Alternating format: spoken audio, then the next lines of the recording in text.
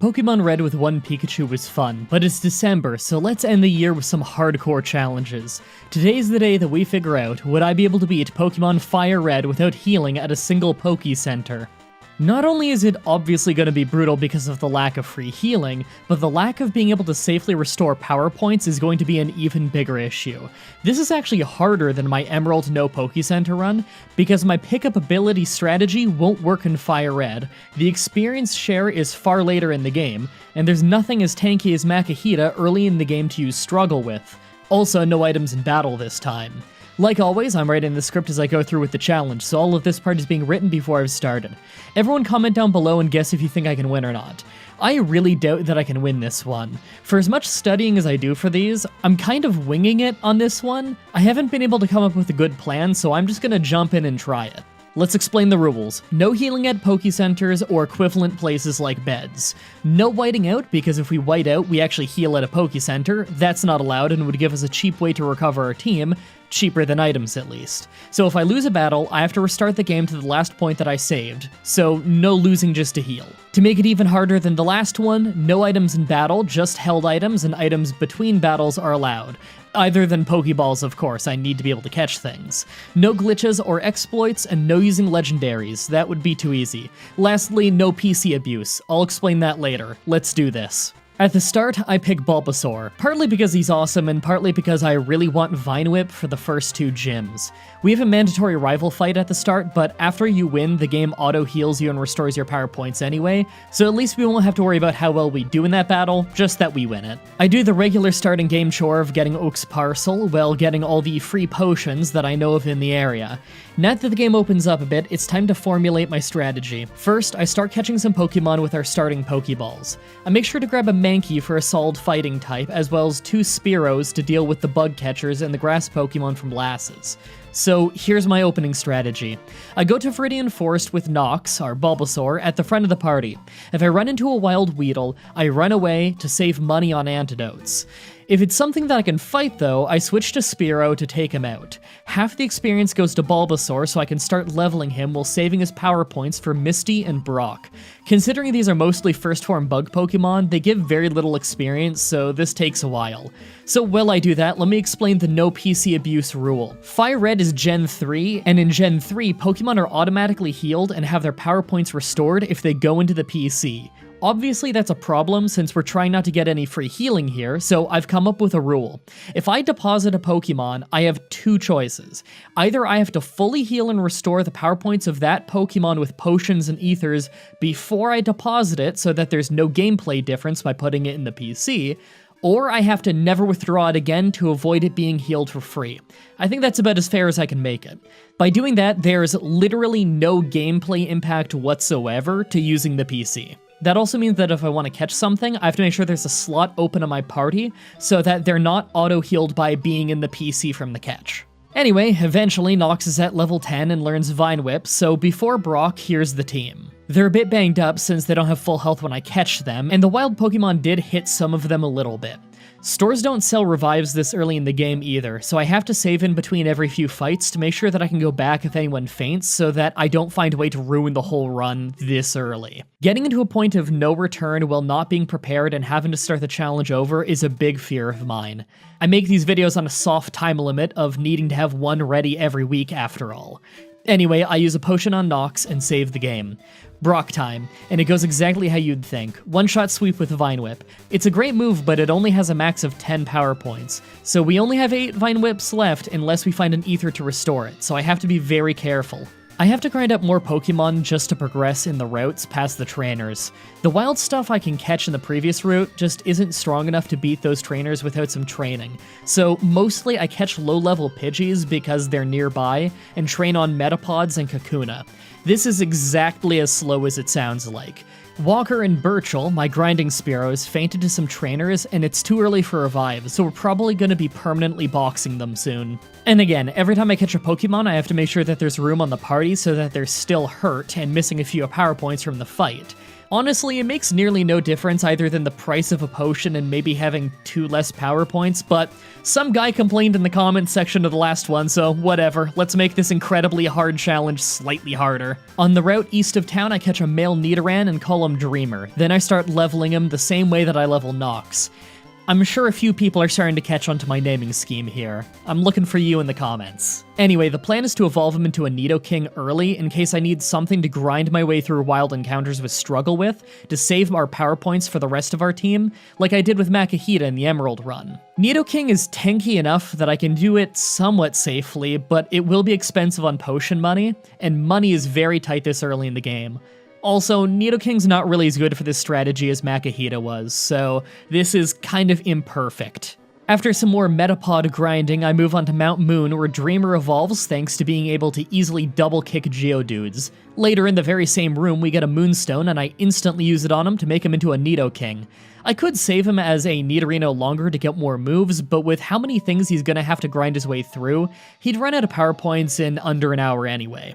On my way through, though, I took the Helix fossil. I knew that if I didn't say what I took, you'd all ask. Actually, now that I think about it, everyone ask anyway. Comments are good for the YouTube algorithm. After a little mild grinding, it's Misty time. First is Staryu versus Nox. It hardens and uses a Water Pulse for almost no damage, as 2 Vine Whips take it out. Starmie hits Swift and takes us to half health as we put it to sleep and don't do much on a Vine Whip, so I Leech Seed and put it to sleep again since I'm at low health. One more Vine Whip wins us the battle, but we had to use more power points than I anticipated. That's not good. I'm trying to grind a little bit more before the rival, but this is a really terrible area for grinding without a Poke Center. The wild Pokemon have things like Quick Attack and Poison Sting, and there's nothing that isn't dangerous at this level. Also, I can't just catch something to easily beat a bunch of the Pokemon in the same area. The type advantages just don't line up right. Not only that, but Dreamer has 30 Leers that he needs to waste before he can use Struggle, and nothing safe to use them on. Plus, money is tight, and I can't just buy 1,000 potions and Pokeballs. We need to get to the next city before this challenge gets easier. We need to win this rival fight, but look at his team. We don't stand a chance right now. We have 1 double kick left for Rattata, and maybe low kick would be okay enough if we level up Yoshi more, but I've got nothing for Pidgeotto and Charmander. I need to level. Rival time, Pidgeotto versus Nox. We take a Sand Attack and put him to sleep, then seed it. He wakes up fast and Sand Attacks us again as we manage to hit a tackle. Somehow our next sleep powder still hits as it's getting whittled down, so I switch for Rattata since my accuracy sucks and stat changes don't carry between switches. It wakes up and takes out Rattata quickly, so I switch for Spearow. Gust takes us to half health, but the seeds finally whittle it down enough and take out Pidgeotto. I switch to Nox for Rattata and put it to sleep and seed it to try and stay healthy. He wakes up fast though and keeps hitting as we miss a tackle. I put it to sleep again and switch for Dreamer and try to brute force it with my last double kick, easily finishing it. Should have done that in the first place, honestly. I'm a little bit brain fried from the grinding. Third is Abra, and he can't fight back, so I take the opportunity to have Dreamer use 21 of his Leers to get him closer to being able to use Struggle. Once Abra uses Struggle, I switch for Pidgey and finish it off with the 1 Gust. Last is Charmander, so it's back to Nox, and I get hit by a critical Ember, but hang on and put him to sleep and seed him. That was terrifying. I switch back to Pidgey again as I plan to throw away my weak Pokemon while the seeds whittle him down. I start building Sand Attacks for safety, and get 2 in, then start laying in with Gusts as Charmander wakes up and misses twice before going down. As much as the trainers north of town are hard at our low level, I'm just happy to be making money again. We only had 4 potions and money for another 5 left going into this rival fight. Thanks to a weak bug catcher, I was finally able to run out of Leers on Dreamer so I can put his high stats to use with Struggle. I take damage doing it, but if I'm incredibly careful, I should have just enough money to make it to the next city without running out of potions. Mostly thanks to the Nugget on Nugget Bridge getting us enough money for another 16 potions. This strategy is far from foolproof. Here's me fighting a Hiker's Onix. I could potentially take a lot of damage from an individual Pokemon battle, and it's especially bad when it's a trainer with multiple Pokemon since I can't use items in battle. Eventually I managed to get to Vermilion City, mostly thanks to Dreamer learning Thrash, and I talked to the lady at the Poke Center to get the Versus Seeker. This lets us rematch trainers not only to grind, but more importantly, to get renewable money. That means that as long as I'm still very careful and save often, I always have a source of money. Now that I have to worry about that a bit less, I go back and fight some old trainers while using the swap strategy to level up some of my Pokemon that still have power points to spare to prepare myself for the SSN rival fight. An hour later and it's rival time. I start with Yoshi just to switch for Dreamer like I'd been doing to level him, since I knew that I would want to squeeze another level in on him. Two struggles take down Pidgeotto as we take a bit of damage. Dreamer takes Kadabra down in one hit, so third is Raticate. I take a ton of damage off a critical Hyper Fang as two struggles take him down, but my health is just too low. I switch for Yoshi against Charmeleon. Karate Chop hits hard, but he growls to lower our attack. Ember takes half of our health, but we get in enough chops to win the fight. Now, as much as I want to get to Saladon ASAP for those cheaper healing items, I decide to catch a Drowsy first. Not only is it my favorite Pokemon, but Hypno will make for a solid Psychic type to deal with the Pokemon at Pokemon Tower. I spent most of Rock Tunnel training him up by switching with Nidoking. Normally Rock Tunnel is pretty rough in these challenges, but Struggle is typeless, so it does a passable job on the rock types you find in here. Finally, I make it to Celadon City and rush for the vending machines. Lemonade is half the price of Super Potions and gives you 80 health back rather than 50. These are probably going to be my main source of healing for the entire rest of the game. Time to fight Giovanni. Onyx is out first, so I switch from Richards to Dreamer so that Richards gets experience, then I start struggling. Onyx spams Harden a lot, but poisons himself with Rage due to our Poison Point ability, so he goes down easily. Back to Richards, then back to Dreamer for Rhyhorn as well. It goes the same way for a while, but Dreamer's health is getting low by the time we win. I switch for the already hurt Yoshi when Kangaskhan comes out, but went down to one Mega Punch, so I switch for Dreamer hoping to poison her. I ended up getting Tail Whipped a bunch, then Mega Punch down, so Richards is back out, but goes down to one Mega Punch as well. Next is Nox, and I get bit and flinch. This is bad. We both miss for a round, then I get bit and flinch again. Finally she tail whips, and I hit Sleep Powder and Leech Seed. Then she wakes up and Mega Punches us down again. This is really bad. Pidgey is out, and thanks to her using Tail Whip again, the seeds finish her off. Now if you'll excuse me, I need to rematch some trainers to get money for revives now that I can buy them. After that, I go back to Vermilion real quick to take out the Electric Gym. Thanks to Dreamer being part ground type, I swept my way through without much issue. We didn't really need this badge yet, I just wanted to get this out of the way. Next is our rival in the Pokemon Tower. I have Dreamer struggle down Pidgeotto quickly, although it does get elongated a little thanks to Sand Attack, so we lose a good chunk of health. Richards is out to deal with Execute with Hypnosis. We resist each other, but at least Richards can tank psychic moves pretty well, so I start laying in with some headbutts and take him out in no time. Gyarados is out, so I keep out Richards to put him to sleep. I try for Confusion and crit for half its health.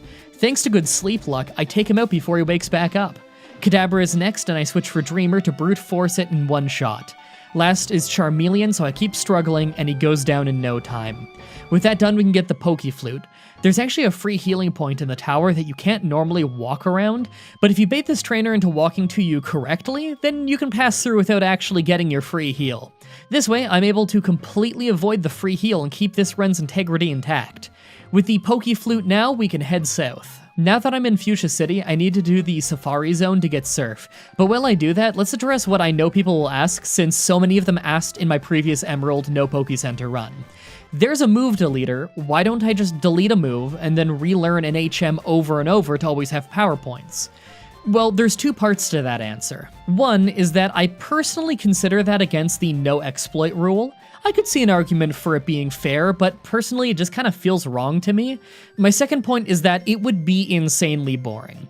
It takes out a massive amount of the difficulty from this run in the most boring way possible. At least with me using Struggle, it's difficult, it's expensive, and it has a lot of strong negatives that make it a difficult strategy. Just relearning an HM over and over has literally no drawbacks, it's just really boring. Kinda defeats the whole purpose of this run, right? At least to me it does. So our next big problem is that I really want the experience share because it would massively speed up grinding, but this jerk won't give it to us until we own 50 different kinds of Pokemon and we only have 13. So what do? As if you need to guess, I fly all around the world catching Pokemon. Occasionally, I'll have a free spot on my team to use one of the Pokemon to help catch other Pokemon, but for the most part, I just let them go straight to the box since I'm never going to use them anyway. Those Pokemon would of course be invalid in this run, I'm not allowed to withdraw those. After getting up to 35 Pokemon, I decide to take on Koga, the Poison Gym Leader. Since we just learned Surf and Strength, his first coughing goes down easily from Dreamer. I switch to Richards for Muck and try to put him to sleep as he raises his evasion, but Confusion hardly hurts him even when it hits. It doesn't take long to go down from Sludge.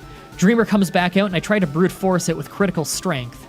I keep him out for another coughing, and even with all of his healing, I take him down in a few hits, but between said healing and my missing, I lose a lot of power points that I just got. And again, I refuse to delete and relearn HMs for unlimited power points, so these are pretty limited. Last is Wheezing, so I send out Nox, but get one shot.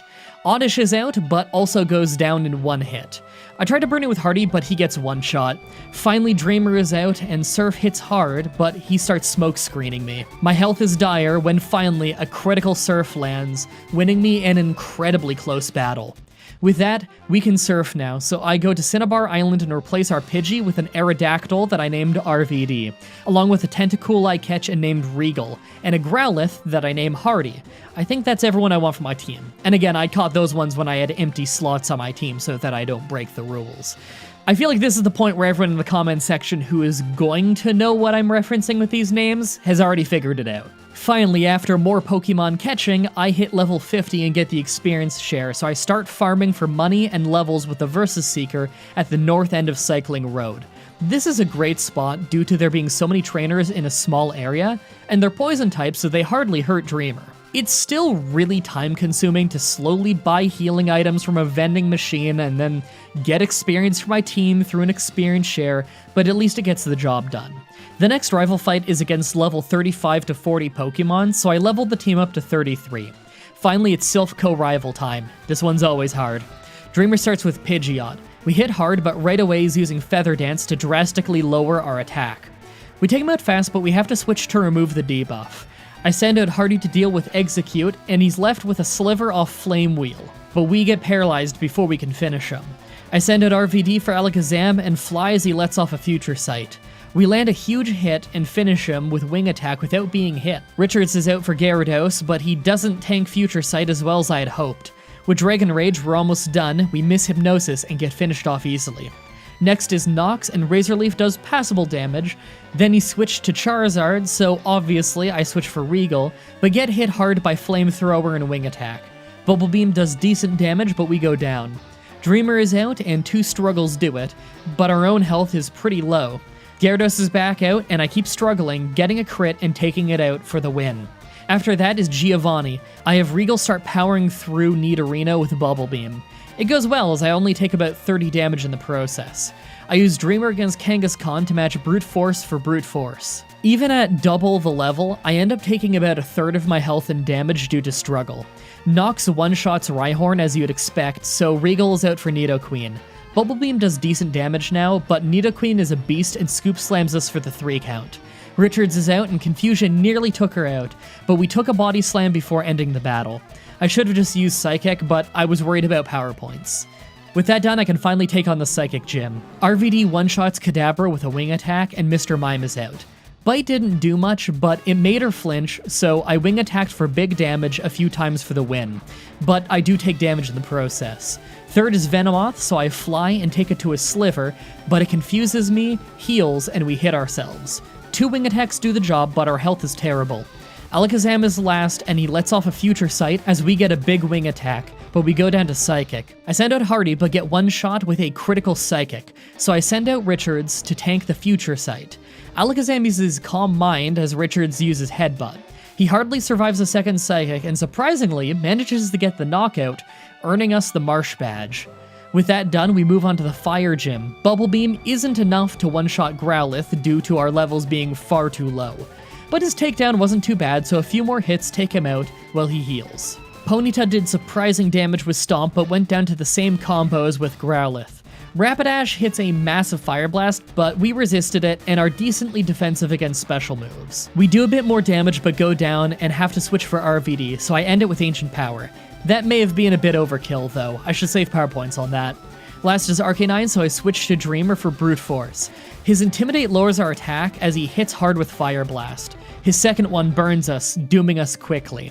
We go down and I switch for Richards, hoping to hit hard with Psychic, but it didn't do much and we went down fast. Next is RVD, and weirdly enough, we're faster and managed to take him out with Fly. I didn't see that coming. We're on quite the boss rush now. So next is Ground... Wait, did I forget the Grass Gym? Whoops. The Grass Gym is a sweep with RVD. How did I forget to do that sooner? Now it's time for the Ground Gym. Razor Leaf one-shots Rhyhorn, but Dugtrio is fast and does some big damage to us with Earthquake, and hangs on, but he's at low enough health that he needed a potion. I meant to take him out, but Nox got far more hurt than I was ready for. I switch for Regal to deal with the Nidoqueen, and a critical Bubble Beam leaves her with a Sliver, but one Earthquake is all it takes to make us faint. I have Dreamer move in, but she heals back up, so I lose half my health trying to beat her. Nidoking is next, and I switch for Richards to hang on from Earthquake, although Psychic did less damage than I was hoping for. We feint to Earthquake, and I switch back to Dreamer again, who easily ends it. Back to Nox, who one-shots Rhyhorn, and we finally have the last badge. With that done, we can go on to the pre-Elite Four rival fight. I have Dreamer start grinding down Pidgeot, and through some nice luck, he got poisoned early from our ability, although we do get nailed with a Feather Dance, ruining our attack power. I switch to RVD for Alakazam, but go down to one Psychic. Back to Dreamer, and we easily take him out thanks to him wasting his time with Calm Mind. I keep him out for Gyarados, but Hydro Pump hits us hard, so we don't last long. I'm just lucky that it missed, and I got more damage in. I have Nox use Razor Leaf, and it takes a few hits, but Gyarados doesn't seem to have anything to deal with us apparently, so it wasn't too bad. Charizard is next, so it's back to Regal, but his wing attack hits us far harder than we hit him. Regal goes down and I switch for Hardy. Our rival uses Flamethrower for some reason, powering us up thanks to our ability. He switches for Rhyhorn, and I decide to just power my way through with Flame Wheel to preserve my power-up. Execute goes down in one hit, so it's back out to his Charizard. This is his last Pokemon, but he's a beast. Slash hits us hard, and Flame Wheel did almost nothing to him, even with the power-up, so I switch for Takedown, but Slashes take us out like we're nothing. Richards tries for Psychic, and it does okay damage, but we go down in 2 wing attacks. It's incredibly close, and we're both on our last Pokemon, as I go to put him to sleep, but wing attack ends us. That was heartbreaking. I reload a save so that we don't get whited out, and grind a bit more. This grind is starting to get a lot more tedious, though. Because I have to use Experience Share to save on PowerPoint usage for harder fights, the Pokemon that I'm trying to grind are only getting half of the experience. Dreamer himself isn't as great at this struggle strategy as Yokozuna was in the Emerald run. To keep myself occupied, I mostly watched the Visnomatic Sword and Shield co-op playthrough. I know that they're already working on a Pokemon Coliseum randomizer playthrough as well. Visnomatic is a fantastic collaborative Let's Play channel that I'm a part of, and it's criminally unknown. Go give it a watch and let them know that I sent you. I'll have a link in a card as well as in the description. Anyway, I get the team to level 40 and try again. This one goes almost the same way up until we get to Charizard again. Even with a crit, Regal hangs on and does a bit of damage with Bubble Beam before going down. So I'm out to Hardy to use Takedown. He hits us with Slash, but then decides to use Flamethrower, even though Slash was working fine. I ended up hanging on from a few attacks and take him down easily, so the biggest threat is gone. Nox slowly takes out Gyarados like last time, and Hardy takes out Execute in a couple of Flame Wheels, winning us the fight. With that win, we just have the Elite Four, so here's our team. For sure, too low level. Alakazam is a meat grinder in Kanto if you don't have a fast physical attacker that can hit him first, so I'm gonna have to grind my team to at least level 50. Before that though, here's the box where I put every single Pokemon that we're never allowed to withdraw again. Pour one out for the fallen heroes that helped us along the way. It's actually less than I expected since we mostly caught our throwaway Pokemon leading up to Vermilion City. I also go and spend some of the money that I've built up rematching trainers to go buy the Ice Beam TM for Regal so that we can use it to take down Lance. The grind was especially bad because partway through, I ended up injuring my hand with tools around the house, both cutting my finger and messing up my wrist, so it was hard to hold the controller, and especially to mash buttons.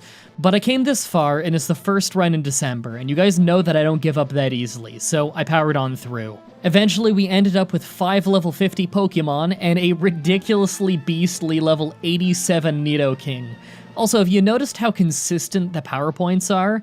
I actually haven't used a single PowerPoint restoring item the entire game, so I have plenty of them for the Elite Four. After all the suffering I had to go through with the grind, this still isn't going to be the easiest fight in the world, with only one Pokemon above the levels of what I'll be fighting. This is going to be brutal. Make your final guesses on if I can do this one or not. Let's do this. First is Ice Trainer Lorelei.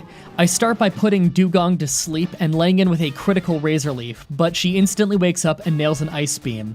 Another Razor Leaf does quite a bit of damage, but it's not long before we go down. RVD easily finishes it off. Cloyster is out, so I just hit Psychic twice since Cloyster has really bad special defense. It did scatter spikes though, so switching hurts. I keep RVD out for Lapras, but Surf completely wrecks us fast. I switch for Regal and confuse Lapras into hitting itself. Acid does almost nothing on a critical hit, so this doesn't look good. I keep trying though, and I'm getting shockingly great confusion luck, with Lapras hitting herself 4 times in a row, leading to a knockout. I send out Dreamer for Slowbro, and although I do decent damage, she uses a full restore, so I get outlasted, and Surf eventually takes me out. Hardy hits Extreme Speed to finish it. Last is Jinx, an ice type, so I use Flame Wheel for big damage plus a burn, as she hardly hurts us with an Ice Punch. A second Flame Wheel takes her out, so I heal up between fights and move on. Second is Fighting Trainer Bruno. Nox one-shots Onix, so I switch for RVD for Hitmonchan. He never even landed a hit on RVD since Rock Tomb missed, and he had to heal from Fly, so our following critical ended him. Machop is next, and Wing Attack takes him to half health as he lowers our speed with Scary Face. Cross Chop hits us damn hard, but Fly safely finishes him off. Nox one-shots the second Onix, and last out is Hitmonlee, so I have RVD finish it in one fly. Easy fight. I use potions between the fights and move on. Third is Ghost Trainer Agatha. Gengar is building up double teams, so I use Confuse for less damage than I had hoped for. She gets confused and hits herself, so we can easily finish it with Psychic. Golbat bites us, flinches us, and confuses us. We hit Psychic, but she heals, and we hit ourselves. Eventually, we go down to a critical bite, and we have to send out Hardy to try for Flame Wheel, but he hit himself in confusion too. Twice in a row. We took a ton of damage before Golbat went down. Arbok is out, so I have Dreamer tank his way through since he can't get poisoned anyway. I switch for RVD in response to Haunter. I hit hard, but get put to sleep, and he ends up healing off Dream Eater, taking us out in 2 hits. Hardy is back out, but also goes down to Dream Eater easily after only 1 hit. Dreamer is out, and Struggle manages to take Haunter out, but last does her final Gengar. Struggle hits hard as she misses Hypnosis, and a second Struggle brings her to a Sliver. She uses a full restore, but thanks to a crit, it only took 2 more Struggles. I was worried about that one. I heal up between fights and go on to the last Elite Four member. Last is Dragon Trainer Lance. I open with Nox to deal with Gyarados since Nox always did such a good job against the one our rival's been using, and it went pretty well. He ended up realizing that it wasn't working though and switched for his terrifying level 60 Dragonite. So I try to Sleep Powder, but he safeguards. It doesn't protect against Leech Seed though, so I get him with that. Wing Attack nearly took us out, but he got seeded, so we can play the long game if we need to. Outrage drops Nox, so Regal is out. Ice Beam has double type advantage and rocks him hard, as we lost 80 health to Outrage. A second Ice Beam takes him out. Next is Dragonair, and Ice Beam takes him to low health, but we get paralyzed. Next round, we end him though. Gyarados is out, so it's back to Richards to go for Psychic, but he doesn't do much. It does lower his special defense though, so although I go down to Hyper Beam, Hardy is fast and ends it quickly. Next is his Aerodactyl, so I go for Ice Beam on Regal and hit hard, but Ancient Power finishes us off, well buffing all of his stats. It takes forever, but Dreamer ends up fainting to a Hyper Beam, so Hardy is out once again to finish it off. Last is his Dragonair, so I keep Hardy out and hit hard with Extreme Speed and Takedown until Lance is done. That was close. I heal up, restore as many power points as I can, including on Dreamer, and move on to the final fight of the run. Finally, we're onto our rival, the Pokemon Champion. Dreamer hits Pidgeot hard with Strength, but gets hit with Feather Dance and loses a lot of attack power. I end up having to switch to Surf, and randomly our rival switches to Gyarados. That was weird. Well, our attack is down 3 stages now, but we critically hit with Strength, bypassing it for an easy knockout. That was crazy lucky. I switched to RVD to deal with Alakazam with Ancient Power, but he puts up a Reflect to tank the hit. He then randomly switches again, this time for Rhydon while I was using Fly. I switch to Nox and get hit hard with Earthquake, then miss my Razor Leaf. A second Earthquake takes us out. This is bad. I switched to Regal instead, and Bubble Beam is a one-shot. That surprised me. Back to RVD, and we nearly faint due to Psychic, but hit hard with Ancient Power. He heals as we hit it again, and he lets off a Future Sight. Eventually, we leave him with a Sliver, and he finishes us off. I switch for Hardy and hit him hard with Extreme Speed as Pidgeot comes back out, and Hardy gets hit with Future Sight for massive damage. We actually end up going down through bad missing luck and Pidgeot being pretty strong, so I send out Dreamer to finish it off with a critical hit. Executor is out, and I one-shot it with Dreamer's incredibly powerful Bug-type Mega Horn, and finally I send out Richards to face off with Charizard. Fire Blast misses us as we put him to sleep with Hypnosis and start hitting Psychic, lowering his special defense and doing passable damage. With fantastic sleep luck, we get 3 hits before he uses his full restore. Finally, a Fire Blast hits both our great special defense, we survive the first one, although the second one finishes us off. We're back out to Regal, take massive damage off a Fire Blast, and we hit the final Bubble Beam, getting us into the Hall of Fame and crowning us as the new Pokemon champion, without ever using a single Poke Center, Legendary, or even withdrawing anything from the PC. No deleting and relearning moves, no items in battle, and in a game that has no story points that automatically heal you past the tutorial fight. This was a brutal challenge. Genuinely, I had to study hard, and I still feel like I couldn't come up with a really great strategy coming in. And honestly, I had moments in Cerulean City where I thought I was gonna have to restart the whole run. I can't believe I pulled that off, especially without items in battle. December is still going though, and I'm gonna keep trying to do your most requested runs. That means that next Saturday, I'm gonna do my absolutely most requested run that you guys all ask for. A run of Pokemon Emerald with only one Shedinja, the Pokemon that only has 1 health. Subscribe, ring the bell, stay tuned. If you want to see me do more challenges like this, please let me know in the comments or on Twitter. I can always use more ideas from you guys on what I should do next. Also, check out the playlist in the description to watch all of the Pokemon challenges that I've already uploaded. If you want to see more Pokemon stuff from me, my friend Whatageek and I just finished a Pokemon Black and White randomizer over on his channel, and we're soon moving on to a Gen 1 randomizer. Also come to my Twitch TV streams and let me know that this video sent you.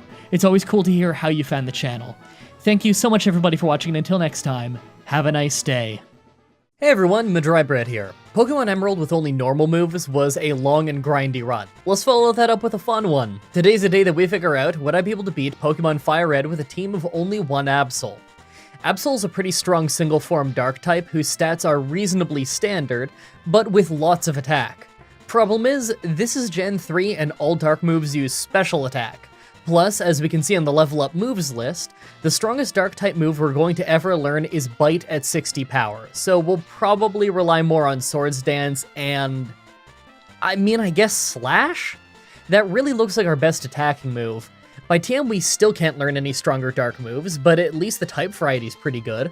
I'm seeing Water Pulse, Ice Beam, Thunderbolt, Flamethrower. We've got some decent stuff to work with. Like always, I'm writing this script as I go through with the challenge, so all this part is being written before I've started. Everyone comment down below and guess if I can win or not. I'm sure I can win. Although I've never used an Absol, it seems pretty good. I'm mostly just doing this run because you guys ask for it all the time, for like years. Plus, I need more time to work on next week's Christmas challenge, so if this one ends up being easy, that'll just give me more time to work on the Christmas special. Let's explain the rules. In combat, I can only use Absol. I'll need other Pokemon to use HMs, but I won't be allowed to use any of those Pokemon in battle.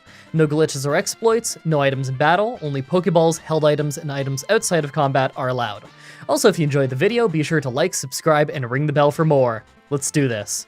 So right off the bat, I used the Universal Pokemon Randomizer to replace Bulbasaur with Absol so that we can do the whole run with it. I name him... well, look at it. I'm not sure exactly how I want to pronounce this, but it's one of those things where you just start saying it out loud and either you're gonna get the reference or you won't. I'm sure someone in the comments will.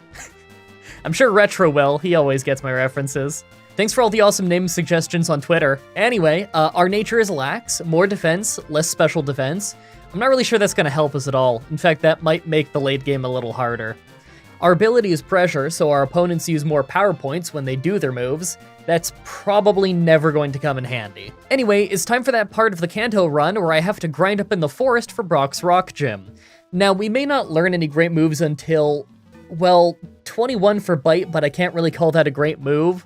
26 for Swords Dance? Yeah, I don't think I'm gonna need to be that high a level to beat Brock either. At least I hope not. Maybe at level 15 we can do this? Hey, at least we're dealing decent damage to the bugs here, so I don't get poisoned constantly. Alright, Brock time. It starts rough with us trading Leers and defense curls. I was hoping to take down his defense, but it didn't seem like it was working, so we just spammed quick attack.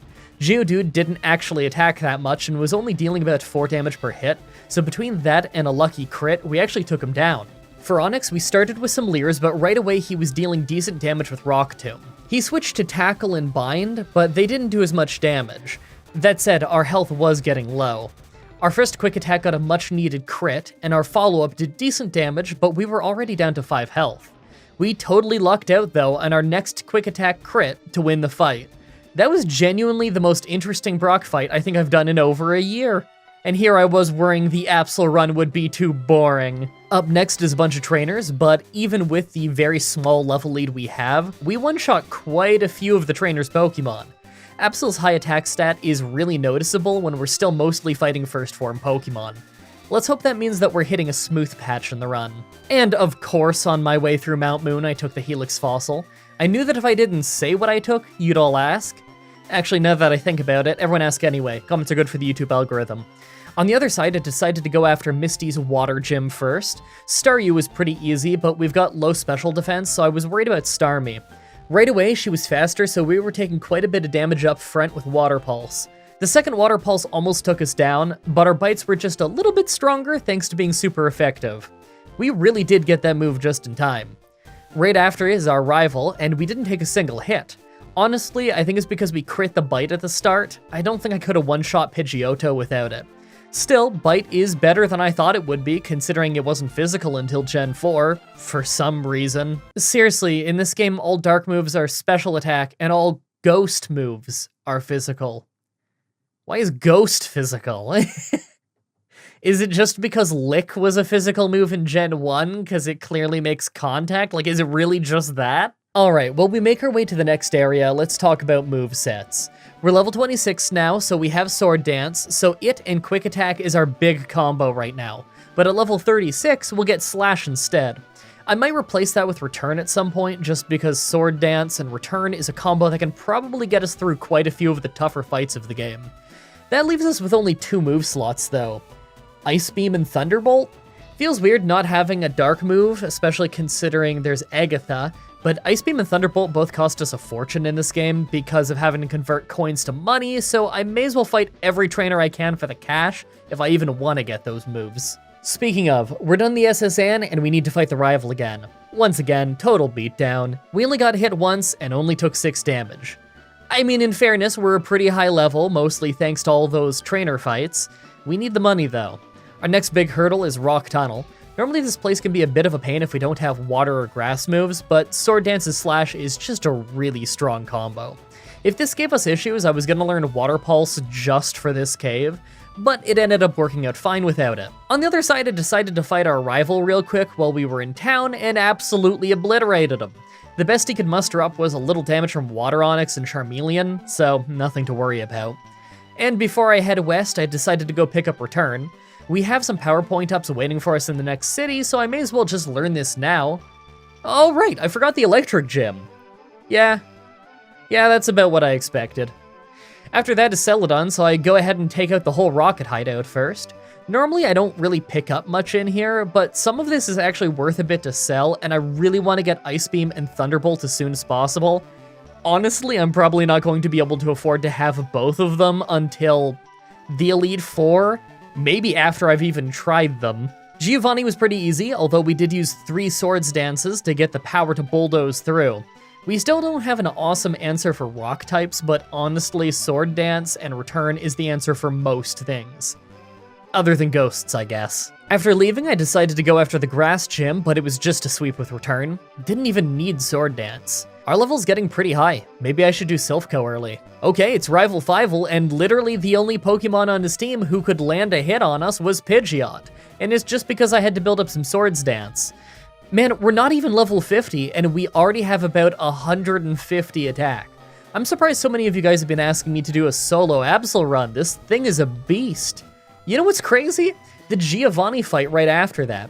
Honestly, this could be the first time I've had the second Giovanni fight go this badly in over a year. We got poisoned while taking down the first Nidorino, and we finished the entire fight with only 3 health left. Still, first try. I guess I'll do the Psychic Gym while we're in town. It feels weird to have not even woken up the Snorlaxes yet. Like I'm doing things in the wrong order. At the gym itself, we basically just swept the whole thing. Alakazam survived a bite, but used Calm Mind, so we just won anyway. Maybe the Poison Gym will be challenging because of Minimize and Smokescreen? Well, the first Coughing blew up on us and did less than half our health and damage, so things worked out pretty well. It really is just 2 gyms, a rival fight, and the Elite Four left. There really isn't much left to do. At the Fire Gym, I knew that we'd have to use at least a bit of Swords Dance because he has 2 Pokemon with Intimidate. Growlithe was spamming Fire Blast, but we only got hit by 1 of them, so we didn't really have a hard time taking them down. It could have been worse. Weird saying it could have been worse about Blaine, but yeah, honestly, I probably could have lost that. Before going to the ground gym, I went ahead and got Ice Beam from the game corner and used it to destroy Giovanni one last time. The best he could do was have his Nidoqueen hang on from a hit, so I guess it's just on to the pre-Elite Four rival fight now. Pidgeot was first, so we started by building up our Sword Dance. We ended up getting crit right away by Wing Attack, and we actually took an extra hit at the end because I thought Ice Beam would be enough for a one-shot, when I really should have just used my Powered Up Return, which obviously would have been a feint. Rhyhorn was a one-shot with Ice Beam, as was Execute. Water Onix lowers our attack a little bit with Intimidate, but Return still one-shots him, and even Charizard goes down in one hit. Last was Alakazam, but he couldn't handle Return either. With that done, let's take a look at our stats. I can't believe that we have almost 200 attack. That alone makes me think that we're gonna win, but the low special defense does make me worry a little bit about finding opportunities to use Sword Dance. Make your final guesses on if we can win this or not. Let's do this. First was Ice Trainer Lorelei. We used Sword Dance twice to power up, then sweep the entire team with Return. Oh, I forgot to get Thunderbolt. Whoops. I probably can't afford it right now anyway, to be fair. Second is Fighting Trainer Bruno, and believe it or not, we lost. Over and over, actually. We get hit really hard by any fighting moves, and we always lose our speed advantage real early against either Onix and against Hitmonchan if we don't take him down right away. They both have Rock Tomb, which always lowers your speed. We need a chance to build up Sword Dance, though. I bet a few levels would flip our speed advantage. Okay, a few levels later, and I grinded up to get Thunderbolt. Not that we need it for this fight. Thanks to Hitmonchan missing Rock Tomb, we ended up not getting a single hit the entire fight. I can't believe it took only 1 Sword Dance to be strong enough to one-shot Machamp. Third is Ghost Trainer Agatha, and we ended up getting shut down fast again, in many attempts actually. We deal very little damage to her stronger Ghost Pokemon, and the effects they throw on us are really rough to deal with. Being Dark-type means we resist some of their moves, but we don't have a Dark move of our own to fight back with anymore. I literally can't afford the coins to go get Shadow Ball because it's actually more expensive than Ice Beam and Thunderbolt, so all I can do is get strong enough to two-shot the Gengar and hope for the best. Once again, we're back after running through the Elite Four a few more times for some levels. This time the first Gengar is a two-shot and only uses Double Team, and her Golbat was a one-shot with Ice Beam. Arbok lowered our attack, but I still went for Return, just to do a lot less damage than I was expecting. She only used Screech though, so we took her down. For the second Gengar, we did less than half her health and damage with Ice Beam, but completely lucked out by freezing her solid. I thought we were going to drop her into red health and she'd full restore her way out of being frozen, but thanks to a berry healing her up to yellow, she never did. Last was a Haunter who missed Hypnosis, giving us the knockout. Fourth is Dragon Trainer Lance. His Aerodactyl managed to take a good chunk of health out of us with Ancient Power, but outside of that, his entire team was a one-shot with either Ice Beam or Thunderbolt. Feels good to have an easy fight after the last two taking me so many tries. Finally, the Pokemon Champion. Are you ready for the most intense Pokemon battle you've seen in your entire life? First, we Thunderbolt Pidgeot down to a Sliver while taking an Aerial Ace for a bit of damage. He uses a full restore to heal up, so we just Thunderbolt him twice to take him down. As Alakazam comes out, we use Sword Dance twice. He used Reflect on the first turn, but then he used Recover with full health. No, this isn't Gen 1. I'm not sure I've ever seen him do that in Fire Red, but he lost because of it. Doesn't Future Sight work on Dark types in this game? Premier Chat, let me know. Rhydon was a one-shot with Ice Beam, and for Executor, I tried Return, but thanks to Reflect, he actually hung on with a little bit of health and hit us hard with Giga Drain. He went down on the follow-up as Reflect faded. Water Onyx was next, and he was a one-shot with Thunderbolt, and last was Charizard, who went down in one return, winning us the run. Well, that was a quick run. There was a bit of grinding in the start and a bit of grinding near the end, but it's really nice to have a fast run considering what I'm working on next week. Really hope you guys like that run. Next Saturday is Christmas, so I'm actually going to be doing a big Christmas special for you guys. You're always asking for Gen 5 runs all the time, so I decided that I'm going to play Black 2 for my very first time and make a whole Christmas-themed challenge video out of it. It's going to be a lot of work, but it's a Christmas special, so I want it to feel special. As always, though, I'm looking forward to your suggestions in the comments, in the challenge request section of my Discord channel, and on Twitter. Subscribe, ring the bell, stay tuned. Now, if you'll excuse me, I need to go make myself some breakfast. It's actually a week earlier than I would normally do these voiceovers, but I just finished the run and I decided to finish up the script and do the voiceover basically right away because I want to have as much time as I need next week. Next week from when I'm saying this out loud into the ether, I guess, to work on that Christmas run. Because, of course, these voiceovers are always recorded, the Monday that I would start the run, so I just started this one early. Which means the MDB you're hearing the voice of right now has not yet played Black 2. I don't know what it's gonna be like, but it sounds really fun from everything that I've heard people talk about, and it's not a single Pokemon run, which means that I shouldn't have to grind into oblivion, so hopefully it won't be late. Gonna be a lot of work though, especially editing that one, considering I'm probably gonna make it a real long one. I get the feeling I'm gonna have lots to talk about. But that's enough rambling from me. Thank you everybody so much for watching, and until next time, have a nice day. Hey everyone, Mah-Dry-Bread here. Pokemon X with only one Maractus was a fun and surprisingly hard solo run. Let's follow that up with a solo run that might be even harder. Today's the day that we figure out would I be able to beat Pokemon Fire Red with a team of only one Baltoy. So Baltoy is a really interesting type combo. Ground and Psychic with the Levitate ability. So we're immune to Ground and Electric type. We also resist Psychic, Rock, Poison, and Fighting. But we're also weak to Dark, Ice, Grass, Water, Ghost, and Bug. It's a lot of weaknesses, and some of them are very common types. Between that and our mediocre stats, I think we're going to be pretty frail this run. By level up, we really don't learn that much that's good. I like that we start with Confusion, and we get Mud Slap and Psybeam pretty early on, but those are going to be the only good moves by level up in the early game. Our level up moveset just isn't really going to help us get that far. By TM, we open up to a lot of better move options like Shadow Ball, Psychic, Earthquake, and Ice Beam. In fact, I think that's going to be our final moveset right there. There isn't any Pokemon in the franchise that resists all four of those types, so at least we aren't going to be brick-walled by type disadvantage. That said, we don't have super effective moves against about a third of Pokemon, so this wide type coverage isn't exactly a silver bullet. It's not going to be an easy one. Like always, I'm writing this script as I go through the challenge, so all this part is being written before I've started. Everyone comment down below and guess if I can win or not.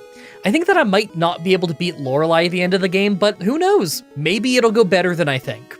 Let's explain the rules. In combat, I can only use Baltoy. I'll need other Pokemon to use HMs, but I won't be allowed to use any of those Pokemon in battle. No glitches or exploits, no items in battle, only Pokeballs, held items, and items outside of combat are allowed. Also, if you enjoyed this video, be sure to like, subscribe, and ring the bell for more. Let's do this. So, right off the bat, I use, you guessed it, the Universal Pokemon Randomizer to replace Charmander with Baltoy so that we can do the whole run with it. I picked to replace Charmander so that our rival would have Blastoise. I figure it's the hardest for us to fight. I was considering Venusaur, but it's part poison. We would be super effective against it. Our nature is Rash, so that's more special attack and less special defense. I'm not really thrilled about less special defense, but that's our highest stat, so I could most afford for it to be a little bit lower. Special attack up is great though, since 2 of our 4 moves in our final moveset are going to be using it. I named him Beyblade, because probably about half of the people on Twitter who were suggesting a name suggested Beyblade. So once again, we have another run where I actually think I don't really need to worry about the Rock Gym. His tackles are not going to hit us that hard, we resist Rock Tomb, and Confusion should do a pretty good job of cutting them down as soon as we get there, so I'm not really worried at all. I'm going to rush there as fast as I can, fight the trainers on my way for a little bit of experience, and then take out the gym. I might not even need Psybeam, although if things go badly enough, then I could pretty quickly learn it. Let's go get it out of the way. Alright, as expected, the Rock Gym was easy, but we actually got hit harder than I thought that we would. Onyx did quite a bit of damage to us by the end, and it would have been even more without a miss. Still, it was pretty easy and it got us to level 11, so we learned Psybeam. It's not a great move, but it's the best that we can get our hands on until we get some TMs. Alright, now that the easy part is out of the way, it's about to get a lot harder. Yeah, I know, the easy part was the first gym and only that. Obviously, we don't stand a chance at the water gym. We might not for quite a while, in fact. We're weak against water moves, and her Starmie resists our psychic moves. I would love to have Shadow Ball to deal with it, but we won't get that one until much later in the run. We actually need to save up a lot of money before we can afford that. It's a weirdly, incredibly expensive TM. I'm gonna have to fight every single trainer that I can to get cash and experience on my way there, but I still think that we're gonna get stuck fighting our rival. I think that it's pretty likely that I'll fight every trainer, level up a bunch, and still need to grind more levels on wild Pokemon before we can actually beat our rival and get to Nugget Bridge. Kinda wish that I could just go do the Electric Gym early since it would be really easy, but we need to be able to cut outside of battle to get there, and the Water Gym is the requirement for that, so we're gonna have to make do with what we've got. Let's just hope that we can beat our rival without too much trouble. On our way there, though, I took the Helix Fossil. I knew that if I didn't say what I took, you'd all ask. Actually, now that I think about it, everyone asks anyway. Comments are good for the YouTube algorithm. You know, people ask me all the time if I'm actually recording a new voiceover for this bit. Yeah, of course I am. Listen to 5 episodes in a row. I enunciate it slightly different every single time and slur my words and stumble over what I'm saying differently. You can really tell if I'm recording with a sore throat or if I'm having a very nasally day, of which I unfortunately often have. Anyway, so I take several tries at the rival fight thanks to Sand Attack lowering our accuracy and Rock Tomb just not doing very much damage in general. We ended up getting this try where we were literally one hit away from winning, but thanks to Rattata having Quick Attack and thus being able to go first, we fainted. That's only because of the Tail Whip we took earlier in the fight too, although it would have been worse if Squirtle had used Water Gun twice. I'm really close to taking out Pidgeotto in 2 hits. I think that I have to grind up a few levels and then keep trying. So I got up to level 23, and between Pidgeotto being a 2-shot and Rattata being a 1-shot, we finally won, but it was really close. I think if Rattata wasn't a 1-shot, then it probably would have made me faint again. We still take quite a bit of damage from basically anything that hits us. Alright, with that done, I have access to Nugget Bridge and the SSN, and you know I've got to fight every last trainer I can. I don't know how else I'm going to beat Starmie at the Water Gym. I'm going to clear out this route, the SSN itself, and then even clear out the route east of Vermilion. I don't normally bother with that one. Plus, of course, I'm going to go do the rival fight before the Water Gym, since that one is usually not all that hard, and it's more experience. To be honest, it wouldn't shock me if we still need to grind even more even after taking out every single trainer we can reach. Being weak to water really does make that a difficult gym, especially when her ace resists Psychic. But before we make progress, first a word from our sponsor. Factor Meals is a service where you can get awesome meals delivered right to your door. They are fresh, never frozen, chef-prepared meals that were made fresh that week. You can pick from several meal plans to cater to your personal tastes and needs. Chef's Choice, Vegan, Keto, Protein Plus, and Calorie Smart. I always go with Protein Plus personally. It's really filling and makes it easy to hit my protein goals. Plus, they recently doubled their menu size and added all kinds of new seafood and protein options. What you get in the box is 6 to 18 chef-prepared packaged meals that have never been frozen. How many you get is up to you when you sign up. Preparing your meal is about as fast as it can be. Each package has both microwave and oven instructions on them, with it taking about 2 to 3 minutes in the microwave and 10 to 15 in the oven. Last night I was eating their steak and rice bowl. That was a solid 40 grams of protein. Loved that. And today I went with the green peppercorn grilled chicken with rosemary roasted potatoes and honey glazed carrots. My girlfriend went with a chicken cacciatore and fusilli with roasted garlic broccoli.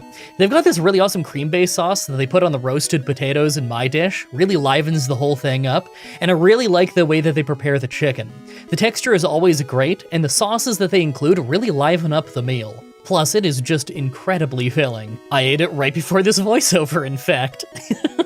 Head to factor75.com or click the link below and use MDBFB50 to get 50% off of your first Factor box, plus free breakfast for a whole year. That's code MDBFB50 at factor75.com to get 50% off, plus free breakfast for a whole 1 year. That's a new promo code, by the way, pay attention to that. You can also scan the little QR code on screen if that's more convenient for you. I got it up in the top right. Thank you so much to Factor Meals for sponsoring this video. Go show them some love at the link at the top of the video description. Now let's go fight that rival and try and take out the water gym. So after cleaning out literally every single trainer that we can reach, we were a pretty high level and didn't have too hard of a time with our rival. That said, with most Pokemon, we sweep his whole team at this level.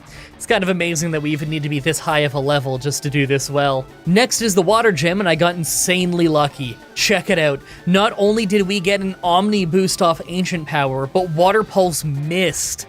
The Mudslap at the start for sure helped. I don't think that we would have gotten the knockout without Omni boost. This was literally the first try at the fight.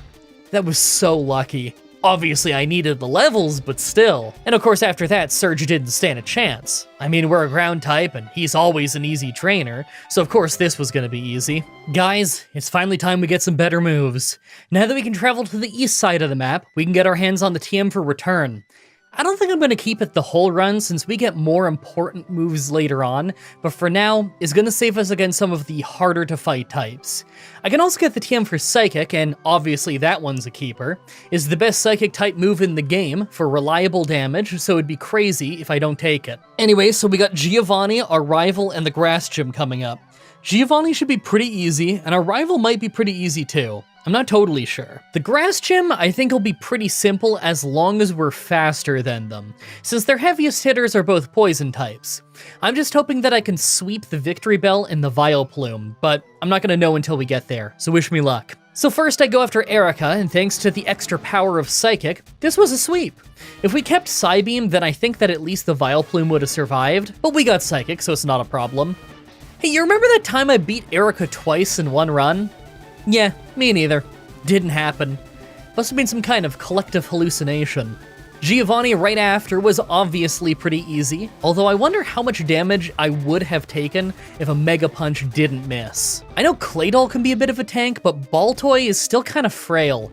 I think it would have really hurt. Doubt I would have lost though. And last is the rival, but it was a squash. He didn't stand a chance. Now that we have a decent moveset and a good level lead, it was pretty easy. Alright, we're heading south, and I actually feel pretty good about the next few fights. Obviously, the Poison Gym is gonna be a breeze, and that means we get an early try at the Fire Gym. That's always fun.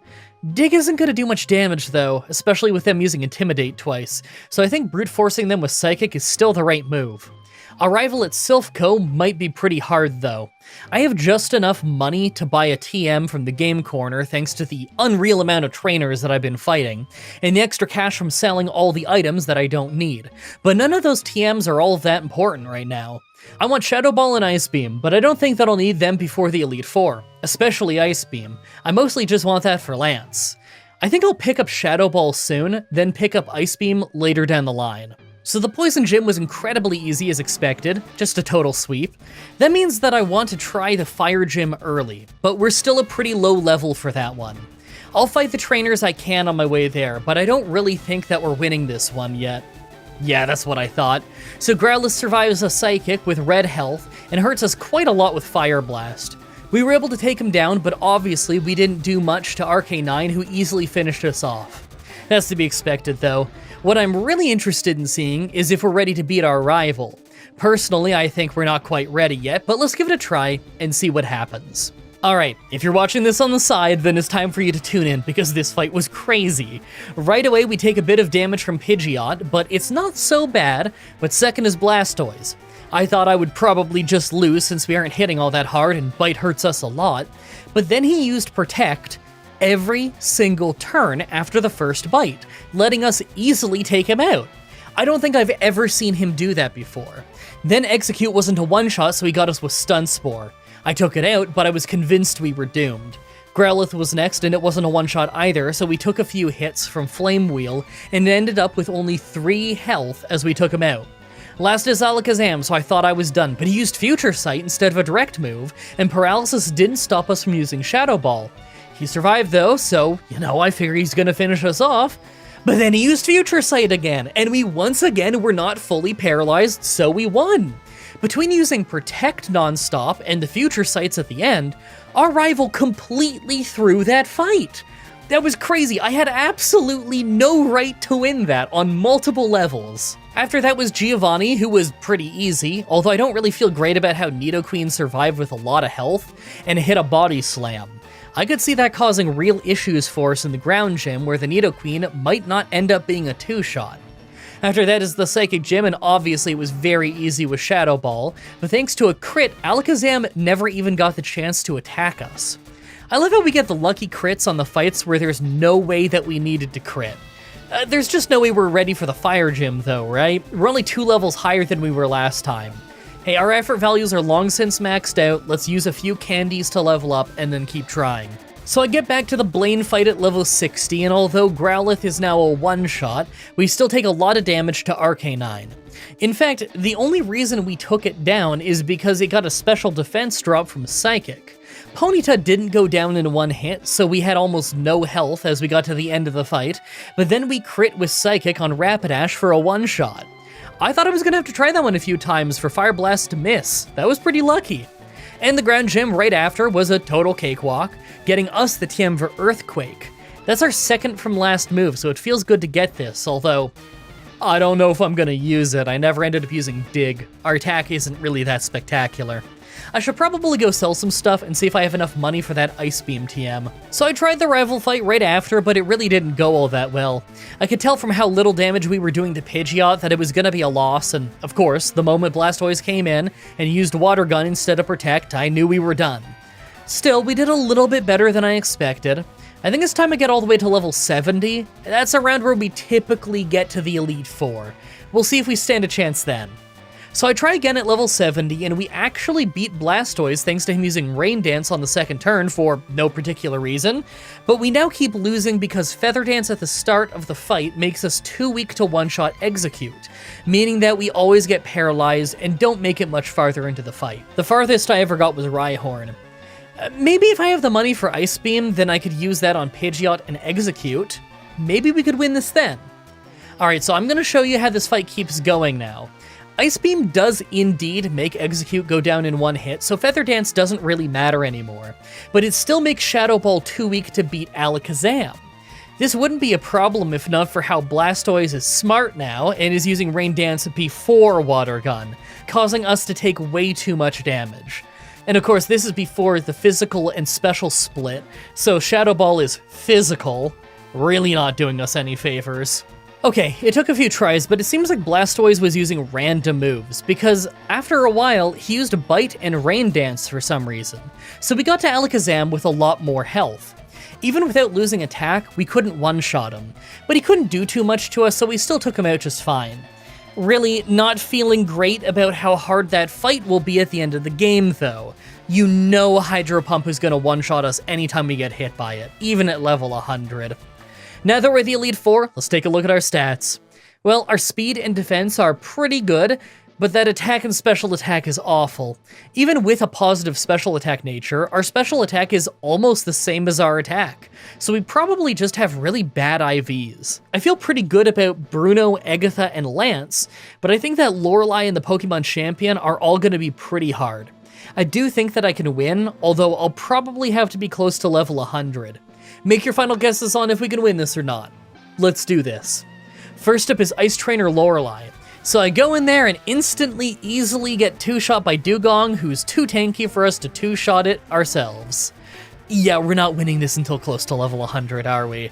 I'm gonna take this 5 levels at a time until it looks like we're within spitting distance of a win. Level 75, and thanks to Dugong using Hail, I thought that I was gonna get some more hits in and maybe even get a knockout, but she healed back up, so I thought it wouldn't happen. We actually ended up critting for the knockout, but next is Cloyster, and it survived with a sliver and finished us off. I love that it took a fluke just for me to even get past the first Pokemon. Okay, level 80. Yeah, we still just get 2-shot. I was kind of hoping our higher special defense would help us here, but I guess not. Maybe that's the nature biting us, you know? Alright, level 85, and thanks to Dugong using Hail and it being a 2-shot, we took it out without getting hurt too much, and even one-shot Cloyster. But after that is Lapras, and although we did great damage with 2 hits, we didn't get the knockout, so we fainted. Hey, at least this makes me confident that we can win at level 100. Let's see if I have to get all the way to 100 just to beat Lorelei, though.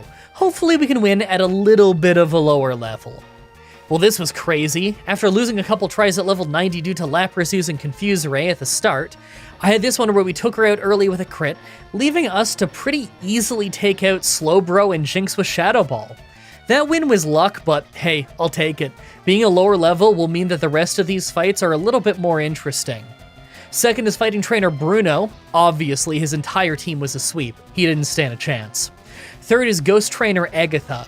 I kind of thought this could be hard, but considering we were one-shotting Gengars, his team didn't end up standing a chance at all. Fourth is dragon trainer Lance. Now this one actually took quite a few tries, and I'll show you why. Sometimes Water Onyx is a 2-shot, and sometimes it isn't, so how much damage we take at the start is random. Most tries, this is what happens. We get hit by Scary Face on Aerodactyl, and because of that we're too slow and we faint to Dragonite. After a few tries though, we were faster than Dragonite and took him out. I think that was just the Quick Claw saving us though. Regardless, the rest of the fight wasn't too bad, and they didn't pick their best moves, so we won reasonably fast. Finally, the Pokemon Champion. So right away we're hitting Pidgeot hard with Ice Beam, but he gets a Feather Dance in, so I guess Earthquake is off the menu for Arcanine. After dropping Pidgeot to low health a couple times though, he switched to Arcanine. We took him out with a couple hits of Psychic, but Flamethrower did drop our health. After that was Blastoise though, and we almost lucked our way through with a crit, but he survived with almost no health and hit Hydro Pump to take us out. Man, if we actually took him out there, then I think we would have won the whole fight. That was all luck though, let's get stronger. So I try again at level 95, and we are agonizingly close to one-shotting Pidgeot. Hey, at least we do now knock it out before it switches at least. Arcanine is pretty easy now, but Blastoise is still a problem. Looks like we won't always be able to 2-shot it either. Okay, here's what I'm thinking. We get to level 100, so Blastoise is reliably a 2-shot. Then we just try over and over until Hydro Pump misses. Alright, so I actually ran out of rare candies at level 99 and found that I wasn't doing enough damage for Blastoise to be a 2-shot, or Pidgeot to be a 1-shot. So I had to faint, then go through the entire Elite Four again to get that last level up. Now Pidgeot is a 1-shot and Blastoise takes more damage, but thanks to his berry, he's still not quite a 2-shot. We can survive one Hydro Pump now, but we need an extra hit to win. Okay, I think that if I keep trying until he misses a Hydro Pump, then maybe we stand a chance, but even then we might still just lose to him using a full restore and then hitting us one last time. I don't know yet. Alright, 6 tries later, and we lucked out and got a crit on Arcanine, so we have more health going into the Blastoise fight, and I figured that the extra health might save us when we had the most insane fluke happen. We did exactly enough damage with the first Psychic that he didn't eat his berry, but he still had low enough health that we could knock him out on the second hit.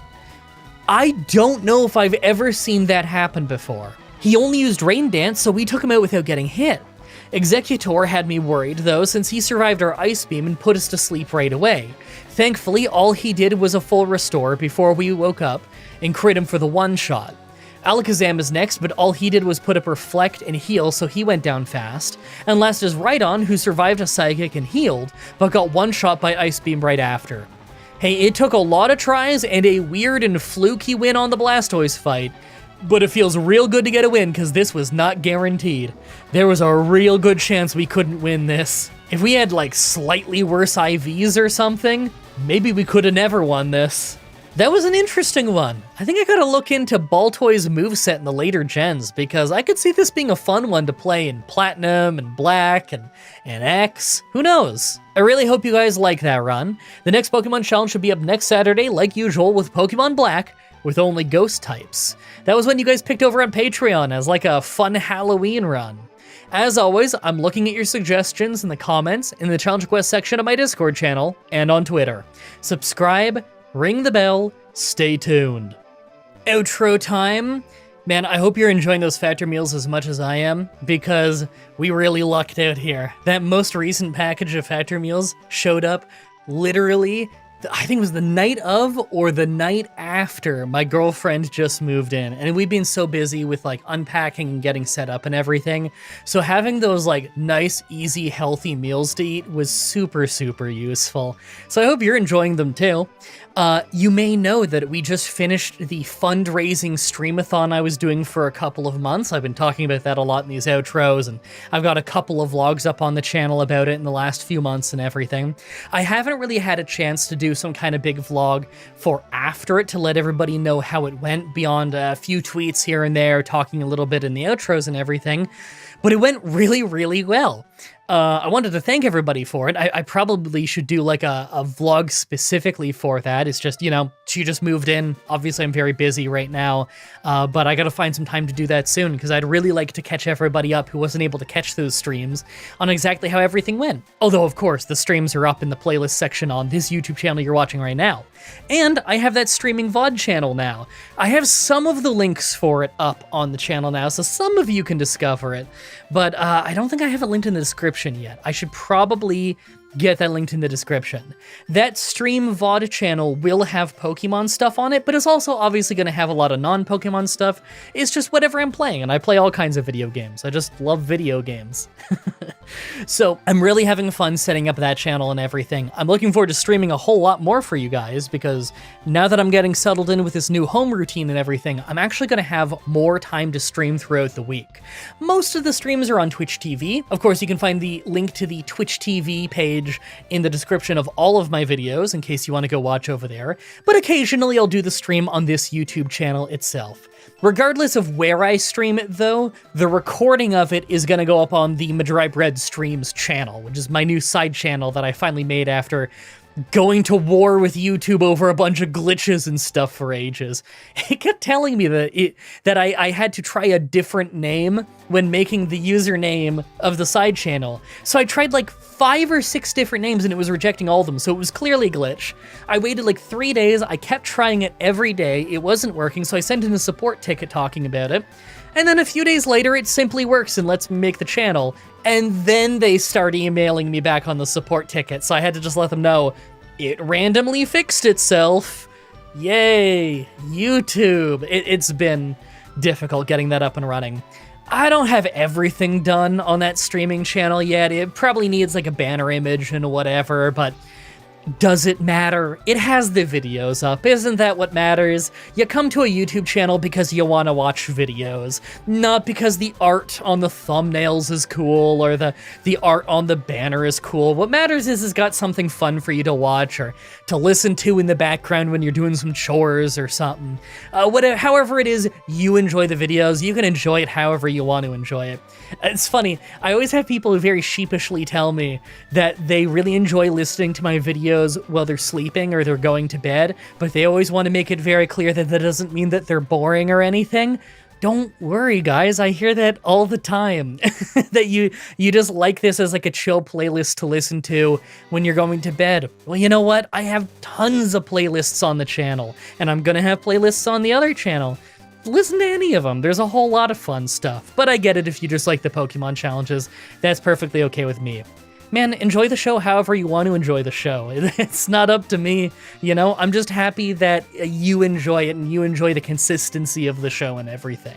A lot of people tell me that it brings them a lot of comfort how consistent the show is.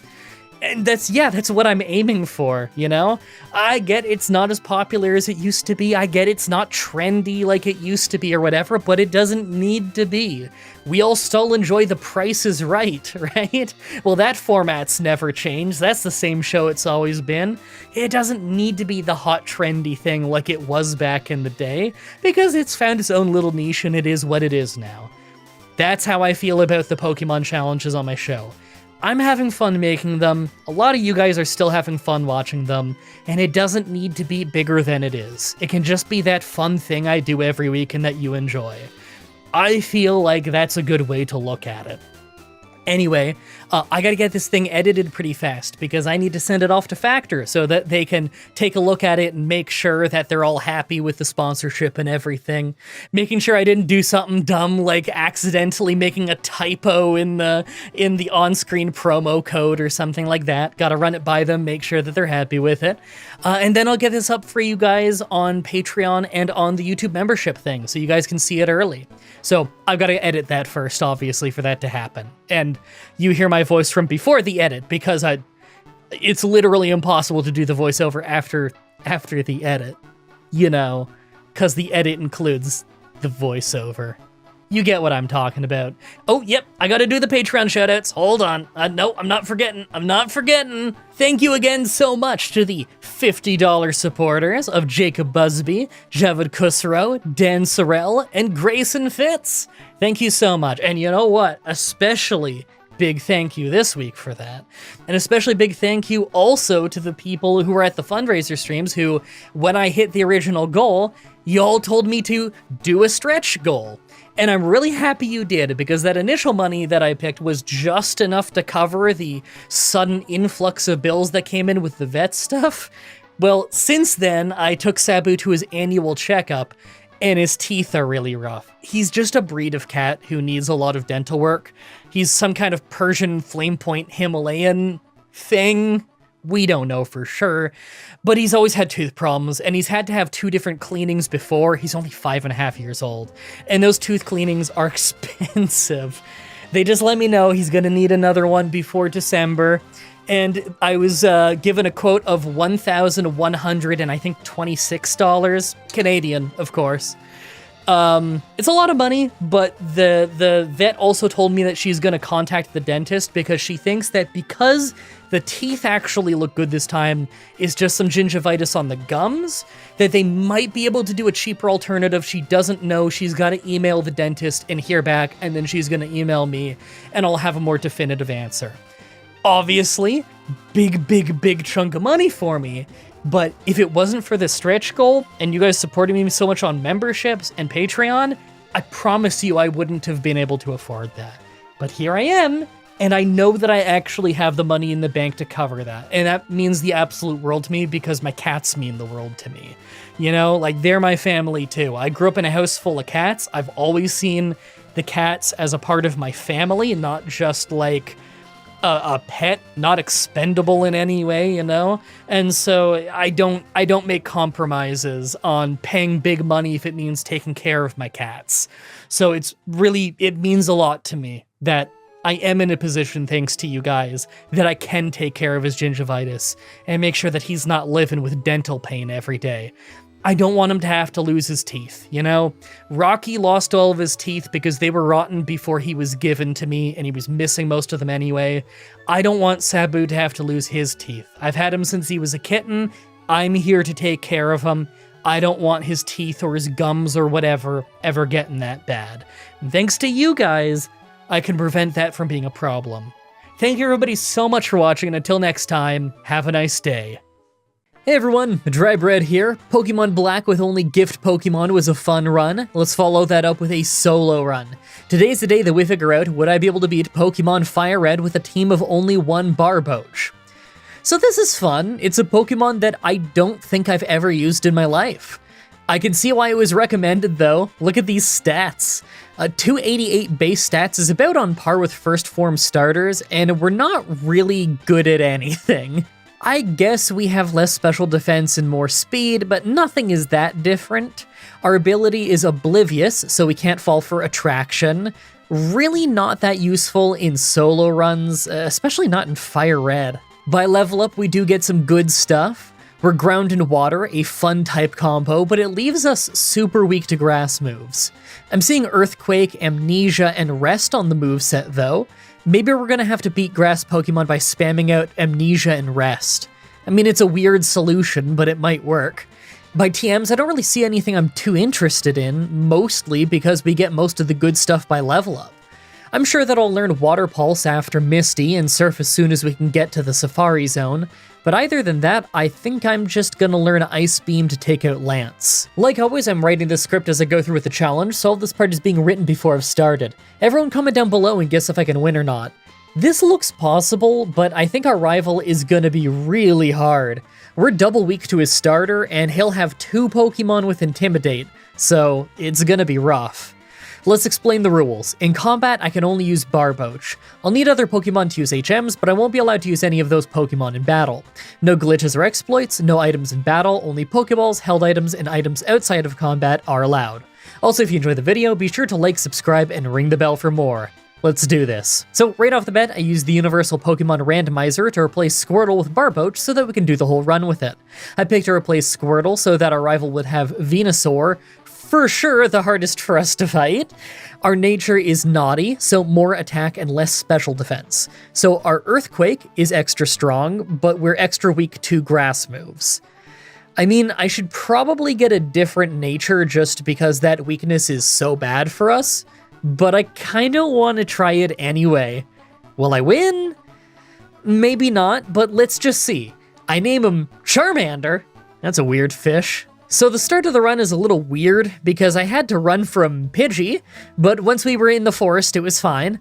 We had a really weird starting move, Mud Slap. It's basically the upgraded Sand Attack. It's a Sand Attack that also does a little bit of damage. It only has 10 power points and it's really not meant to be your main attacking move, so the plan is just to get to level 11 so that we learn Water Gun, then go beat the Rock Gym. It should be really easy. After that, I figure we can easily level up in Mount Moon to prepare for the Water Gym, win that fight, then we can use her TM for Water Pulse to get a better water move.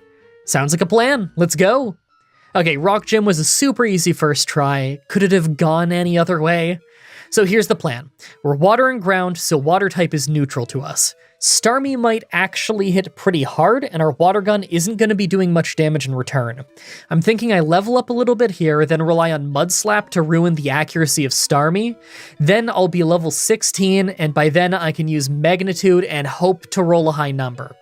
I'm feeling pretty good about this strategy. On our way there, I took the Helix Fossil. I knew that if I didn't say what I took, you'd all ask. Actually, now that I think about it, everyone ask anyway. Comments are good for the YouTube algorithm. Well, that didn't work at all. By the time I got there, I had amnesia, so I built it up against Staryu, thinking that it would help. Just to realize that Starmie has Swift, so it doesn't need to use a special move, and Mud Slap isn't gonna make it miss. Okay, well that's gonna make this a lot harder than I expected. Let's do the rival fight, and probably the SS Ann first. Nope, that isn't happening either. We always get Sand Attacked right away, and even on attempts where we never end up missing, Bulbasaur always just one-shots us with Vine Whip. We're a full 10 levels away from learning any moves that could really help us here. So I think the answer is just to gain a few levels and see if our stats will let us overpower the rival. Okay, so after a long grind, we're at level 27. I lost a bunch of tries to stuff like Sleep Powder, and Vine Whip can easily two-shot us from full health. But on this try, he just missed Poison Powder, and Magnitude was finally doing decent damage, so we won. I'll go do Nugget Bridge, and then I'll try the Water Gym. We've got to be close to winning in there. Hey, this time the Water Gym went great, and I don't really know why. She had a lot of chances to use Recover, and she absolutely could have beaten me, but she just didn't, so we won. Must be an early game AI thing. I'm feeling pretty good about this next chunk of the run. We're learning Earthquake really soon, and I figured that should carry us through the next rival fight really well. After that is the Electric Gym, who I expect to sweep, then Rock Tunnel. Alright, the rival was just about a sweep, super easy thanks to Earthquake. We got Sand Attacked early, so we missed a little bit, but it wasn't a problem. And of course, the Electric Gym right after was a sweep. How could it not be? We have Earthquake by the third gym. It's awesome. Alright, so we're going back on the road, and the next major fight is looking hard. Not Giovanni, I mean, he's gonna be easy, and I guess I should fight him next for that reason. But after that is the Grass Gym.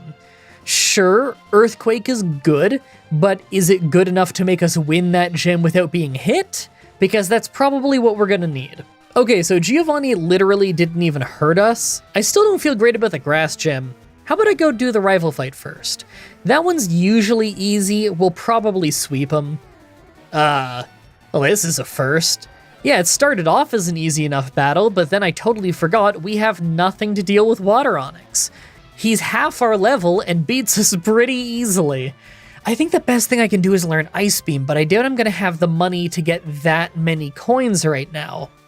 Maybe I should clear out the grass gym first. I'm sure I can one-shot at least some of the trainers in there. Ouch. We almost one-shot Victory Bell, but we got one-shot in return, of course. This is more brutal than I was expecting. I really thought that I'd be able to beat our rival and just leave the grass gym for later. Okay, well, if we have no other move for water and flying types, then I guess I'll learn Return. We don't need Mud Slap anymore anyway, so I figure it's a decent trade. Okay, so learning Return got us a win over the Water Onyx, and the rest of the fight was easy, but it was still kind of close. We don't really hit hard with Return. Surf is going to be a lot stronger than it, just not against Water Onyx. Honestly, I have no idea why people say to ban Return. It's almost the same power as Surf, and I have never once seen someone tell me to ban Surf. The power difference between maxed out Return and Surf is less than that of a single Poison Sting. In fact, on any run where I've ever used a Water-type Pokemon, Surf is stronger than Return, and they still tell me to ban Return and not Surf. Return isn't amazing, it's just good. And with that, we're on the road again. The grass gym can wait for later. We can just sweep it with Earthquake later in the run. Right now I want to go get Surf and then try the Poison Gym. Now, most of his team has Levitate, so I can't just Earthquake my way through the whole fight, but I figure that with Surf, I might be able to win. Yeah, maybe they'll just blow up, but I think we stand a decent shot. And hey, if we do win, then you know we gotta destroy Blaine early. Okay, so we didn't win on the first try at Koga, but we came really, really close. We one-shot our way to Weezing at the end. It's basically just a one-on-one duel for this fight. We could get a 3-shot, but every time his health gets low, he just uses a Hyper Potion. His Sludge doesn't really do much to us, but is gonna poison us eventually. Even if he doesn't poison us though, it looks like we'd be one shot away from knocking him out. That's about as close as it gets. I'm gonna try this a few times, maybe weird damage ranges or a crit will get us a win. Never mind, next try was really easy because Earthquake left Muck with a sliver so he wasted the Hyper Potions. By the time I fought Weezing, I just had to hit it 3 times. That was really easy. You know what that means. We have to go try the Blaine fight early. Now this isn't the super bad AI Blaine from Gen 1, so he might put up a real fight. Plus he's got 2 Pokemon with Intimidate, so I think we'll have to use Surf instead of Earthquake. Do you think we'll win? I think it'll be pretty close actually. Yeah, it was super close. The first forms are all one-shots, but the second forms hurt quite a bit, especially RK9. We got a win, but it was a really close one, and it's only because they couldn't just Fire Blast us into oblivion. We have a great type combo for this place. Oh, and we're over-leveled for it, so I did the Grass Gym. It still took 4 tries due to me getting crit by Giga Drain 3 different times in a row, but as soon as that anomaly stopped happening, it was fine. Okay, so with that down, we have Silphco. This and Victory Road are kind of like the last dungeons of the game, so we don't have many trainers before the end. We have the rival fight in here that's always hard, 2 easy Giovanni fights, a probably easy Psychic Gym, and another rival fight. I think that we're gonna lose and have to grind at both rival fights though. In fact, I think I might go convert some money into coins and get Ice Beam. It's a little weaker than Return, but it's still neutral against Water Onyx, and it's super effective against Venusaur. Considering the only reason I got Return was so that I'd have a move that isn't resisted by Water Onyx, I think it's a good move choice. Plus, I'm gonna want Ice Beam before I get to Lance anyway. I'm gonna fight some trainers here, get Ice Beam, then I'll try the rival fight. Alright, so this is kind of what I thought would happen. We did pretty good damage to Venusaur, but he just one-shot us with Razor Leaf. That move only has a 5% chance to miss, so I should probably just clear the building of trainers and see if we end up with enough health to survive it. I figure that if we can survive 1 Razor Leaf, we might be able to just win the rest of the fight. It's hard to say, Water Onyx might still be able to finish us off. Man, this is brutal. Level 58 and we're still getting one-shot by non-critical Razor Leaves. I'm almost one-shotting Pidgeot with Ice Beam by this point. Makes me wonder how long this is gonna take. If you're wondering why I'm not using Amnesia, by the way, it's because every time that I try, I just get beaten up too much by Pidgeot, but maybe with all these level ups that's becoming more viable. All the way at level 61, and I'm still getting one-shot by Razor Leaf, but it's at a point where I don't take much damage from Pidgeot, so I started trying to use Amnesia. We lose attack to Feather Dance sometimes, and that really sucks, but it mostly goes okay. Problem is that with our special defense that high, Venusaur just uses Poison Powder. We take it down, but then we do so badly against Water Onix later in the fight that we lose. Even if we didn't get poisoned, I think we'd still lose to Water Onix. He's way harder than I thought he'd be. If we could get past him though, then I think that we could win. Venusaur and Water Onix are really the biggest threats on his team for us. So yeah, I think we could win, assuming we're not poisoned, of course. I'll get to level 65 and then keep trying.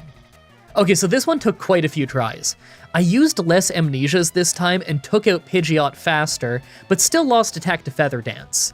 Venusaur was a 2-shot, and it missed its Sleep Powder, so our health is the highest it's ever been at this point. Thanks to that, Water Onix using Dragon Rage wasn't nearly as much of a problem, and we were able to get past it. Growlithe was obviously a one-shot, but last was Alakazam, and between 2 Pokemon with Intimidate and Feather Dance, we're down 4 stages of attack. Luckily, we've gained so many levels that we were able to one-shot Alakazam with Surf instead. You know what the worst part of this win is? The next 3 fights take like 10 minutes.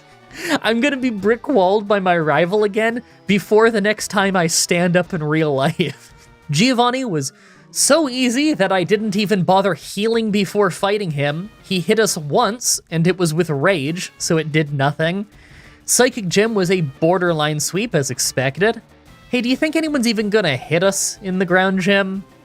Nah, didn't take a hit the whole fight. We've gained like 2 levels? We are totally about to lose to our rival again. Okay, first try Pidgeot goes fine, although it's not a one-shot. Right away he sends out Venusaur, we do much less damage than I was hoping for, and we got one shot. Yeah, that's kind of what I expected. Let's try with Amnesia and see if that helps much. Yeah, this is totally an issue of us being too weak. I tried using Amnesia, but even with Pidgeot using Feather Dance once, we got hurt too much to be able to survive. We can handle a single Razor Leaf if it doesn't crit, and we use Amnesia twice, but the health loss from Wing Attack just ruins it for us.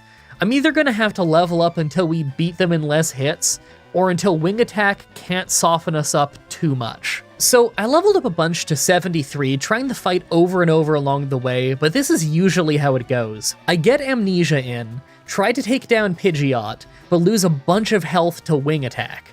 On this try, he used Feather Dance, so we took less damage, but it didn't matter because Venusaur was still able to take it out after surviving with a Sliver. I know there's damage ranges and all, so it's not set in stone, but I think 2 more levels and I could beat Venusaur. I might even one-shot Pidgeot, it's hard to say. So the fight started well this time with us using Amnesia once, getting hit by Wing Attack, and then one-shotting Pidgeot. For Venusaur, we got literally the best attempt we have yet, as he used Growth for the first time, so we just 2-shot him, never getting hit. Rhyhorn was next, so I used another Amnesia before taking him down with Surf. Next was Water Onix, and I was really worried when he used Rain Dance, just for his Hydro Pump to hardly hurt us at all. I guess Amnesia really saved us there. Thanks to that, not only did we take him down, but the entire rest of his team was a sweep with Surf, thanks to the rain that he started powering us up. That was an awesome fight. Alright, Victory Road. I'm not really sure how well this is gonna go. I could see Ice Trainer Lorelei being really hard, as well as Agatha. She's got Levitate on her ghosts and tends to fight dirty, so I'm expecting that to take quite a few tries. Bruno and Lance I think are going to be reasonably easy, especially Lance since we have Ice Beam and that's kind of just a cheat code for that fight. He can never handle Ice Beam. Our rival though, I could see us not beating him until level 90. Seriously, Venusaur and Water Onix give us some real issues. Now that we're at the Elite Four, let's take a look at our stats. Well, it's not great. Our speed is awesome, but other than that, I don't see us really being ready to win yet. I mean, 75 special defense with a double weakness to grass is really concerning, and knowing that we mostly have attack, but I won't be able to use attack in the Agatha fight, has me worried. Plus our rival uses Intimidate twice, and Often Feather Dance, really attack is not a good stat to have right now. I went ahead and picked up Mystic Water to help power up our Surf. It only powers it up by 10% in this game, but I'll take whatever I can get. Make your final guesses on if we can win this or not. Let's do this. First is Ice Trainer Lorelei. So I gave this one quite a few tries, trying to figure out what the best way to do it is. Here's the real problem, and why this is such a long fight. We don't hit them hard at all. She has very tanky Pokemon, and many of them use Hail. Our special defense may be fantastic after a few rounds of Amnesia, but it's a very long fight, and Hail just keeps chipping away at us. It does the same damage regardless of our defenses. Sometimes Cloyster can waste an incredible amount of our time with Protect, and the Slowbro right after always lands with a sliver of health and heals back up with items. I'm thinking just hitting level 80 to beat some of our team in one less hit will be enough to get us a win. At level 80, I tried a bunch more times and thought that I was finally on the winning run when, for the first time ever, Slowbro didn't hit us. Normally we don't get a 2-shot here, but this time we did, so we were just fine. The problem is that Lapras right after paralyzes us, and it was all over. Honestly, with both Lapras and Jinx left, I don't think I could have won at this level. I still kind of think that we could win this run below level 90. I'm holding out hope. Level 85, and I'm 20 attempts in with nothing even close to a victory. There's a ton of randomness in this fight. What moves will Dugong do at the start? Will Slowbro use Rest?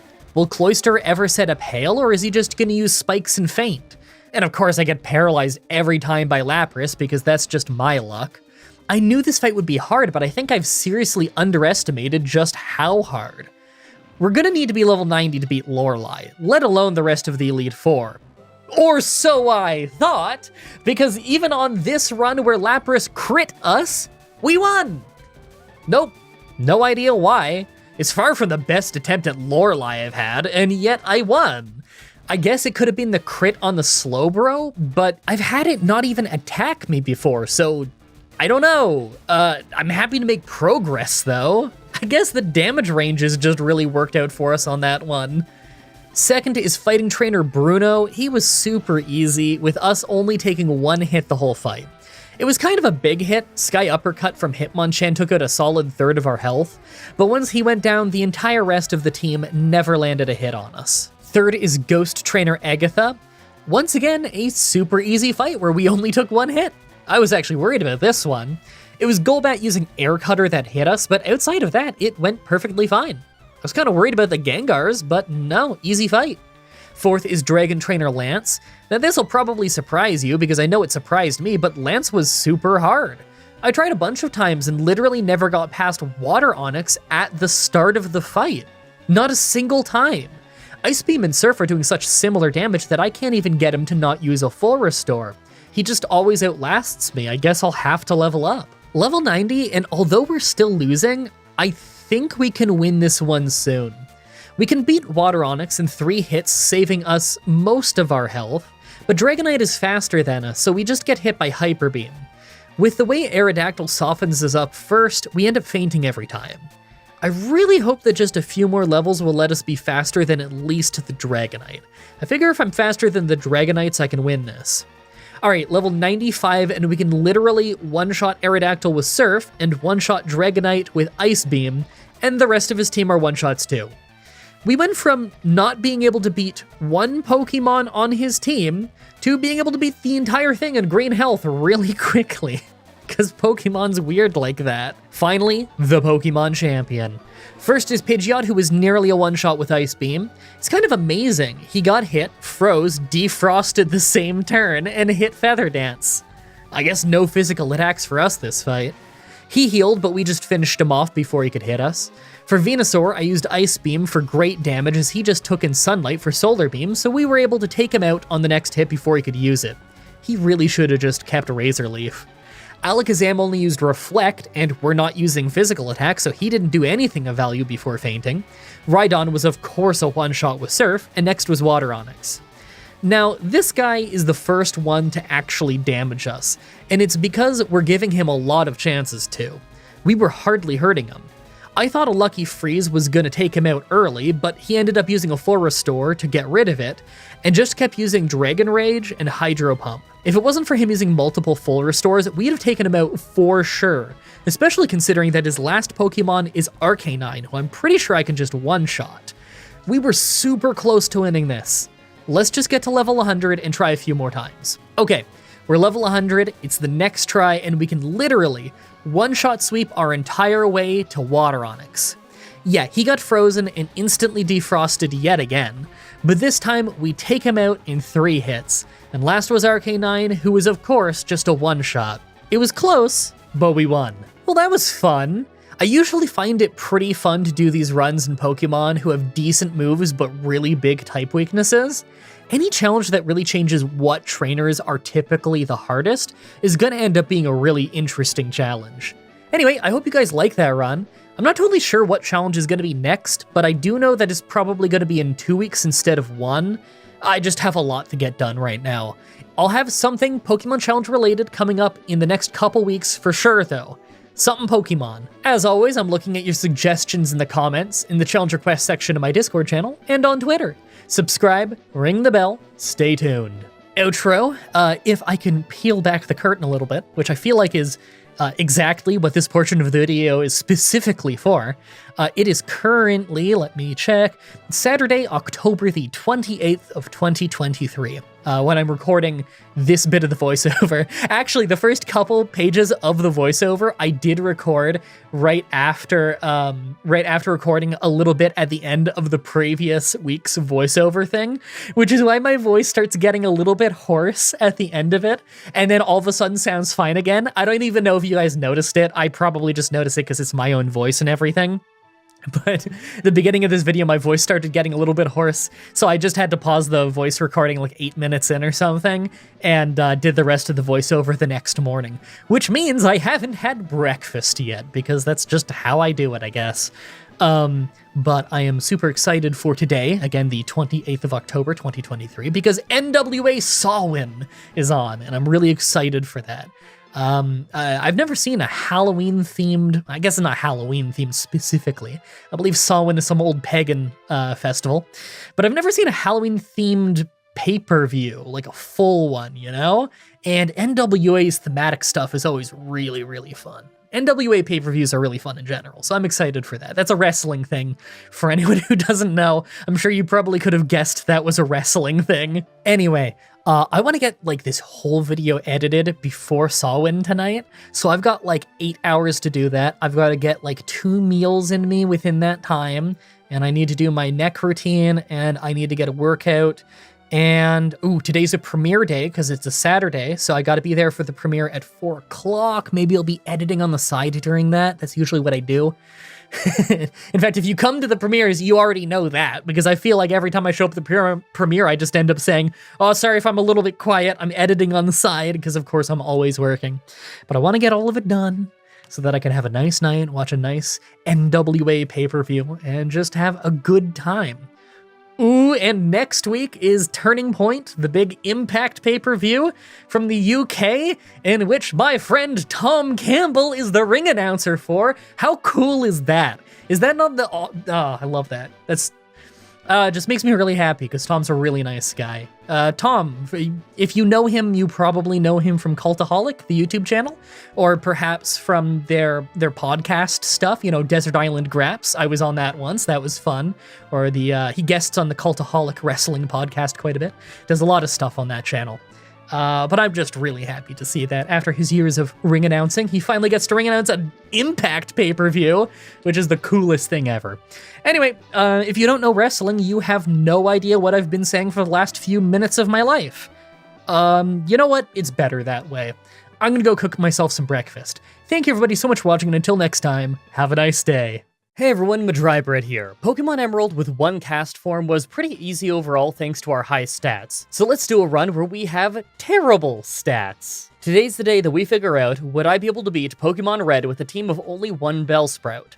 Bellsprout is frail, slow, weak to many types, and his highest stat is only an attack of 75. To make it worse, his level up move lists have almost no type coverage. Grass is the most commonly resisted type in the game. Poison is only good against grass in this gen, and most grass types in this game are also part poison type, and Slam is just a terrible move. With TMs we can get a few better moves, but other than Thief giving us a weak dark type move, we don't get any serious type coverage. I think that this could be one of the hardest runs that I've done. Like always, I'm writing the script as I go through with the challenge, so all of this part is being written before I've started. Everyone comment down below and guess if I can win or not. I just flat out think I won't be able to beat the Pokemon champion in this run. Our type coverage is horrible and Charizard double resists grass moves. Let's explain the rules. In combat, I can only use Bellsprout. I'll need other Pokemon to use HMs, but I won't be allowed to use any of those Pokemon in battle. No glitches or exploits, no items in battle, only Pokeballs, held items, and items outside of combat are allowed. Also, if you enjoyed this video, be sure to like, subscribe, and ring the bell for more. Let's do this. So right off the bat, I use the Universal Pokemon Randomizer to replace Bulbasaur with Bellsprout so that we can do the whole run with it. I name him Oddish. I'm sure that you already saw that coming. Our nature is bold, so less attack and more defense. Then nature will probably lose me this run. I don't know how I'm gonna beat Charizard at the end if my attack is lowered.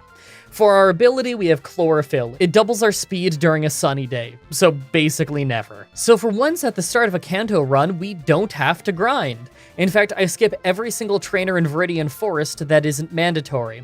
Now, we almost lost to the ever-terrifying bug catcher Sammy and his level 9 Weedle, since it's a higher level, and it double resists our attacks, but after 4 growths, and a lot of luck with him using String Shot, we ended up winning.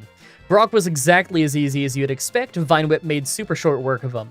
Man, we never get to beat Brock this early. It feels good. The trainers after him don't feel quite as good though. Bug types are still very common, so Vine Whip isn't great, and because of our nature, the already weak move Wrap does even less. I might have to grind a bit in Mount Moon. On our way, I took the Helix Fossil. I knew that if I didn't say what I took, you'd all ask. Actually, now that I think about it, everyone ask anyway. Comments are good for the YouTube algorithm. When I first got to Misty, I wasn't quite sure that I'd win because of my level. I opened with Growth as Staryu used Harden, then I got hit by Water Pulse, put it to sleep, got 3 more Growths in, got hit by a second Water Pulse, then one-shot him. Considering he was doing about 20 damage and we have 26 health, I think Starmie will beat us. When it comes out though, it leaves us with 1 health, so thanks to using Growth, we ended up one-shotting it. Next is the rival that we have to fight before we can leave town.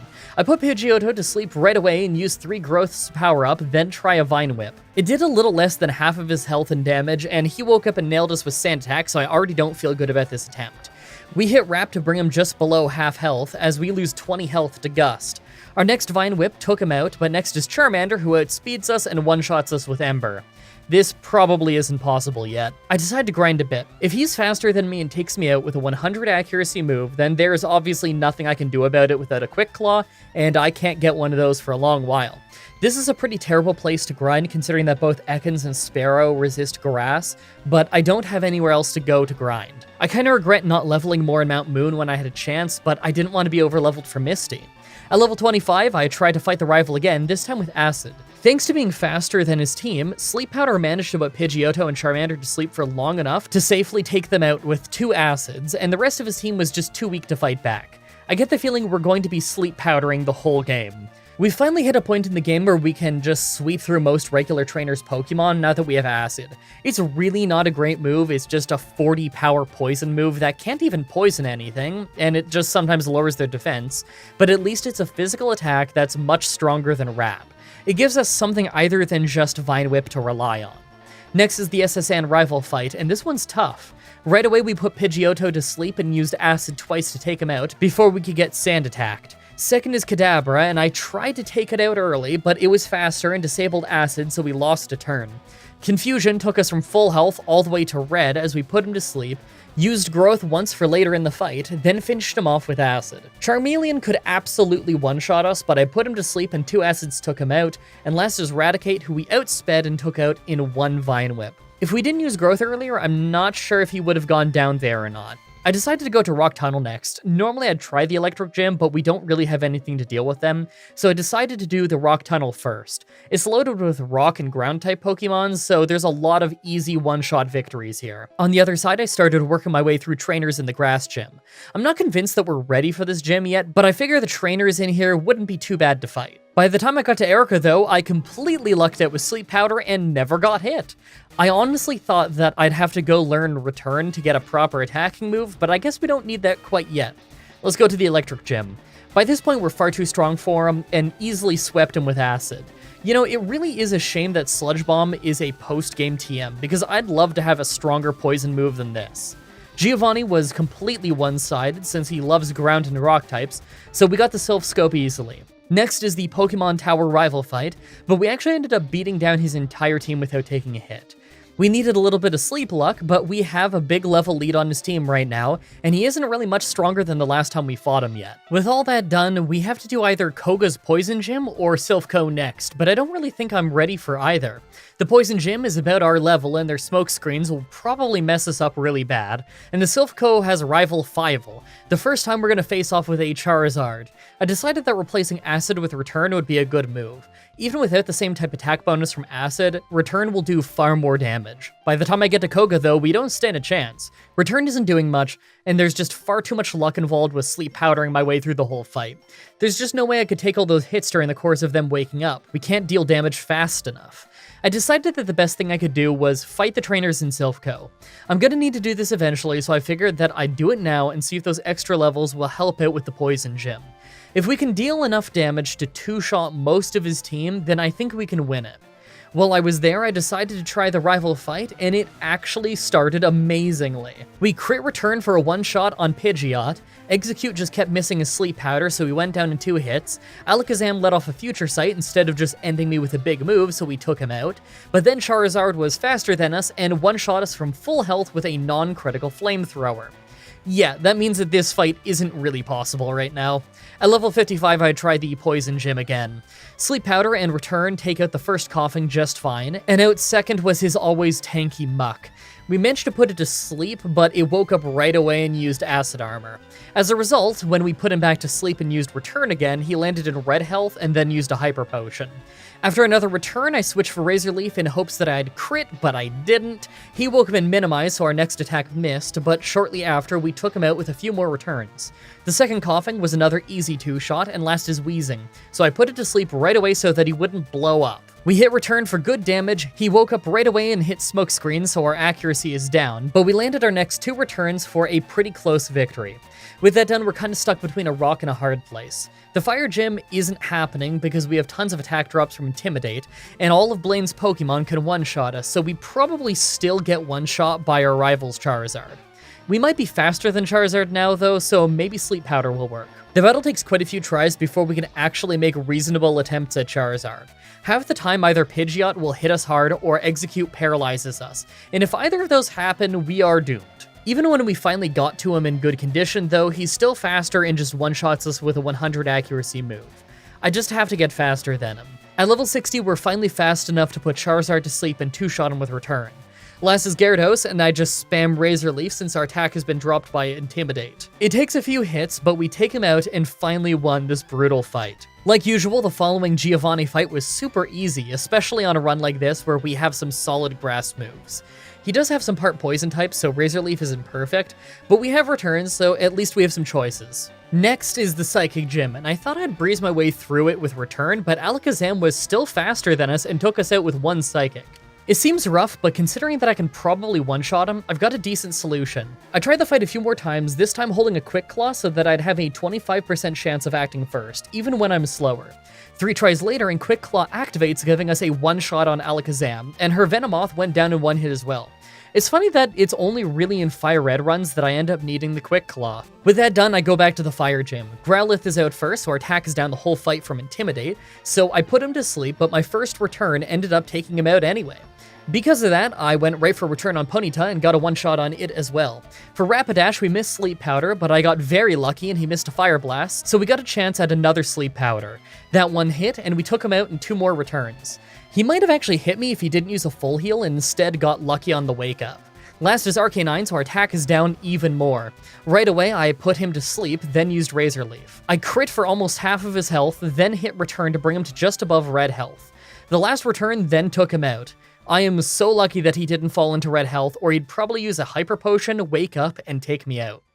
Finally, to cap off this boss rush of gyms, we have Giovanni's ground gym, but Razorleaf makes very short work of him. Nidoking and Nidoqueen gave me some trouble near the end with Earthquake, but I'd have to be pretty unlucky to lose this one. Before the Elite Four, we have another rival fight, but to cut to the chase, we have the same issue as before. Outsped by Charizard, who is one-shotting us. It doesn't really make sense to brute force this with Quick Claw and Sleep Powder, since we have another rival fight so soon after, and he's just gonna be too strong for that same strategy to work. So I go to the Seafoam Islands to grind. It's an extremely easy place to grind in this run because of all the water types to one-shot, and I know that I'm gonna need any level I can get. Normally, I'd like to level up on the Trainers North on Cycling Road, but because these are all mostly water type, it is just more convenient. If this is going to be anything like the Paris run, though, I know that I really need to beef up my stats before I can get away with having this low of speed going into the Elite Four. Just to put over just how weak we are, check out what happened at level 70. We still got one shot by Flamethrower on any attempt that we got to Charizard and Quick Claw didn't activate. Even at level 75, I randomly lose all the time if Quick Claw doesn't stop Alakazam's Psychic and Charizard's Flamethrower, so I haven't had a single successful attempt at this fight. Finally, at level 78, I finally ended up either being faster than Charizard or Quick Claw kicked in. I honestly don't know which happened. Then I put him to sleep and finished him off as a result. The rest of his team was easy, but that had me plenty worried that I'll need to hit level 100 like in the Paris run, just because the speed penalty is so bad. Let's take another look at our stats. It's crazy to see just how different our attack stats are from our special defense. It makes me think that we couldn't take a Flamethrower from Charizard even at level 100. Maybe we'd be faster than Charizard if we hit level 100, but even then it wouldn't surprise me if we're just a bit slower and still need Quick Claw. My moveset really isn't the best also. Growth powers up special attack, but Razorleaf crits a lot, and crits bypass stat changes, so it doesn't really synergize very well. We don't really have any good moves to replace it with, other than Double Team though, and I know a lot of people hate it when we use them. I don't know what would make Double Team any less interesting than watching Sleep Powder spam, but hey, maybe you guys would prefer it. I don't know. I decide to top off my level at 80, and then give the Elite Four a try. Make your final guesses on if we can win this or not. Let's do this. First is Ice Trainer Lorelei. Right off the bat, it goes horribly with Dugong because in spite of being an entire 28 levels higher, we can't one-shot him with Razorleaf, and he just nearly one-shots us with Ice Beam. I probably should have used Return. We take it out, as well as Slowbro, but Lapras ended up finishing us off easily. I was kind of hoping for crits with Razorleaf, but maybe if their defense is low enough, Return will work. Second try and Return does less damage than Razorleaf, but Dugong uses Safeguard instead, so we don't get hurt. Slowbro actually hangs on from Razorleaf, but he used Amnesia and healed, so we took it out just fine. And against Lapras, I play it safe and put it to sleep before finishing it off with a crit. Jinx has almost no defense, so we took her out in one Return, and Cloyster has bad special defense, so one Razorleaf took it out. Second is Fighting Trainer Bruno. Onyx is a one-shot with Razorleaf, and second is Hitmonchan. I put him to sleep right away so that he wouldn't lower my speed with Rock Tomb, hit him with Return, then he woke up and hit me with Rock Tomb. That did not go as planned. He used a full restore, so I hit Return, he missed a Sky Uppercut, and one last Return took him out. Hitmonlee went down with one Return thanks to a crit, and next is Onyx. This time he was faster and took out some of our health with Earthquake, but one Razorleaf still took him down. Last is Machamp, and we missed Sleep Powder, so he ruined our speed with a Scary Face, then started his bulk ups. I put him to sleep and started using Razorleaf. 3 hits later, and we won the fight. Third is Ghost Trainer Agatha, and I obviously need to rework my moves. I forgot that our entire team is Poison type, so Razorleaf really is not good enough here, and Return just can't hit Ghosts. I need to go get the TM for Thief, then this shouldn't be so bad. I try again, this time with Thief. Right away, it does great damage to Gengar, she hits Shadow Punch for a bit of damage, then we finish her off with a second hit. Return hits Golbat hard, but her Air Cutter takes us to below half health before we can take her out. Haunter used Mean Look, so we easily took it out, and next was another Gengar. We quickly put it to sleep, hit Thief a few times, but she used a full restore, so by the time we took her out, she'd used Sludge Bomb to get us into red health. Arbok is last, and it has Intimidate, so our attack is down, so I just put her to sleep and still managed to 3-shot it in its sleep with Return. Fourth is Dragon Trainer Lance. He starts with Gyarados, so our attack is down the entire fight. He just keeps laying in shots on us while we're trying to use Razorleaf, but we just keep making our opponents land in red health, so they spam out more full restores and keep hitting us. We take him down, but Aerodactyl finishes us off with no problem. We need to either be much stronger or have insanely good luck. The worst part about this grind is that I can't do it on the Elite Four themselves. We lose friendship whenever we faint, so I can't just have our Bellsprout faint over and over. I need to grind on the much lower leveled Pokemon in Victory Road. I don't really have a choice though, it's either use Double Team or hope for the luck to carry us through and just level up more and hope that we can do it. I try again, this time all the way at level 91. Gyarados ended up being easy this time thanks to Razor Leaf and Sleep Powder, but Aerodactyl is much faster than us and did massive damage with Wing Attack.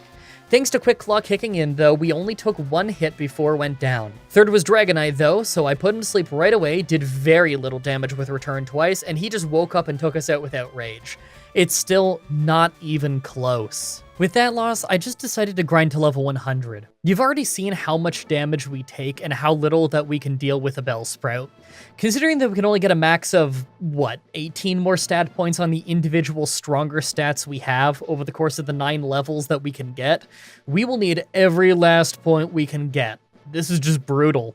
I spent hours leveling up to 100 just to find out that we are still slower than Aerodactyl. It can still deal massive damage to us easily, and I literally didn't do any better after 10 entire attempts. No matter what I do, this is gonna have to be a luck battle, so I'm just gonna learn Double Team and do it that way. There's literally no other choice. Bellsprout is just that weak. Finally, many tries later, and we have this run. Right away, I put Gyarados to sleep and start using Double Team. He wakes up and hits Dragon Rage after 2, so I have to put him back to sleep. Even after 5 Double Teams, when he wakes up again, he hits another Dragon Rage. We top off our Double Teams and end up one-shotting Gyarados with a crit. Aerodactyl is next, and I go straight for Razor Leaf as he misses Scary Face and Wing Attack, so he goes down. I still put Dragonite to sleep for safety. He wakes up before we can take him out, but he just uses Safeguard, so I can't put his team to sleep for a little while.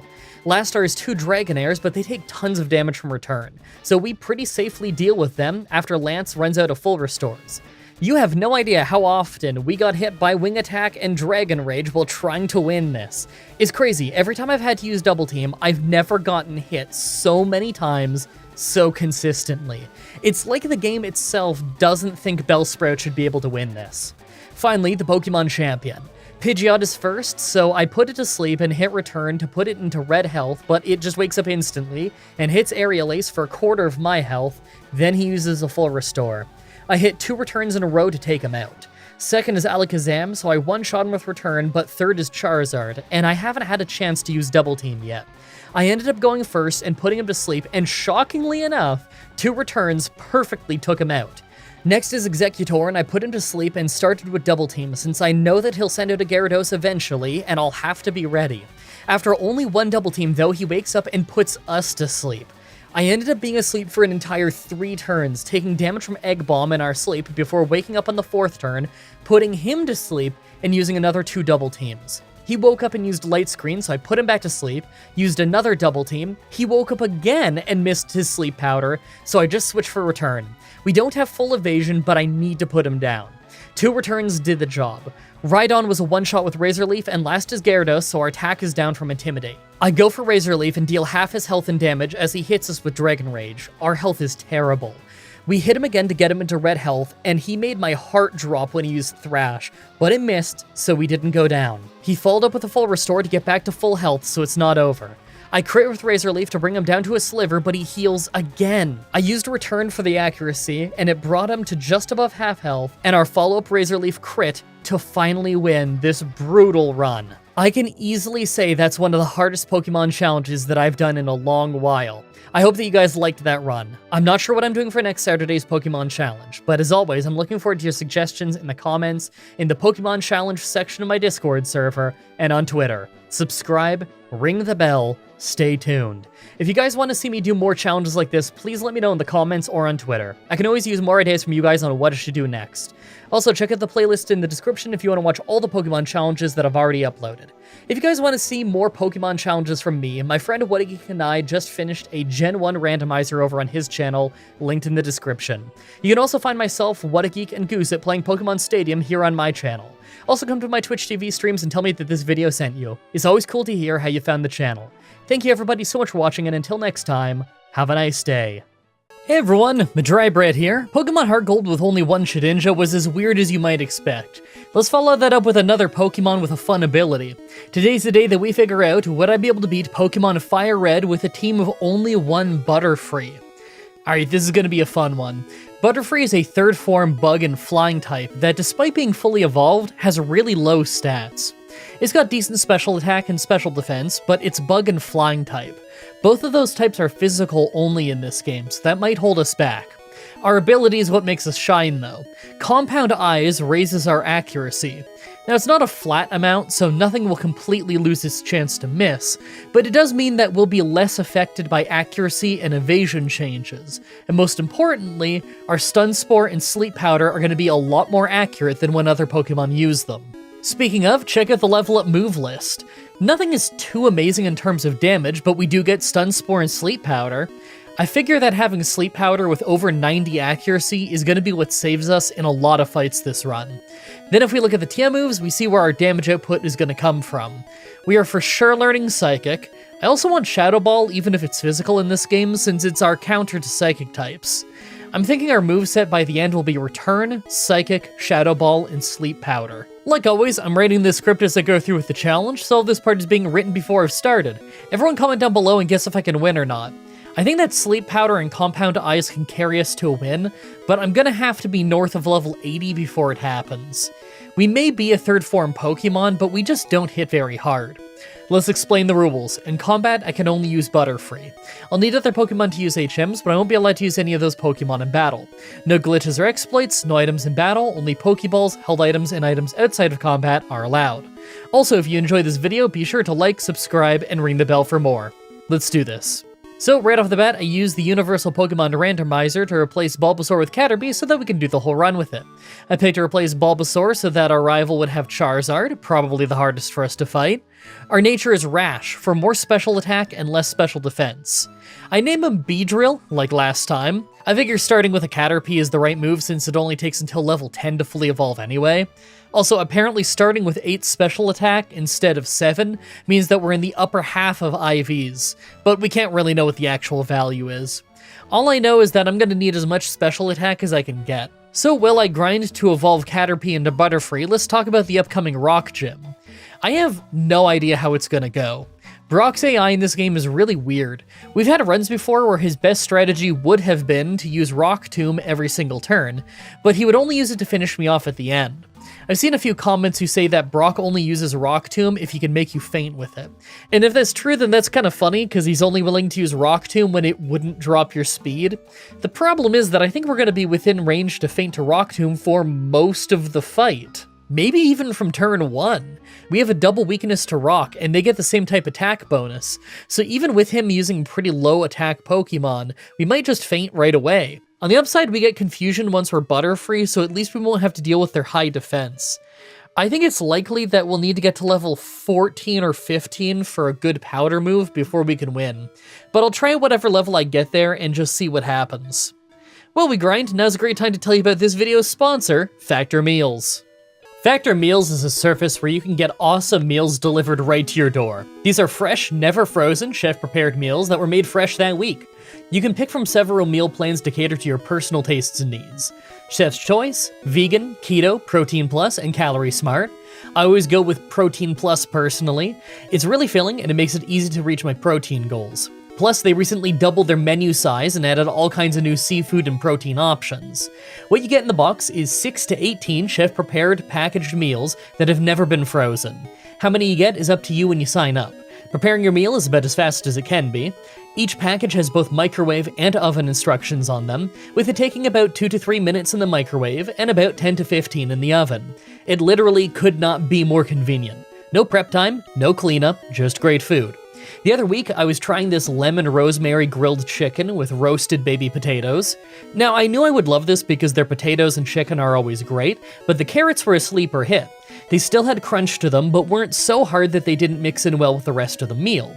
The whole thing was perfectly seasoned, the chicken was tender as it always is, and you're just not going to find a better meal to heat up in under 15 minutes than these.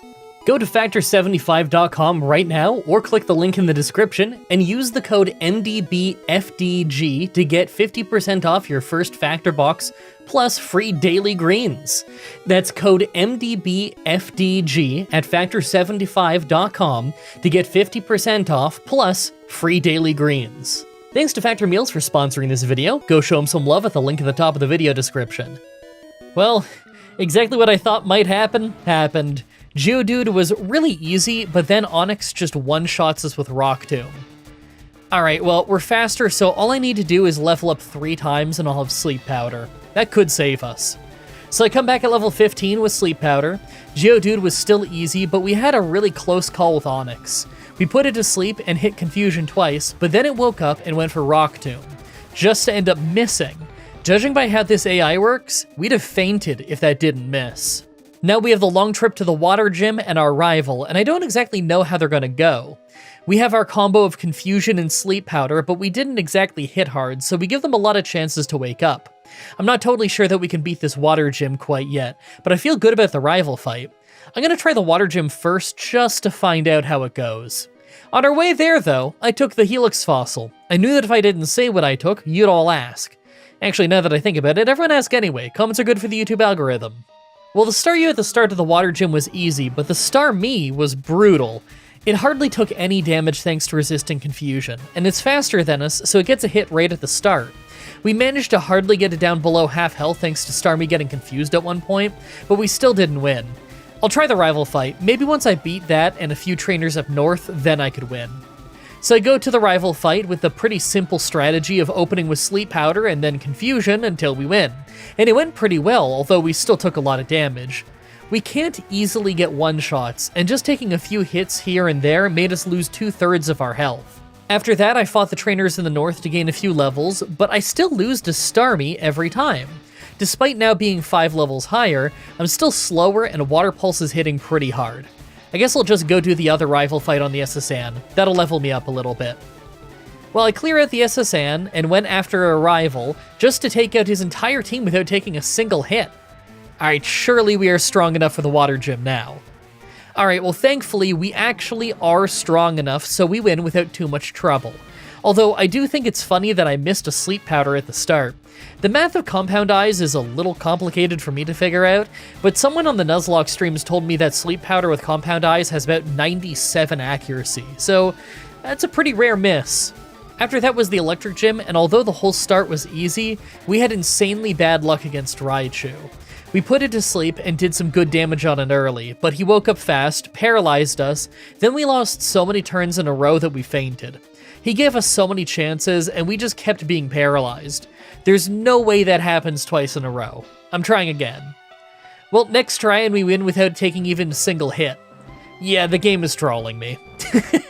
Alright, I'm just happy that I'm on the road again because it means that we can get a much better move. Confusion has been kind of nice, but it just doesn't hit that hard anymore. I'm gonna get to Saffron so that I can get the TM for Psychic. I figure that I can use it to easily sweep the grass gym since most of them are also poison type. Then maybe I fight Giovanni and save the rival for last. I figure this might all go well. We might be fine all the way until we hit the fire gym. And of course, if you enjoy these challenge videos, then you should go check out my ongoing Fire Red Nuzlocke on this very channel. It's my first time doing a full Nuzlocke, and it's been a really fun time. I also have a series called Pokemon Ultra Moon, A Journey, where me and a few friends of mine hang out while I play Pokemon Ultra Moon for the first time. If you remember us doing Pokemon Stadium, Pokemon X, and Pokemon Mystery Dungeon back in the day, it's like that. Now let's go take out that grass gym. Well, as expected, the grass gym was just a sweep. Super easy. Will Giovanni put up more of a fight? Well, I guess it was a little bit harder since we took a little bit of damage, but Psychic is just a huge step up in damage. He was no problem at all. And of course, the rival after that was also really easy. We took one hit and it hardly hurt. Now is when things get interesting. We have the Poison Gym and the Silphco rival fight coming up. But if we beat the Poison Gym, then we can do the Fire Gym early. I figure the Poison Gym is just an easy sweep. Maybe Muck could survive a hit, but I don't think that we're in danger. The Fire Gym could be pretty hard though. They have Fire Blast and we're weak to fire. If we're faster, then we can put them to sleep and maybe win easily, but that's only if we're faster and hitting hard enough. Let's see how it goes. Well, as expected, Muk survived in the poison gym, but nothing actually hit us, so we won incredibly easily. That means we can go do the fire gym early, so wish me luck. Wow, this fire gym was incredible. By all means, we should be in danger this fight, what with them using strong fire types and all, but we ended up doing amazingly. Even with their full heals and whatnot, we managed to win the entire gym without taking a single hit, because they stayed asleep as long as we needed them to. It was a Gen 3 Blaine fight that went about as well as a Gen 1 Blaine fight. That was pretty cool. Next is the Silph rival fight, but once again, Sleep Powder does an amazing job. You'd think that maybe Charizard would wake up and do some big damaging move, but actually the only damage we took was from Execute putting us to sleep and hitting us a little bit. That's probably the least threatening thing on his whole team, so I was lucky that that was the only one who managed to get us. Obviously, Giovanni right after was really easy. He's got a bunch of poison types, and we have Psychic. We took a little bit of damage, but we were never in any real danger.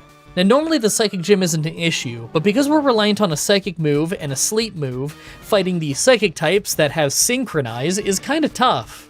Gust is physical in this game, but it just wasn't doing enough damage, so I replaced it with Return, and then we won pretty easily. We may not have much attack, but if it's a low defense Pokemon, then this should do the trick. Alright, now it's Ground Gym time. Rhyhorn 1 was first, but it went down very quickly, and Rhyhorn 2 was second, and although it didn't hurt us, it hit Scary Face before it fainted, so our speed is down 2 levels. We got hit by a weak slash right away as Dotrio came out, left it with a Sliver off Psychic, he full restored, we drop him to a Sliver again, he hits another weak slash, then we took him out. Nidoqueen is next though, and although we took her out in 2 hits, she paralyzed us with Body Slam. Last is Nidoking, but thanks to Quick Claw kicking in, we outsped him and we one-shot him. Next is our rival, and although I may have totally blown it and forgot to use Sleep Powder once Charizard came out, I think it's safe to say that I need to level a little bit. We did alright getting to Charizard, but we don't do much damage to it, and it one-shots us with Flamethrower. I'm gonna need to get a little stronger if I'm gonna take him out in one Sleep Powder. Well, I got to level 60 and tried more. We had a run where we actually survived Charizard with only 4 health, and eventually managed to take it down, but we lost speed in the process and attack from the Pidgeot at the start. We actually somehow took out Execute while it was asleep, but the Alakazam after doomed us with a Future Sight as soon as it woke up. We got hit by Psychic before the Future Sight got us though. I really need to beat Charizard in less hits. So I got up to level 65, but this time things went so much better. Charizard just stayed asleep, so we got past him with full health, and the Alakazam ended up being much easier since we never got hit by Feather Dance. Last is his Water Onix, but not only did it stay asleep, but we crit to take it out early. Amazing fight. Alright, despite all those level ups, I still don't think that we're ready for the Elite Four. We're part Flying type, so Ice moves on Lorelei could be pretty bad. I don't think that Bruno or Agatha are going to be a problem. We might even sweep them. Lance is going to be awful though. Just a lot of Pokemon that we have to put asleep or they're going to two-shot us. Still, we might end up leveling enough to beat Lorelei that we don't have to worry too much about Lance. Now that we're at the Elite Four, let's take a look at our stats. Well, the attack is low, but I expected that. Other than the low attack, this is decent. Is it good enough to beat the champion at this level? Probably not, but it's good enough that I think that we can make it through at least part of the Elite Four before we need more levels. Make your final guesses on if we can win this or not. Let's do this. First is Ice Trainer Lorelei. Right away, we put Dugong to sleep, but it didn't look like we were doing a ton of damage with Psychic, so it's really not a good sign for the rest of the fight. We mostly kept her asleep, but one Ice Beam before she fainted took out more than half of our health. Slowbro right after fell asleep fast, and even though she woke up instantly, she used Amnesia, so she was still wasting a lot of time. I could never keep her asleep for long, so she used Yawn before she fainted. Because of that, we quickly fell asleep as Jinx came out, and we lost. That's alright, I didn't think we were going to beat Lapras anyway. Being Flying type is going to make this battle pretty hard. I think I'm going to have to level until more of these Pokemon are two-shots. Alright, I gotta show you this. So level 72 wasn't enough to two-shot Dugong, but level 75 is. I had an awesome run where both Dugong and Slowbro never hit me, but then against Jinx I missed Sleep Powder, got put to sleep, stayed asleep for 3 whole rounds, and we fainted. The odds of us missing Sleep Powder with Compound Eyes are really low. We got pretty unlucky there. I tried again a few more times. This time Dugong did hurt us, but it was just with Hail, so it's not as bad as Ice Beam. The Slowbro right after never got a hit on us. And finally, we're back to Jinx. This time we put her to sleep, but it didn't matter because Shadow Ball was a one-shot. Next is Lapras, and although we always got crit right away, she woke up fast to hit a huge Ice Beam, then healed just enough with a berry that our next hit brought her into a full restore range. The fight was taking forever, and I knew that one more Ice Beam would make us faint, so I thought I might lose, but it actually stayed asleep long enough for us to get the win. Last was Cloyster, but it was a one-shot with Psychic. We needed Sleep Powder to carry us a lot in that fight. Second is fighting trainer Bruno. This was pretty easy, just spamming Psychic did the trick for the most part. We did take a big hit from Machamp, but that's alright, easy first try. Third is Ghost Trainer Agatha. This was literally just a one-shot sweep. I'm kinda surprised, I thought the stronger Gengar might hold on, but nope.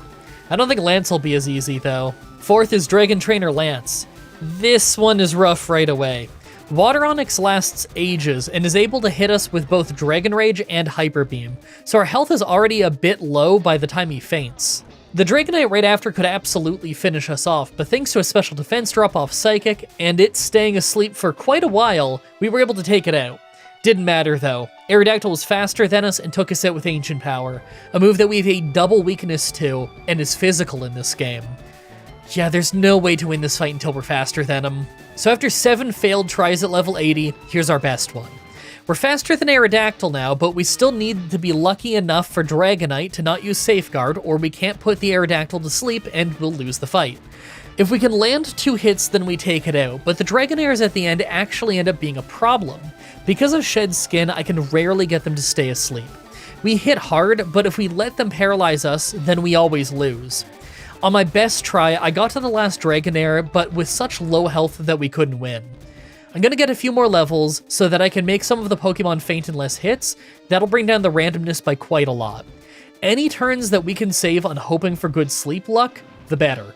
Alright, I tried a bunch more at level 85. This time we got to Aerodactyl without getting hit, but because of Safeguard, I just had to attack right away. We ended up losing speed to Scary Face because of it, but we have a Quick Claw, so that doesn't always come into effect.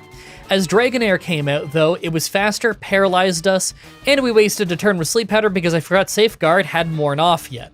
We ended up getting into a never-ending loop of hitting Psychic and then it using a full restore, but eventually went down after we lost just a little bit of health.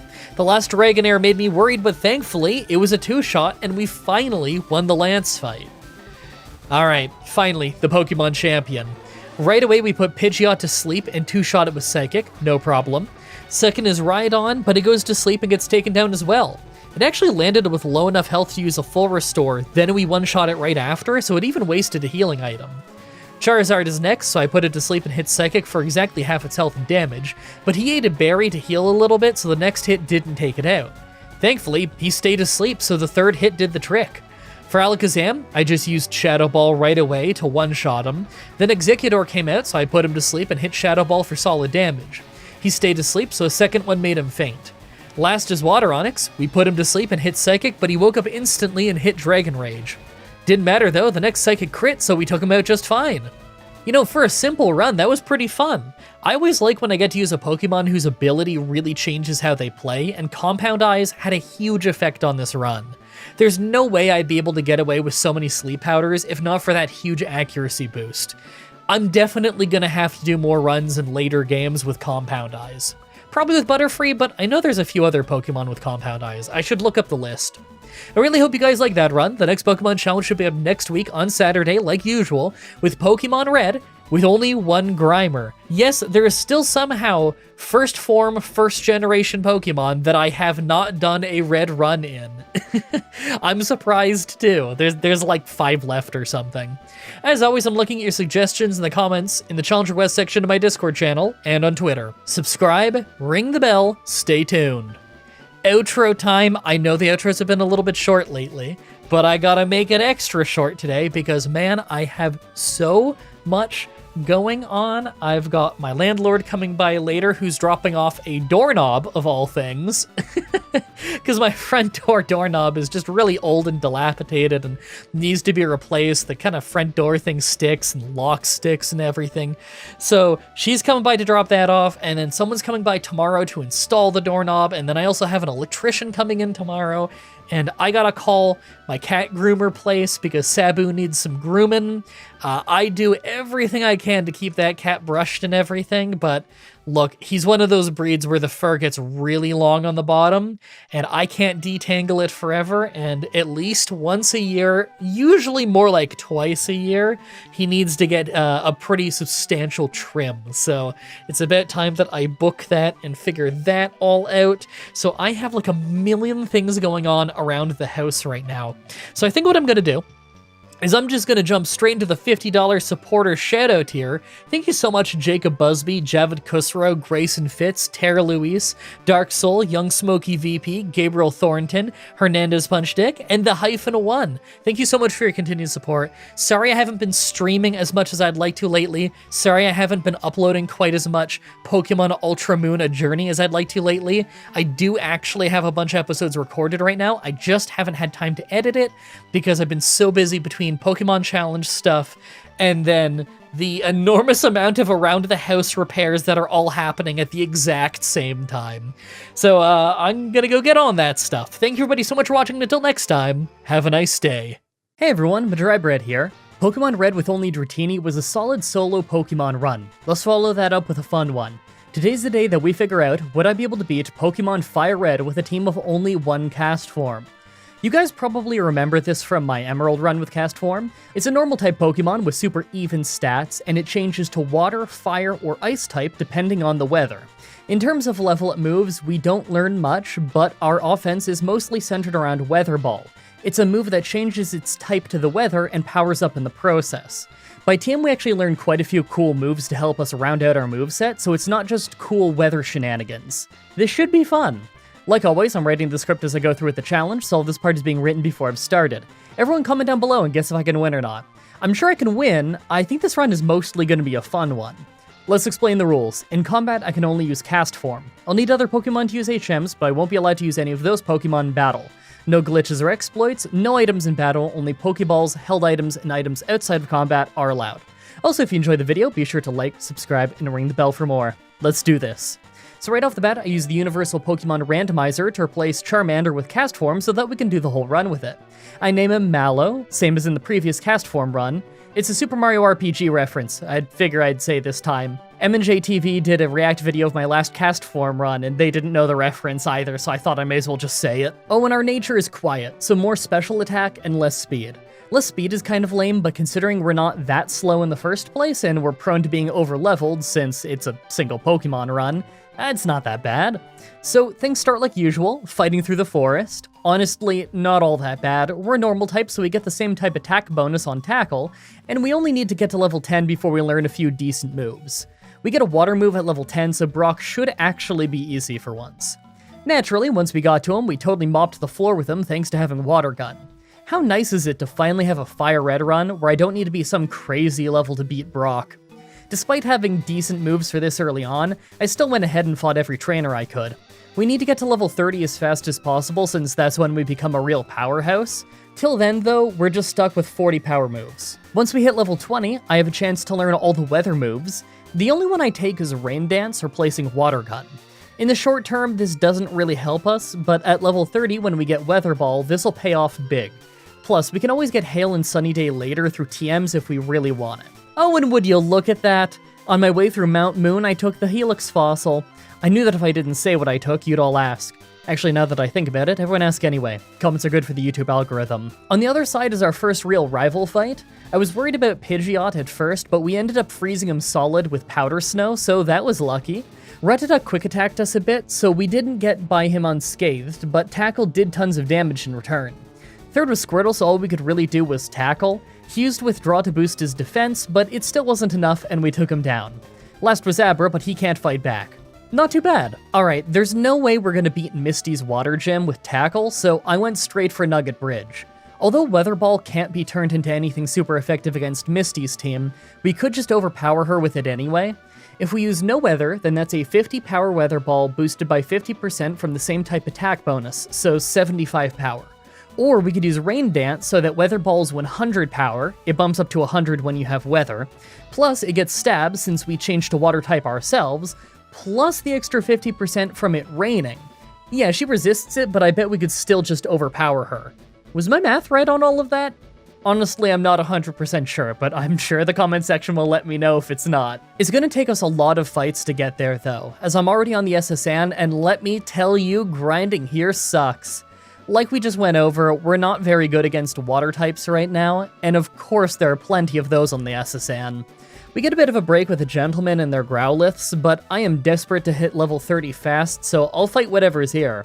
On one of the last few trainers here, we finally got Weather Ball.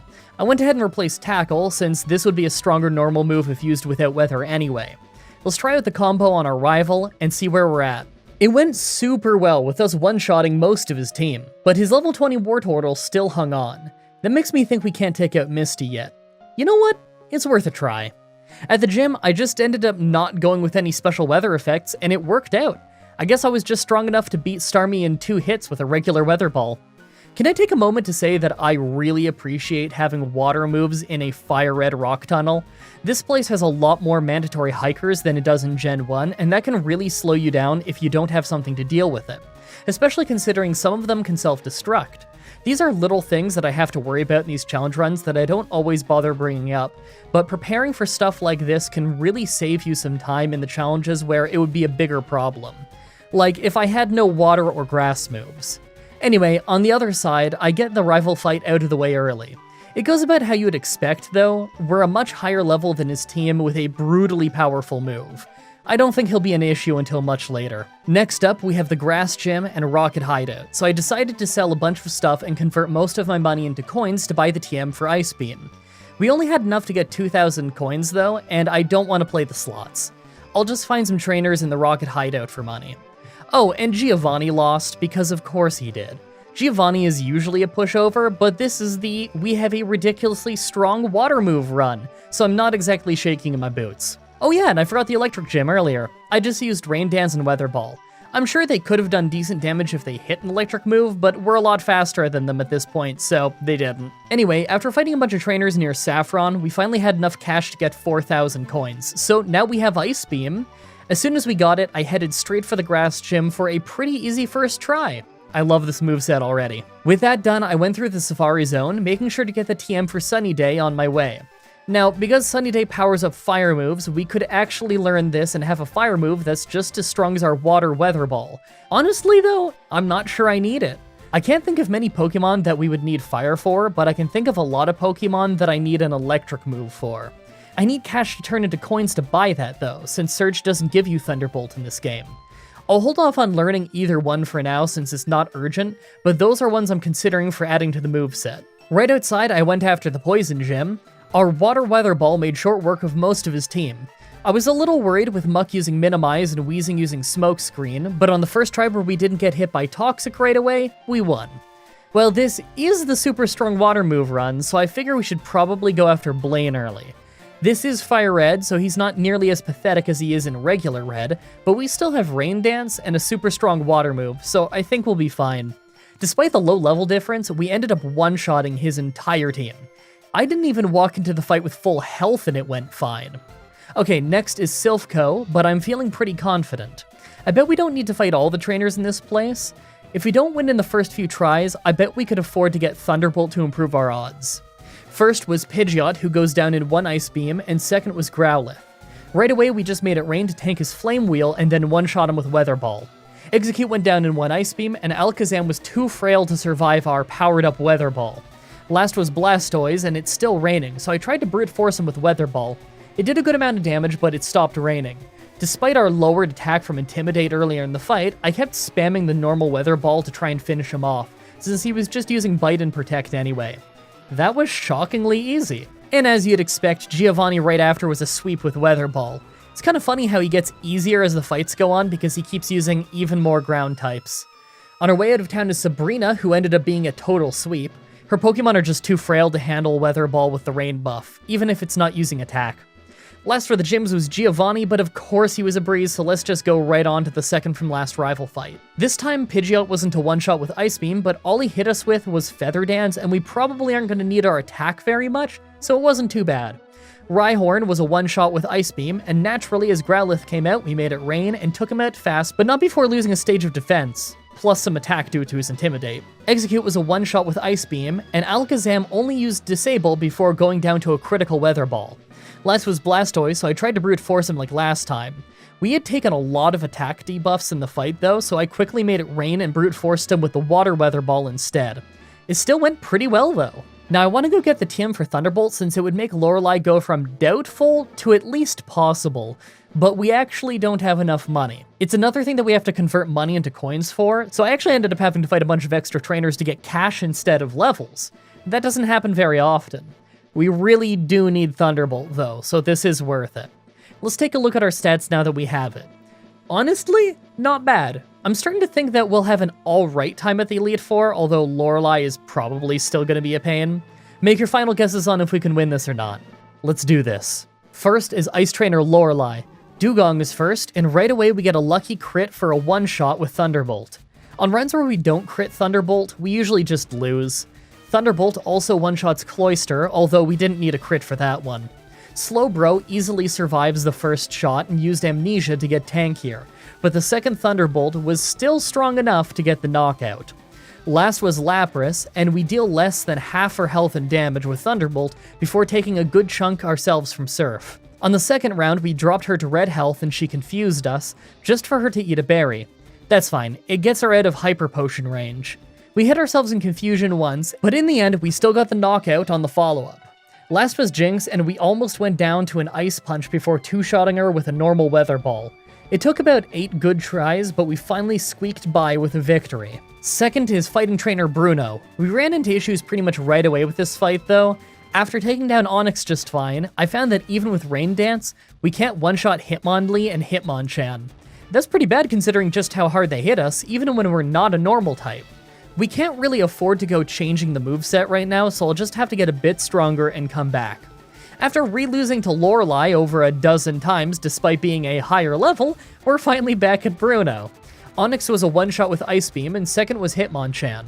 Since we don't want to stay a normal type, I Rain Danced, and his Rock Tomb missed us. Weather Ball took him down to a sliver just for him to miss Rock Tomb again. He used a full restore, but our follow-up took him down just fine, although he did waste a lot of our rain time. Thankfully, we were just strong enough to one-shot Hitmonlee, but the rain stopped as Machamp came out, so we had to start a new Rain Dance. As we did, his Cross Chop actually missed us, so we got a free hit in on him, and he used Bulk Up on the follow-up, so we didn't take any damage. Last was Onix, who was of course another one-shot. Man, that was a really lucky fight. Third is Ghost Trainer Agatha. Gengar is first, so right away I make it rain, and she starts with her double team. Weather Ball one-shot him though, so at least there's that.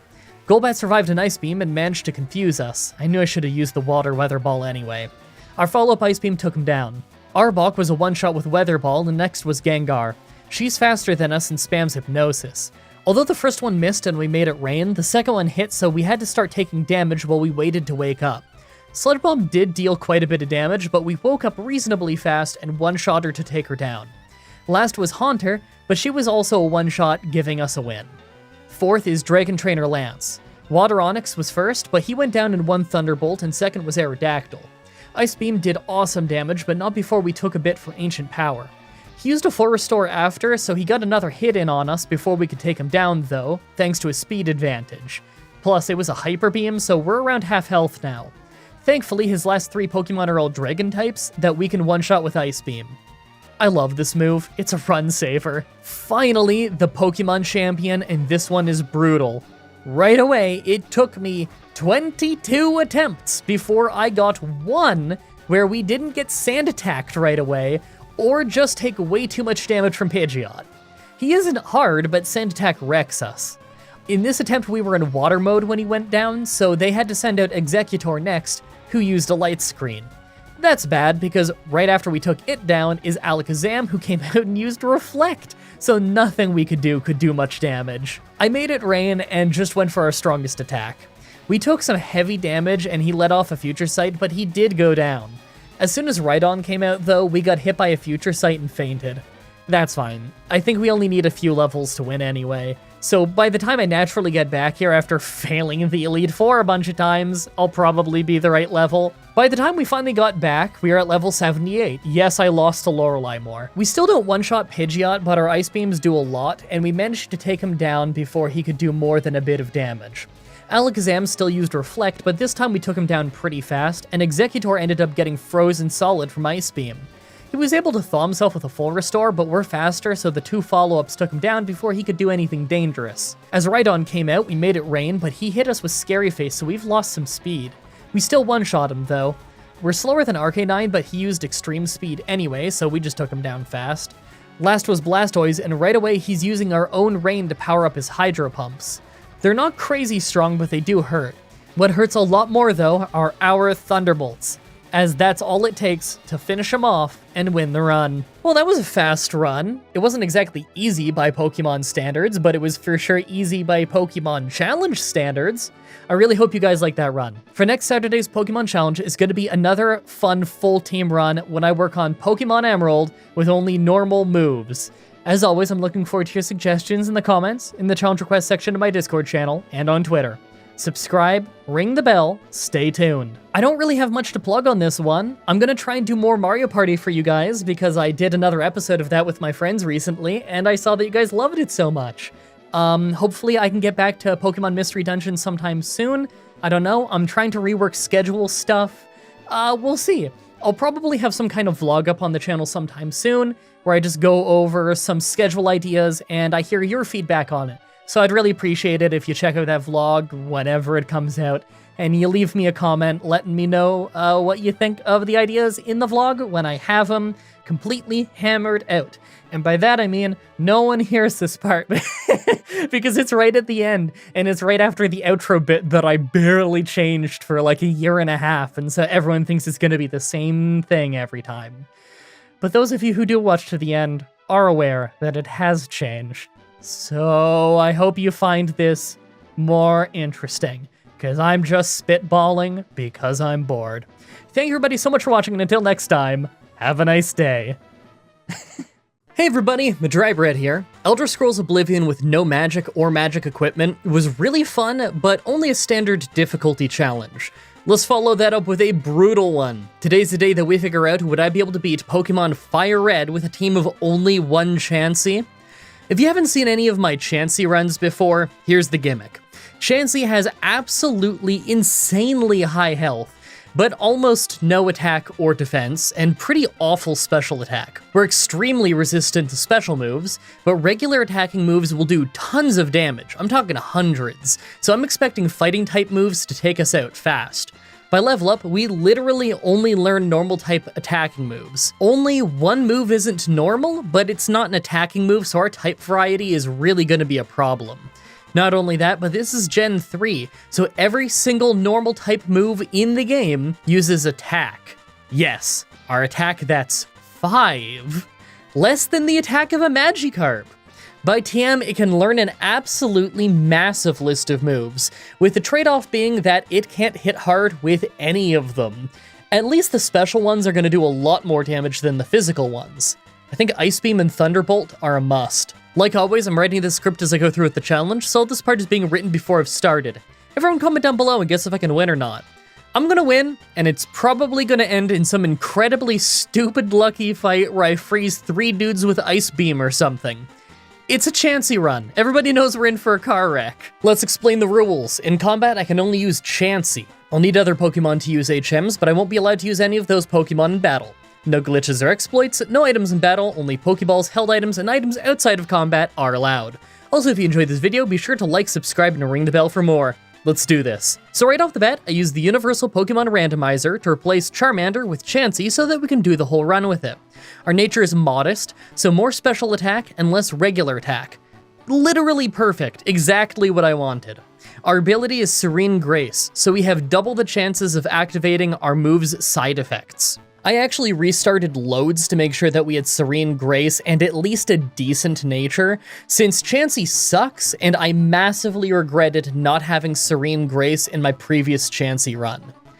I went ahead and named it Chansey Drew, because that's hilarious. So right away, it's Viridian Forest time, and we have to grind. The first gym is the ground gym. Why'd I have that written down? The first gym is the rock gym, and that's gonna be a problem. We only have a base attack of 5, we only learn normal moves by leveling up, and this is Gen 3, so every normal move in the game uses attack, never special attack. Both of Brock's Pokemon are high defense rock types that resist normal type. What that means is that we're gonna be doing 1 damage per hit to his team. I don't think that there's any way around that. Critical hits might do 2 damage if we're lucky. Even if we're able to somehow get strong enough to do 2 damage per hit though, in Fire Red, his team can use Defense Curl and Harden to boost his defense, so again, I'm really not expecting to do better than 1 damage. Sure, we could Tail Whip, but they'll just bring their defense back up. I don't think it's any use. Grinding in here is brutally slow, by the way. We take 4 hits just to make a first form bug Pokemon faint, so we give them a lot of chances to poison us. Chansey's a weird one because she grinds slowly due to her low damage, but she's also in the fast leveling category, so that kind of helps out. I can't really tell if it's offsetting how slow grinding is, but I'm still thankful that she requires less experience. Now, at level 13, we learned Soft-Boiled so that we could easily last a long time against them, and we could Growl to ruin their attack, but that's not really the point. The point is that we're gonna run out of power points long before the end of the fight, and we have to struggle. That is still gonna be incredibly weak. At level 17, we learned Double Slap, so that's at least a multi-hit move, but it only has 10 power points and it can miss, so even with that, we could just run out. After that, we don't gain another attacking move until level 35, and I would really hope that we could just brute force it by then, since that's a monstrous amount of grinding against level 4 Weedles. I'll try the battle once I have Soft-Boiled, and failing that, I'll try again once we have Double Slap. Wish me luck. First try at the Rock Gym, and believe it or not, we actually took down Geodude. Thing is, we still don't have the power points to come even close to winning the whole fight. I tried to run out of power points for Struggle, but after a genuine real-life 10 minutes of battling, I realized that there's no way that we'll actually still have decent health by the time that we've run out of power points, so I just went back to grinding. I actually think that we can for sure win this at level 17 with a Double Slap, though.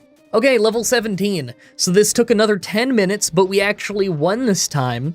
Geodude went down to Double Slap, but next was Onix, and our only Double Slap remaining missed, so we had to use Pound.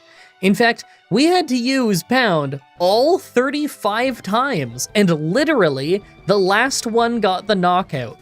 If that didn't get the knockout, I'd have to slowly use Growl and Soft Boil for another 10 minutes just to finish it with Struggle. That was so close to going from a horrible fight to a really horrible fight. Hey, it's finally time to travel again. You'd hope that after a grind like that, I wouldn't have to keep grinding, but this is Fire Red and there's a big level jump as soon as we get to the next city. We're Chansey, so until we learn some special moves, we're useless. I don't even know when I can learn my first special move. It might not be until Water Pulse. We get that when we beat the Water Gym, but man, that'll be a problem. In Fire Red, Misty uses Recover. With how little damage we do, that could be a problem. But if we do the rival fight first, then we're just gonna get hit by Sand Attack until we are useless. I predict a mess either way. Wish me luck. On our way there, though, I took the Helix Fossil. I knew that if I didn't say what I took, you'd all ask. Actually, now that I think about it, everyone ask anyway. Comments are good for the YouTube algorithm. Oh yeah, and before I got to the Water Gym, I made sure to learn Mega Kick from a tutor. It's probably not gonna be great since it's not very accurate and it's still using our horrendous attack stat, but it might help us in the Water Gym, and it's still better than Pound. First try at the Water Gym, and honestly, it does not go great. You can tell from how little damage we're doing to Staryu that Starmie is going to be an issue. As soon as we get to Starmie, I realize that our Mega Kick is doing just about as much damage as our Pound was doing to Staryu.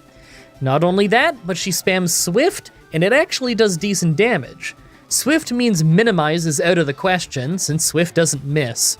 She also crit us like 1,000,000 times, but that's just my awful luck. I think I'm gonna have to do the rival fight and Nugget Bridge first. Okay, so the rival took about 1 billion tries, mostly because we absolutely drown in sand attacks instantly 95% of the time, but eventually I got this run where we landed a few mega kicks and were only hit by 1 sand attack once. Next was Rattata, who used Tail Whip to lower our already awful defense, then he kept using Quick Attack. We had to heal with Soft Boiled so much just to hang on and finally take him out. Eventually, we were against Squirtle, his last Pokemon that can actually fight.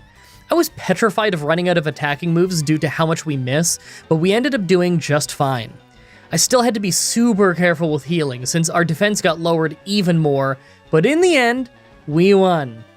Oh yeah, and Abra can't fight back, obviously. With that done, we have Nugget Bridge, and this is our big chance to level up a little bit before the Water Gym. We could do the S.S.N. early if we have to, but I can't reach the Electric Gym until after we beat the Water Gym, so we still have to do those two in the correct order. Still, I think I'm gonna need that experience. So here we are, S.S.N. If this was a regular red run, then we'd have the TM for Body Slam here, but no such luck in this version. It sucks because that means we still don't have a single good TM move for us. Hey, at least we have the Electric Gym coming up soon, then we'll have Shockwave. It's not amazing, but it's decent type coverage, so maybe I'll use it. Gotta beat the Water Gym first, though. Hey, let's just try that rival fight while we're here. So, I tried the rival fight a few times. Normally this one is super easy, but we just lose every single time. Either we get sand attacked until we're useless, or we get to Raticate with only 1 accuracy loss, and he easily tail whips us until we get squashed by Hyper Fang. I guess we have to do the Water Gym first for a better move. Okay, are you seeing this? This is how almost every attempt at the Water Gym goes. We're double their level and can't beat a single Staryu, because once it's used Harden a couple times, it just out-heals us. That's how brutally horrible Chansey's attack stat is. We're just useless. I actually have to grind beyond level 32 just to beat the second gym of the game. Okay, at level 35, after 7 more tries, I finally was able to use Pound until they were around half health and then Mega Kick when they were close to fainting. And I got just the right luck to take them out. Considering there was a speed tie, it takes a lot of luck. As soon as we win the fight, we learn Water Pulse. It's not crazy strong, but it's way stronger than the rest of our moves, and Serene Grace means that we're gonna confuse people twice as often as usual. That's pretty good, that might save us. Back to the rival, Pidgeotto drops our accuracy by 1 level, and then we take a ton of hits from Gust and Quick Attack due to us missing over and over. Once it went down, we had an easy time taking out Raticate without getting hit, thanks to him missing Hyper Fang. For Kadabra, I just used Pound, and although it did well, he used Kinesis, so our accuracy is down even more. Then he hit us with Confusion to confuse us before we took him down. I really don't like this. Last is Wartortle, and we snapped out of Confusion, but obviously wasn't doing much damage with Water Pulse. It did confuse him though. The tactic is to just keep using Pound until he stops being confused, then to use Water Pulse until he's confused again. It went great as he ended up hitting himself in confusion quite a bit. Finally, a win. Hey, the Electric Gym was actually pretty easy. It was slow for how easy it was, but that's kind of just how these Chansey runs go sometimes. That gets us the TM for Shockwave, a decent move that gets us some type coverage. I'm finally ditching Pound. I don't think we need it at all anymore. Next is Rock Tunnel. Normally this place is a little bit rough, but we have Water Pulse, so nothing here is actually a problem. It's always nice when this place is a breeze.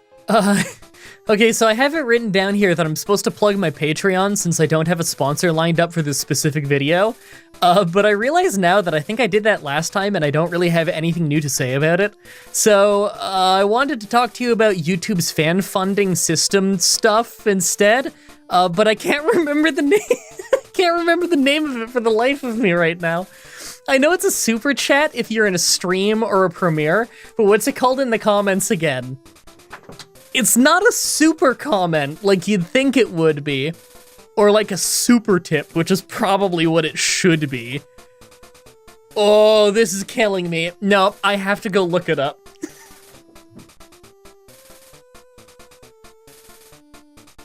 Super thanks! Oh my god, what a dumb name. Super thanks. Oh, super thanks for calling it that, YouTube. I totally don't sound like an idiot talking about this. So if you guys want to super thank me for all these super challenges, then you can click the button below the video to give me all of your super money. Put your hands up. This is a stick up. Give me all your super money. Oh, this website is abominable. How did they go naming it super thanks? The word super comment or super tip or super donation, of all the things you could have called it. Super thanks. Nobody knows what a super thanks is. Oh. Anyway, as soon as I go to Celadon City, I use all your super money to buy coins so that I could get the TM for Ice Beam. I also had to do the slots a lot. It sucked, but it's a lot faster than the Versus Seeker this early in the game. I could also get Thunderbolt, and I do want to get that at some point, but for now, Ice Beam is better. Ice Beam, with its freeze chance boosted from 10% to 20% from our ability, yes please, has a 1 in 5 chance of freezing. I love those odds. This is gonna save us in the Giovanni fight and the grass gym for sure. I also picked up Return on my way over here since it's just on the other side of Rock Tunnel. Even with the same type attack bonus, Return is gonna be awful. It's weaker than Mega Kick, but I'm sure we'll need it once in a blue moon. To be honest, I don't even know if I'm gonna learn it. I'm not learning it right now, I'm just holding on to it just in case.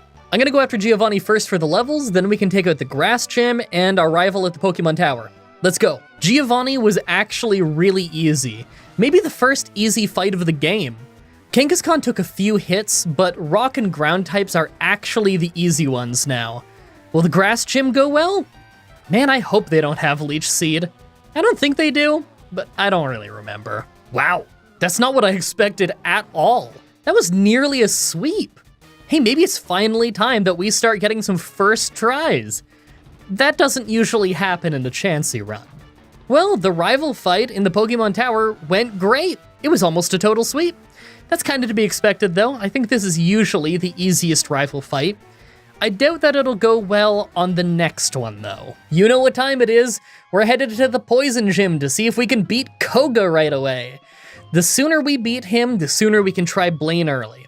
Now, Blaine isn't a total idiot in this game like he is in regular Red, but it's still fun seeing if we can beat him early just for old time's sake.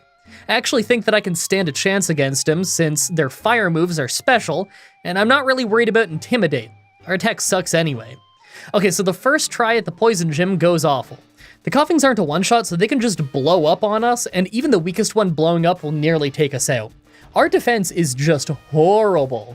I would have to get super lucky with freezing to be able to stand a chance in this fight. I decided to go do Silphco first. Now, I doubt I can beat the whole place since the rival fight here is typically way harder than the Poison Gym, but if I'm already gonna be in here to fight the trainers and get the money, then why not try, right? Plus, if we make enough money in here, then maybe I can pick up the TM for Thunderbolt for better type coverage or something. Well, I'm in here. This is a great time for MDB AM8, where you guys ask me questions to answer on the show. Give me a minute, I'm gonna go fetch some questions.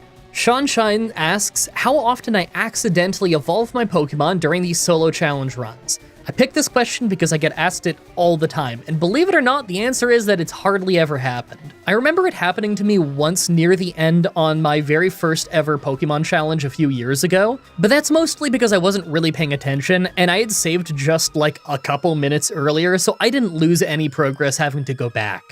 Maybe people think it would be really easy to accidentally evolve because of like speed up in emulators, but I didn't use speed up in the challenges for a pretty long time, pretty much until you guys told me to. Because years ago, in the early days of Pokemon challenges, some people considered emulator speed up to be cheating. Yeah, Pokemon was really different a few years ago. People were crazy about how tedious they needed the challenges to be back then. But yeah, I hardly ever had any Pokemon accidentally evolve over the years, and it's never really been a big issue to deal with. Flashboy284 wants to know if I've ever thought of making a highlight reel of all of Blaine's shenanigans. I do like the idea, but I'm never gonna make a highlight video of that. I don't have the time to go rewatching through every Red and Fire Red run I've done just to figure out what ones are funny and then edit them together. If any of you watching want to volunteer to do that, then go for it though. You know, that was a quick question. Let's go do another one. Question 3. Sweetie Guess wants to know if I've memorized all the maps. Another very common question. Nah, I haven't memorized them, but I'm really familiar with most of the locations that are required to go through in these runs. I know where a lot of the really useful hidden items are because I used to look them up a lot in the early days, and I've learned them from that. Rare Candy and PowerPoint ups are the main thing that I try to remember. As for the map itself, I don't tend to get lost anymore unless it's like that mountain in Gen 5 that I always get lost in. Unless it's winter. If it's winter, I only got lost in there once, which is really embarrassing, because if you know the way to go, then that mountain takes like a minute in winter. Alright, that was it for another session of MDB AMA. If you have any questions that you just need answered on the show, then comment down below and make sure to include MDB AMA, all one word, so that it's easy for me to find your comments when I go searching for them. Thanks. Now it's time for the Silph rival fight. First is Pidgeot, who got frozen solid off Ice Beam, so we never got hit. Awesome start. Second is Growlithe, so our attack is down to Intimidate. Whatever will we do? Hey, he actually wasn't a one-shot with Water Pulse. I was surprised by that. Well, he went down to the second hit.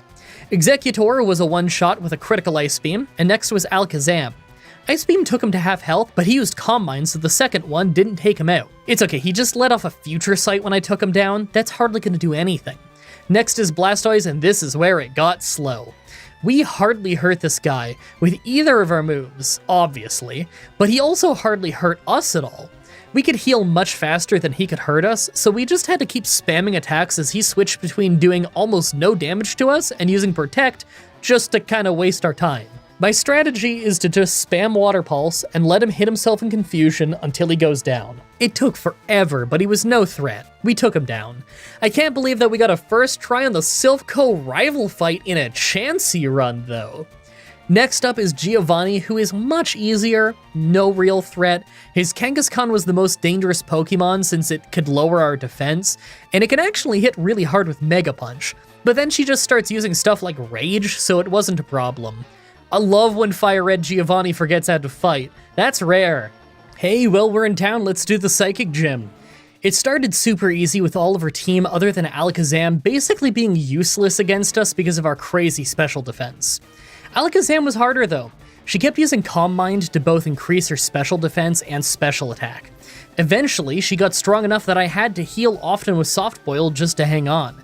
I can't believe that we almost ran out of uses of Ice Beam on the Psychic Gym. Poison Gym should be easy after this, right? Okay, Coughing was a one-shot, and then Muck was awful. I went to war with him forever. We crit an Ice Beam at the start for lots of damage and froze him on the second hit, but he just used a Hyper Potion to heal. He ended up defrosting eventually, but we refroze him instantly. Mind you, this still took absolute ages because he kept using Hyper Potions, but eventually we took him out, but not before he defrosted with a Sliver, got past Confusion, and took a huge chunk out of us with Sludge. On the next Coughing, I took my chance to heal a bunch. I ended up getting poisoned, but that's actually possibly good since it keeps us from getting hit by Toxic instead. The ending was horrible though. He blew up, so I had to start the Wheezing fight by healing. Right away though, he started ruining our accuracy with Smokescreen. We did great, and almost took him out, but he overwhelmed us. Since when is Koga this hard? Okay, no more messing around. After 9 tries of using maxed out evasion, just to get hit by Toxic right away, we finally have this run where we use evasion to get through the gym. It sucks, but it's better than us having to overlevel like crazy. That said, there's nothing easy about this. It took forever. And even on the winning run, we had the insanely bad luck of getting hit 3 times in a row, with the first one being a crit against the final Wheezing. And since we're poisoned off of Sludge from earlier in the fight, we had to heal all the time. Even with 6 uses of Minimize, the Poison Gym was super hard. Well, that part isn't normally hard. I guess our physical weakness is just that bad. Kinda makes me worry about how Bruno is gonna be later in the run. But how do you think the Fire Gym will go? So the Fire Gym was easy, but we actually only took out 2 of his Pokemon. He took out the other 2 himself with Takedown. Yes, Even in Fire Red, Blaine has found a way to do the worst possible move in any situation. Last for the gyms is the ground gym, and this one goes great. I think we only took one big hit the entire fight. It was honestly really easy. Will the rival fight after goes well? I'm kinda nervous. First is Pidgeot, who we once again freeze solid on the first shot, so accuracy is fine. Rhyhorn obviously goes down in one Water Pulse, and next is Growlithe, who was a total pushover. Execute was a one-shot with Ice Beam, so next is Alakazam. Right away, he's faster than us and used Calm Mind, so I kept spamming Ice Beam. We didn't do a ton of damage, but he just kept missing us with Disable, so he wasted a ton of his own turns. He did some decent damage to us with Psychic before we could finally take him down. Last was Blastoise, who took nearly half the runtime of the fight just to beat. He was still no threat, we just hardly hurt him. With that done, we're on our way through Victory Road to the end of the game. I've gotta say, having some special moves is really making some battles easier than I expected, but we're still so unbelievably frail when it comes to physical moves.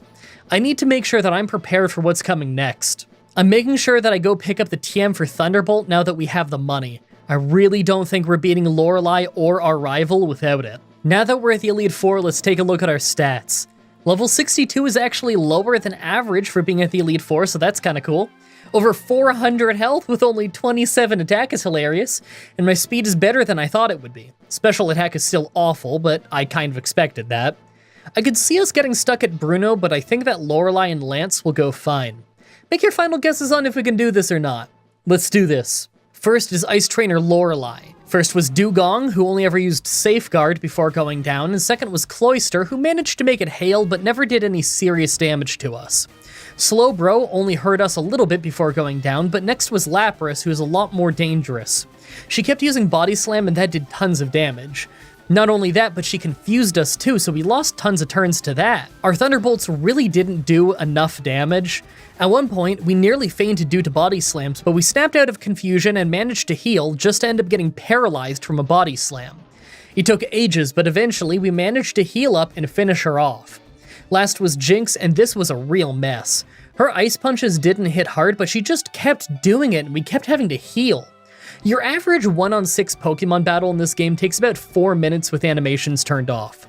This took 8 minutes just because Jinx took so long to take down. What a mess. Second is Fighting Trainer Bruno. Yeah, that's kind of what I thought. Onix was easy, and then we lost comedically badly as soon as a fighting type came out. Well, he's got 3 fighting types that can squash us, so I think it's safe to say that we need to get stronger. An entire 8 levels later, and we still only get to hit Hitmonchan once because he can Sky Uppercut us into yellow and then Mach Punch us the next turn to finish us off.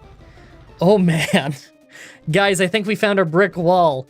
Maybe I should just minimize when I'm fighting the Onix, that way I'm not overleveled for the rest of the Elite Four. Nope, still not happening. Even with 6 minimizes, we just go down to Hitmonchan easily every single time. It takes a ton of hits to make him faint, and he only needs 2 to make us faint. We never get even close to making him faint. Make your guesses on what level we need to be to win this fight, everybody. I'm gonna guess 90, and that's probably gonna be with minimize. Fire up the Youngster Joey music. Level 75, we got a lucky crit to make Hitmonchan faint, but we had taken so much damage already that Hitmonlee one-shots us with Brick Break. Doesn't help that we're slower from Rock Tomb too. Level 80, are you ready for some crazy luck? We froze Hitmonchan on the first hit, and he never defrosted. Then against Hitmonlee, we took crazy damage, but we crit him to take him out for the first time. Next was Machamp though, so naturally we go down to Cross Chop. I was hoping for a freeze so badly on that because I know we could have beaten the Onix after him. Level 85, lost to Hitmonchan since he never got frozen. We still take so much damage, but I think I'm a few levels away from being able to beat Hitmonchan in one less move, and that might really change this fight. Level 90. Okay, this is progress. We can beat Hitmonchan straight up without crits and freezes, and we come extremely close to beating Hitmonlee the same way. Okay, I'm confident that I could win this with full minimize within 5 tries. I'm gonna go for it. Okay, after an agonizing amount of attempts where we just got taken out anyway, we finally had this one where we got to Machamp. Yeah, he nailed us with Cross Chop despite full evasion, but we kept healing back up and eventually were able to take down his whole team. That was so rough. I'm really hoping the rest goes okay. Third is Ghost Trainer Agatha. The first Gengar was a 2-shot with Thunderbolt after her double team didn't help her dodge, and Golbat was of course a 1-shot. Arbok hit Screech so our defense is down, but we still didn't take any damage, knocking her out. Next was another Gengar who missed Hypnosis on the first round but put us to sleep on the second and then healed up with a full restore. That's when she started with Sludge Bomb, and that really hurt. We managed to wake up and paralyze her, then finish her off, but 2 Sludge Bombs nearly knocked us out. Last was Haunter, so we just one-shot it with an Ice Beam to finish it off. I really don't like how close that was. Fourth is Dragon Trainer Lance. Literally the only member of his team that was even remotely a threat was Aerodactyl, and that's only because he landed a critical hit. Otherwise, totally easy fight. Finally, the Pokemon champion. Pidgeot was nearly a one-shot, but he just hit his Feather Dance to lower our attack, so things were fine. We even got him to waste his full restore. Second was Alakazam, and although he let off a Future Sight, we froze him, so he never hit us. Awesome start. Executor missed his Egg Bomb, but we took a little damage from Future Sight, finally hitting us. Anyway, he hung on a little bit, but never did any damage to us, so we were fine. Rhydon was a one-shot with Ice Beam, and second from last was Arcanine. Now, we actually took a bit of damage off Extreme Speed, mostly because the second one crit and really hurt, so we had to spend some time healing. It was okay though, and he went down in the end. Last was Blastoise, so naturally we used Thunderbolt after healing up for safety, and although he hits Hydro Pump while it's raining, we have so much special defense that it hardly hurt. We took him out on the follow-up, winning the run. You know what? For a Chansey run, that wasn't bad. Yeah, Bruno was brutal, and everything before us getting a special attack was a horrible mess, but the middle section of the game was actually great. I really hope you guys like that run. The next Pokemon Challenge should be up next week on Saturday like usual, with Pokemon Emerald while using our rival's Pokemon and moves. That one's gonna be hard, since the rival in that game literally only has 4 Pokemon and they all have awful moves. As always, I'm looking at your suggestions in the comments, in the challenge request section of my Discord channel, and on Twitter. Subscribe, ring the bell, stay tuned. Outro time. I don't really have anything to talk about this time. Thanks for watching my super video. I can't wait to hang out in the premiere for this one whenever it goes live. I bet you it's gonna be a fun time. Thanks for watching the super challenge. I hope you enjoy my super challenge next week, but I'm super hungry, so I think I actually need to go make myself some super lunch. Actually, it is actually almost 2 p.m. and I legit haven't made myself anything today other than like a little bit of oatmeal. It's one of those weird late morning things. You know how it happens sometimes. Look, work gets away from you sometimes when you're a YouTuber. It's a lot of things that you have to do and nobody else knows how to do because you're the only one who knows your own workflow and where everything is and blah, blah, blah. So, yeah, there's like a million things to do right now. So my stomach's been growling for the last 3 pages of script.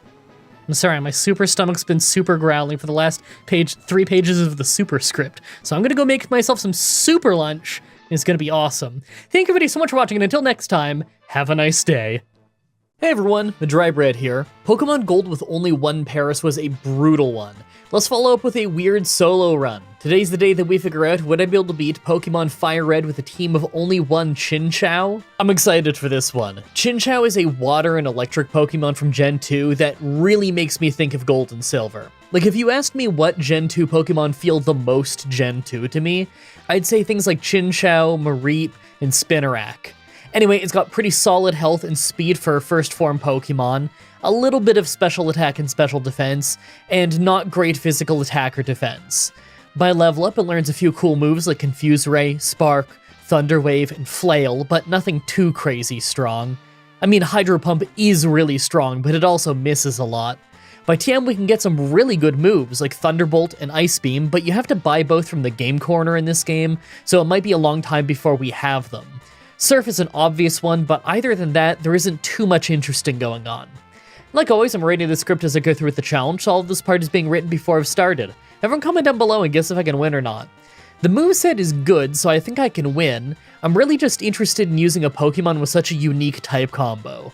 There aren't naturally any water and electric types in Fire Red before you beat the game, so I'm interested in seeing how this goes. You know, beating a region with a type that it doesn't normally have. Let's explain the rules. In combat, I can only use Chinchou. I'll need other Pokemon to use HMs, but I won't be allowed to use any of those Pokemon in battle. No glitches or exploits, no items in battle, only Pokeballs, held items, and items outside of combat are allowed. Also, if you enjoyed this video, be sure to like, subscribe, and ring the bell for more. Let's do this. So, right off the bat, I used the Universal Pokemon Randomizer to replace Squirtle with Chinchou so that I can do the whole run with it. I picked to replace Squirtle so that our rival would have Venusaur, probably the hardest for us to fight. Our nature is Docile, so that's neutral stat gains. Our ability is Volt Absorb, so electric moves will actually heal us. I'm happy we got that one because the alternative is Illuminate, and all that does in this game is raise the encounter rate. I guess it's kind of good for grinding on wild Pokemon, but it makes travel really annoying. I name him Bray. I'm pretty sure I've already used this name for another Pokemon, but I mean, it's a Lantern Pokemon, how can I not? There's nothing more fitting. So, while I make my way through the forest, let's talk about the run. I figure the Rock Gym should be super easy at whatever level we're there at, since we have water moves. But the next gym after that is the Water Gym, and although it would be easy with electric moves, we have to hit level 25 to actually learn one. The first one we get is Spark, and this is before the physical and special split, so it'll be a pretty basic 65 power electric move. It's actually the only electric move that we get by level up, weirdly enough, or at least the only one that does regular damage. I want Thunderbolt, but that TM is really expensive, so it might be a while. Plus, I also need to buy the Ice Beam TM from the same place. Who knows when we'll have enough money for both. That'll probably be near the end of the game. Really, what I'm most worried about early on is just the rival fight. That's usually a pretty hard one, especially if we get hit by Sand Attack. Let's just try and beat the Rock and Water gyms for now, so we can get some better moves. Oh, and I googled how to pronounce Chinchou.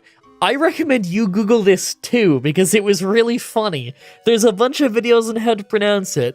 The first one says Chinchou, the second one says Chinchou. I'm gonna say that it's Chinchou, because I think it's supposed to be a Chinese name, and you would say it closer to Chinchou than you would Chinchou. Okay, so we actually didn't get one-shots on Brock's team, but it's just because Bubble is really awful. It's a 20 power move. It's fine. We hardly got hurt at all. We even learned Flail in the process, so that's pretty cool. Alright, we're on the move again. I figure our rival won't be too horrible, but Vine Whip could cause issues. I really don't think I'll be level 25 by the time that I get there though, so I don't think I'm beating either our rival or the Water Gym until then anyway. Pidgeotto will Sand Attack us, and the Starmie will out-heal us with Recover, so I figure there's no beating either one of them until level 25. I'll try when I get there below that level, of course, but I'm still gonna fight everything I can on my way there to save on time. Once I get Spark, though, I'll try the Water Gym first, just so that I can get Water Pulse for a better move. On our way there, though, I took the Helix Fossil. I knew that if I didn't say what I took, you'd all ask. Actually, now that I think about it, everyone ask anyway. Comments are good for the YouTube algorithm. Well, that's kind of what I expected. We lost to Vine Whip a bunch against our rival. The weird thing is, Pidgeotto switches out to Bulbasaur after a turn or two. Like, I know Bulbasaur is obviously the best Pokemon that he has against me, but usually he doesn't switch away unless his Pokemon is totally useless, and it isn't. Pidgeotto could really mess us up. Maybe he's just considering that I'm part Electric type? Let's go grind to level 25, take out the Water Gym, get Water Pulse, and come back. Alright, that's more like it. It took a little while, but I got Spark, and that made short work of the Water Gym. That means that we have Water Pulse now, and it's gonna be our best water move until we get Surf. Still, both Water Pulse and Spark are resisted by Grass types, so we'll see how the rival goes. Well, Pidgeotto was a one-shot, but Bulbasaur is actually still really hard. We got hit by Leech Seed right away as we were paralyzing him with Thunder Wave, and it pretty much made our Water Pulse and Spark useless. I tried using Flail, and it started doing passable damage once our health got low, but as soon as we got put to sleep, we were doomed. Okay, I don't think this is impossible though. I'll try a few more times. Sometimes he uses Vine Whip instead of Leech Seed at the start, so maybe we can make this work. 2 tries later and things go a lot better. This time he never uses Leech Seed, although he still puts us to sleep. Thankfully, we got awesome luck with Paralysis, as well as him getting confused off Water Pulse, so he lost tons of chances to hit us. Eventually, he dropped our health to the point that Flail would do more damage, so we took him out. After that is Abra, who only knows teleport, so it was easy, and last is Rattata, and we don't have low enough health that he could just quick attack us, so we won. Alright, now for as situationally useful as Flail can be, I think I want something more reliable. North of Nugget Bridge, I made sure to grab the TM for Secret Power. It's a 70 power normal move that has side effects that are different depending on the environment we're fighting in. Indoors, it can cause paralysis, so that's pretty good. Even if we already have Thunder Wave, we're not going to have it forever. Really, I just want a solid normal move for all the grass types we're going to be fighting. Now, I'm going to go to the SSN and use Spark to sweep through all those water types for a few levels, and then I think we'll have a reasonably easy time at the next rival fight in the Electric Gym. I know the previous rival fight was hard, but I think Secret Power is going to make the next one a lot easier. Okay, so this took 5 tries because Sleep Powder is the worst thing in the world, but as soon as we have a run where we didn't get hit by Sleep Powder right away, we won pretty easily. Ivysaur is just the only part of this Rivals team that can put up any serious fight this early on. After that is the Electric Gym, and not only was it super easy, but his Raichu at the end actually healed us back up by using Shockwave on us. I guess he doesn't know that I have Volt Absorb? That was amazing! That was like something I would do by accident. Alright, well, I'm in the Rocket Hideout now because there's no way that we're ready for the Grass Gym yet. There's Giovanni, the Pokemon Tower rival fight, and then the Grass Gym to do. Thankfully, the Grass Gym is one of those ones where you can drag your feet for a long time if you want to, and I do think we want to. If I had Ice Beam, then this would be easy, but I really doubt I can afford it. I'll have to convert my money into coins. I think that what I'll do is I'll beat Giovanni, clear out the Pokemon Tower, get Surf, then see if we can afford Ice Beam yet. If we can, then we can take it out. If we can't, then I'll go after the Poison Gym. Let's see what happens. Obviously, Giovanni was pretty easy since we're Water type, although Kangaskhan does some decent damage to us. We were never in any real danger of fainting though, so it was fine. Next is our rival, and this was much harder. Right away, we get crit by Quick Attack to take some damage before we one-shot Pidgeotto. As Ivysaur came out, we hit a Secret Power to paralyze him right away, and he missed Sleep Powder. A good start. We hit him to bring him to red health, as he hit a huge Razor Leaf before we could finish him off, so we're pretty hurt. Water Onix was a one-shot with Spark, as is the Growlithe right after with Surf. Last is Kadabra, and we do good damage with Secret Power, but he throws some randomness into the fight when it paralyzes him, and his Synchronize ability paralyzes us in return. He hits Confusion to bring us to low health, but thankfully, we weren't fully paralyzed, so we took him out next turn. That was close. So I went to the Poison Gym since I didn't have enough money for Ice Beam, and although Coughing was a one-shot, we hardly did anything to Muck. Not only that, but he got us with Toxic right away, so we were taking tons of damage. We got a lucky crit, but he just healed back up and used Minimize, so we ended up fainting before we could take him out. I kinda figured we weren't ready yet. Let's go clear out the Grass Gym and give it a try. Even if we don't win, maybe it'll get me a few levels. Ouch. Not only did we not get far at all into the gym leader fight, but clearing out the gym itself only got us 1 level up. For sure not enough. I really think we just need enough money for Ice Beam. Okay, well, if I clear out the route of trainers east of Fuchsia City, then I bet we'd have the money. Those trainers drop a decent amount. Lots of them are flying type anyway, so it should be quick and easy to fight. I'll clear those out, get Ice Beam, and then try again. There we go, that's more like it. Clearing out the route took us a little while, but it got us enough money for Ice Beam, and then we just swept our way through the Grass Gym. We hit level 50 by the end of it. I bet we could beat the Poison Gym now in maybe a few tries. First up is Coughing, who's just a one-shot with Surf like before, and second was Muck, who stopped us last time. This time, though, we were hitting harder for sure. He used Minimize, got hit anyway, but then he got us with Toxic, so we're on a strict time limit. Surf finished him off, so at least we didn't miss. The second Coughing was also just a one-shot, and last is Wheezing. Right away we hit Surf for big damage, got rocked by Sludge, Toxic got us to only 2 health, and then we hit the finishing blow. I cannot believe how close that was. You know what that means though, we get to do the Fire Gym early. I'm really not worried at all. We're a Water type, so we've got this in the bag. Yeah, I know it's Fire Red, and he's much less dumb in this one, but we have Surf, and we're a high enough level that we're probably faster than most of his team. Plus, we have a Quick Claw, just in case Arcanine is faster. let's see how this goes. Well, I was right in guessing that Arcanine would be the only threat since we swept our way to him. He got us for a bit of damage with extreme speed, but we still took him out no problem, even with his healing items. I don't know why he didn't use extreme speed every turn, but then again, he still wouldn't have beat us that way unless he had some really great crit luck. With that stunning victory, we only have a few major fights left leading to the Elite Four.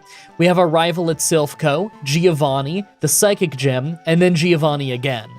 Well, both Giovanni fights will be super easy, I'm sure, and I think that the Psychic Gym might be easy since it's not usually that bad, but I just never know how it's going to go with these rival fights. Venusaur is pretty tanky, so I doubt that we can one-shot it with Ice Beam, and I bet that it can one-shot us with Razor Leaf if it crits.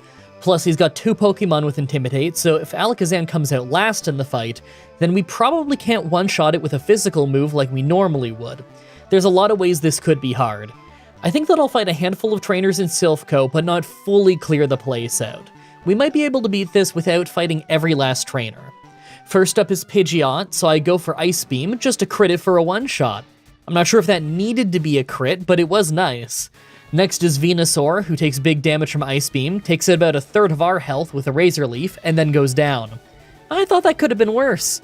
Water Onix is of course a one-shot with Spark, and Growlithe right after is a one-shot with Surf, but our attack is down twice now as Alakazam came out. I went for Surf instead of Secret Power, and it paid off, nearly taking him out as all he was using was Calm Mind. He didn't use any healing items, so we took him out. That was actually pretty easy. So do I even have to bring up the Giovanni fight right after? It only went 1 minute and 17 seconds. We spammed Surf and his whole team crumpled. Next is the Psychic Gym, and it started great with Surf getting a one-shot on Kadabra. Second is Mr. Mime, who survived a hit and just used Barrier and a Hyper Potion, so we just two-shot her to take her out easily. Third is Venomoth, and it got us with a Supersonic and healed with a Hyper Potion after our Surf. Then we hit ourselves in Confusion, so it was a bad start. But we snapped out of it fast, and her Psybeam didn't hurt us much, so we took her out without being hurt too much.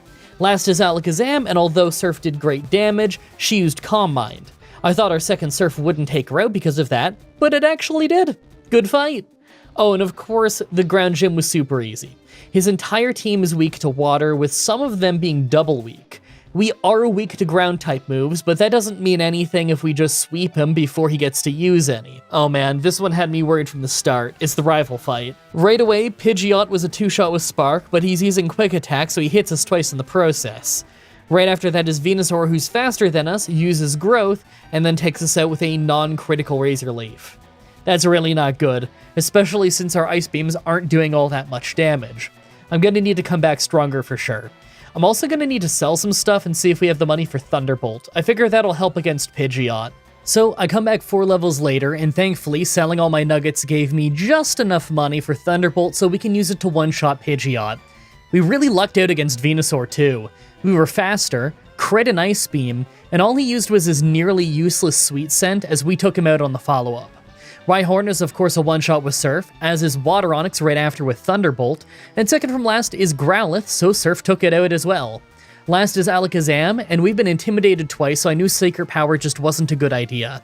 But although Surf hit pretty hard, he used Calm Mind, so I knew that the next move wouldn't take him out. I went for Thunderbolt hoping to paralyze him, but it didn't. It's alright, all he did was use Disable on Thunderbolt, so I switched to Surf to finish him off.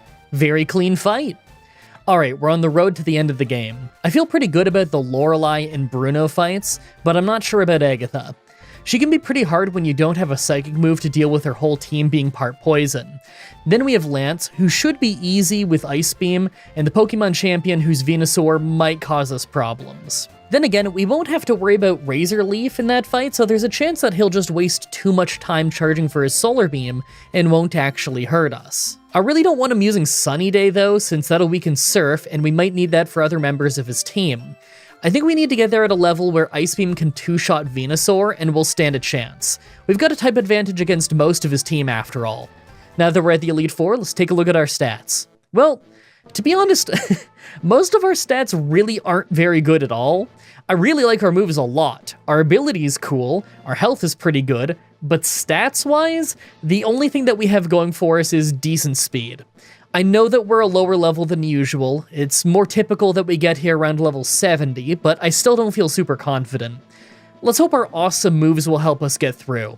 Make your final guesses on if we could win this or not. Let's do this. First is Ice Trainer Lorelei. So first up is Dugong, who's a 2-shot with Thunderbolt and hardly hurt us with Surf. That's pretty much what I expected. Second is Cloyster, who really can't handle special attacks, so it's just a 1-shot. Slowbro can take a shot so it doesn't go down and hits a Surf, but then it just uses a full restore and we land 2 hits to take it out. Next is Jinx. It had me a little bit worried. We hit Thunderbolt for alright damage and fully paralyzed her. We hit Secret Power for another chunk of damage as she took about half of our health with Ice Punch, then we finished her off. Last is Lapras, and we did good damage with Thunderbolt, but her body slams hurt a lot, and she ate a berry, so we couldn't just 2-shot her. We got her to low health, then she finished us off. Alright, I thought that might happen. We don't have much of a level lead. Let's learn Return so we have a strong physical move for Jinx, gain a few levels, and then try again. So I come back 2 levels later, and with Return, I lost a couple tries just to really bad Jinx luck with Lovely Kiss and Attract, then suddenly had this run where outside of Dugong using Surf, no one even tried a damaging move. Jinx missed her Lovely Kiss, so she was a 2-shot, and we ended up critting Lapras, so it never even got a chance to try and hit us. Hey, I'm not gonna complain. Second is Fighting Trainer Bruno. I'm gonna be honest, I didn't see this coming at all, but I just lost to Bruno 5 times in a row. Badly. Oh sure, him opening with 2 Onyx was really easy, but we never got past Hitmonchan. It doesn't matter if we use Thunderbolt or Return, neither does very much damage, and his Sky Uppercuts are wrecking us. Sometimes we're a 2-shot, sometimes we're a 3-shot, but we never come close to making him faint thanks to all the full restores. Look, I know I'm not that high a level, but has Hitmonchan ever stopped us in a Fire Red run? I really didn't see this coming. Well, our effort values are long since maxed out, and we don't get any better moves. Let's use rare candies and level up to 70, and then keep trying. So I tried a bunch of times at level 70, and the problem now is that we bring him to an absolute sliver away from being a 2-shot at best, and the only time that we could get past him was because he kept using Rock Tomb. That does a lot less damage than Sky Uppercut. Problem is, if he keeps using Rock Tomb, then we're slower than Hitmonlee right after, and lose easily. Man, this fight is brutal. Okay, level 72, and I know that I could at least get farther in the fight. Well, that did nothing. Genuinely, we keep dropping him to a sliver despite being 2 levels higher. We faint the exact same way. Fine, level 75 it is then. Okay, level 75, and yes, we can beat Hitmonchan pretty reliably now. We can even beat the Hitmonlee right after, but only if we get lucky, because we need Quick Claw to make us faster due to the Rock Tomb that we always end up taking. But it doesn't matter at the end, because it's Machamp who crits us with a Cross Chop, and I'm 99% sure that he didn't need to crit to make us faint. Considering we don't do half his health and damage, even if we somehow lived, it wouldn't have made a difference. Yeah, I'm not messing around. We'll need to be a higher level for Agatha anyway, even if we lucked our way through this. Let's try again at level 80. Okay, level 80. We got very lucky with Rock Tomb missing, and between that and us just being strong enough to 2-shot the Machamp at the end, we finally got our long-awaited victory. It helps that he used Bulk Up instead of attacking, but I'm sure it wouldn't have made us faint even if he hit us on that turn. I really didn't think Bruno would be that hard. When is he? Third is Ghost Trainer Agatha. By total contrast to the Bruno fight, we totally lucked out in the very first try on Agatha. Hypnosis didn't hit us against any of the real threats, so we breezed through the entire fight until the end. Haunter put us to sleep for a little while, but his Dream Eaters were hardly doing any damage, so it didn't matter. We woke up and took him out fast. Isn't it always weird when the fight you're worried about is a first try, but the fight you thought would be an afterthought had you stuck for more than 10 levels? Fourth is Dragon Trainer Lance. This is actually harder than I expected. Water Onyx at the start was a 1-shot, of course, but second was Dragonair, and it wasn't a 1-shot, just very close to being one. It's okay, she just used Outrage, not that bad. Second was another Dragonair who wasn't a 1-shot, but this one actually paralyzed us, so that's not good. Well, we took it out quickly, and it didn't do much damage. Our Quick Claw kicked in against Dragonite, but it also was not a 1-shot, once again landing with a sliver in spite of our double type advantage. We took a huge hit from Outrage, Quick Claw kicked in again for us to finish it, but last was Aerodactyl, who could have just been a 1-shot with Surf, but it finished us off with Hyper Beam. Alright, that's not the end of the world. Let's just try again 2 levels higher. I bet most of them would be one-shots then. Also, Rocky says hi, but I was talking when he meowed, so you probably didn't hear it. Alright, as expected, level 82 got us the one-shots we were expecting. I mean, most of them. The Dragonite still wasn't a one-shot, but it just used Safeguard this time, so it's no problem. Aerodactyl was a one-shot with Surf, so we actually did the whole fight without getting hit. Time for the real battle. Finally, the Pokemon champion. First is Pidgeot, who was just a one-shot with Thunderbolt. I figured that's how that was gonna go. Second is Venusaur, who was going for Solar Beam, so we easily two-shot him with Ice Beam. I'm sure it was a little close because of his berry, but we're a high enough level that it still went down. Rhydon is obviously a one-shot with Surf, and next is Alakazam, so I go for Return, knowing that he's physically frail. He's not a one-shot, so he hits us hard with Psychic before we took him out. Second from last is Water Onix, so we just Thunderbolt once to take him out.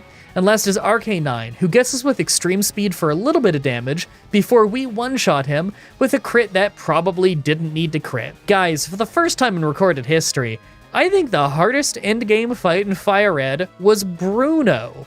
How weird is that? Well, that was a pretty fun run. Our stats weren't great, but I really liked most of our moves. Anytime we get both Thunderbolt and Ice Beam, I know it's going to be a good run. I love both of those moves. I really hope you guys like that run. The next Pokemon challenge should be up next week on Saturday, like usual, with Pokemon Black, with only version exclusives. I'm pumped for that one. As always, I'm looking at your suggestions in the comments, in the challenge request section of my Discord channel, and on Twitter. Subscribe, ring the bell, stay tuned. Outro time. I don't have a ton to talk about this time. This video is going to be coming out in December, but I'm actually recording the voice over, what's today? November 27th. So I've got so much to get done. I want to try and get a lot of stuff up in December for you guys, like that Fallout New Vegas with only baseball bats. That seems like a fun one. So I'm going to start streaming that real soon. Streaming the recording sessions of it on YouTube, and then I'm going to edit it into a whole challenge. Maybe I could get 2 different Bethesda challenges out in December, but that's a little bit of a long shot. We'll see how long it takes to work on these things, because, you know, it actually takes me a lot longer to edit a Bethesda one than it does to edit a Pokemon one, because with the Pokemon one, it's really easy to find all the footage that I'm looking for, you know? Whereas with Bethesda ones, you kind of have to record, all of your travel instead of just some bits to talk over, because you never know when something weird is gonna happen, especially if you play something like Oblivion, you know? Which I might do an Oblivion run soon, again. I don't know, because I do love Oblivion, and Oblivion's always really funny. But, yeah, I got so much to work on, so I'm going to keep this one short. That and Rocky looks perturbed because he's trying to sleep next to me, and I will not shut up. Thank you everybody so much for watching, and until next time, have a nice day. Hey everyone, Mah-Dry-Bread here. Pokemon Emerald with Pokemon picked by a random number generator was a fun and weird team run. Let's follow that up with a solo run with a Pokemon that I have never used before. In my life, as far as I can remember. Today's the day that we figure out, would I be able to beat Pokemon Fire Red with a team of only 1 Clamperl? Man, this is gonna be a really weird one, isn't it? So we're a solo water type with high defense and reasonably high special attack, but pretty low health and speed. We have the ability Shell Armor, so we can't get critically hit. That makes me think that defense buffs are probably going to be extra useful. By level up, we have this very strange move list, where we start off with 4 moves and we never learn another one by level up. I mean, these are all really low power water moves, but Iron Defense is still pretty good. I don't really expect us to do any real damage until we have our TMs though.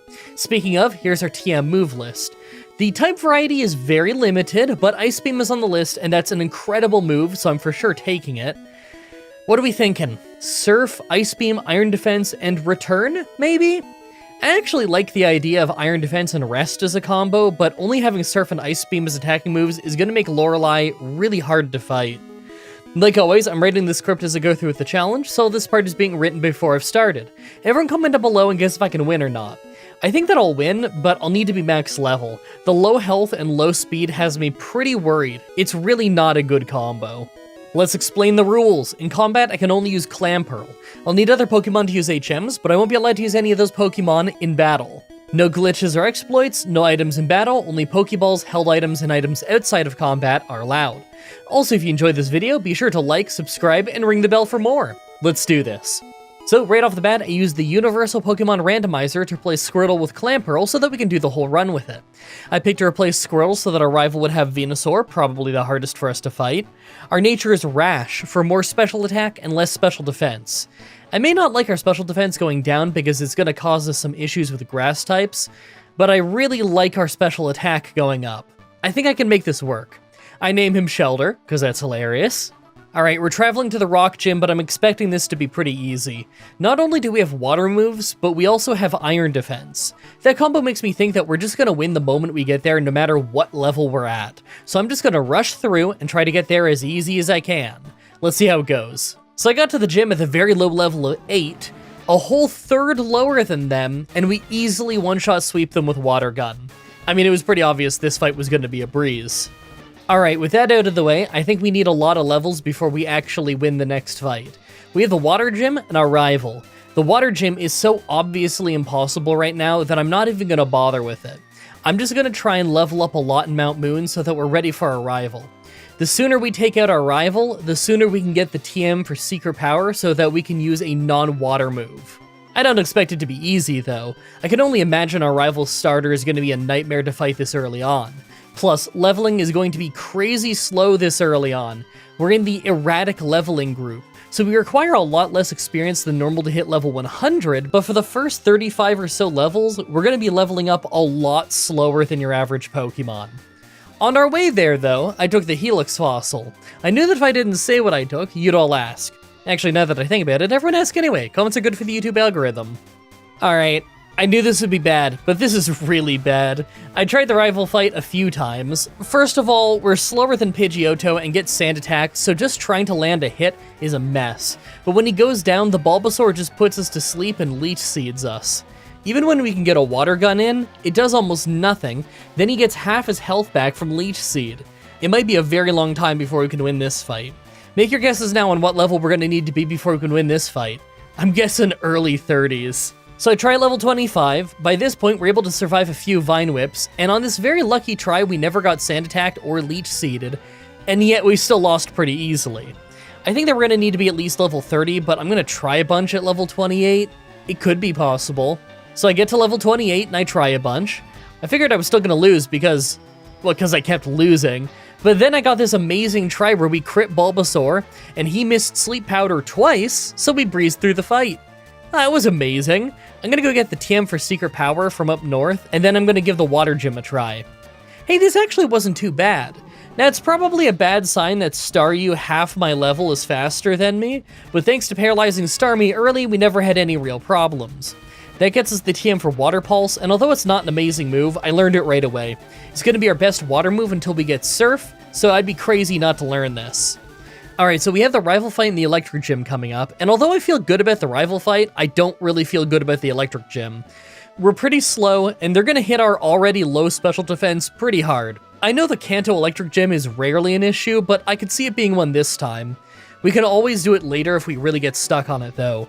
More than anything, I want to breeze ahead to Giovanni in the Pokemon Tower rival fight so that we can get Surf. On the SSN, we have to fight our rival, and like usual, it was easier than in the previous fight, but partly that's because he used Poison Powder instead of something more dangerous. This very much could have been a loss if he picked better moves. So as expected, we had a really close call in the Electric Gym, but we actually ended up doing a better job than I thought. We took some huge damage off Shockwave and could just hardly survive. I should probably just rush after Giovanni. I need to get Surf as soon as I can. Alright, so I fought my way through Rock Tunnel and had a pretty easy time with Giovanni, as I expected. He's mostly a ground trainer, so I didn't really think we'd have any serious issues with him this run. Are we ready for a rival, though? Because I don't have Ice Beam yet, and I could see Ivysaur being an issue. Alright, well, the rival wasn't too bad, but two things happened in the fight that make me think that the later fights are going to be pretty rough. First, he has two Pokemon with Intimidate. Normally he'd have one, but because he has Ivysaur, he's left with both a Growlithe and a Water Onix. Both are Pokemon with Intimidate. So no matter what, our attack is going to be pretty low by the end of the fight. Because of that, Secret Power couldn't get the one-shot on Kadabra, instead paralyzing him. The problem is that he has the Synchronize ability, so we got paralyzed in return. We still won, but that could be a real problem later down the line.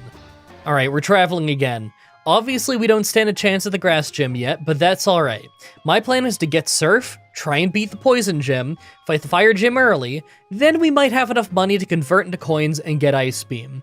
Once we have that, the grass gym should be a cakewalk. I figure we're gonna need Ice Beam soon anyway, since the Silphco rival fight is obviously not gonna be a win until we can take out Venusaur quickly. After that is the usually easy Psychic Gym, the obviously easy Ground Gym, and another rival fight before the Elite Four. If there's anything that I'm gonna have some serious issues with, it's both of those rival fights. With our low speed, I think they're gonna be a real problem. Well, this Poison Gym didn't go how I expected. Coughing was a one-shot, Muck used Minimize but didn't dodge anything, the second Coughing was also a one-shot, and the Wheezing at the end used Smokescreen, but we never missed and he kept healing up. So we ended up taking no damage the entire fight. Really not what I thought would happen, but that means we get to do the Fire Gym early, and that'll be great for money and experience. Now I know this is going to be a shock, but on the first try at the Fire Gym, we actually lost. 3/4 of his team are faster than us, and Fire Blast really hurts. Thankfully, just one try later, and one of the Fire Blasts misses, so we hit our Surf and won the fight, but it was still kind of crazy that our low speed caused that bad of an issue in the Fire Gym of all places. Now let's hope I have the money for that Ice Beam TM. Okay, we had exactly enough money to convert into 4,000 coins, so I got Ice Beam and easily blasted my way through the Grass Gym. Do you think we're ready for the Silphco rival fight though?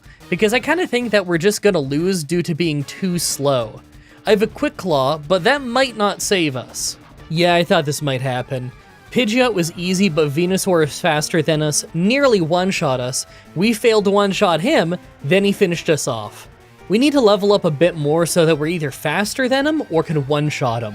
So I got up to level 60, and now the Pidgeot and Venusaur are both slower than us, and are one-shots. Really, the only serious threat on his team at this point is Water Onix, who we can still hardly hurt. But thanks to him deciding to use the amazing combo of Leering twice into Dragon Rage, a move that does not benefit from Leer, we ended up taking him out and then sweeping the rest of his team. Leer into Dragon Rage. It's gotta be one of the funniest dumb things I have ever seen the AI do in Gen 3. That was amazing.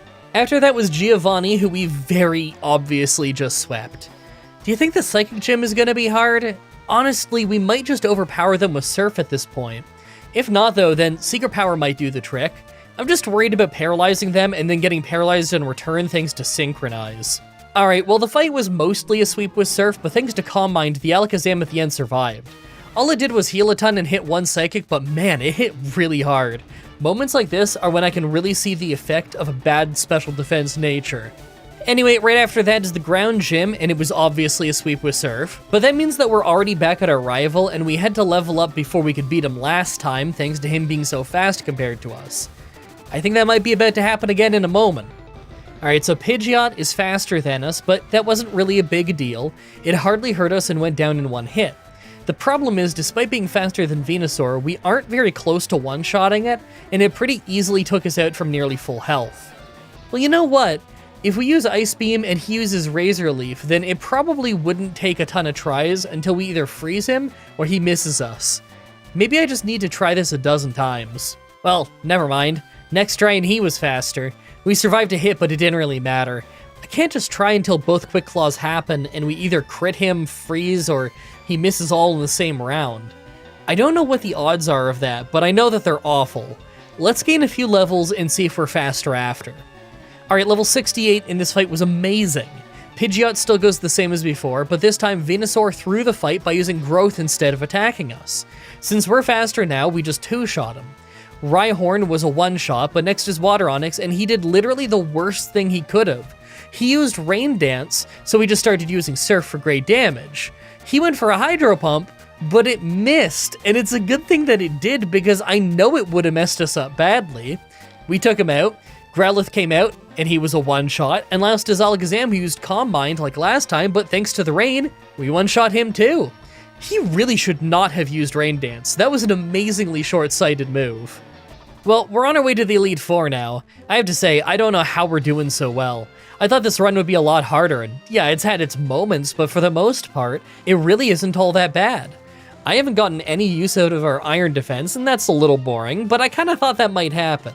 We're water type, and the physical special split hasn't happened yet, so the most dangerous moves for us aren't physical ones. Maybe I'll find it useful in the Elite Four, but I kinda doubt it at this point. I do have the TM for rest, so I might switch out to that at some point, if I think that it'll help us. I also figure it's about time to replace Secret Power with Return. The occasional paralysis is nice, but this is the Elite Four, and we need every advantage we can get. Now that we're at the Elite Four, let's take a look at our stats. Well, our defense is solid, and I like that our special attack is too, but other than that, I'm not all that impressed. Kinda crazy that our special defense and our speed are almost the exact same. I don't know how this is gonna go. Lorelei might be hard, since we have no good moves for that fight, but Agatha might be bad too, just because she can throw effects on us with fast Pokemon. I don't think Bruno and Lance will be that bad though, and honestly, the Pokemon champion might not be too bad either, as long as we're faster than most of his team. Make your final guesses on if we can win this or not. Let's do this. First is Ice Trainer Lorelei. First up is Dugong, who goes down in a few hits and never does any damage to us. And second is Cloyster, who just sets up spikes and uses Protect a lot. It doesn't hurt us either. But third is Slowbro, and we were obviously not doing much damage, and her Surfs were doing quite a bit to us. Obviously, we went down, and nothing could have really saved us there other than a crit. I'm gonna have to try and level up a bunch so that we can do more damage and survive more hits. So I get up to level 75 and try a bunch more, but on so many tries, Dugong makes it hail and does a ton of damage to us at the start. On this one, he didn't, so we got to Slowbro with decent health. Thanks to her using Amnesia and us doing more damage, we could just take it out without getting hurt much. But next is Jinx, who's way faster than us and easily put us to sleep and finishes us off. Alright, well, I know I'm gonna have to level up soon anyway for Agatha, so I may as well just do it now. Level 80, and this is still what most good runs look like. We make it to Jinx with roughly half of our health left, then we get put to sleep and easily finished off. We don't really have an easy way around this. I just have to try over and over until she misses Lovely Kiss. But I kinda think that we won't one-shot her, and she's gonna put us to sleep after anyway. I guess if that happens, then I'll level up more. So after losing 6 more times thanks to either being put to sleep or having way too little health after going into the Jinx fight, we had this one where Quick Claw kicked in, so we one-shot her. The Lapras right after was pretty tanky, and I figured that I was just gonna lose, but somehow we survived a Surf and an Ice Beam with just a little bit of health left so we could finish him off.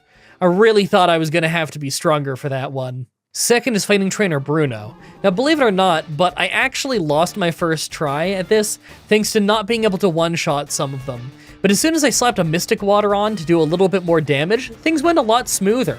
We still lost a good amount of health to Machamp, but I don't think that we were actually anywhere close to losing. I still am really not sure about Agatha though. Third is Ghost Trainer Agatha.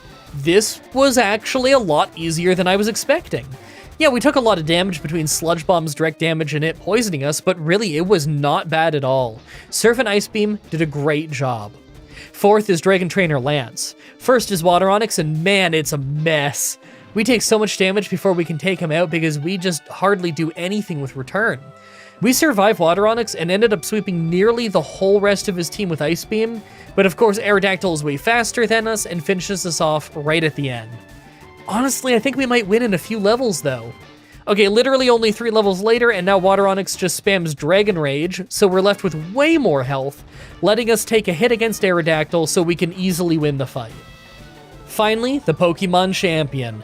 First is Pidgeot, who hardly hurt us before we one-shot him, and second is Venusaur, who's faster than us, but just used Growth, then got one-shot, so this is a great start. Third is Alakazam, though, and he's faster than us and hits hard. We take him down in 1 hit, but not before taking a ton of damage.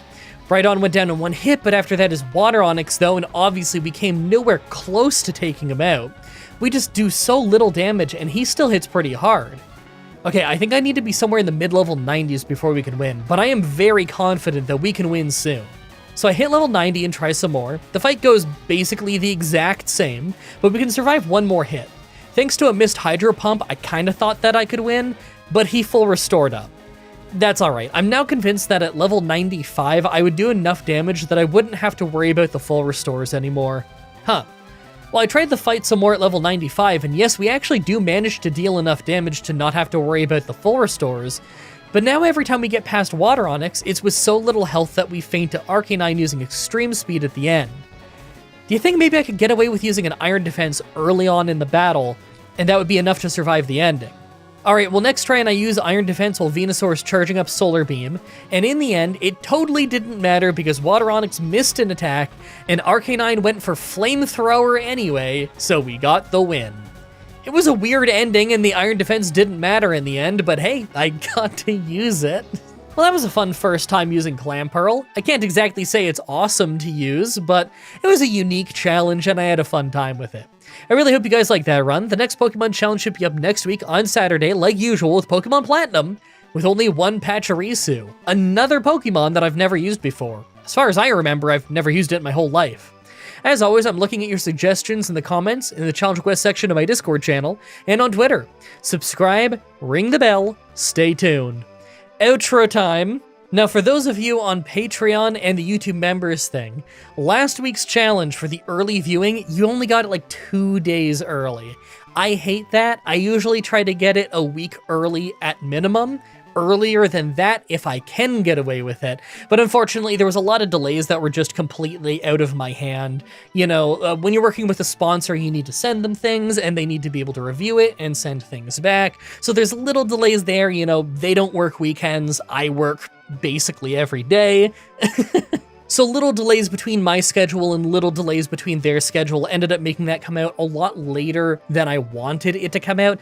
It still wasn't late, I guess, but I really like the early viewing being up earlier than that, which is why I'm really hoping I can get this whole edit done today, because then this video will be up on Patreon and YouTube more than a week early, which kind of helps make up for that, you know? I know no one cares. Like, I've never once gotten a single complaint. Of all of the hundreds of people that I have on Patreon and YouTube memberships and everything who like watching these early, I have never gotten a single complaint that the early video was not early enough. But it bugs me when I think that the early video is not early enough. So, as much as I know you're all gonna say, don't worry about it, I'm gonna keep worrying about it because I tried to hold myself to a high standard and I really want that to be earlier for you. So with that said, the $50 supporter shoutout tier, thank you so much Jacob Busby, Javid Kusaro, Grayson Fitz, Tara Luis, Dark Soul, Young Smoke EVP, Gabriel Thornton, Hernandez Punchdick, and the -1 for your continued support. I very much appreciate it. I'm going to try my best to get this thing edited tonight so that I can get it up for you as early as possible. Thank you everybody so much for watching, and until next time, have a nice day. Hey everyone, Mah-Dry-Bread here. Pokemon Red with only one Diglett was fast, but with a brutal Lorelei fight near the end. Let's follow that up with the second half of this experiment. Today's the day that we figure out, would I be able to beat Pokemon Fire Red with a team of only one Diglett? A couple of weeks ago, we did the same run but in Red. Although this is the same Pokemon in the same region, Fire Red is in Gen 3 and works pretty differently.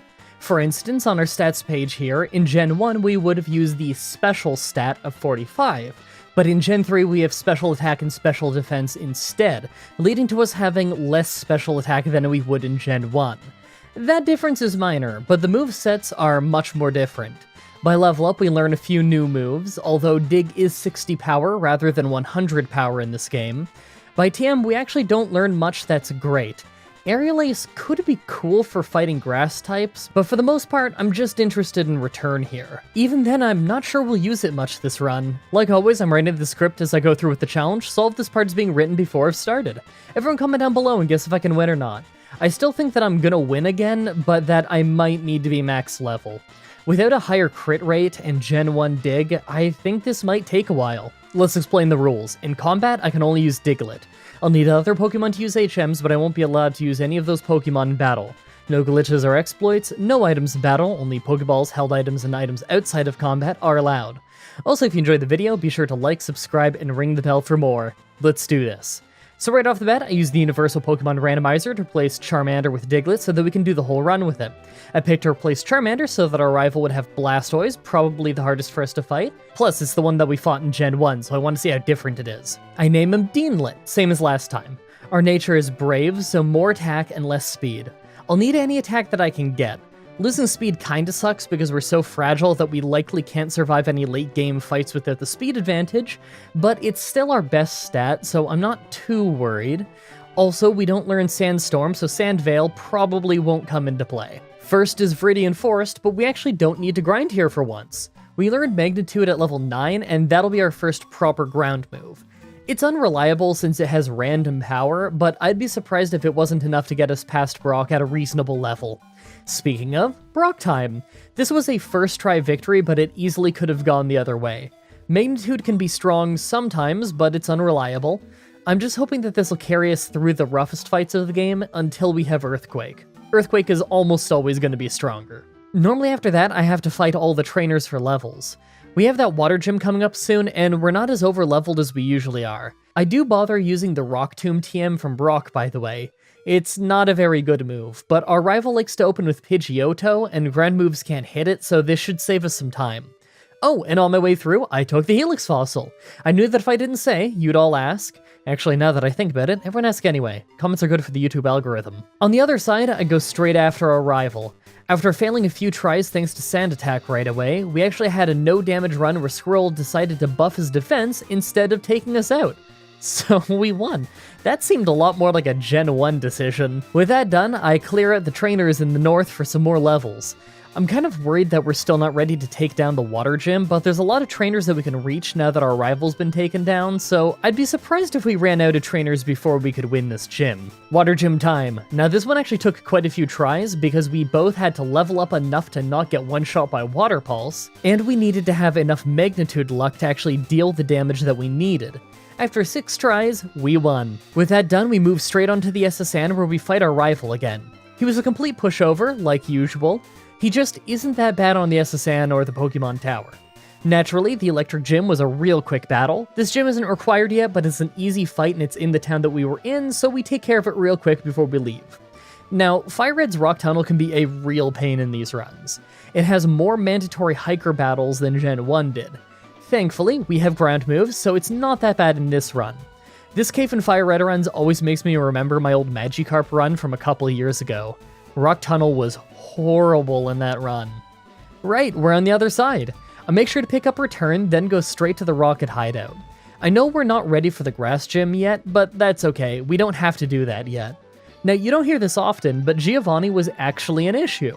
See, we've gotten to the point in the run where we don't have any single move that's super strong, and we're crazy fragile. Anyone surviving a hit can just one-shot us in return if they have the right move. I ended up having to come back a level higher just so that we had Earthquake, so we could deal consistent enough damage to get the win. With that done, I go straight after the rival in the Pokemon Tower. No damage sweep, so that's always nice. I'll probably want to go back to Rock Tunnel and get Rock Slide before the next rival fight, though. With this area cleared out, I go after the Grass Gym before heading south. This actually took 15 tries because we got paralyzed by Vileplume that many times in a row by Stun Spore, just for her to randomly get one shot without a crit on this attempt. So I guess she was both in a damage range and kept hitting Stun Spore. The RNG gods are messing with me today. Okay, with all of that handled, let's check out the stats and make some plans. Speed is solid, attack is, well, nice. I doubt it's nice enough to beat the next gym, though. I know that Koga's Poison Gym uses some Pokemon with Levitate, so our ground moves won't hit some of them. That means the Poison Gym is not going to be the slam dunk that it was on the previous run. Let's give it a try. So after losing the first 4 tries to getting hit by Toxic right away, we ended up losing a bunch of runs from just taking too much damage off Sludge. We resist it, but it still poisons us, and we have so little defense and health that we can't really handle it. I don't think that learning Return will be strong enough on its own to win us the fight, so maybe let's go with Silphco. Before that, though, I take out the fighting gym? Dojo? You know, the Hitmonlee Hitmonchan place in Saffron. Sometimes I clear this place out since it has a few trainers that give decent experience, but I rarely bring it up since it's not really that important. Wait, why am I talking about this right now? Next is Silphco, and I made sure to clear out lots of the trainers here. The rival fight here is always brutal, and if we can't beat the Poison Gym yet, then I really don't like my chances against him. Oh, and after that, I made sure to go back to Rock Tunnel so that I could learn Rock Slide from the Move Tutor. It's only got 75 power and 90 accuracy, but it's the best thing we have to take out Pidgeot, and I think we'll need it. Plus, it occasionally causes flinching when it hits. Every few levels, I made sure to revisit the poison gym. We still just go down instantly sometimes, but on this attempt, we actually got pretty far in. We got whittled down thanks to Toxic, but it wasn't too bad outside of wheezing. Even with Return, he didn't take much damage. Why don't we just try the rival fight and see how that goes? Rival time, and this one was insane. First, we hit Pidgeot with Rock Slide. He hung on, but he flinched, totally saving us because we lost many attempts to Feather Dance. Second is Blastoise. He spends the first turn using Protect, we hit Earthquake on the second turn to take him to yellow, and he hits Water Gun for 2/3 of our health. The second Earthquake finishes him, but we're hurt.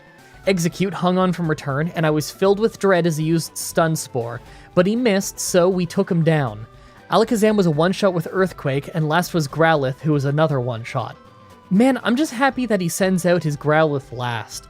It's got Intimidate. If we were to send it out sooner, he'd probably be able to beat me. With that done, we have another Giovanni fight. This one was a total breeze with Earthquake though, so we had a pretty easy time. Let's go do the Psychic Gym. I'm still not feeling great about the Poison one. Now believe it or not, the Psychic Gym was actually easier in Fire Red than it was in our Red run. In that one, we still could have lost if we got critically hit by Psybeam, but in this one, we had to level up so much more after getting stuck at the Poison Gym, we were fast enough to just sweep our whole team. Weird to think that we actually did Silphco before the Poison Gym in a ground run. Speaking of Poison Gym again, this time we do much better, mostly just because we never ended up getting poisoned. We still got hit a few times and in fact took a great deal of damage, but because we never got poisoned, we never got finished off. After that, I surf right to the Fire Gym. Blaine isn't a total pushover like he is in Gen 1, in fact he's got 2 Pokemon with Intimidate, so he's kind of dangerous. I kind of get the feeling that Arcanine is just going to outspeed us and take us down. At the Fire Gym, I'm actually pretty worried since the fight starts with us at lowered attack from Growlithe's Intimidate, but we're able to one-shot our way all the way to Arcanine, who totally missed his Fire Blast. I'd say it's embarrassing, but in his defense, Deanlit is a pretty small target. Finally, last for the gyms is another Giovanni battle, but we beat the ground gym leader at his own game by just sweeping his team with Earthquake. With that done, we have one last rival fight before the Elite Four. It really doesn't start well though. Pidgeot always hits us with either Wing Attack or Feather Dance, and either one of those will make us lose to the Blastoise right after. We're close to a one-shot on Pidgeot though, so let's just get a few levels. This ended up being a lot harder than I expected though. Even after 5 levels, we don't seem to be much closer to winning the fight. We hardly did more damage, we only gain about 1 point of attack per level after all. Let's try until we get Flinch, then see if Blastoise goes down. It didn't take too many more tries before we got a Flinch run, but we're still short on damage against Blastoise. If we did just slightly more, then we could take him down. Another few levels later, and we had this terrifying fight with Blastoise where we crit Earthquake for him to survive with a Sliver. He hit us with Water Gun and we survived with only 1 health, letting us finish him off. Unfortunately, after that we were paralyzed by Stun Spore, so we ended up losing the fight along with our speed advantage. I bet if I had 1 more point of attack, that Blastoise would have been a one-shot. Finally, a few levels later, we were able to one-shot Pidgeot, we get crit by Blastoise but still hang on, and most importantly, we don't get paralyzed by Stun Spore. Thanks to that, we finally win this awful, awful fight. Alright, let's check out our stats before the Elite Four. This should be enough speed to be faster than our rival's Alakazam, but the attack is a little bit low for Blastoise. I'm kinda iffy on it. Moves-wise, I replaced Slash with Aerial Ace, mostly just for our rival's Executor. I hope that Earthquake and Rock Slide can carry us through Lorelei, but it won't surprise me if I need another few levels or some great flinch luck. Make your final guesses on if we can win this or not. Let's do this. First is the dreaded Ice Trainer Lorelei. This goes about how you'd expect, and in fact very much like it did in Red. We take tons of damage and we can't one-shot them. The second Pokemon is a mega tanky Cloyster, and we just go down to Dive. Kinda wish I had Protect or Dig to avoid that, but I really do think we'll need Aerial Ace. So there's been a lot of grinding in the last chunk of the game. Back in the day I used to sometimes use these moments to let you know about fun upcoming stuff on the channel. But I kind of ran out of stuff to talk about because I was so insanely busy with my daily upload schedule. If you don't know, I did daily uploads, a video a day minimum, for 10 years. I just finished that in March. Well, now that I've had a break from daily uploads for a few months, and I have a little bit more time, not a ton, I have time to plan out more interesting challenges. I don't want to promise anything too big just yet, but you can expect to see more Pokemon with fun gimmicks like Smeargle and Ditto, as well as more runs that aren't specifically just solo Pokemon runs, such as runs where I can only use HM Pokemon, or like my trades-only runs that I used to do. Now that I don't have to worry about daily content, I have enough time that with the help of a friend, I can plan out more of this stuff and get you more consistently interesting runs. So yeah, look forward to that! I also, for the record, have a little bit more time to spend on myself. The last 15 days I've gotten my 10k steps in, and you know what, I've never done that in my life before, so I'm quite proud of myself for that. Just thought I'd share that with you. Well, let's go be proud of something else. Back at level 85, and things get weird. First, we crit Dugong for a one-shot, then Cloyster used spikes instead of, well, hitting me. Slowbro could have dealt great damage, but he used Amnesia to protect himself from the 0 special moves I have. Jinx was a one-shot with Earthquake, and Lapras ended up flinching, so she never took a swing. We just beat Lorelei without getting hit, and I think it's because Lorelei didn't want to hit me. Hey, look! I actually went at the same levels in red. I thought I said I could be proud of this. She kind of threw that fight. Second is fighting trainer Bruno. This one wasn't bad at all, though. Earthquake made pretty short work of his whole team. Third is ghost trainer Agatha. Now, we can't hit Earthquake on Gengar because of Levitate, and we can't hit Return because it's normal, so we throw rocks at it. Rocks hit ghosts, didn't you know? He tried to stop us with Double Team, but Aerial Ace doesn't miss, so it's a perfect follow-up. Golbat was almost a one-shot before hitting us with Air Cutter and using a full restore. We quickly finished it with another Rock Slide, though. Haunter ended up never getting a move off because of Flinch, and next is a second Gengar. This was a stressful one, because although her first Hypnosis missed, her second one didn't, giving her the chance to heal back up. Right after that, though, we woke up, made her flinch with Rock Slide, then hit a second one to finish her. Last was Arbok, and we lose attack to Intimidate, but Earthquake was too strong and overpowered her. That was a tense fight. Fourth is Dragon Trainer Lance. This one is scary because right off the bat, our attack is down from Intimidate the whole fight. He just bit us though, so he didn't do much damage. Aerodactyl could have gone worse, but luckily, he flinched so he couldn't hurt us. Dragonite took decent damage off Rock Slide, but we have almost no defense, so his Hyper Beam destroyed us. Well, I needed flinches just to get that far in the fight, so I'm not gonna just hope for extra flinches. Let's just run through the Elite Four a couple more times for levels. A few levels later, and we're still having no real luck. We're level 90, and we still deal less than half of Dragonite's health and damage with Rock Slide, meaning that we're pretty much just hoping for either a crit or fantastic flinch luck. Considering Rock Slide doesn't even have 100 accuracy, we fail this fight a lot. Well, I have been collecting rare candies. Let's bump up to level 95 and see if that does the trick. So, this attempt. You know how I said that I didn't want to hope for flinches and crits? Water Onix flinched, Aerodactyl flinched, and Dragonite took a crit. This was literally the next attempt. I was surprised that Dragonair was able to survive Earthquake, although the second one was a one-shot thanks to yet another crit. I feel lucky, but this is Pokemon. If you try enough times, eventually you'll get some real weird fights. Finally, the Pokemon champion. After losing a few attempts to Feather Dance right away, we managed to beat Pidgeot without taking a ton of damage. Unfortunately, it still wasn't enough to hang on from Blastoise's Hydro Pump. Okay, if we're trying this until Hydro Pump misses, then we're gonna have to use the last few rare candies to top off my level, so that we can at least one-shot Pidgeot. That alone could legit save me tons of time on attempts. When I say I have to grind out attempts, by the way, I really mean it. We still get one shot from Hydro Pump even if Pidgeot doesn't hit us.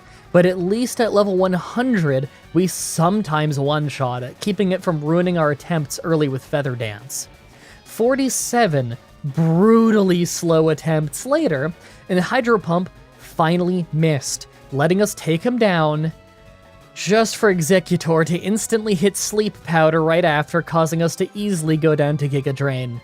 This is so much harder than in Gen 1. Another 5 tries later and we get back to Exeggutor, but this time he hits Giga Drain. Knowing I need to either crit or flinch to survive, I went for Rock Slide, and actually got the flinch, letting us take him down. Rhydon and Alakazam were both one-shots, so last is Arcanine. I felt good about Earthquake being able to one-shot him, but he used his extreme speed to take us down. That means I have to try this until I get to Executor again. He needs to pick Sleep Powder instead of Giga Drain and miss it. And that's the only way we can get this far in without damage. This is brutal. Okay, after many attempts, we finally crit Blastoise to bypass needing Hydro Pump to miss, Sleep Powder missed, and we had an easy time earthquaking our way through the rest of the fight. Man, this was way more brutal than I was expecting. I gotta say, this was kind of a fun experiment. The run was a lot harder at many points in Fire Red, but the grinding wasn't as bad in individual sessions. There sure were a lot more points to grind though. I really hope you guys like this run. For next Saturday's Pokemon Challenge, we're going to be doing a very long requested one that sounds like a lot of fun. Can I beat Pokemon Gold with a team of Smeargle? Yes, as in multiple. We're gonna have all kinds of fun with our movesets in that one. As always, I'm looking forward to your suggestions in the comments, the challenge request section of my Discord channel, and on Twitter. Subscribe, ring the bell, stay tuned. If you want to see me do more challenges like this, please let me know in the comments or on Twitter. I can always use more ideas from you guys on what I should do next. Also, check out the playlist in the description if you want to watch all the Pokemon challenges that I've already uploaded. If you guys want to see more Pokemon stuff from me, my friend What a Geek and I have done randomizer playthroughs of Heart Gold and Soul Silver, Black and White, Red and Blue, and Omega Ruby and Alpha Sapphire over on his channel, linked in the description. You can also watch myself, What a Geek, and Goosip playing Pokemon here on my channel. We've done Pokemon Stadium, Pokemon X, and Pokemon Mystery Dungeon Blue Rescue Team, of which I've just started back up. Also, come to my Twitch TV streams and tell me that this video sent you. It's always cool to hear how you found the channel. Thank you everybody so much for watching, and until next time, have a nice day. Hey everyone, Mah-Dry-Bread here. Elder Scrolls Oblivion with no equipment or items was difficult but super fun. Let's follow up with another fun one. Today's the day that we figure out would I be able to beat Pokemon Fire Red with a team of only one Drowsy. So you guys have been requesting this one a ton, basically saying that I should just give myself a break and do a run with my favorite Pokemon, Drowsy. Most of you were asking for this to be in Gen 1 though, and I think that it would be just too easy, you know, because of how strong Psychic was in Gen 1. So let's do this in the Gen 3 remix instead. Stats-wise, Drowsy is lackluster, overall low stats with a strong special defense. For level-up moves, he actually had his moveset reworked in Fire Red and Leaf Green from what it was in Emerald. His moves here are mostly stuff that we would never use, but at least Psychic is strong. By TM, there's a few good moves in here, but we're hardly going to be getting any type coverage. This could be hard. Like always, I'm writing the script as I go through with the challenge, so all of this part is being written before I've started. Everyone comment down below and guess if I can win or not. I think that I can win this run, but I might end up having to be level 100. I just don't think we can hit hard enough. Let's explain the rules. In combat, I can only use Drowsy. I'll need other Pokemon to use HMs, but I won't be allowed to use any of those Pokemon in battle. No glitches or exploits, no items in battle, only Pokeballs, held items, and items outside of combat are allowed. Also, if you enjoyed the video, be sure to like, subscribe, and ring the bell for more. Let's do this. So right off the bat, I use the Universal Pokemon Randomizer to replace Charmander with Drowsy so that we can do the whole run with it. I name him Drowsy because it's my favorite Pokemon and that name is already great. Our nature is hardy, so no special stat changes. Our ability is insomnia, so we can't fall asleep. Mostly good, but it also means we can't learn rest. Anyway, the first gym is the Rock Gym, and obviously using Pound with the Drowsy isn't gonna cut it, so I level up a little bit in the Forest to get to level 11 so that we learn Confusion. It's a pretty weak Psychic move, but hey, it's still got the same type attack bonus, and it targets special defense, so this might be enough. By the time we get to the Rock Gym, Drowsy is at level 14, and it's a pretty easy first try. His team is seriously lacking any special defense, so they didn't really stand a chance. In Mount Moon, I make sure to spend a lot of time fighting every trainer here. The next gym includes a part Psychic type, so I predict that I'm gonna get brick-walled there at least mildly. I need to get strong enough that Headbutt can carry me through that fight. Also, on our way through, I took the Helix Fossil. I knew that if I didn't say what I took, you'd all ask. Actually, now that I think about it, everyone ask anyway. Comments are good for the YouTube algorithm. We get to the Water Gym at level 23 and right away take down Staryu with 2 Confusions while only taking 10 damage in the process. For Starmie, I take a Water Pulse, see that Headbutt isn't doing much, and change strategy to Hypnosis. We totally luck out and the first one hit, so we ended up laying in Headbutts just to end up critting to make it faint before it could wake up. Well, that was nice. After that is a rival fight. We're able to just spam confusion to make our way through the fight, mostly because Pidgeotto didn't use Sand Attack, but we're cutting it a bit close. Considering the next major fight after this is yet another rival fight, I'm gonna need to fight some trainers and level up a little bit. By the time I get to the next rival fight, I was at level 30, and it goes almost the exact same way as the last rival fight, but this time, Sand Attack hit, so we nearly ended up fainting. It was still a first try though, so I can't complain too much. The trash can puzzle in the electric gym gave me a bit of a runaround, but the battle itself wasn't too scary. We just swept our way to Raichu and had a bit of a scare when he paralyzed us, but we have Psychic now, and it's just a really strong move for this early in the game, so we won pretty fast. On the other side of Rock Tunnel, I decided to just go do the grass gym right away, and it went about as well as you'd expect. Erica has a lot of poison types, so we just powered our way through the fight with Psychic. The first Giovanni fight was easy as usual, but it could have really gone worse. Bite does make us flinch from time to time, and even with Psychic, we're hardly hurting Kangaskhan. The low damage makes me worried that the Silph rival fight is gonna be a particularly slow one. But before that, we have to do the Pokemon Tower rival fight, but this one is really easy, total no damage sweep. After that was Koga's Poison Gym, and I had a bit of a worry that Toxic would end up taking us down due to his Hyper Potion spam keeping him up, but we still ended up taking him down with no real problems. Next is the always dreaded Silph though, and I think we don't hit nearly hard enough to actually take down our rival's team. I've been pretty careful to fight most trainers this whole run to keep the pace going, and I get the feeling this place will be no different. I tried fighting the rival early, but it went how you'd expect. I got demolished. Pidgeot did tons of damage to us, and Blastoise easily finished us off. I'll try again once I clear the trainers in this place. After clearing out the place, it's rival time again.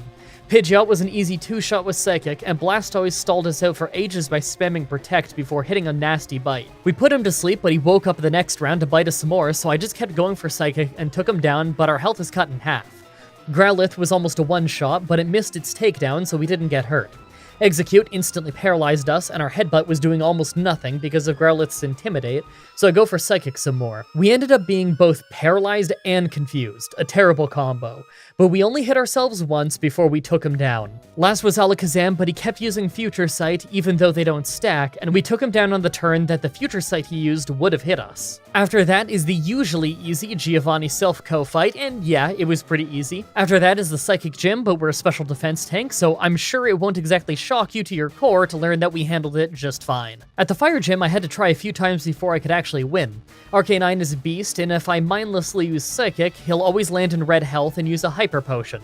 The key to beating him is just using Swagger and getting him to hit himself once so that I can bypass him ever being in red health, while saving us from a little bit of damage. After I did that, the rest of the fight was easy. For the last of the gyms, we have Giovanni's Ground Gym, and it was almost a sweep. His whole team consists of Pokemon that either have bad special defense or are part poison type, so Psychic made incredibly short work of him. Last before the Elite Four is our rival. This one took 5 tries because most of our attempts we either take tons of damage from Pidgeot or Blastoise will take us down with bites. But on this attempt I managed to get both good confusion and sleep luck. After these two went down, the rest of the team was pretty easy, although I did have to resort to powered down headbutts on his Alakazam.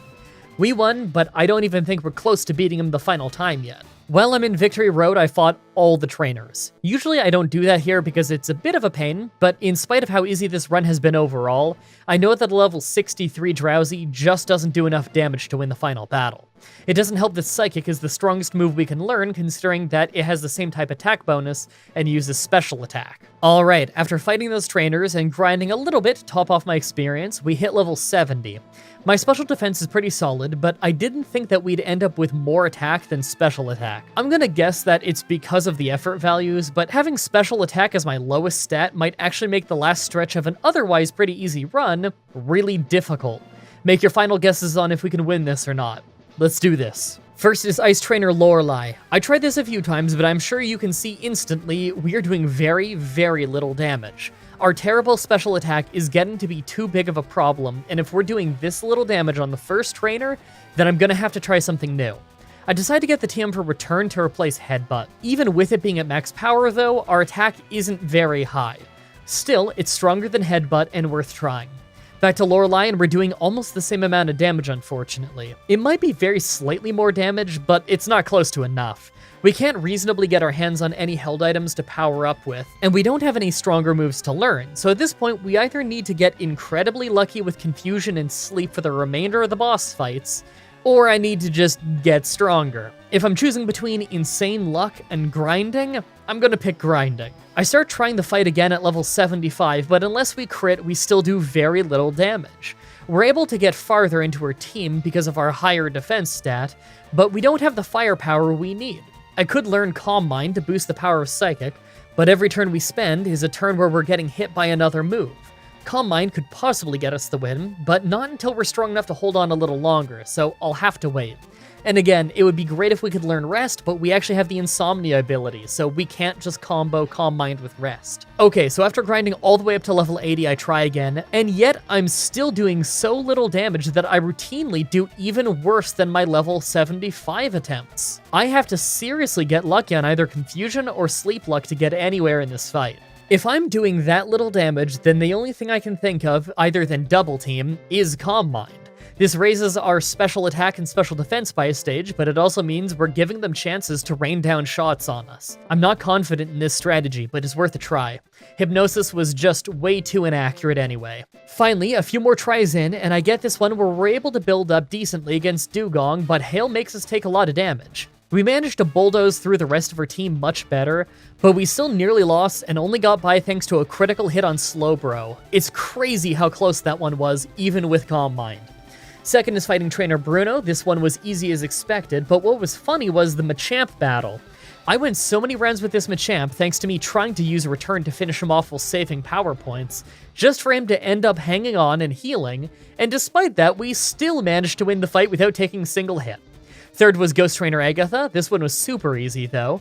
The only one who did any real damage was Gengar with Shadow Ball, but for the most part we just outsped and one-shot the team.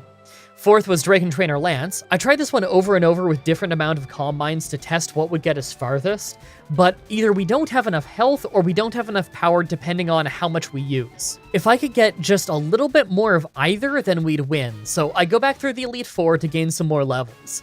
At level 85, we had just enough power to take out the Dragonite after first confusing it with Swagger and having it hit itself.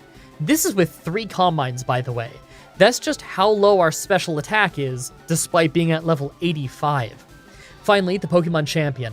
This one I was trying for ages, failing most runs right away due to getting sand attacked. But on my surviving ones, I was experimenting with how many Calm Minds I could get away with using. It doesn't help that Arcanine is second, and he has extreme speed, so we take tons of hits. If I can't get past the halfway point of this fight, then am I gonna really need to be level 100 for this run? At level 90, I make it back, and this time we have a speed tie with the opening Pidgeot, giving us a much needed advantage. Right away, I get 2 Calm Minds in, but take a Feather Dance in the process, so our return will be pretty weak. Then we finish him off with Psychic. Second is Arcanine, so Intimidate dropped our attack even more, and I decided to use another Calm Mind just in case. He crit with his second Extreme Speed to hurt us a lot, but at least we one-shot him in return. Blastoise was a one-shot, followed by Alakazam, who we still had to use Psychic for.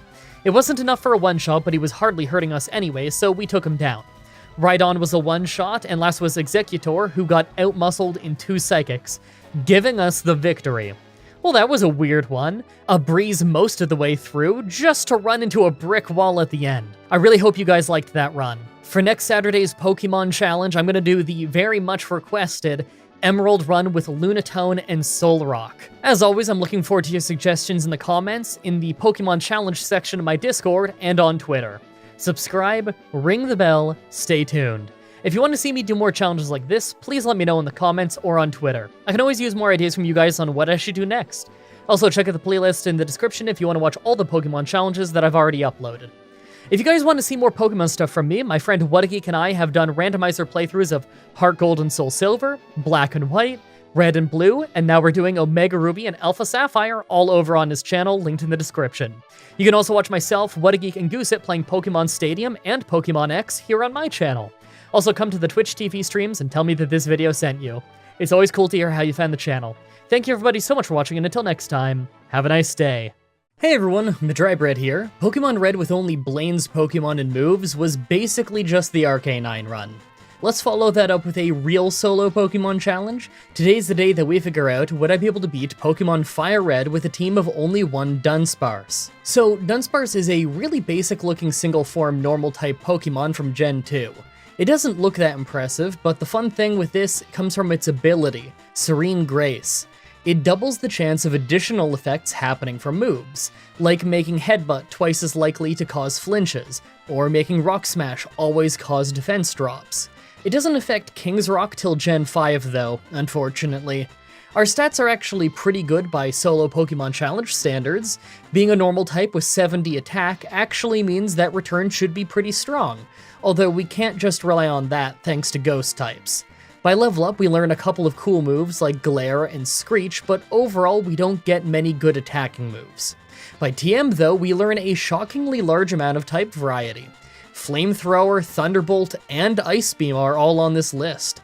Plus Earthquake? This might go really well.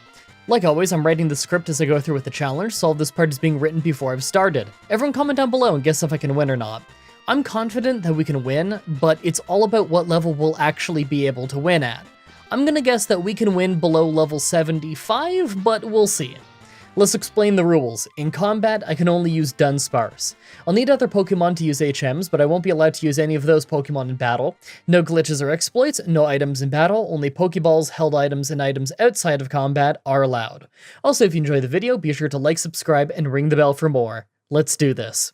So, right off the bat, I use the Universal Pokemon Randomizer to replace Charmander with Dunsparce so that we can do the whole run with it. Our nature is serious, so neutral stat gains. I'm fine with that. I name him Dunspartacus after Samuel the Accuser tweeted the name suggestion at me, because I can't think of a nickname for this thing, like at all. What even is this?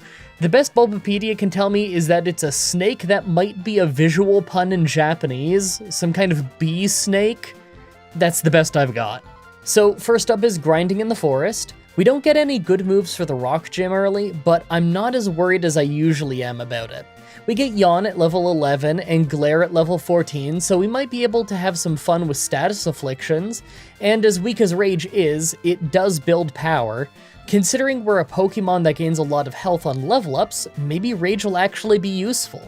It seems like in Gen 3 it raises our attack by a stage every time we get hit after using Rage, so it takes a while to get going, but it could get us a win. Let's see how that goes. Okay, so the first try at the Rock Gym was at level 12, and although we were able to build up to max power with Rage, we were still only dealing 1 damage. That's really not good. Considering it has 20 power points, I knew we couldn't win, although thanks to a crit we actually did take out Geodude.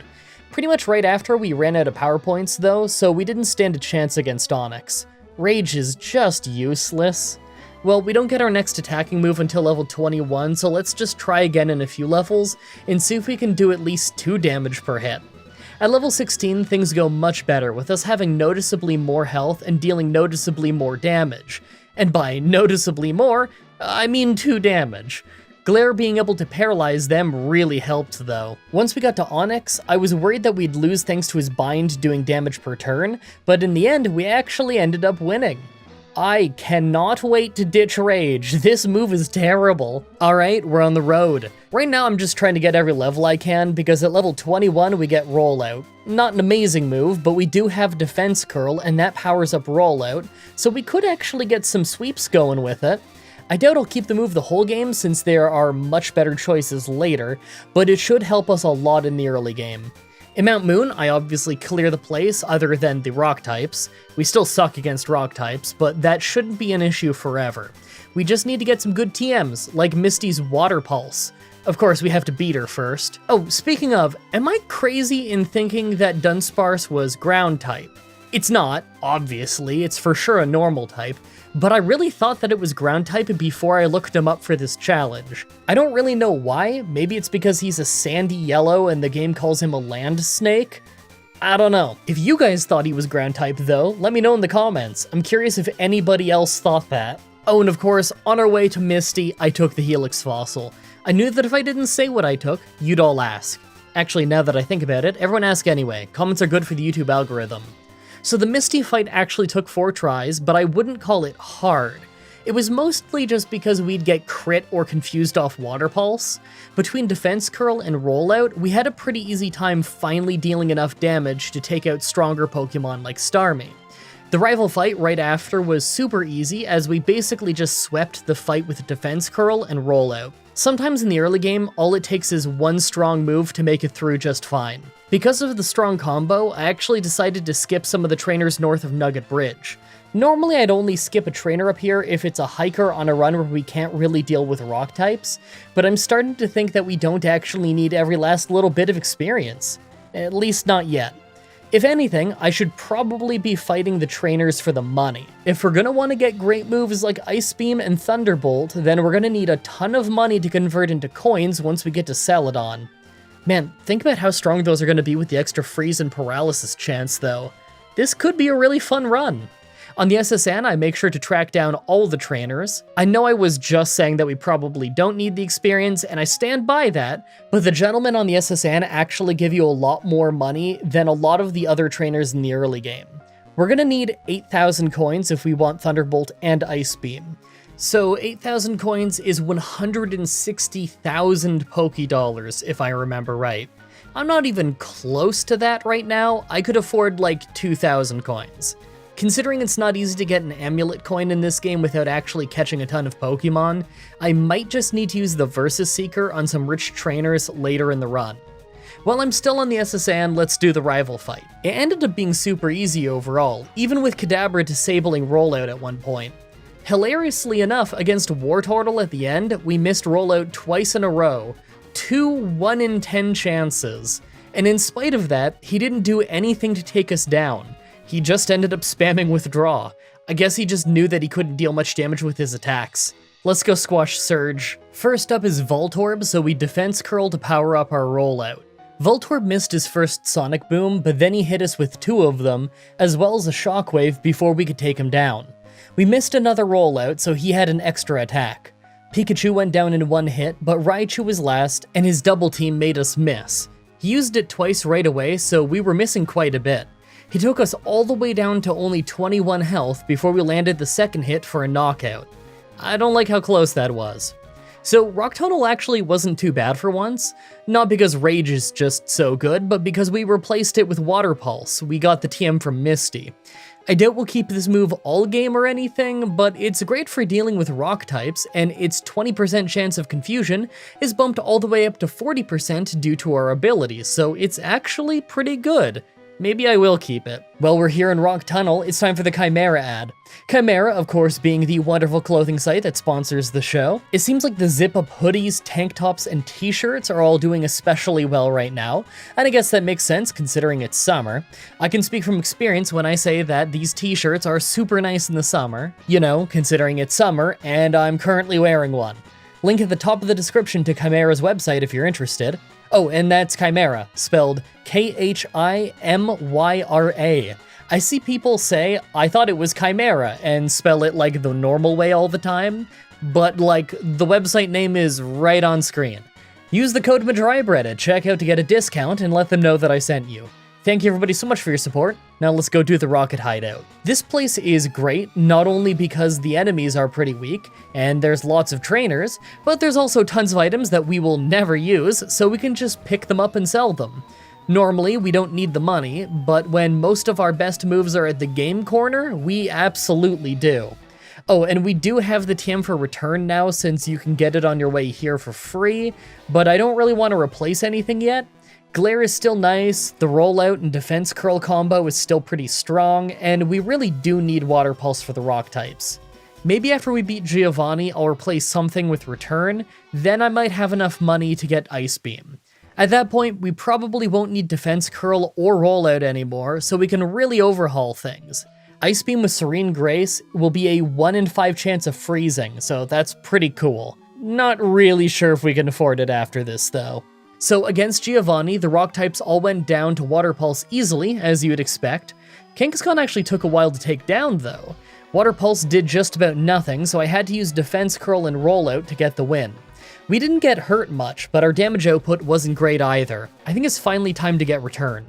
Right after is the Grass Gym, so I go ahead and learn Return and have a real easy time as a result.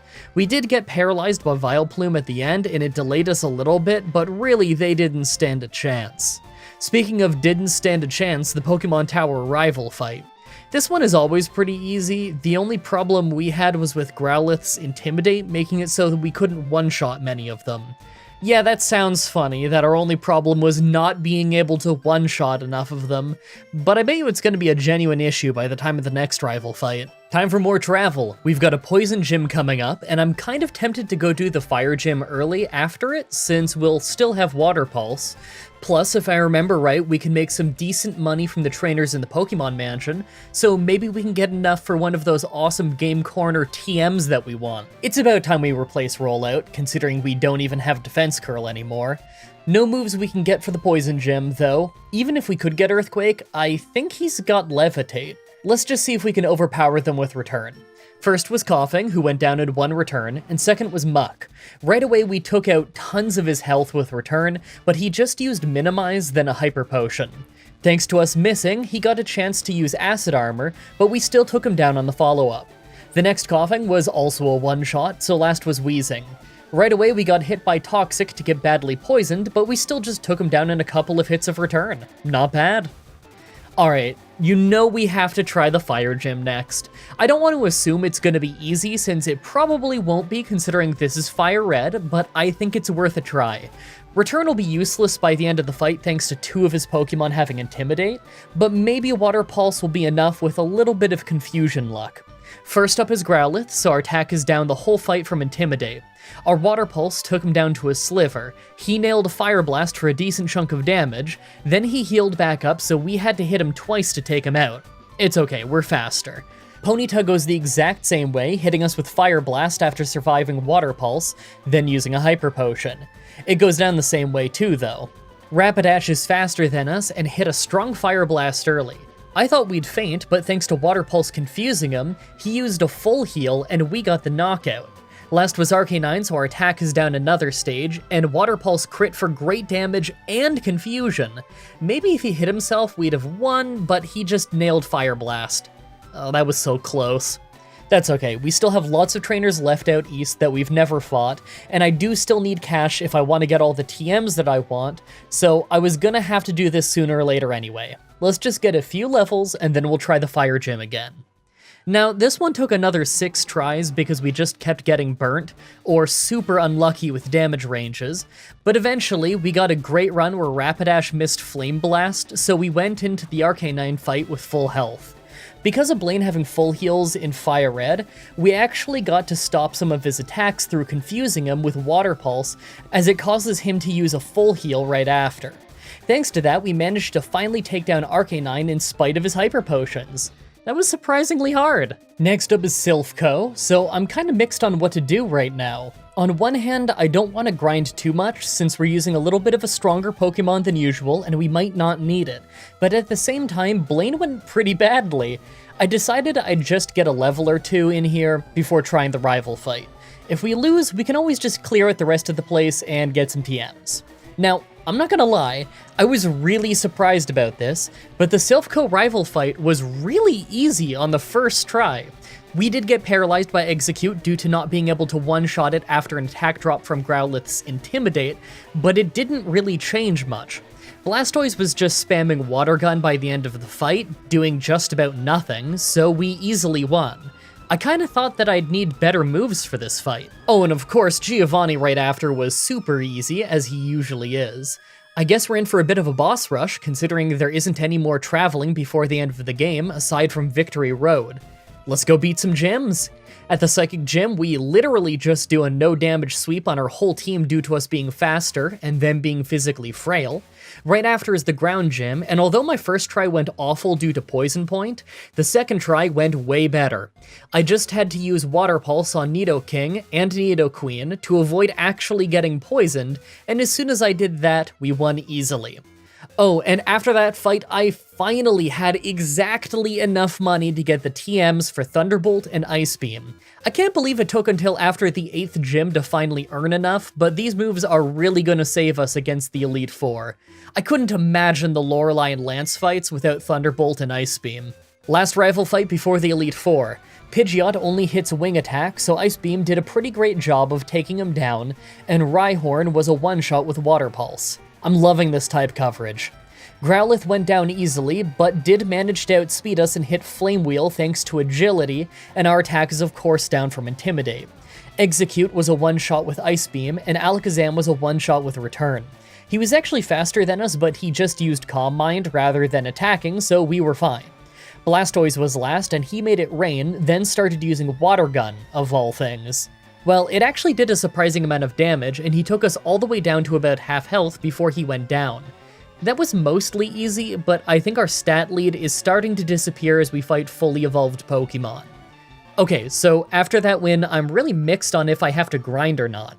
On one hand, we still beat our rival and only took about half of our health and damage, plus most of his team didn't do much. On the other hand, I know that Agatha's Gengars are especially hard to take down, and the fact that we can't just spear them with the same type attack bonus Return kind of has me worried. Plus, Blastoise has Hydro Pump and Rain Dance in the last fight, if I remember right, and I'm sure that could really mess us up. I fought a few trainers on my way through Victory Road, but not all of them. If we really do have to end up grinding, then I'm thinking Lorelei might actually be the best target, not these trainers. Now that we're at the Elite Four, let's take a good look at our team. Between good type coverage, decent stats, and a lot of health, I'm feeling pretty good. I'm not totally convinced we'll win the fight with Agatha or our rival yet, but I think we could take down the rest of the Elite Four. Our speed is a little low, but we also have a Quick Claw, so that might not be too big of a deal. Make your final guess on if we can win this or not. Let's do this. First is Ice Trainer Lorelei. Dugong was a two-shot with Thunderbolt, but she started making it hail, so we're gonna have to take a little bit of damage over time. Cloyster was a one-shot with Thunderbolt. I'm just happy she didn't use Reflect, since we would take more hail damage that way. Slowbro is third, and it can be a real issue if it uses Amnesia enough, but we crit on this attempt for a one-shot. Lapras is next, and we can't deal half its health and damage. Because of that, we took a big Ice Beam before hitting Return to take her to red. She hit Surf, then ate a Citrus Berry, and we finished her off.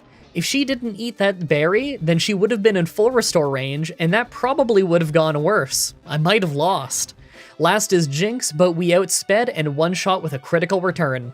The crit probably wasn't necessary, but I still appreciate it. Second is Fighting Trainer Bruno. It started fine with Onix going down in one Water Pulse, but Hitmonchan took out half of our health in one Sky Uppercut before we could take him down. Right after was Hitmonlee, who was actually faster than us and took us down to only 23 health off Brick Break. Naturally, we couldn't one-shot Machamp right after, so he finished us off. To be honest, I didn't see this coming at all. I thought we'd just one-shot Hitmonchan and Hitmonlee, but our return isn't actually strong enough. Starting with Return takes Hitmonchan to full restore range, so I think I'll just have to come back a few levels higher. Oh, and by the way, we're leveling up by fighting a Lorelei as expected, but what I didn't expect is just how badly it would usually go. We got lucky winning the Lorelei fight on the first try, because I actually feint most attempts. Man, this run just got a lot harder, real quick. Literally dozens of run-throughs of Lorelei later, and we get this run where we still can't one-shot Hitmonchan, but at least we survived a bit better from Sky Uppercut. Hitmonlee was a one-shot, and next up was Machamp. Instead of just beating us with Cross Chop, he used Scary Face to lower our speed, then Bulk Up to buff himself up. Our return took him to red health, so he just healed up with a full restore as we switched to Ice Beam, just to hit a crit. Thanks to that, and us attacking first next turn, probably because of the Quick Claw, we got the knockout. Last was Onix, who was just a one-shot. Third is Ghost Trainer Agatha. It wasn't even close. We can't two-shot Gengar, so that pretty much means we won't win. Check this out, even with us freezing her solid, we just lose to Confusion and Toxic. This is brutal. What level am I gonna need to be before I can win this? Okay, tons of tries later, and we got this run where we froze Gengar, who defrosted on the same turn, used Double Team, survived with a Sliver from another Ice Beam, confused us, then used a full restore. Oh, and we hit ourselves in Confusion. Come on, man. It's fine, she just used Double Team more, and we hit anyway for a knockout. I don't like that damage range. For Golbat, we took a weak Air Cutter, snapped out of Confusion, then one-shot it. Next is Arbok, so our attack is down, but I just used Return twice anyway. Her Sludge Bomb just didn't hurt that bad. Second Gengar is next, but this one was using Sludge Bomb, so we didn't take much damage. Plus, we froze it solid, and it actually stayed frozen. Last was Haunter, who was also frozen solid because Serene Grace is the best ability in history of ever, and I love it. Fourth is Dragon Trainer Lance. First was Water Onyx, so our attack is down the whole fight from Intimidate, but of course it was just a one-shot with Thunderbolt due to the double type weakness. Aerodactyl is second, so I went for Thunderbolt for great damage as he hit Ancient Power. Second round, he healed up with a full restore, so we had to knock him back down. Then he acted first on the next round to hit Hyper Beam. I guess we only acted first on the first round due to Quick Claw. He went down soon after, and naturally, all three of his Dragon types were just one-shots with Ice Beam. Every time I fight a Dragon Trainer, I am just thankful to have Ice Beam. Finally, the Pokemon Champion. First was Pidgeot, and literally every time I try this, I just get outsped and hit with Sand Attack. Whatever, I just stuck with it on this attempt and kept trying. At least Pidgeot hardly hurt us. Alakazam took a big chunk out of us with Psychic before we got the one-shot on him, and Exeggutor did a surprising amount of damage with his Giga Drain before he went down to some Ice Beams. We're down to a little bit more than a third of our health as we one-shot Rhydon with Water Pulse. Arcanine is fifth, and our attack is down, so I went for Water Pulse, just to lose most of our health to Flamethrower first.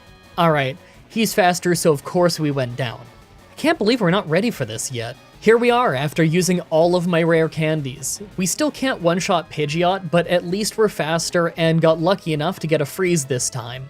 I tried this at level 85 for the record, and we just got Sand Attacked every time, so this was a lucky break. Alakazam is still faster than us, so we got hit by Psychic before taking him down, and we never got hit by Exeggutor thanks to him freezing with Ice Beam. I swear, Serene Grace is a lifesaver. Rhydon is still a one-shot with Water Pulse, and then it was on to Arcanine. I was worried about how much Flamethrower was gonna do, but we actually confused him off Water Pulse, and he hit himself, so we never took a hit. Last was Blastoise, and he just made it rain, so we got an easy two-shot with Thunderbolt, winning us the run. Well, that got brutally hard out of nowhere. Here I was, thinking we had a pretty strong Pokemon and would win at a lower level, just to end up needing to be level 86 before I stood a chance. I'm gonna have to do a run with this thing in Emerald one day, aren't I? I really hope you guys like that run. The next Pokemon Challenge should be up next week on Saturday like usual, with the long-awaited Youngster Joey Challenge. Pokemon Gold with only one Rattata. It's time to see whose Rattata reigns supreme. As always, I'm looking at your suggestions in the comments in the challenge request section of my Discord channel and on Twitter. Subscribe, ring the bell, stay tuned. Outro time! I've got nothing really big to talk about this time. I guess just that me and Lucy Pyre started that Let's Play, super casual, fun, podcasty Let's Play of us playing Stardew Valley together. Hope we can do more of that soon, because that's been really fun. What else has been going on? Oh, I was looking through my email inbox, and I got a message from an indie wrestler called Cody Knight, or at least that's his ring name. So I'm just watching a little video on the side right now called Stampede 31 Highlights Continue, Landon Cruz versus Chris Turner, and Cody Knight versus Darren Drummond. I think that's how you pronounce that. I'm like halfway through the match right now, but it's pretty good. I have no idea if Cody Knight is ever gonna see the outro of this thing, or if anyone's gonna go look up this random episode of what looks to be an independent wrestling federation from Florida just by me mentioning the video title by name. But I gotta watch the rest of this match so that I can email him back after it because it's really good so far and I'm quite enjoying it. So I thought I would just randomly bring that up in this outro. Because that's kind of what these outros are all about. Just talking about whatever is going on.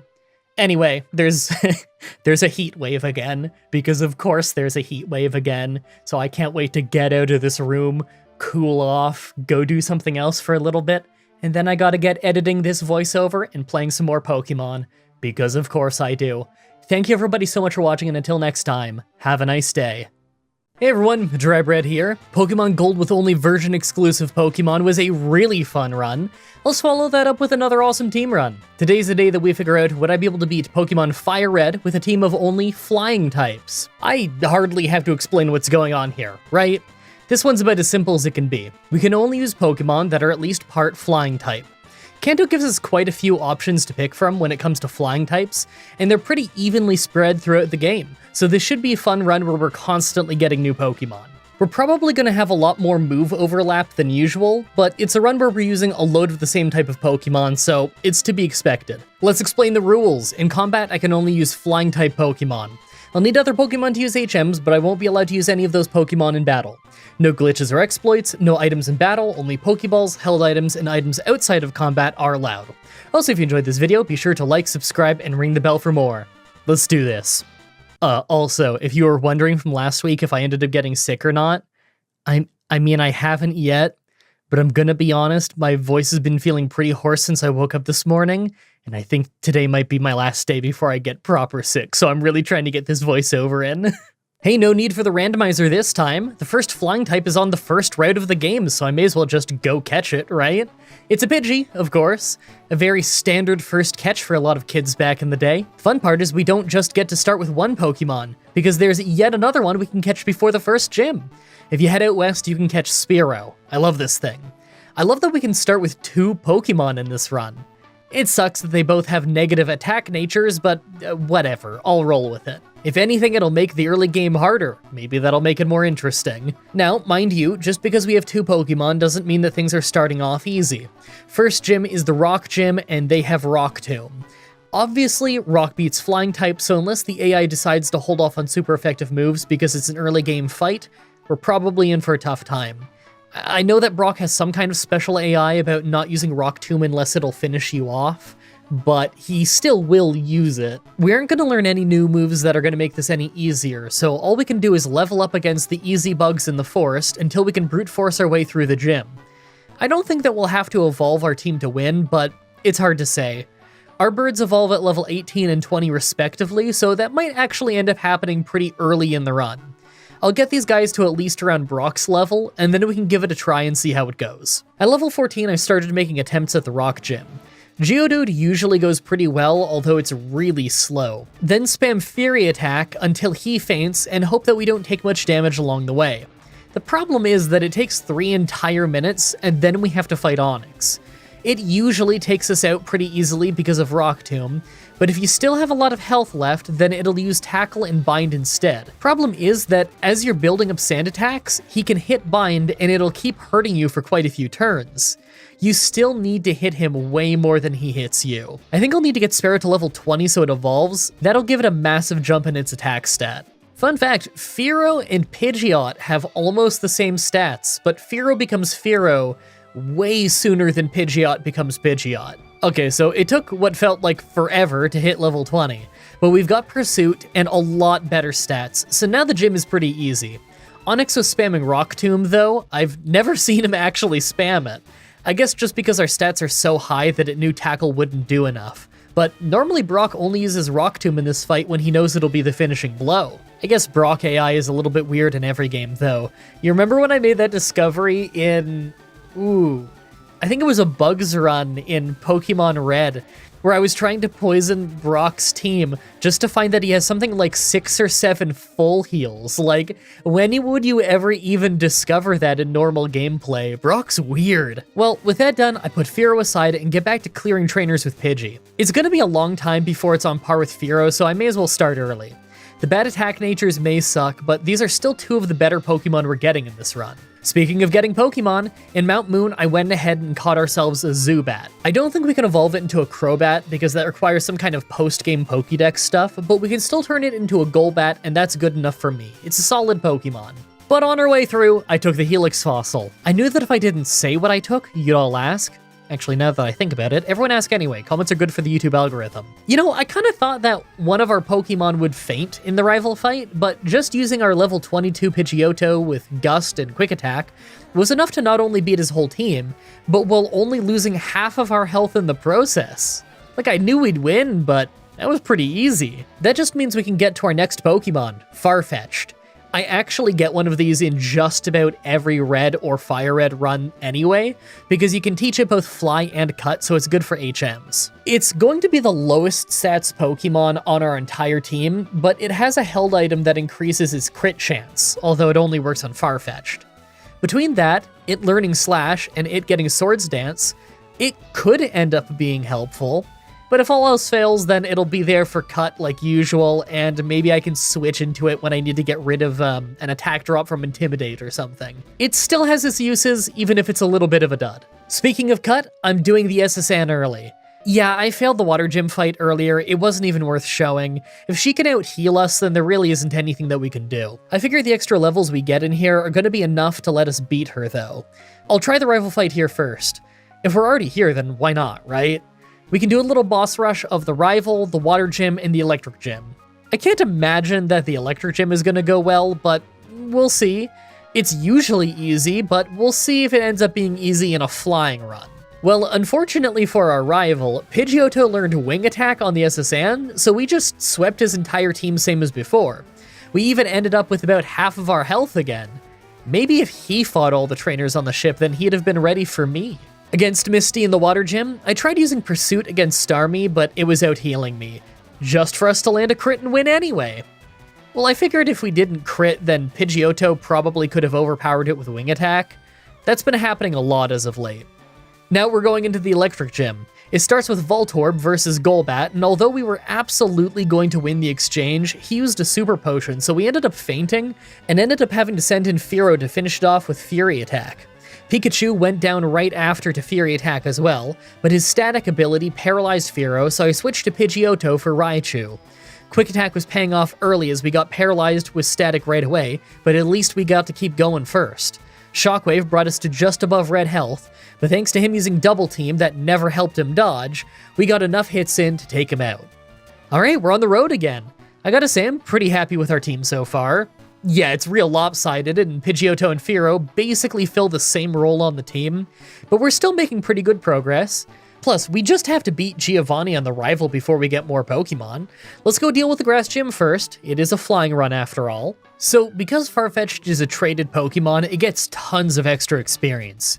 Just switch training it in the entire way through Rock Tunnel and then teaching it Fly and having it sweep all the grass trainers in the grass gym was enough to get it to hit level 28, tied for the highest on our team. Unfortunately, it got shut down by Stun Spore really early on, so Pidgeotto ended up having to do most of the work.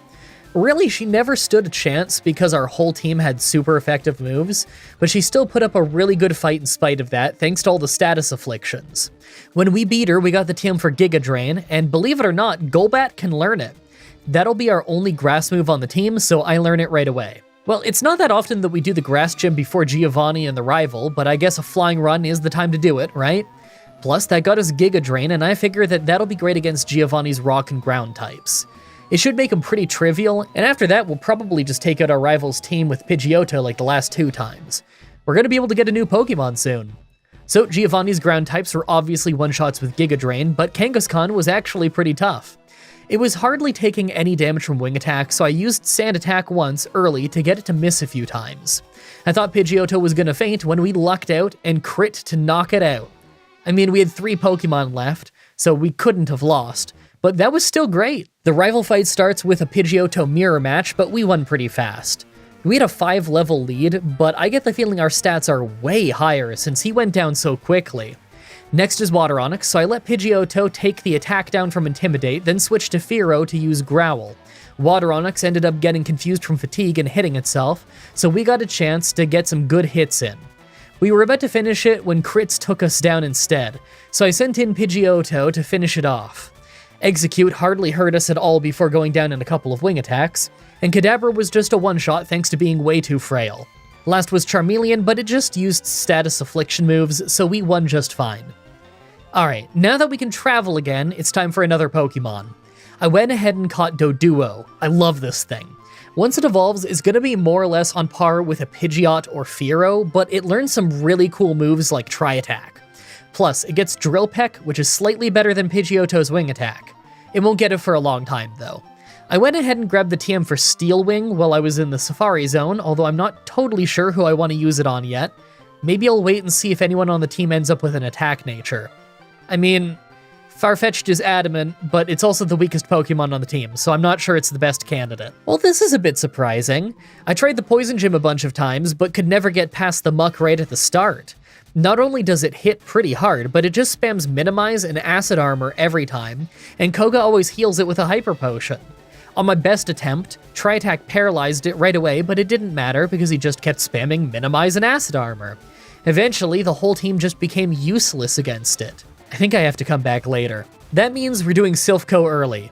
Kinda lame since there's a Pokemon we need to beat Koga before we could get, and I was planning on leveling it up in here, but I'm sure we'll be fine in the end. I kinda want to do the rival battle in here after we've got some levels, since I actually think we could stand a chance. Muck was only stalling us thanks to him being very tanky and having 2 very specific moves. The rival fight here is typically hard, but we've also had a pretty easy time with our rival fights in this game for the most part. We're a bit of a low level, but maybe after clearing out some trainers, we could actually win this fight. Right away I used Tri-Attack with Dodrio to fight Pidgeot. We took it out, but we lost most of our health from the back and forth. Really not a good start. Water Onix is next, so I sent in Golbat to use stuff like Confuse Ray and Giga Drain, but the Confuse Ray didn't last and Giga Drain hardly hurt. We ended up getting really lucky with Confusion on the second Confuse Ray though, and it ended up pretty much taking itself down. Out to Pidgeot for Execute, and we thankfully dodged Stun Spore so nothing happened to us as we took it out. Alakazam is second from last, but we just one-shot it and last is Charizard. Now you want to see some pure agony? We have a full team of mostly healthy Pokemon, and he just outsped and one-shot our whole team. The only one that was faster than him was Dodrio, who couldn't get a one-shot, and the only one who couldn't get one-shot was Pidgeot, who couldn't finish him off. That was brutal. Okay, back to the Poison Gym. The first coughing goes great just by using Dodrio's heavy-hitting moves, and next is Muck. Now, I've lost a million times thanks to him building up evasion and defense early. We were hitting hard when he dropped us to half health and poisoned us with Sludge. That's when we lucked out and crit a Tri-Attack to take him out early. Nice. Coughing right after managed to finish off Dodrio and then blow up on Golbat, so we're real hurt. Last is Wheezing, and we confuse it right away. He tries using a full heal, so I just hit an air cutter and then confused him again. Golbat didn't last super long, but then I sent in Pidgeot and Lan with the wing attacks. Between the constant attacks and his confusion, we ended up winning with most of the team still standing. Okay, now that we can use Surf outside of battle, we can go to Cinnabar Island, and that means we have access to the Pokemon Lab. So I go ahead and I pick up the old Amber from Pewter, then I revive Aerodactyl, the last Pokemon I want on our team. Sassy Nature is more special defense and less speed, so I'm not really sure if that's going to help us at all, but it's still an incredibly strong Pokemon overall. Only level 5 when I revive it, but I'm sure that I could catch it up in levels incredibly fast just by switch training on the high level routes, then having it take over the fighting once it's able to. I'm going to grind this thing up to at least level 35 or so, then we can give the Fire Gym an early try. I doubt we'll win, but it's still worth a try. You know what, I kind of assumed we'd lose, but as soon as Aerodactyl caught up in levels to everyone else, it was really easy. I lost the first try to getting burned off Fire Blast, but on the second try, it was fine. Fire Blast is enough to either one-shot or nearly one-shot most of our team, but as long as I switch into something else when Arcanine comes out so that I can reset the attack debuff on Aerodactyl, then we win just fine. I made sure to use the TM we got for Fire Blast on Aerodactyl right away so that we get more type coverage. Okay, so we're back at Silphco's rival fight, and it was actually really easy this time. Just adding Aerodactyl to the team has worked wonders for getting past the Pokemon that would normally be a brick wall for most of our team. Not a single Pokemon on our team even came close to fainting. It really seems like as we get farther into the run, Aerodactyl and Dodrio are leading the team, mostly because those negative attack natures on Pidgeot and Fearow seems to really be holding them back, at least in terms of dealing enough damage. Giovanni right after was easy as always, although the Nidoqueen at the end lasted quite a while. We don't have any great moves to take it down, and we get poisoned, so we take a lot of damage, but we still have a full team, so we really couldn't have lost. Aerodactyl's gonna sweep the Psychic Gym, right? Well, I was almost right. We were slightly too weak to one-shot Mr. Mime, but it was still all really easy. So the Ground Gym is all that's left before the rival fight. Isn't it weird how close together these Giovanni fights tend to be? So the Ground Gym was easy as expected, although it was the longest Giovanni fight yet. Nidoqueen and Nidoking are both pretty tough compared to the rest of his team, and managed to deal a lot of damage. But again, it was mostly just because of poison damage over time. We still had a full team and easily could have sent in other Pokemon to finish them off if Aerodactyl went down. I taught Aerodactyl Earthquake after the fight now that we have the TM, so that's a ground move that we have now. Wow. So I figured this rival fight would be a close one, since it's usually a pretty difficult fight. But not only did not a single one of our Pokemon faint, but only one of them even came close. The one member of his team that put up a fight was Alakazam, and that's just because Psychic hits so hard. Either than that, we hardly got scratched. Alright, so last bit of travel until the Elite Four. I'm a bit surprised that our levels aren't higher considering how lopsided our team is, but Golbat, Dodrio, and Aerodactyl are really pulling their weight. Pidgeot, Fearow, and Farfetch'd have slowly just become decent backup for finishing things off or taking hits when we need to buy time. I do get the feeling I'll be using them a little bit more soon though, since I'm replacing Aerodactyl's wing attack with Dragon Claw now that we have the TM. Feels weird to have no flying move on it, but I figure that having a dragon move might save us in the Lance fight. Plus, Dodrio doesn't learn Drill Peck for a few more levels, so it doesn't have a flying move either right now. Now that we're at the Elite Four, let's take a look at our team. Well, it's not bad, but I could see the Elite Four being an issue. Lorelei's ice moves are probably going to be a serious problem, and I could see the Agatha fight being rough too, but it's the Pokemon Champion that I think we're really not ready for. Maybe by the time we get there, I'll have leveled up enough to make this possible. I went ahead and threw Steel Wing on Pidgeot just for the type coverage. Make your final guesses on if we can win this or not. Let's do this. First is Ice Trainer Lorelei. Yeah, so Dugong right at the start can one-shot most of our team with Ice Beam. I mean, I guess I should have seen that coming. We're like 10 levels lower than her. Okay, I'm gonna go do a big grind for effort values on some of the Pokemon who for sure aren't maxed out, and then I'll try and get the team to about level 50. Then we'll make some real tries. Alright, this took a lot of tries to figure out.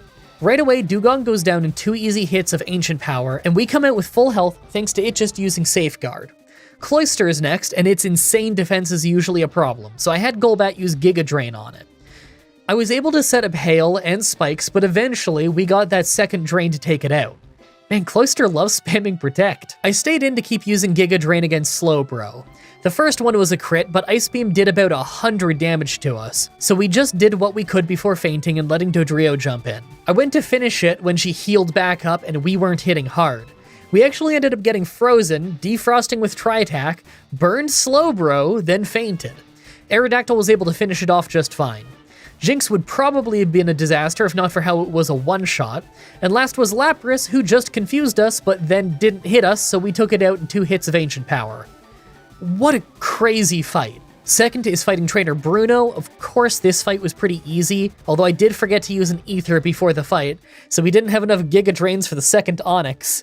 I thought it was Steel Wing for a little while before remembering that I can just use Earthquake on Aerodactyl, and then that went much better. I think it took longer to fight that one Onix than it did to fight his entire rest of his team. Third is Ghost Trainer Agatha. Right away we hit 2 Drill Pecks to wipe out Gengar before it could build up too many double teams, then switched out to Aerodactyl to shoot down Golbat with Ancient Power easily. We even got the full stats boost from it, that's awesome. Arbok was next, so we got the attack cut, but that's fine thanks to the boost. We just hit Earthquake twice to take it out.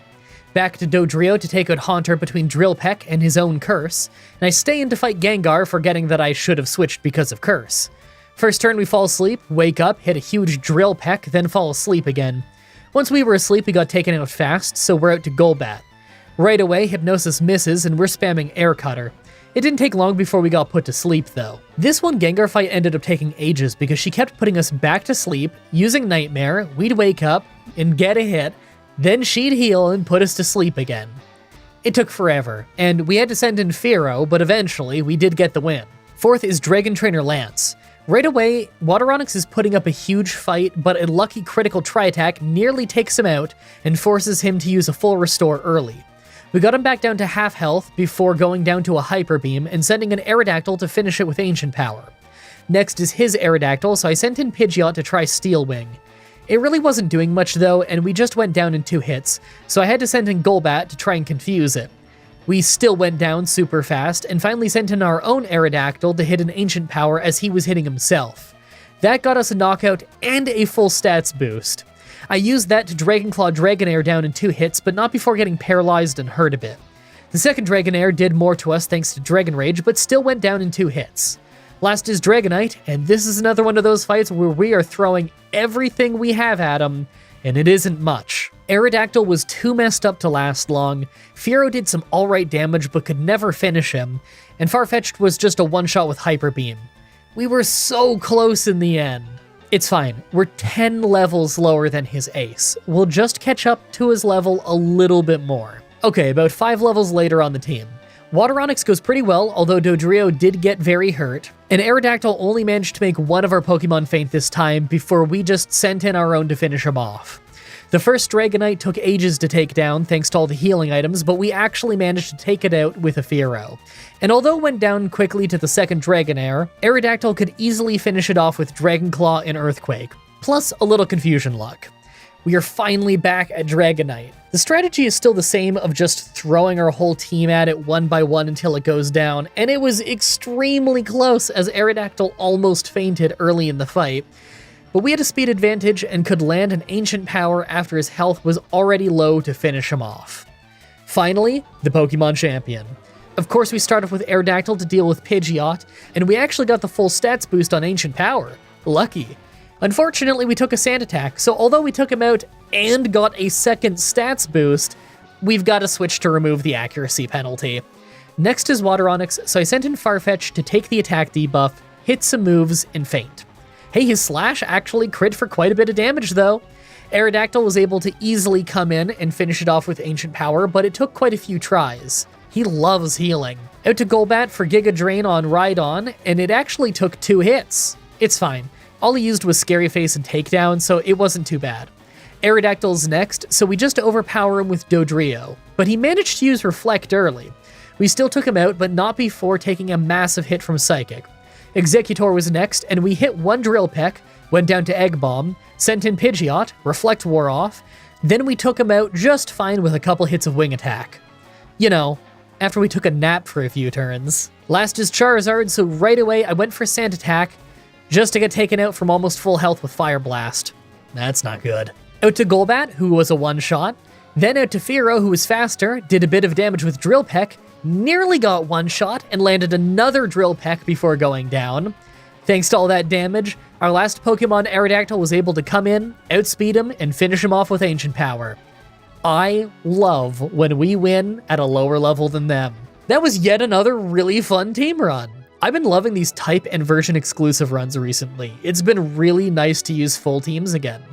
Solo runs are fun, but team runs let us try things that we don't normally get to try, and that usually makes for some really fun play sessions.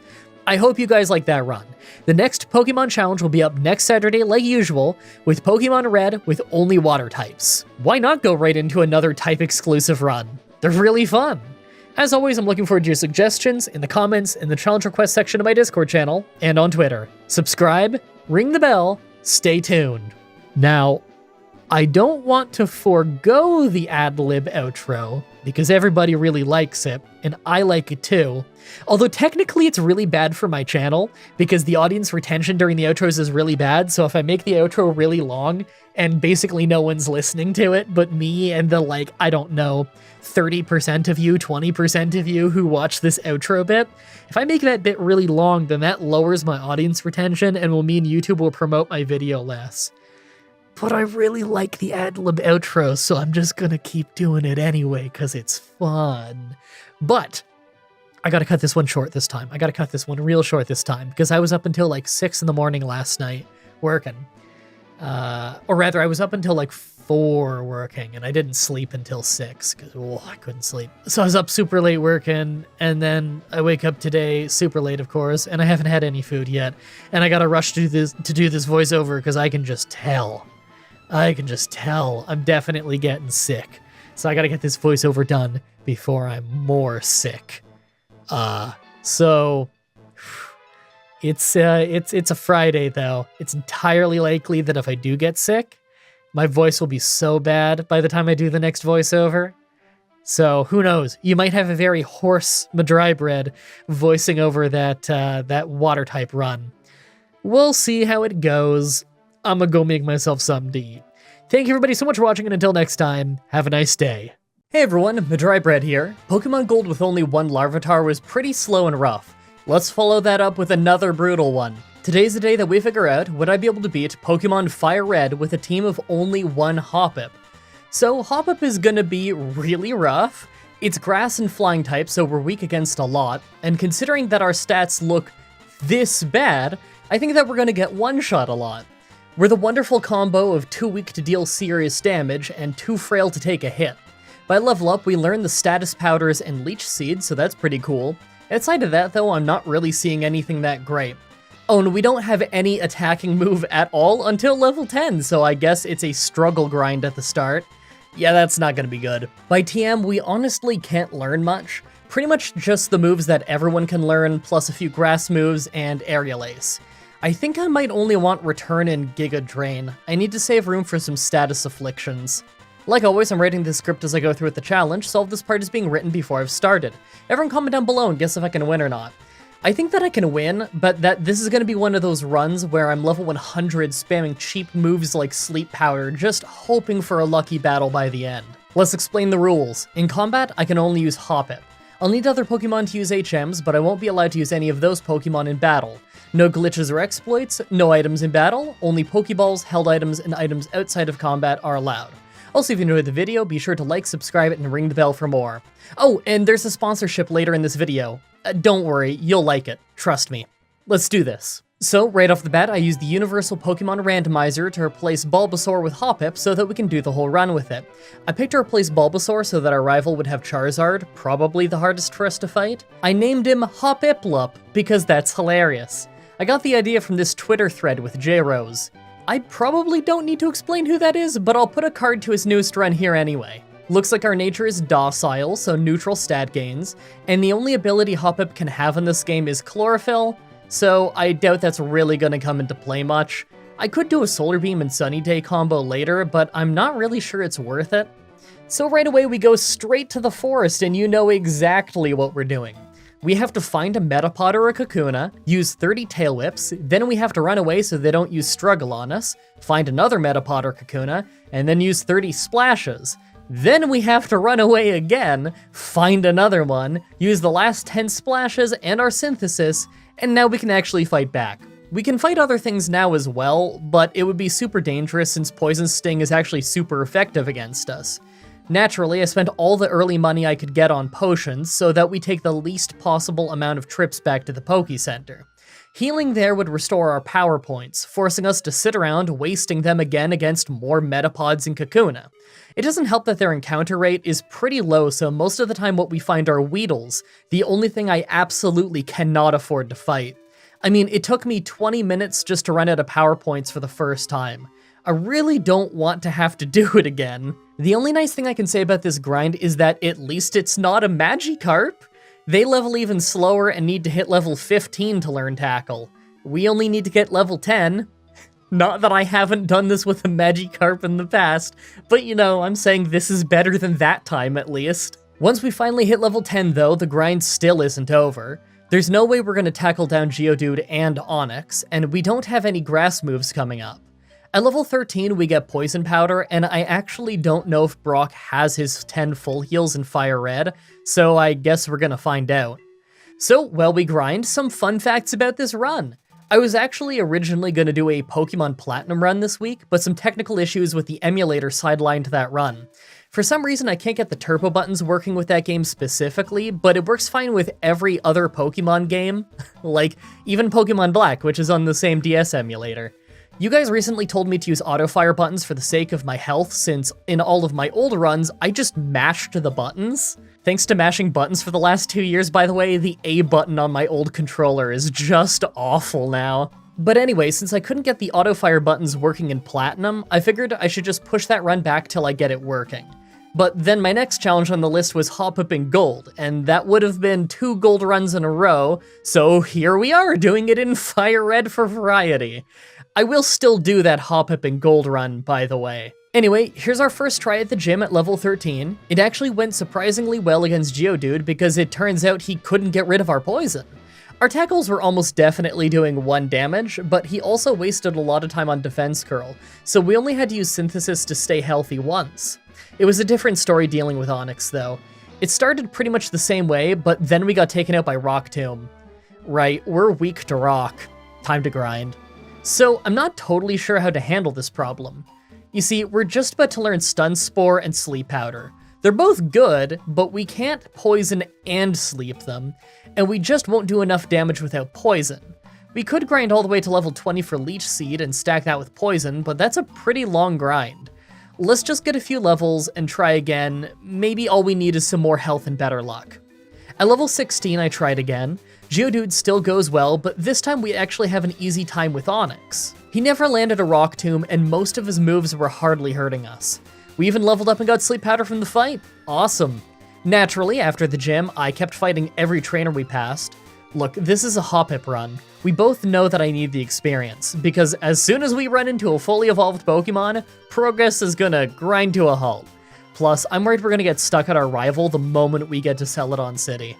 Celadon? Cerulean? I always mix those two up. It's totally Cerulean, isn't it? On our way there, though, I took the Helix Fossil. I knew that if I didn't say what I took, you'd all ask. Actually, now that I think about it, everyone ask anyway. Comments are good for the YouTube algorithm. On the other side, I go straight after our rival. It took quite a few tries before I could take Pidgeotto down with my accuracy being completely ruined, but on this run, I only took one sand attack. Problem is, right after is Charmander, and we just didn't stand a chance. I decided to try again at level 26. It took a few tries, but on this one, we managed to get Sleep Powder and Leech Seed right away. Tackle still wasn't doing much, but we only took 2 gusts, so between that and Leech Seed, we still had half health. Same strategy for Charmander, and thankfully he stayed asleep for ages, so we never got hit. Aber can't fight back, so we just healed up and finished him off, and last was Rattata, who could hardly hurt us. I didn't even bother with Sleep Powder on him. After that is Nugget Bridge, and I'm just happy that we finally get to grind on something that isn't Spearows for a little while. I figure that once we finish this route, we'll probably be at least level 30. That'll get us Mega Drain, and I'm hoping that that's enough for us to win the Misty fight. Honestly, I don't really want to get rid of any of my moves, but I guess if one has to go, it's going to be Synthesis. Mega Drain and Leech Seed will be keeping us healthy anyway. Once we get to the Water Gym, we totally destroyed the whole thing with Mega Drain. Finally an easy fight. So, while I grind on the SSN, let's plan. We aren't getting any more level up moves, and we really don't care about many of the TM moves until we can get Return.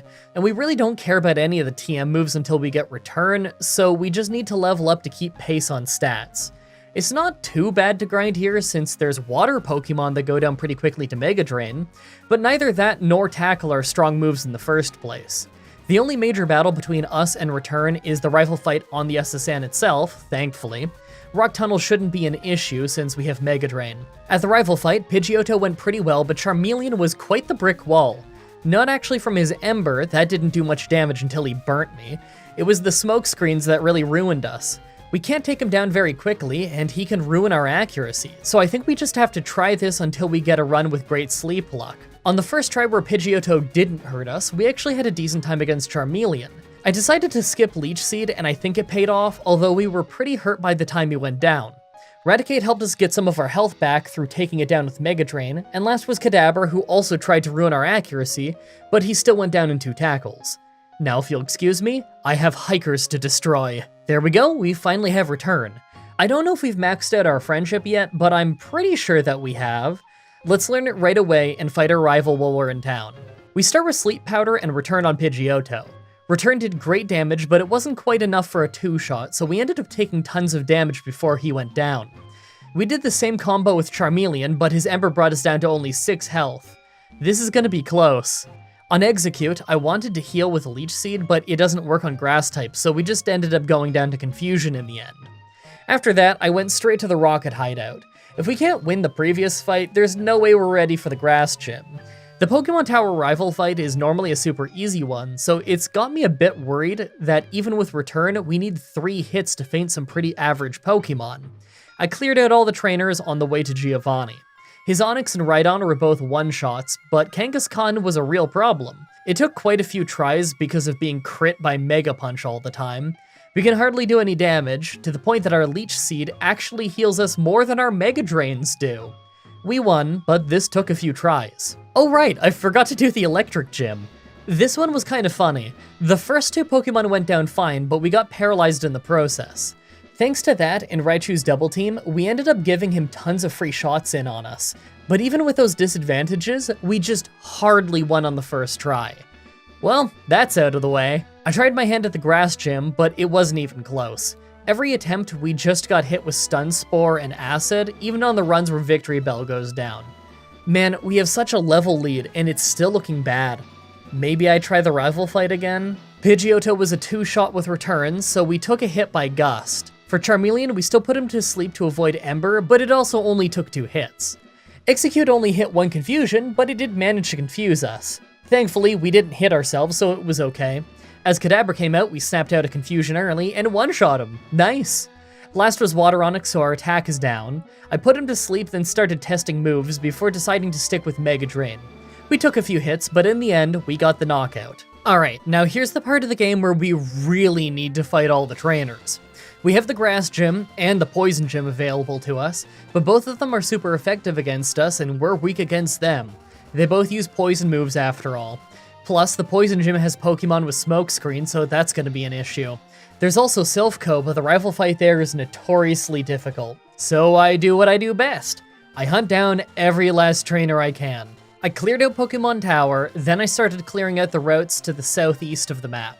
I had to skip out on some of Cycling Road this time because there are so many poison types that are just too tanky for us. It takes a long time to do all of this, but it's pretty clear that we're gonna have to do it sooner or later.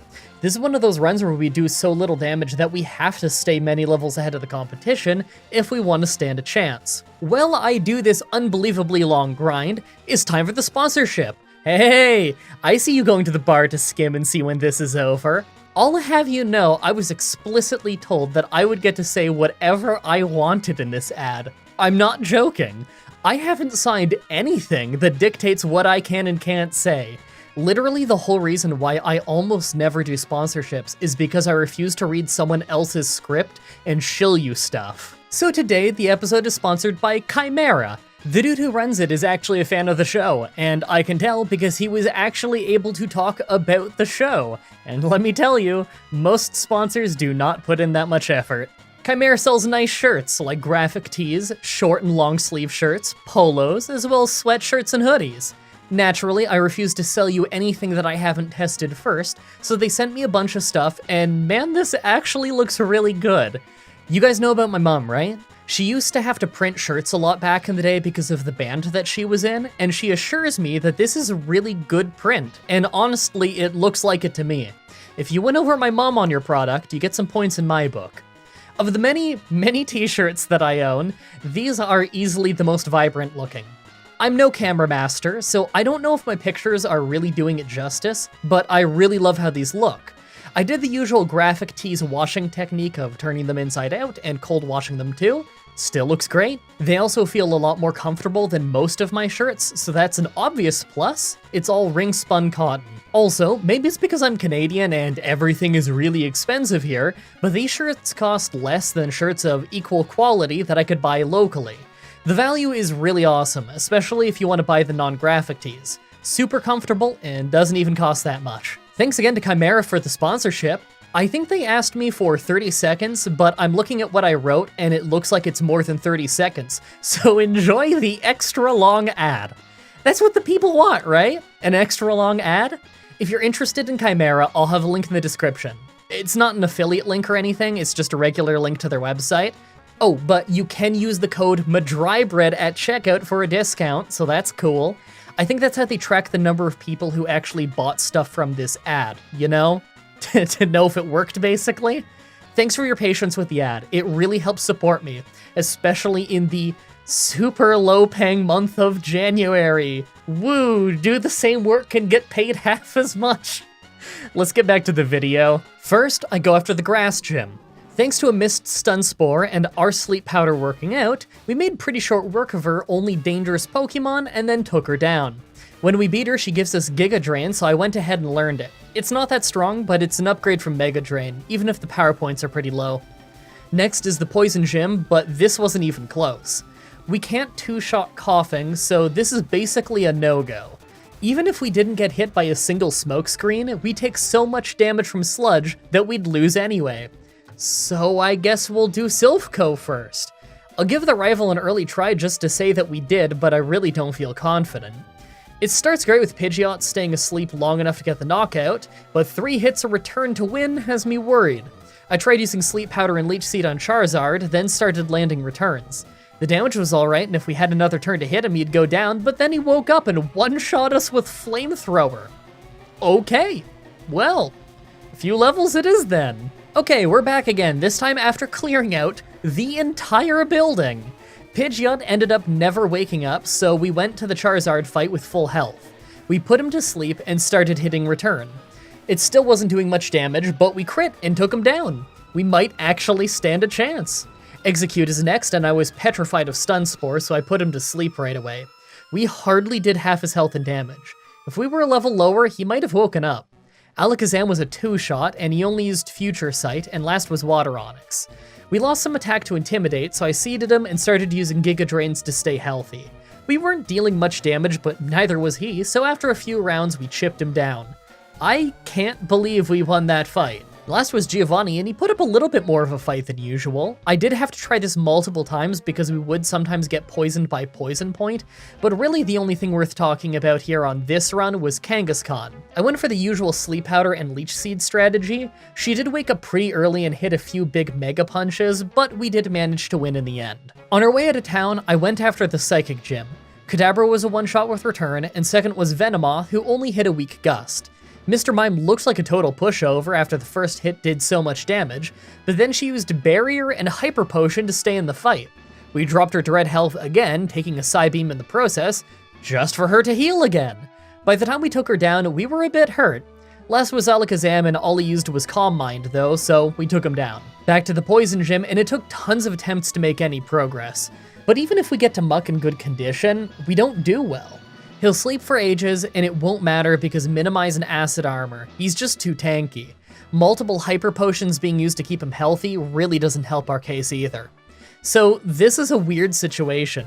We're grinding to beat the Poison Gym even after we've cleared Silphco. That doesn't happen very often. It has me worried that even if we beat the Poison Gym, we're gonna have to deal with the Fire Gym right after. Blaine can be kinda dumb, as we all know, but he does have fire types as well as 2 Pokemon with Intimidate, so Return is gonna be pretty weak. We can't even use Surf until after the Poison Gym too, so we can't even find a better place to grind yet. Considering the fact that we are hardly doing any more damage than we were since before Silphco, I think we could be grinding for a while. Alright, Poison Gym time again. The first coughing only hits a sludge on us, and as I started setting up Leech Seed and Sleep Powder on Muck, we ended up critting our first return for the knockout. Okay, he still has potions, so I'm not off the hook yet. The next coughing got put to sleep on the first round, making Koga use an item to get rid of it, giving us a free knockout with 2 returns. Last was Wheezing, so we put him to sleep and seeded him. Return did decent damage, and he woke up to nail us with Sludge. Our second return didn't faint him, and we took a smoke screen, but Leech Seed damage actually finished him off, finally giving us this win.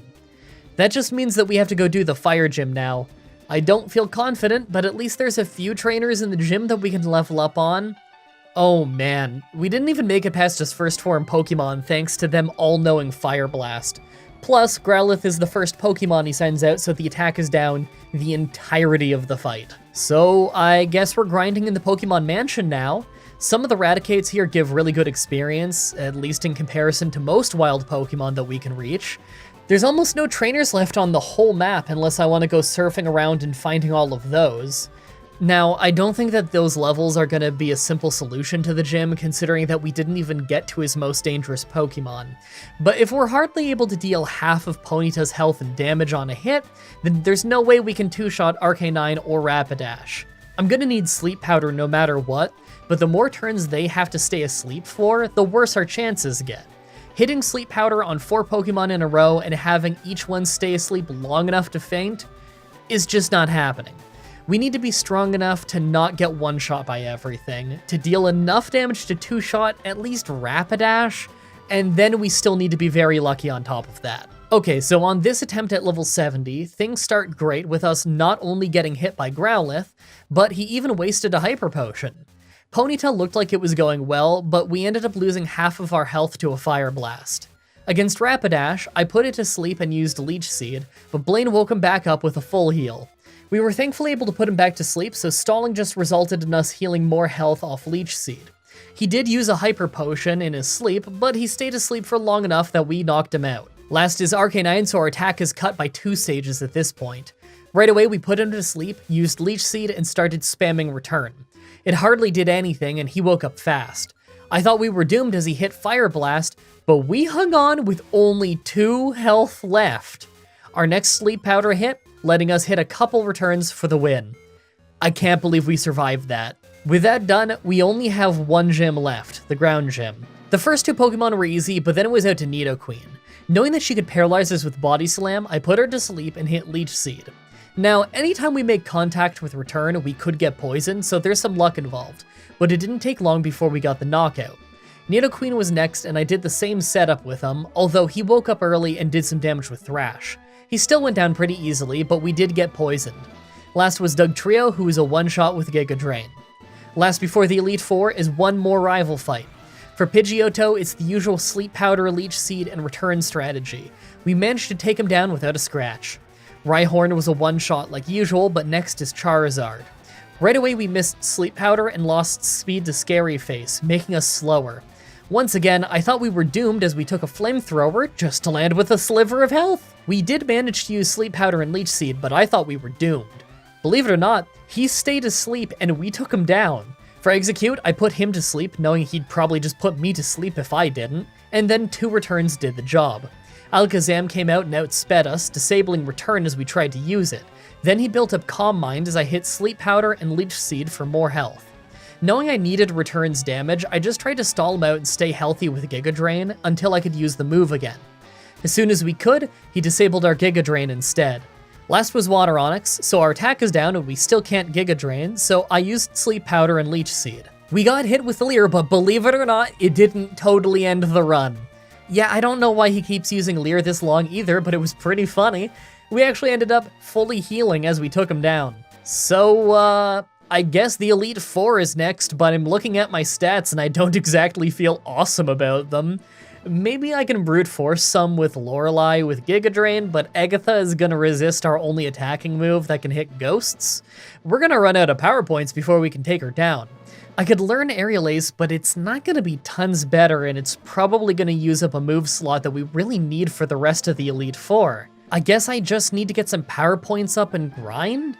I mean, our attack and special attack are both 75. Usually we have at least 100 by now. Let's at least try Lorelei and the Bruno fight. If they go down easy, then maybe we can grind by fighting them instead of wild Pokemon. Make your final guesses on if we can win this or not. Let's do this. First is Ice Trainer Lorelei. So Giga Drain did less than half her health and damage, then we got one shot by Ice Beam. Guys, I think I have to grind a bit more. So this one's a bit of a grind. It turns out that doing both very little damage and being very frail is a pretty rough combo. Who knew? I already got all the power point ups I can get for this early in the run, so if I really do end up needing more power points for moves that hit ghosts, then we're gonna have to learn either Bullet Seed, Aerial Ace, or Solar Beam, none of which are looking very appealing right now. Solar Beam would be the strongest, but it wouldn't be worth it without Sunny Day, so I guess Aerial Ace would be the next best one, but I don't think I can delete any of my other moves. I'll need them for Lance and our rival.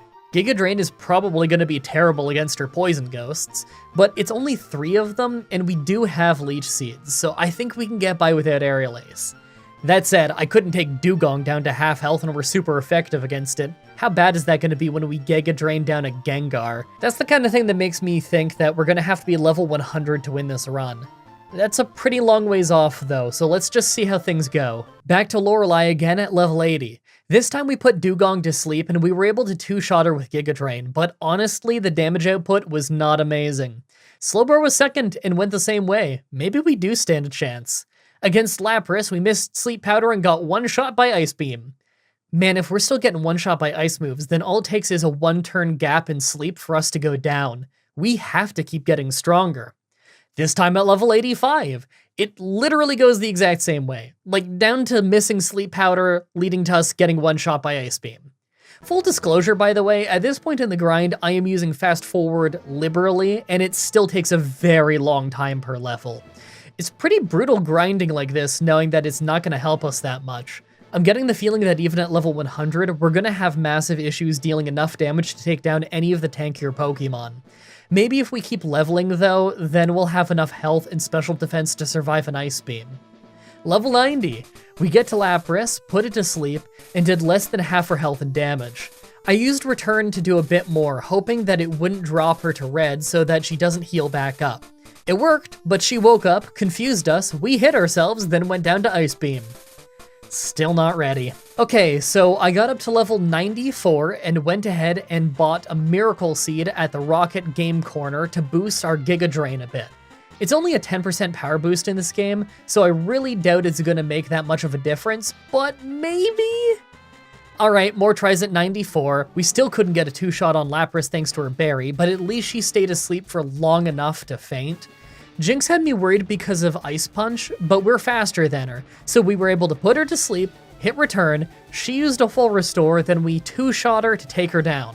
Last was Cloyster, and it took a little while to win since I kept using Sleep Powder. I was mostly worried about her spamming Protect and making my Giga Drain fail, but as soon as she went to sleep, we finally got the win. Second is Fighting Trainer Bruno. First was Onyx, who was a one-shot with Giga Drain, and second was Hitmonlee. Knowing he could slow us down with Rock Tomb, I put him to sleep and took him out fast. Machamp was crazy tanky, so right away we put him to sleep and seeded him, but he did manage to lower our speed with Scary Face. Thanks to that, after he went down, the Hitmonlee was actually faster than us. We took some Mega Kicks before he went down. Last was another Onyx, but one Giga Drain finished him off. Third is Ghost Trainer Agatha. It starts with Gengar, so we put her to sleep and used Leech Seed. I did go for Mega Drain, and man, it did almost nothing. We ended up getting a crit reasonably early for a knockout, but that felt incredibly lucky. As soon as Arbok came out, we lost attack to Intimidate, did very little damage with return, then got messed up and poisoned from Sludge Bomb. I knew that I should have gone for Sleep Powder. This is brutal, but at least I have a few rare candies, so we can just top up at level 100 and try some more. Alright, so we need to talk about just how many times I had to try this fight. Gengar can shut us down right at the start of the fight with 3 of her 4 moves. Plus, she often lands in red health and gets healed with a full restore. She can use Double Team to ruin our chance to hit, Confuse Ray to get us to hit ourselves, and obviously Toxic is an instant death since there's no way we could finish the rest of the battle with it. Shadow Punch doesn't hurt us very much, but she rarely uses it. The amount of luck required to win this fight is unbelievable, but I need to show you this wild attempt. It started with her first Gengar going to sleep. I thought right away it would be a doomed run since we missed our first Leech Seed, but things went okay for a while. We got her down to a sliver, so naturally she used a full restore, and I thought we'd lose because she used a Double Team, but then she switched for some reason. I mean, it means that it got rid of her Leech Seed, but as our other Gengar came out, we got a free hit. Then suddenly she switched again to Golbat, so I hit that with a Sleep Powder that was meant for the other Gengar. I have no idea why she did that, but 2 returns took it down. Then it was out to Arbok, so our attack is cut. We put her to sleep right away, then hit a pretty weak return. I kept going for it though, and in 3 hits, we took her down. She's got 3 ghosts left, so she sent her strongest Gengar back in. Right away, we put her to sleep and slapped on a Leech Seed. We only had 3 Giga Drains left, but I started going for it. I tried using Return sometimes to avoid dropping Gengar into red health because I was afraid of more full restores. In the end, we lucked out. She missed Hypnosis and we just straight up took her down. Next is the original weaker Gengar. I hit Sleep Powder and Leech Seed, then started using Return till I thought Giga Drain would finish it off. It worked great with us only taking a Shadow Punch, and Giga Drain and Leech Seed managed to finish her off. Last is our final ghost, Haunter, and we're out of power points on Giga Drain. You have no idea how tense this was. Just watch this footage. It's insanity. We have to keep putting her to sleep while Leech Seed slowly takes her down. In the meantime, we have to spam Return to kill time and to run out of power points in case we have to use Struggle. Not only that, but Haunter spends long periods of time putting us to sleep and spamming Dream Eater to stay healthy.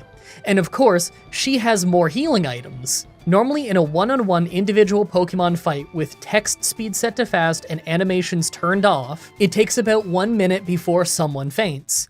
This took 5, and it may have been the longest 5 minutes of my life.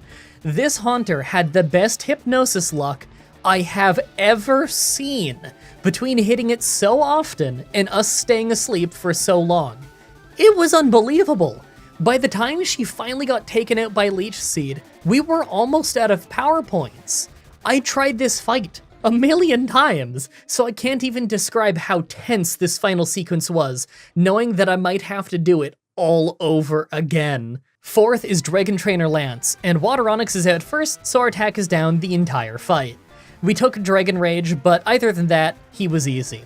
Aerodactyl's next, and this is another one that we have to Giga Drain thanks to Return being both weakened and not very effective. I did use it once to try and keep him from dropping into red before the feint though, and it worked. Dragonite was next, and he had me worried. We used Sleep and Leech Seed, obviously, but Return was hardly doing anything. He stayed asleep for ages but woke up right before he fainted and hit a Hyper Beam to take out half of our health. Next was Dragonair, and although we put him to sleep, they have the Shed Skin ability, so he actually cured it early. Seeing that, I went straight for Return just for him to Safeguard and heal up. Safeguard means that we can't put him to sleep, so we had to take a Dragon Rage. He healed again, but our next hit crit for a one-shot. For the last Dragonite, we got paralyzed right away and hit with Outrage, but I managed to get a Leech Seed in. The next Outrage almost took us down, but our Giga Drain did decent enough damage to heal back up. He got fatigued and confused, causing him to hit himself, but we lost a turn to Paralysis. It worked out though, as he just used Safeguard, handing me the win. I can't believe after all those tries on Agatha, we got a first try on Lance. Finally, the Pokemon Champion. It started with Pidgeot, and it literally took me 11 tries just to not get taken out. Sleep, Seed, and Return is still the strategy that got the knockout. It just took a lot of tries for Sleep to actually stick. Right on was a one-shot with Giga Drain, and third is Charizard. We put him to sleep and seeded him, but he woke up fast and hit a Fire Blast to bring us to a Sliver. We put him back to sleep and just kept spamming Return until he went down, but we only got less than half of our health back. Alakazam is next, so I put him to sleep and just went right for Return, knowing that he's got bad defense. We crit though, so it was a one-shot. For Executor, we put him to sleep and used Return and Sleep Powder like usual, just for him to full restore. Okay, well we put him back to sleep and fainted him. He never hit us. Last is Water Onix, so there's our attack drop. Normally he isn't a huge problem, but this time he lasted a long time. We hit Sleep Powder and Leech Seed early, then used Giga Drain to heal up. He woke up and used a Dragon Rage, but he couldn't really keep our health down. Problem is, we couldn't keep his health down either because he kept spamming healing items. We brought his health down to red just for him to use a full restore twice, before he finally ran out of healing items, giving us a hard-earned victory. That was insanity! So many rough grinds, so many wild fights, and so many battles that I had to brute force. It was a brutal run, but it's cool to have some really interesting battles again. I really hope that you guys like that run. Next Pokemon Challenge is going to be in a couple weeks again. Doing 2 of these runs a month instead of 3 has really been helping me make them longer and more interesting. It just gives me more time to really work on them, you know? I was thinking I'm still going to do that Hoppip in Gold run soon, so maybe that'll be the next one. I'm sure it's gonna be horrible. As always, I'm looking forward to your suggestions in the comments, the challenge request section of my Discord channel, and on Twitter. Subscribe, ring the bell, stay tuned. If you want to see me do more challenges like this, please let me know in the comments or on Twitter. I can always use more ideas from you guys on what I should do next, and check out the playlist in the description if you want to watch all the Pokemon challenges that I've already uploaded. Now we get to the ending part of the video where I get to go off script and just talk about stuff. I'm sure that future MDB will be in the premiere right now to see the reaction to it, but I hope that the sponsorship thing went over okay, because honestly, financially, that helps a lot. It's pretty big, actually, and the fact that the sponsor gave me the freedom of being able to basically write whatever I wanted for the script. I mean, he was literally telling me he didn't even need script approval, he basically just trusted me on it because he already watches the show, you know? So, God, I appreciate that because I've never had that offer from a sponsor before. That was pretty sweet. It's all my genuine opinions that I gave you on the shirts and everything. You know that I wouldn't sell you anything if I haven't tried it before, and boy howdy, I've turned down a lot of money before for products that I didn't want to sell you guys, even though I really needed the money. I know if I did like Raid Shadow Legends or one of those, like I know all of you would probably be fine with it, because whatever, it's supporting the YouTuber you like, but personally, I just don't feel comfortable doing it, so I always turn it down. Yes, I do get Raid Shadow Legends requests all the time in my inbox, and yes, they do offer quite good money. However, I won't. Everybody knows what those contracts look like. Everybody knows it's all template, you gotta do the script, and it just seems so miserable, I'd rather not. Anyway, this has been a super long voiceover, and I gotta rush to edit it because my work is getting all bunched up this week, so I got so much to do, and it's like 1 in the afternoon, and I haven't eaten yet because I've been so busy working on this voiceover. Hope the microphone didn't hear my stomach grumbling at any point. It was loud enough that I definitely heard it. Alright, I'm gonna go take care of myself and get this whole thing edited. Hope you had a fun time. Thank you everybody so much for watching, and until next time, have a nice day. Hey everyone, Mah-Dry-Bread here. Pokemon Gold with only one Wooper was pretty fun. Let's follow that up with another fun-looking one. Today's the day that we figure out, would I be able to beat Pokemon Fire Red with a team of only one Jigglypuff? I have a good feeling about this being an interesting run. First of all, our base stats are lower than that of first form starters, but with really crazy health. It's offset by just how bad the rest of our stats are, but I will say that 45 attack and special attack is actually better than some of the Pokemon I use on the show, so I'll take what I can get. By level up, well, we don't start with any attacking moves, so that's going to be rough right off the bat. We actually do learn some decent moves though. By TM is when it gets interesting, as we can learn a pretty surprising variety of moves. Electric, fire, ice, ground, there's a lot of types here that I wasn't expecting. This might go well. Like always, I'm writing the script as I go through with the challenge, so all this part is being written before I've started. Everyone comment down below and guess if I can win or not. I think that the start of the game is going to be horrible, the middle's going to be reasonably fast, and that the end of the game is going to require probably 1 or 2 crazy grinds. Let's explain the rules. In combat, I can only use Jigglypuff. I'll need other Pokemon to use HMs, but I won't be allowed to use any of those Pokemon in battle. No glitches or exploits, no items in battle, only Pokeballs, held items, and items outside of combat are allowed. Also, if you enjoyed this video, be sure to like, subscribe, and ring the bell for more. Let's do this. Right off the bat, I use the Universal Pokemon Randomizer to place Squirtle with Jigglypuff so that we can do the whole run with it. I name him Puff Jig, a reference to our Pokemon Stadium Let's Play that you should all go watch. Actually, I don't know if I spelled this right, so if you do go watch, then let me know if I got it right. Our ability is Q-Charm, so sometimes we infatuate Pokemon that hit us. That's pretty sweet. Our nature is Naughty, so extra attack and less special defense. That's fine with me. Attack is what we need most anyway, considering that we're a normal type. That said, I think our rival is going to use Intimidate, like, a lot. Maybe this won't work out. Okay, so the grind. Right away, we still have no attacking moves. That means some brutally slow struggle grinding. We're going to have to do this till we hit level 9 and learn Pound, but that won't be the end of the grind. That's just when we have to move on to phase 2, since there's no way we can beat Brock at that low of a level. As you can see, we just have to find Metapod and Kakuna, waste all of our Sings and most of our defense curls, then we have to run away and find a new one to waste the rest on. The reason why we had to find a second one is so that they don't hit us with their own struggle, although I did end up taking some hits. There really isn't much we can do to speed up the process beside using potions outside of battle to heal up instead of the Poke Center. It does for sure speed things up, but it's still pretty brutal, especially because we fail to run away pretty often, leading to us taking a lot more damage than I'd like to when I'm trying to avoid getting poisoned. Is this grind bad enough to earn me a free Twitter plug?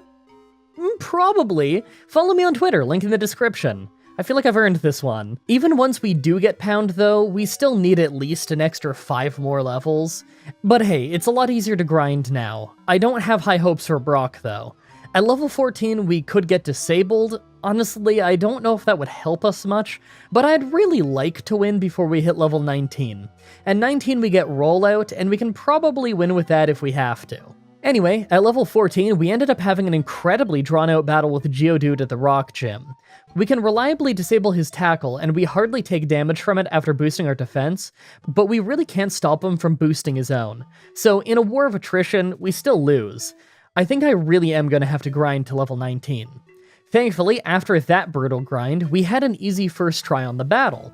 Rollout isn't exactly great for this fight, but because we can double its power with a defense curl, we can just overpower them with it anyway.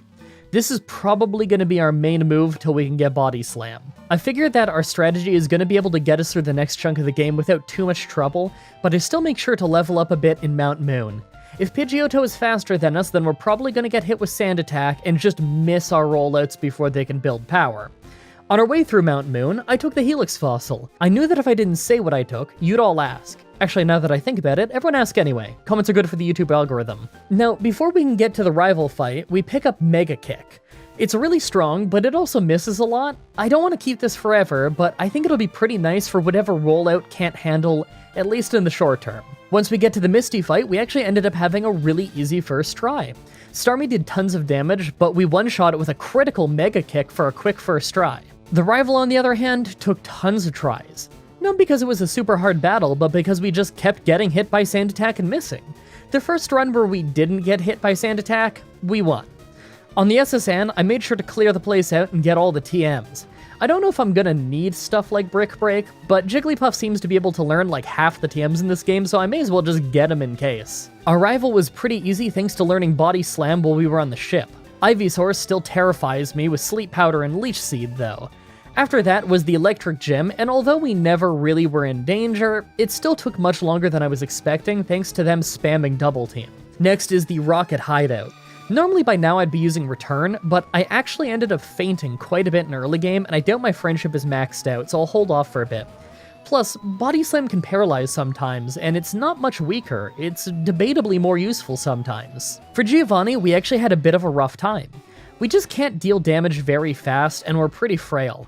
Kangaskhan nearly took us out. After that's the Grass Gym, but it ended up being super easy. We got paralyzed by the end, but most of our team doesn't actually hit us. The Pokemon Tower rival fight is almost always an easy one, and this time was no exception. Water Onix got us with Intimidate, but it wasn't that big of a deal. Outside of Razor Leaf hitting for a ton of damage, we weren't in any real danger. Now that we have the Sylph Scope, we've got a few places we can go. There's Sylphco, the Poison Gym, and if we can beat that, then there's the Fire Gym too. I think that I'll try for the gyms before Sylphco. Blaine may have 2 Pokemon with Intimidate, but we have Rollout and Defense Curl. We might just get taken down fast by Fire Blast, but we might also just sweep them. Only one way to find out. First though, the Poison Gym. It didn't really go how I expected, to be honest. I Defense Curled and rolled out right away, thinking it probably would get stopped early due to Minimize. Naturally, Muck used Minimize, but we actually didn't miss. We swept through most of his team, and this isn't Gen 1, so his Weezing didn't just blow up. Because of that, we had a really easy time. At the Fire Gym, on the other hand, we just lose on the first Growlithe. We take way too much damage, and we're much slower than them. No way we can do this yet. Well, that leaves Sylphco for us. I don't know for sure if we're gonna have to grind here yet, but I kinda get the feeling I will. Let's try the rival fight first. So I had to give this one a few tries, but Rollout actually works pretty well here. As long as we hit all 5 times, then it gets us all the way to Venusaur in pretty good shape. Problem is, Venusaur takes us down pretty fast with Razor Leaf. Alright, I'll go clear at Sylphco and come back. After failing a bunch of attempts because Pidgeot used Feather Dance, that sucked, I decided to take him out with Mega Kick right away. Starting our rollout against Water Onix actually worked out perfectly because by the time we got to Venusaur, we took him out with a max power hit. Now, before we can take on Giovanni, I know we're going to need a new move, so I go ahead and get Ice Beam. It's not perfect for Giovanni, but I'll need it for Lance later in the game anyway, so we may as well just get it now. After getting that, he wasn't so bad. We took huge damage on Kangaskhan, but that was just from a lucky crit. I don't think we'll have any issues with him in the Ground Gym later. While we're in town, I hit up the Psychic Gym. We actually didn't end up getting hit once. They had some chances, they just didn't take them. The Fire Gym, though, we might actually not be ready for. We're holding a Quick Claw, so that gives us a 25% chance to go first regardless of speed, and it's a good thing we do, because most of Blaine's team is faster than us. Even if it kicks in, we'd lose to Arcanine every single time. I'm actually gonna have to grind to deal with Blaine. This feels wrong. A few levels later, and we ended up winning mostly through luck thanks to Quick Claw kicking in against Rapidash and Arcanine missing his attack. There we go, easy Blaine fight. Balance has been restored to the universe. Right after that is the Ground Gym, and although they land some hits, Ice Beam makes pretty short work of his team, getting us the last badge. Now let's see if we can handle our rival again. So I gave this one quite a few tries, but the problem we're running into here is obvious. We take tons of damage, and we're slower than some of his team. It really doesn't help that we have to rely on Rollout, because otherwise the attack downs would be too punishing to use stuff like Body Slam. Alright, let's grind up a bit. I don't think we're gonna have to grind here too hard. I mostly just fight the trainers on Cycling Road with the Versus Seeker. They aren't the best encounters in the world, but the travel time isn't bad, and the experience gains are pretty consistent. Plus, it always helps to get more money from repeating trainer battles. You never know when you're going to need to convert a bunch of cash into coins in this game for a TM. At level 76, I tried a few more times but without rollout. We get stuck at the same point though. I was hoping that maybe it would paralyze more and we'd get farther through that, but Water Onix always does a ton of damage. Return would do a bit more, but not enough for any extra one-shots. At level 80, we ended up having an incredibly easy run because 3 of his Pokemon decided to use buffs and debuffs rather than, you know, just beating us. My best guess is that none of them could get a one-shot, so none of them bothered to attack, but it really didn't work out for them. So here we are, right before the Elite Four. Our stats are pretty wild to look at. It's just awful, health aside. My worry is we're not going to hit hard enough to get very far, but I guess we won't know till we give it a try. Make your final guesses on if we can win this or not. Let's do this. First is Ice Trainer Lorelei. I tried this one tons, and we always get stuck at the weirdest point in the fight. Cloyster. He spams Hail and Protect to slowly chip us away. We can't build up Rollout because of Protect. Body Slam hardly does any damage, and he resists Ice Beam. It takes ages to take him down every time, just for us to get easily finished off by Slowbro. I think we're going to have to learn a new move just for this one battle. Good thing we got all that money from those trainer battles, because I had to convert a bunch of those into coins to buy the TM for Thunderbolt. We actually still didn't have enough. I had to go sell some nuggets after this. It sucks to lose our Defense Curl and Rollout combo, but Thunderbolt will help us with a Water Onyx as well, and our rival is going to have one of those at the end of the game anyway, so we may as well. Now is when things find a way to get even more frustrating. After an entire 10 more tries, even with plenty where Cloyster went down easily, we now keep losing because Slowbro hits us with Yawn literally every attempt, so we just fall asleep and lose to Lapras. Alright, if we level a bit more, then we can two-shot Slowbro. So at level 87, I try this 8 more times. We still lost tons thanks to either Yawn or Confuse Ray, but eventually we got this run where thanks to Paralysis, we got a much needed speed advantage on Lapras. Thanks to that and Lovely Kiss missing, we actually won. Second is Fighting Trainer Bruno. Unfortunately, we don't stand a chance right now. Every run we get hit early by Sky Uppercut, and even if we didn't, we take such massive damage off Hitmonlee that it doesn't matter. We're gonna need to be faster if we want to deal with this. I'll run through the Elite Four a few more times for levels. Even all the way at level 92 though, we still can't win. We hang on just a bit better than Hitmonlee and Hitmonchan, but Machamp just finishes us off. I really didn't think that this part of the run was going to be so hard, but our terrible speed is really dragging us down. Alright, I've got some rare candy. I'm gonna just top off our level and hope we're fast enough to win. Finally, all the way at level 100, we managed to win because we outsped Hitmonlee with Quick Claw and Machamp missed. Honestly, I think if Machamp hit us, we'd probably still have lost. In fact, if Hitmonlee hit us, we'd probably faint too. This is rough. Third is Ghost Trainer Agatha. Yet again, we have another battle where we just get destroyed. It's just non-stop failed attempts thanks to Double Team, Toxic, Critical Hits, Confuse Ray, everything you could think of. Let's go grab the TM for Psychic and see if that saves us. After getting Psychic, we're finally able to win, but not before another 6 failed attempts thanks to mostly Confusion, Hypnosis, and Nightmare. We're really only surviving because of the Quick Claw giving us the first move occasionally. Jigglypuff is insanely weak. Fourth is Dragon Trainer Lance. Now this one was actually very Hungry Box. Oh, should have named the Jigglypuff Hungry Box. Oh, that would have been perfect. Why didn't I think of that sooner? Alright, whatever. Fourth is Dragon Trainer Lance. Now this one was actually an easy first try thanks to being able to one-shot his entire team. But did you notice that we're still slower than his Water Onyx? I didn't think that our speed would be this much of an issue. Finally, the Pokemon Champion. Pidgeot was first, and we lost tons of runs due to an instant sand attack, but this time he just hit a weak Aerial Ace, so we one-shot him with Thunderbolt. For Alakazam, our Quick Claw kicked in, letting us slam him down before he could hit us. Rhydon was also a one-shot thanks to Ice Beam. Next is Water Onyx, so our attack is down, but he missed his Hydro Pump, so we just took him out with Thunderbolt. Super lucky. Fifth is Arcanine, so our attack is down even more. We took a Flamethrower for huge damage just to end up critting with Thunderbolt for a much-needed one-shot.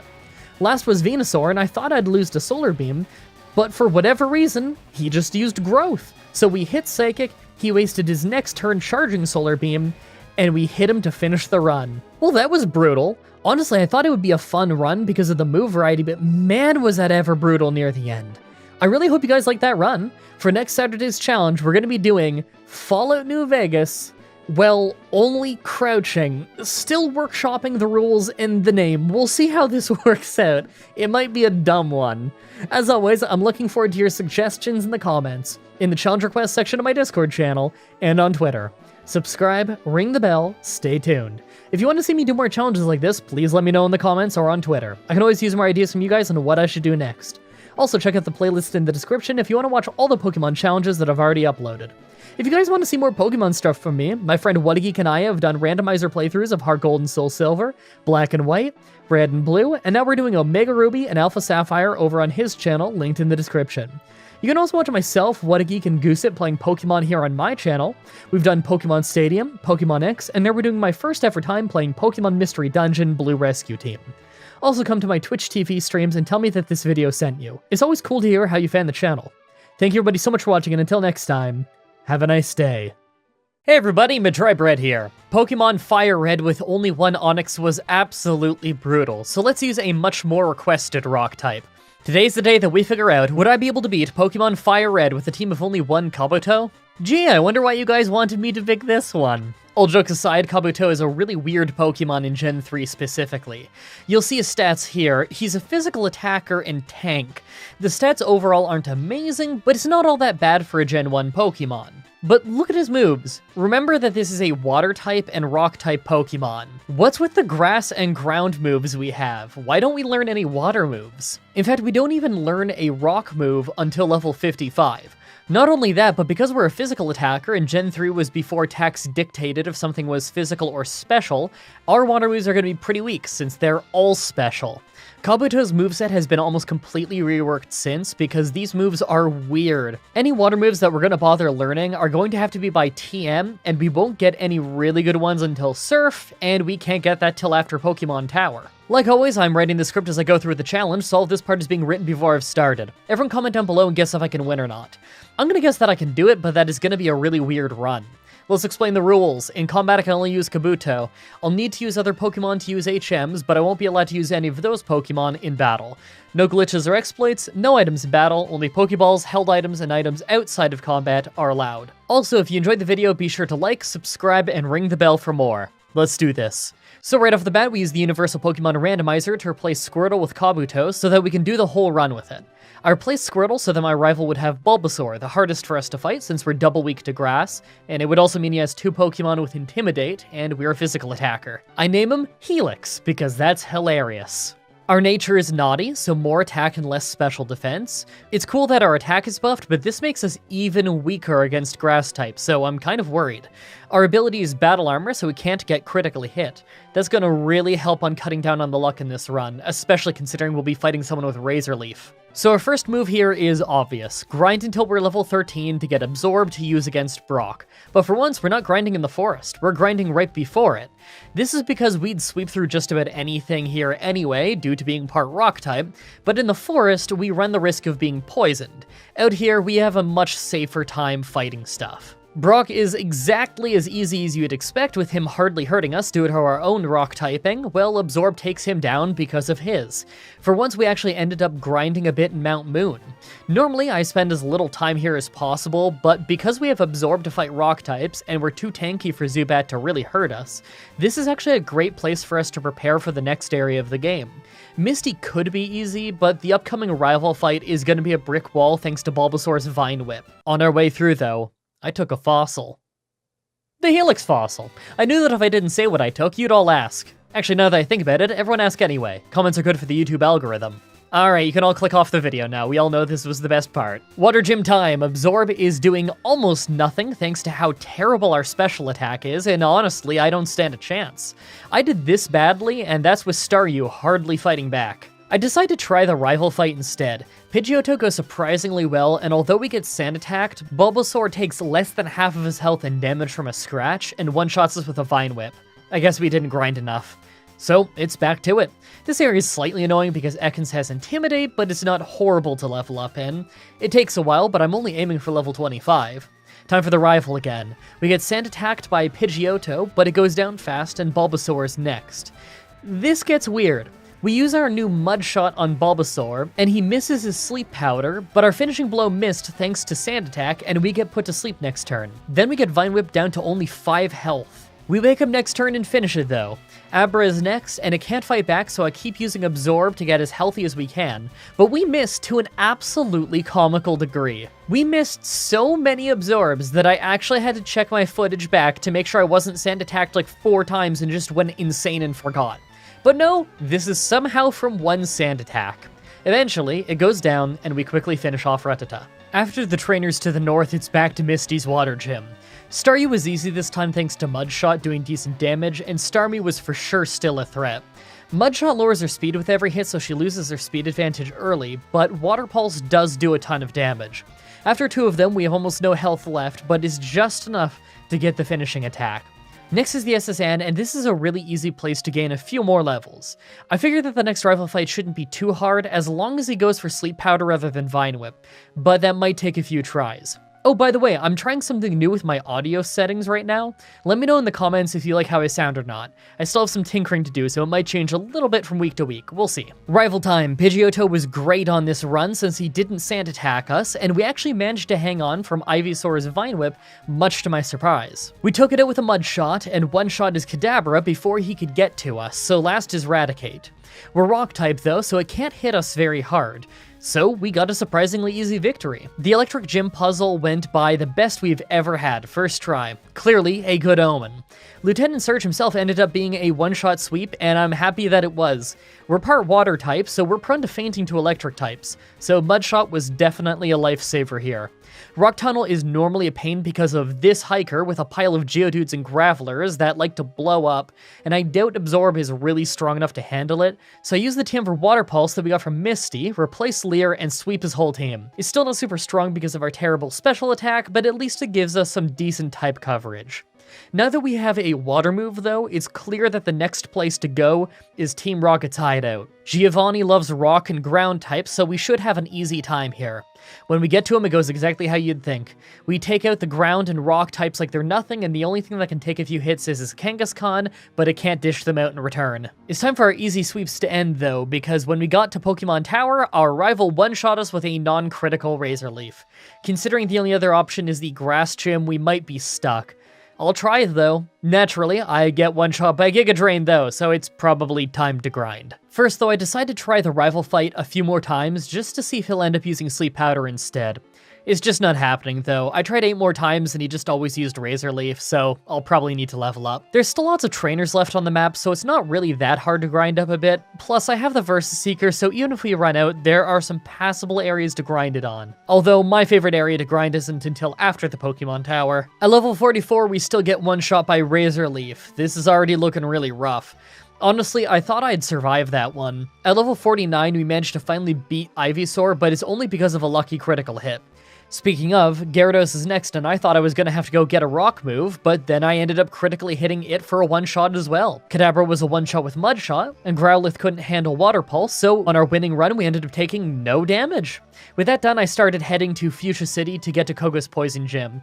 I know that 3 of his 4 Pokemon have Levitate, so Mudshot won't work very well on them, but I figure the battle is at least worth a try. First, though, I get the HM for Surf and replace Water Pulse. I've actually had a couple of people say I've cheated before in previous runs where I used, I think it was the HM Strength, to which I have to say, you need to watch the start of the video where I go over the rules. I always say, quote, I'll need other Pokemon to use HMs, but I won't be allowed to use any of those Pokemon in battle. End quote. I can't use the HM-only Pokemon in battle. Of course I can use HMs in battle if it's the Pokemon that the run is built around. It's not like HMs are overpowered in any way. Most of them aren't even good in battle. Surf is pretty much the only one that'll be consistently useful.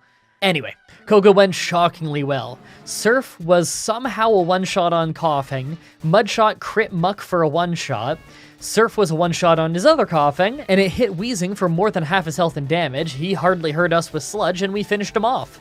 That was much smoother than I was expecting. I tried the Grass Gym right after, but we can't get a one-shot, so we just go down to Giga Drain. On the upside, we can go to Cinnabar though. The Fire Gym is a great place to gain a few levels, not just because we have Surf, but because we're both Rock and Water type. That means that we take 4 times less damage from fire moves, so I'm very confident that we can beat Blaine. Speaking of, Blaine time! I decided to use Surf on his team rather than Mudshot because he has 2 Pokemon with Intimidate, and it pays off.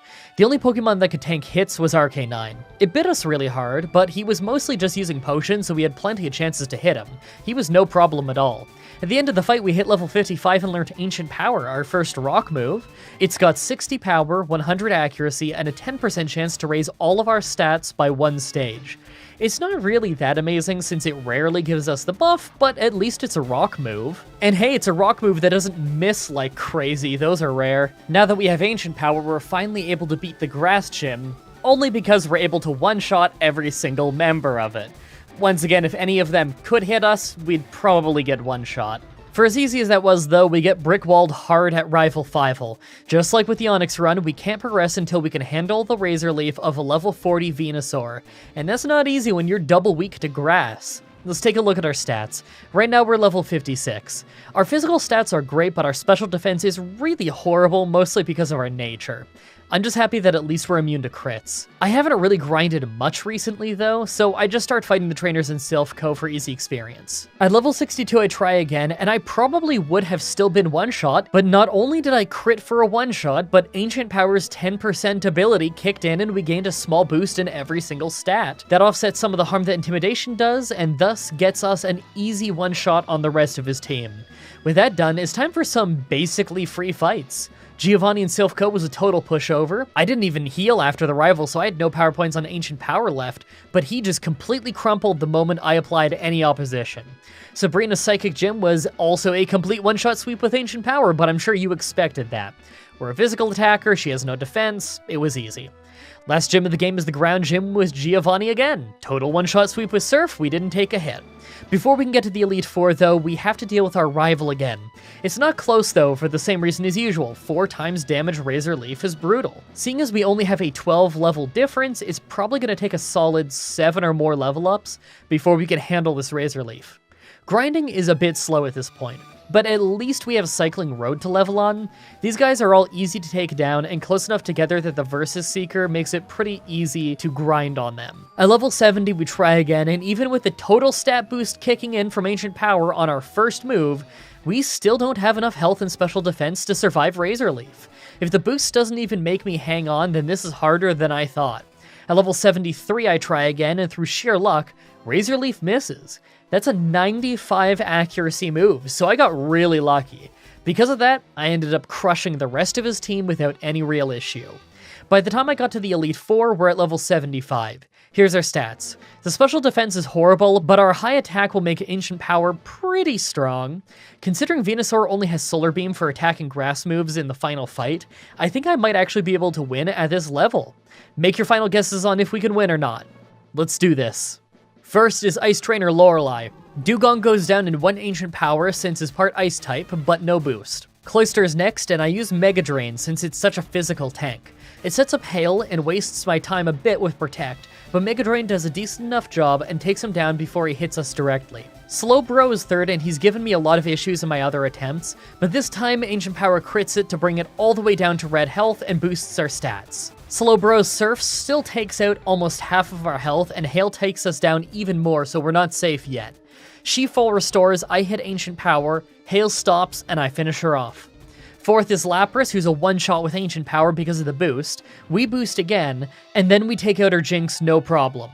Oh, and by the way, this was my 18th attempt. Surf hurts real bad if Ancient Power does not kick in. Second is Fighting Trainer Bruno. He opens up with 2 Onyx in a row, but they're both easy to one-shot with Surf. Hitmonchan could be dangerous, but instead he just missed Rock Tomb, so we took him out in an easy 2 hits. Hitmonlee, on the other hand, tanks a Surf, hits us incredibly hard with Brick Break, and we finish him with another Surf.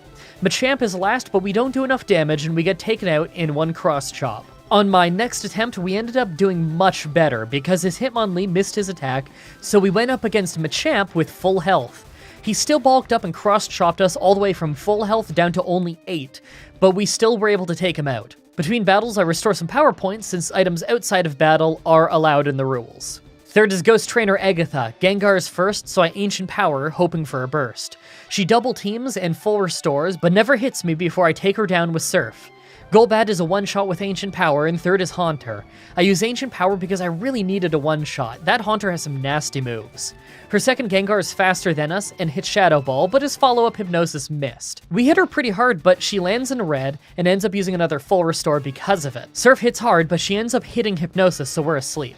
Thankfully, the turn that she hits Nightmare is the same turn that we wake up and finish her with Surf. Last is Arbok, so our attack is down from Intimidate, but I try for Mudshot anyway for type effectiveness. We miss and get hit, so next turn I Mudshot again and hit. Iron Tail hits us hard and lowers our defense, we can't take another hit. Thankfully, our final Mudshot hits and takes her out. Fourth is Dragon Trainer Lance. Gyarados is first, so our attack is down the whole battle. We hit Ancient Power, take 40 damage off Dragon Rage, and then finish her with another Ancient Power. Dragonair is next, and although we do decent damage, we get paralyzed off Thunder Wave.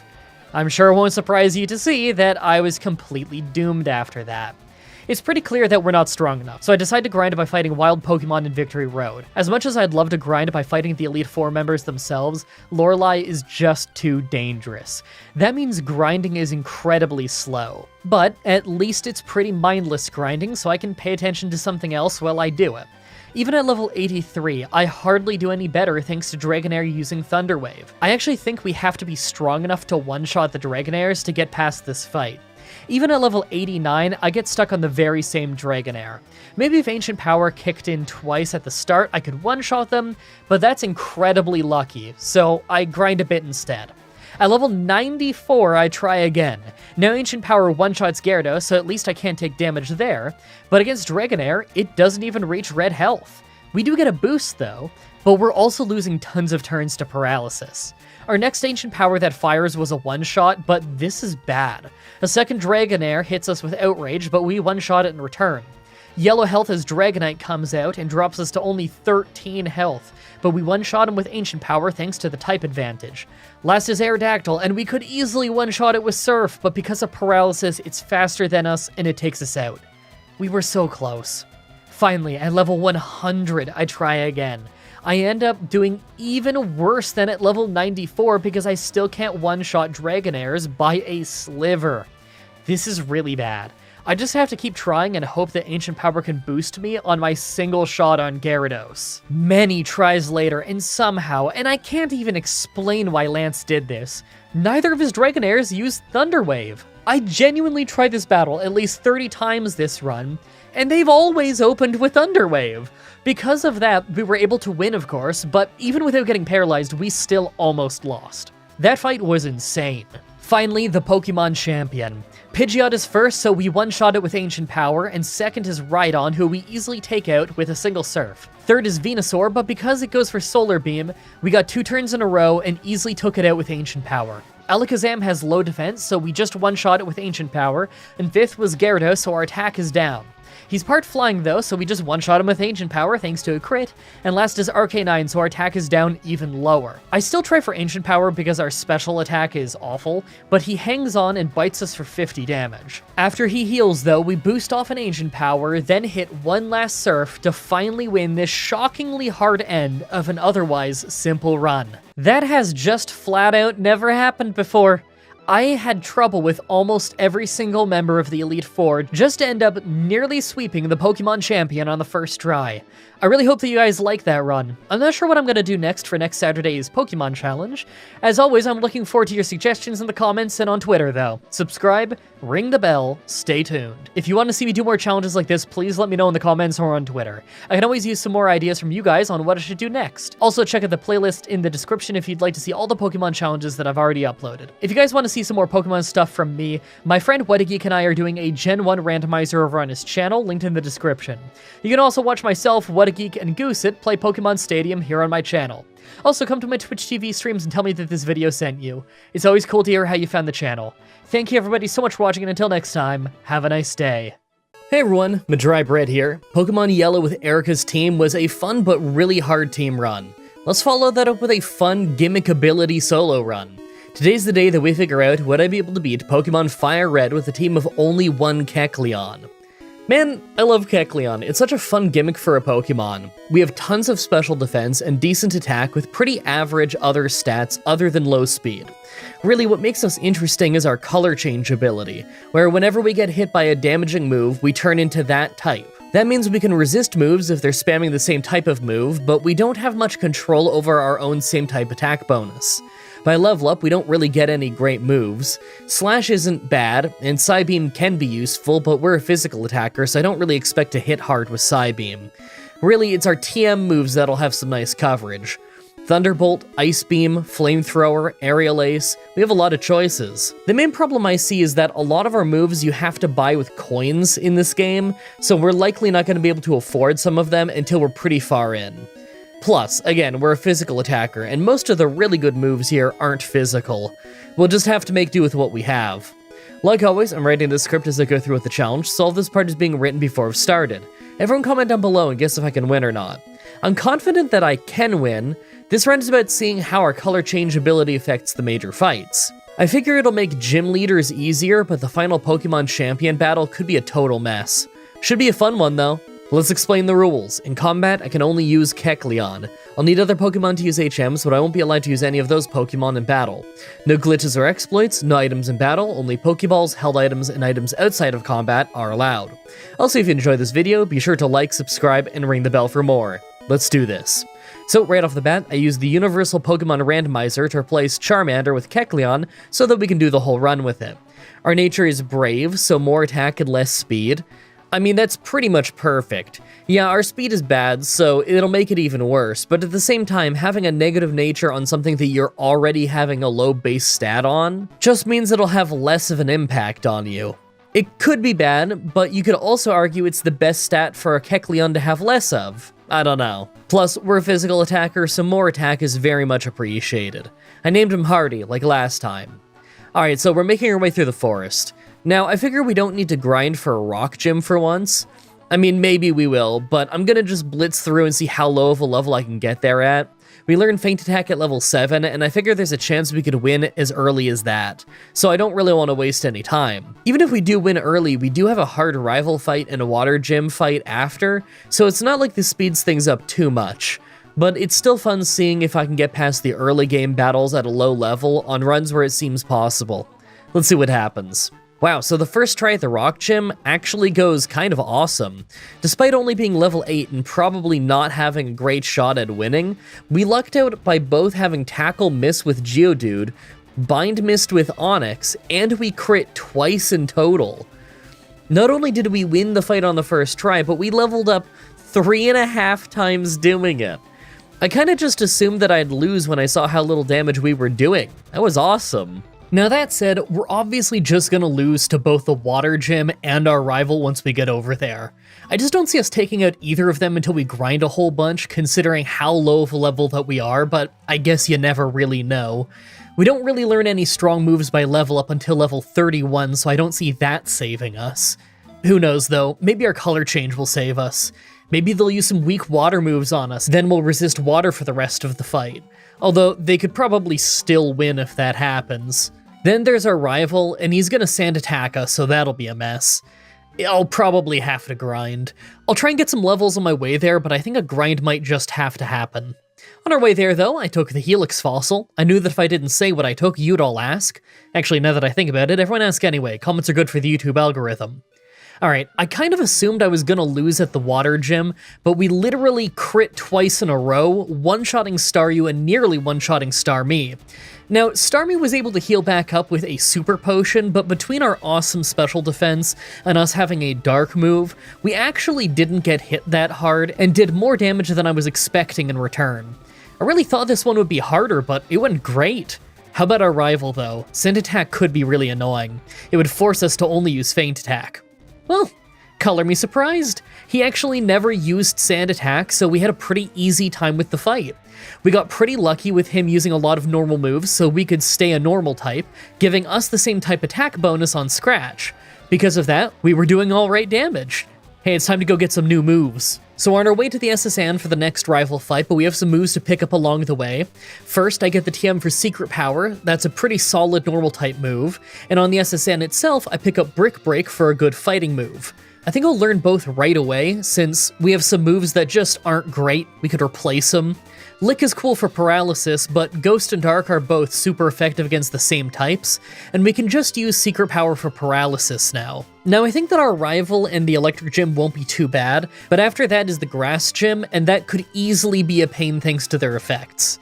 I'm sure we won't be taking too much damage from their attacking moves themselves, since we'll be just turning into a grass type, and between that and our high special defense we should be fine. Unless they use acid, that could be a problem. I'm getting ahead of myself, though. We'll worry about the upcoming stuff first. Wow. I mean, I knew the rival would be easy, but I didn't think we'd take no damage. That was so much easier than it had any right to be. The Electro Gym was actually much harder, with us just losing about half of our health, pretty much just from Raichu. It's not a super hard fight or anything, but we don't really hit hard at all with special moves. I didn't really want to use Secret Power on the Pokemon with Static because I knew that getting paralyzed would probably make things a lot worse. So I decided to go straight to the Rocket Hideout on the other side of Rock Tunnel. I figure that Brick Break will do a great job there, so it's an area where I can gain a few more levels before trying the Grass Gym. I'm still not totally sure how that's gonna go. Then we have a rival fight that I don't think will be too bad unless our color change gives us a hard time. I do figure that color change is gonna hurt us more in rival fights than in gym battles. We have a Poison Gym after that, and I'm kind of hoping that they hit us with a Poison move early so that we turn into a Poison type and thus can't be poisoned, but they might just smoke screen us, so who knows. We'll see when we get there. As expected, Giovanni was pretty easy. Brick Break was great against most of his team. We took a bit of damage off Stomp, but Kangaskhan really blew it by using Tail Whip a bunch instead of just attacking. I'm iffy on the Grass Gym, but let's give it a try. Well, this Grass Gym was insane. It starts off poorly as Victory Bell not only paralyzes us, but he learns fast that he can use grass moves to make us grass type, and then Acid to do super effective damage on us. That's not good.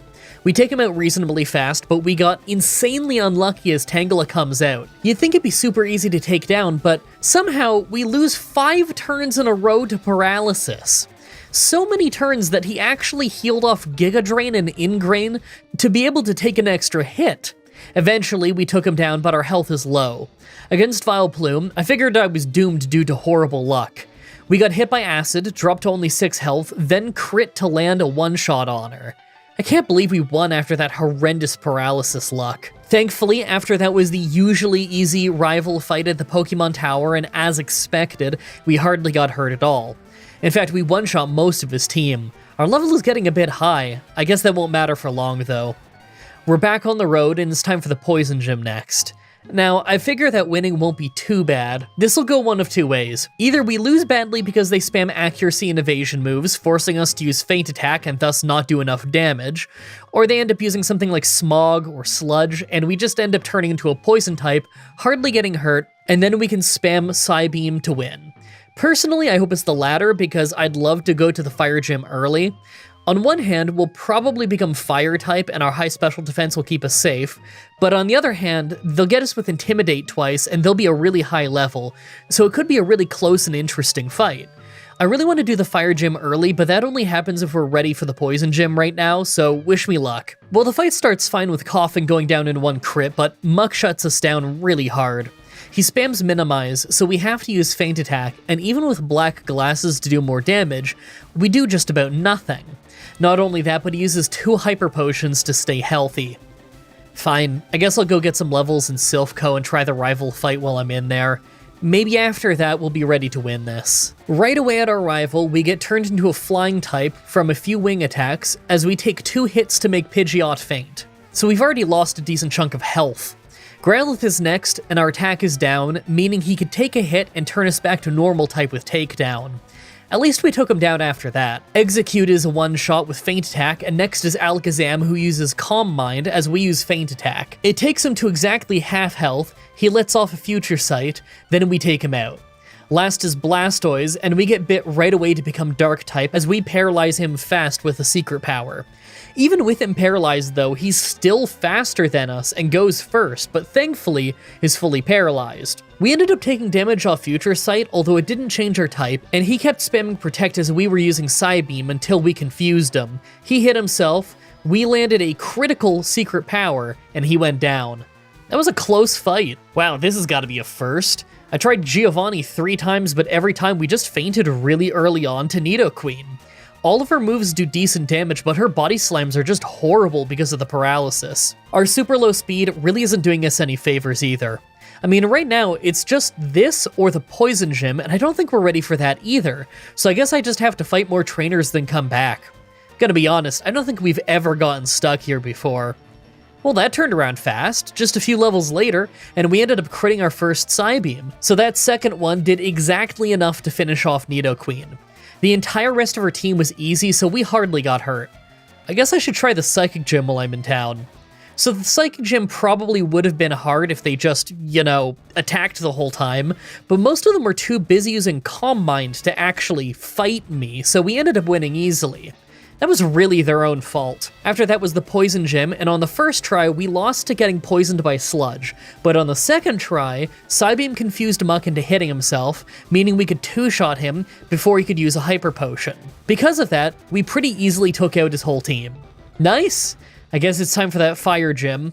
Alright, so first is Growlithe, who's just a one-shot, but our attack is down from Intimidate.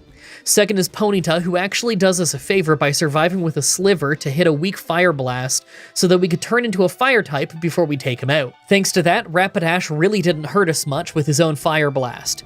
He did manage to switch us to Flying type with Bounce before we took him out, though. Last is Arcanine, though, and he was a real problem. We've been hit by 2 Intimidates now, so we really aren't hitting hard, and he's switching between Fire Blast and Takedown to get around us becoming Fire type from his Fire moves. Because of that, we faint, but I actually think we could win this fight if we just level up a little bit more. Man, this is brutal. So we can easily get to Arcanine without taking much damage now, but because of his full heal and Hyper Potion spam, we just can't take him out. Our moves don't hit hard enough to bypass when he uses a Hyper Potion, and even with him missing a bit, we end up fainting eventually. I'm pretty confident I could win at level 65, but I was really thinking that 62 would have been enough.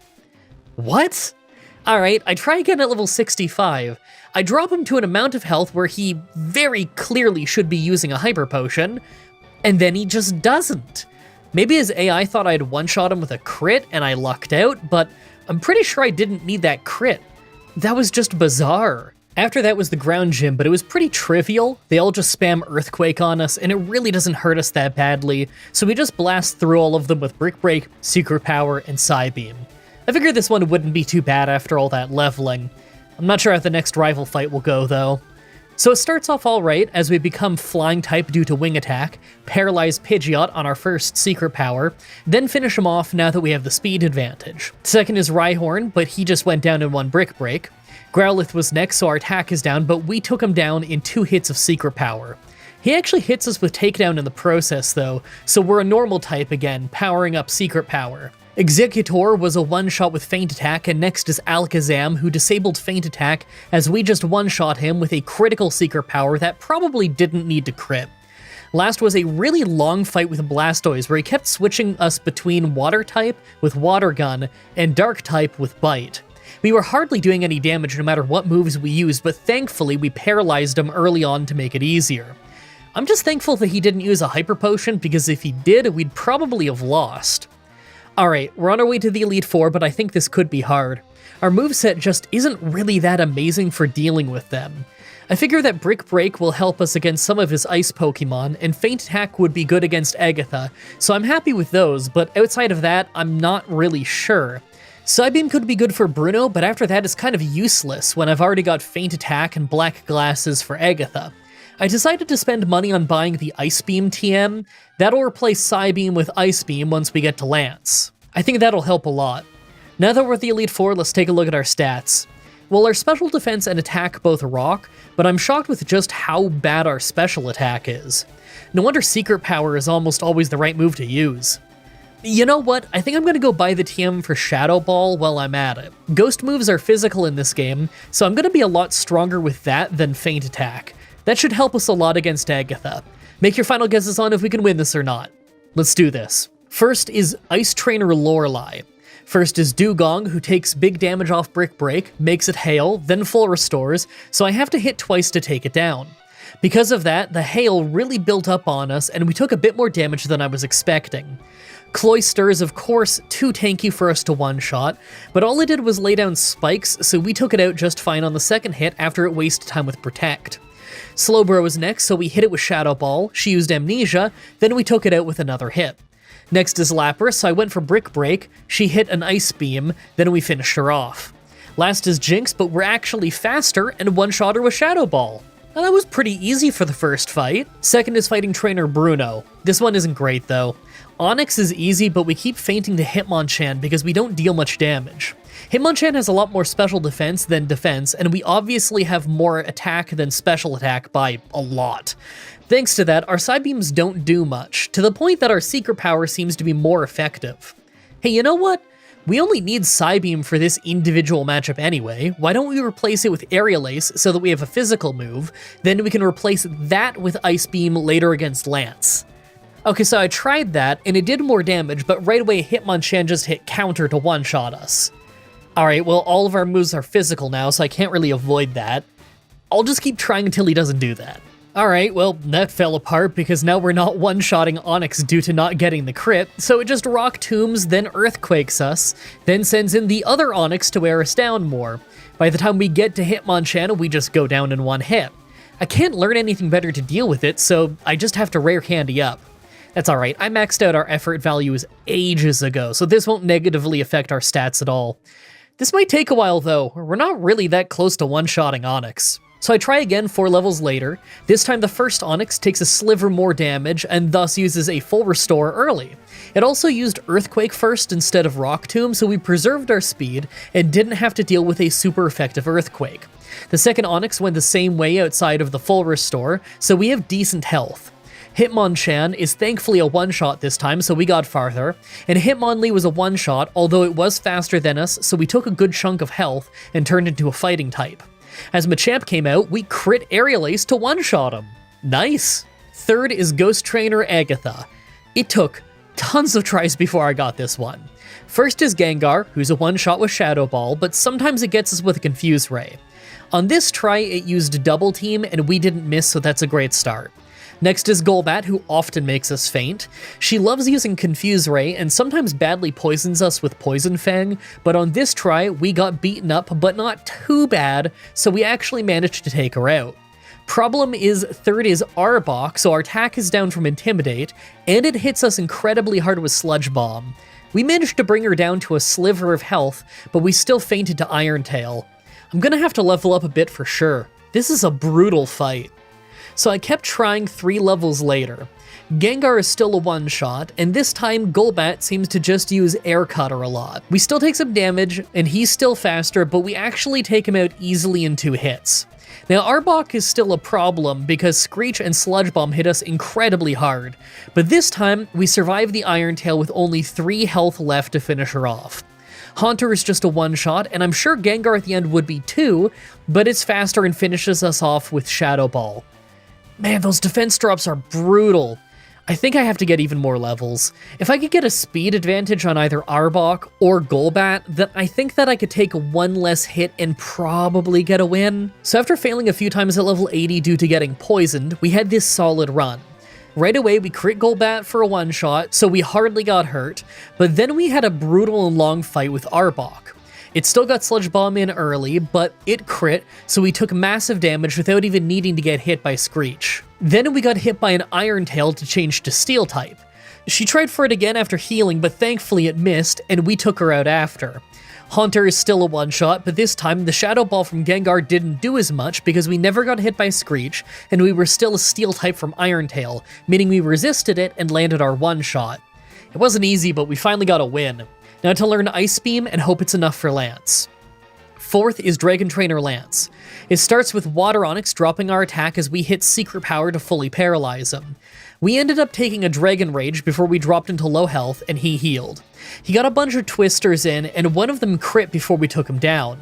Even with it being super effective, it didn't really hurt us much. Twister is really weak. Next is a Dragonair that we one-shot with Ice Beam, then another Dragonair that we also one-shot with Ice Beam.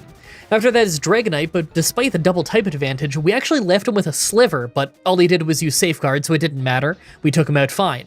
Last is Aerodactyl, who outspeeds us and hits a weak Ancient Power before we one-shot him with a critical Ice Beam. Hey, outside of the Water Onix, that was actually a really easy fight.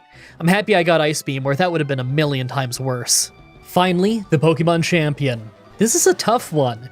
The first one was Pidgeotto, and although we don't take much damage and we take it out pretty fast with Ice Beams, we turn into a Flying type. That's an issue because second is Rhydon, and he not only does a ton of damage to us with Rock Tomb, but he also drops our speed. We take him out, but then Exeggutor can hit us with Giga Drain for huge damage since we're Rock type. He ended up taking us down easily while we were asleep from Sleep Powder. I really think that we'd have the speed advantage on Executor and we'd just one-shot him if not for Rock Tomb. I'll get to level 85 and see how much things change. Alright, more tries at level 85. Pidgeot goes basically the same, although we have a little bit more health left over. We nearly one-shot him on the second hit though, so if I need to level more, it could really change things. Rhydon actually goes better this time, kind of. He uses Scary Face, so we lose way more speed, and Takedown, so we're normal type now. But that's still better than Rock Tomb in terms of our health. Because we're not rock type, he sends an Alakazam instead, so we tank a Psychic and then one-shot him with Shadow Ball. Next is Arcanine, so our attack is down, and I assume we're totally doomed since we really aren't doing much damage, just for us to survive an Extreme Speed with 18 health and score a crit to take him out. It didn't matter much though. Executor was faster than us and finished us off. Okay, I'm confident that by level 90 we could one-shot Pidgeot and stand a better chance against some of the other Pokemon. Wow, I was surprised with how this one went. So it took a few tries, but we got a one-shot on Pidgeot, and second was Alakazam, who hits Psychic, then goes down in one Shadow Ball. Arcanine went the exact same way as on the other lucky attempt. We tank Flamethrower, hit Secret Power, survive an Extreme Speed, then crit Secret Power to take him out early. Rhydon is next, and 2 Brick Breaks do the trick, but we lose a lot of our health to Earthquake after Scary Face made us slow. But second from last is Blastoise, and even with us lucking out and his first Hydro Pump missing, it didn't matter. We hardly hurt him, and he just took us out on the next hit. We're level 90, and we're really not that close to winning. I'm really starting to think that we'll need to be level 100, and this'll still be a hard one. Even with us having high stats, color change is really hurting us more than it's helping us in this fight. Alright, a couple tries into level 95, and this time Alakazam is second again, and we can get a one-shot with Shadow Ball, but he puts up a Reflect first, so that changes how I'm gonna have to do this fight. I use Ice Beam instead of Shadow Ball on Executor, so it survives with a Sliver, but thankfully, he missed Sleep Powder and used a full Restore, so we just got to use Ice Beam again to take him out. Next is Rhydon, and I try for Ice Beam to one-shot him. After that is Arcanine, and the Reflect is still up, so I decide to shatter it with Brick Break, and it did some decent damage. Flamethrower hits us for a little bit of damage, and Extreme Speed changes us back to normal type. That powered up our Secret Power that crits to take him out. Last is Blastoise, and I was worried, but we paralyzed him on the first hit as he made it rain. He got us with a Hydro Pump for decent damage, but our Shadow Ball really hurt him. I was worried he'd full restore, but his berry healed him enough that he didn't, so we could just take him out with one last Shadow Ball to finally get the win. Well, that one got really hard near the end. I guess I should have seen it coming though. Color change is great against gym leaders since they tend to focus on one type and most types resist their own type, but as soon as I was fighting trainers with a wide variety of Pokemon, color change hurt us more than it helped us. I really hope you guys like that run. The next Pokemon Challenge should be up next week on Saturday like usual with Pokemon Emerald with only rock types. Should be a fun one. There's tons of different rock types in that game. As always, I'm looking forward to your suggestions in the comments, in the challenge request section of my Discord channel, and on Twitter. Subscribe, ring the bell, stay tuned. Outro time? Oh man, I want to get back to streaming some more so badly. I just did a bunch of streaming and I did a bunch of recording, and I guess I'm going to be doing more recording next week as well. I'm doing this voiceover way later in the week than I would like to. But I've just had so many plans lately and the runs have been taking a little bit longer than expected, so I haven't been able to stream as much as I would like to. You know, between all the recording and all the other things. The cool thing though is I'm bringing back that Deus Ex Let's Play from like 5.5 years ago of Human Revolution, so that'll be up on the channel sometime soonish. By the time this video goes up, check the playlists. It might already be back, I don't know. Just wait for episode 26. The intro to episode 26 is insane. But I need to get editing this so fast, because the sooner I get this whole thing edited, the sooner those of you who have pledged on Patreon can get this video super early. And I want to try and get it to you as early as possible. Thank you everybody so much for watching, and until next time, have a nice day. Hey everyone, Mah-Dry-Bread here. Pokemon Emerald with only one Volbeat and Illumise was fun, but pretty slow, so let's do a good old standard one. Today's the day that we figure out would I be able to beat Pokemon Fire Red with a team of only one Krillin. Perfectly standard. Krillin is overall a very weak fighter in a game known for massive imbalances between base stats of fighters. He only learns one really good attacking move, and it's not until level 50. Plus, his ability is Early Bird, so he wakes up early. It's not bad, but it's rarely going to be useful. It's safe to say that almost everything we fight past the second gym is going to have much higher base stats than us. We are basically a baby Pokemon. Like always, I'm writing the script as I go through with the challenge, so all this part is being written before I've started. Everyone comment down below and guess if I can win or not. I'm honestly not sure. Our base stats are terrible compared to a lot of what we'll be fighting, and unlike with Yamcha, we don't have one strong stat to lean on for an advantage. Let's explain the rules. In combat, I can only use Krillin. I'll need other fighters to use HMs, but I won't be allowed to use any of those fighters in battle. No glitches or exploits, no items in battle, only capsules, held items, and items outside of combat are allowed. Also, if you enjoyed the video, be sure to like, subscribe, and ring the bell for more. Let's do this. So normally I'd use the Universal Pokemon Randomizer, but for totally unknown reasons, it chose not to work, so I just picked Gohan, my rival picks Goku, and I head off to Route 21 and catch Krillin. I name him Description, because the last time I played this game, everyone asked me where I could find it, even though it was linked in the description. Or Descripto, since it doesn't fit, which sounds like the lamest comic book villain ever made. Our nature is lax, so more defense and less special defense. It really doesn't help us. Our only move is Karate Chop, but that's a decent move, and it gives us the same type attack bonus, so I can't really complain about that. I head straight for North Forest to level up for the upcoming Yajirobe fight. This place is great since almost everything here is dark type, so Karate Chop is super effective, so our low stats aren't dragging us down too much. At level 5, we learn Drunken Fist is just quick attack, so it's only 40 power. Considering Karate Chop is stronger and also 100 accuracy, we probably won't need Drunken Fist much. By the time I get to the Saiyan realm, we're level 9 and already have Zenzoken, the afterimage technique, so I decide to try Yajirobe. It was way too soon though. Even with Zenzoken to boost our evasion so we dodge a few kicks, we hardly do any damage. We're outnumbered, underleveled, and he has strong fighters. I need to grind more. It's getting a bit slow leveling here since the most experience anything gives you here is about 40, which is actually worse than Viridian Forest in regular Pokemon runs where you can at least get about 50. But the fact that I one-shot about half the stuff here still makes it better than stuff like the Shuckle or Tangela runs. At level 14, I try again. I use some of our new energy balls, but they're not really any stronger than Karate Chop. Raditz goes down, but Nappa is just too tough. I was hoping for a critical Karate Chop, but it just wasn't happening. Whatageek says that the Saiyans sometimes have battle armor as an ability, so they might negate crits. At level 16, we finally have just enough health to deal just enough damage to hardly hang on and get the victory with only 4 health left.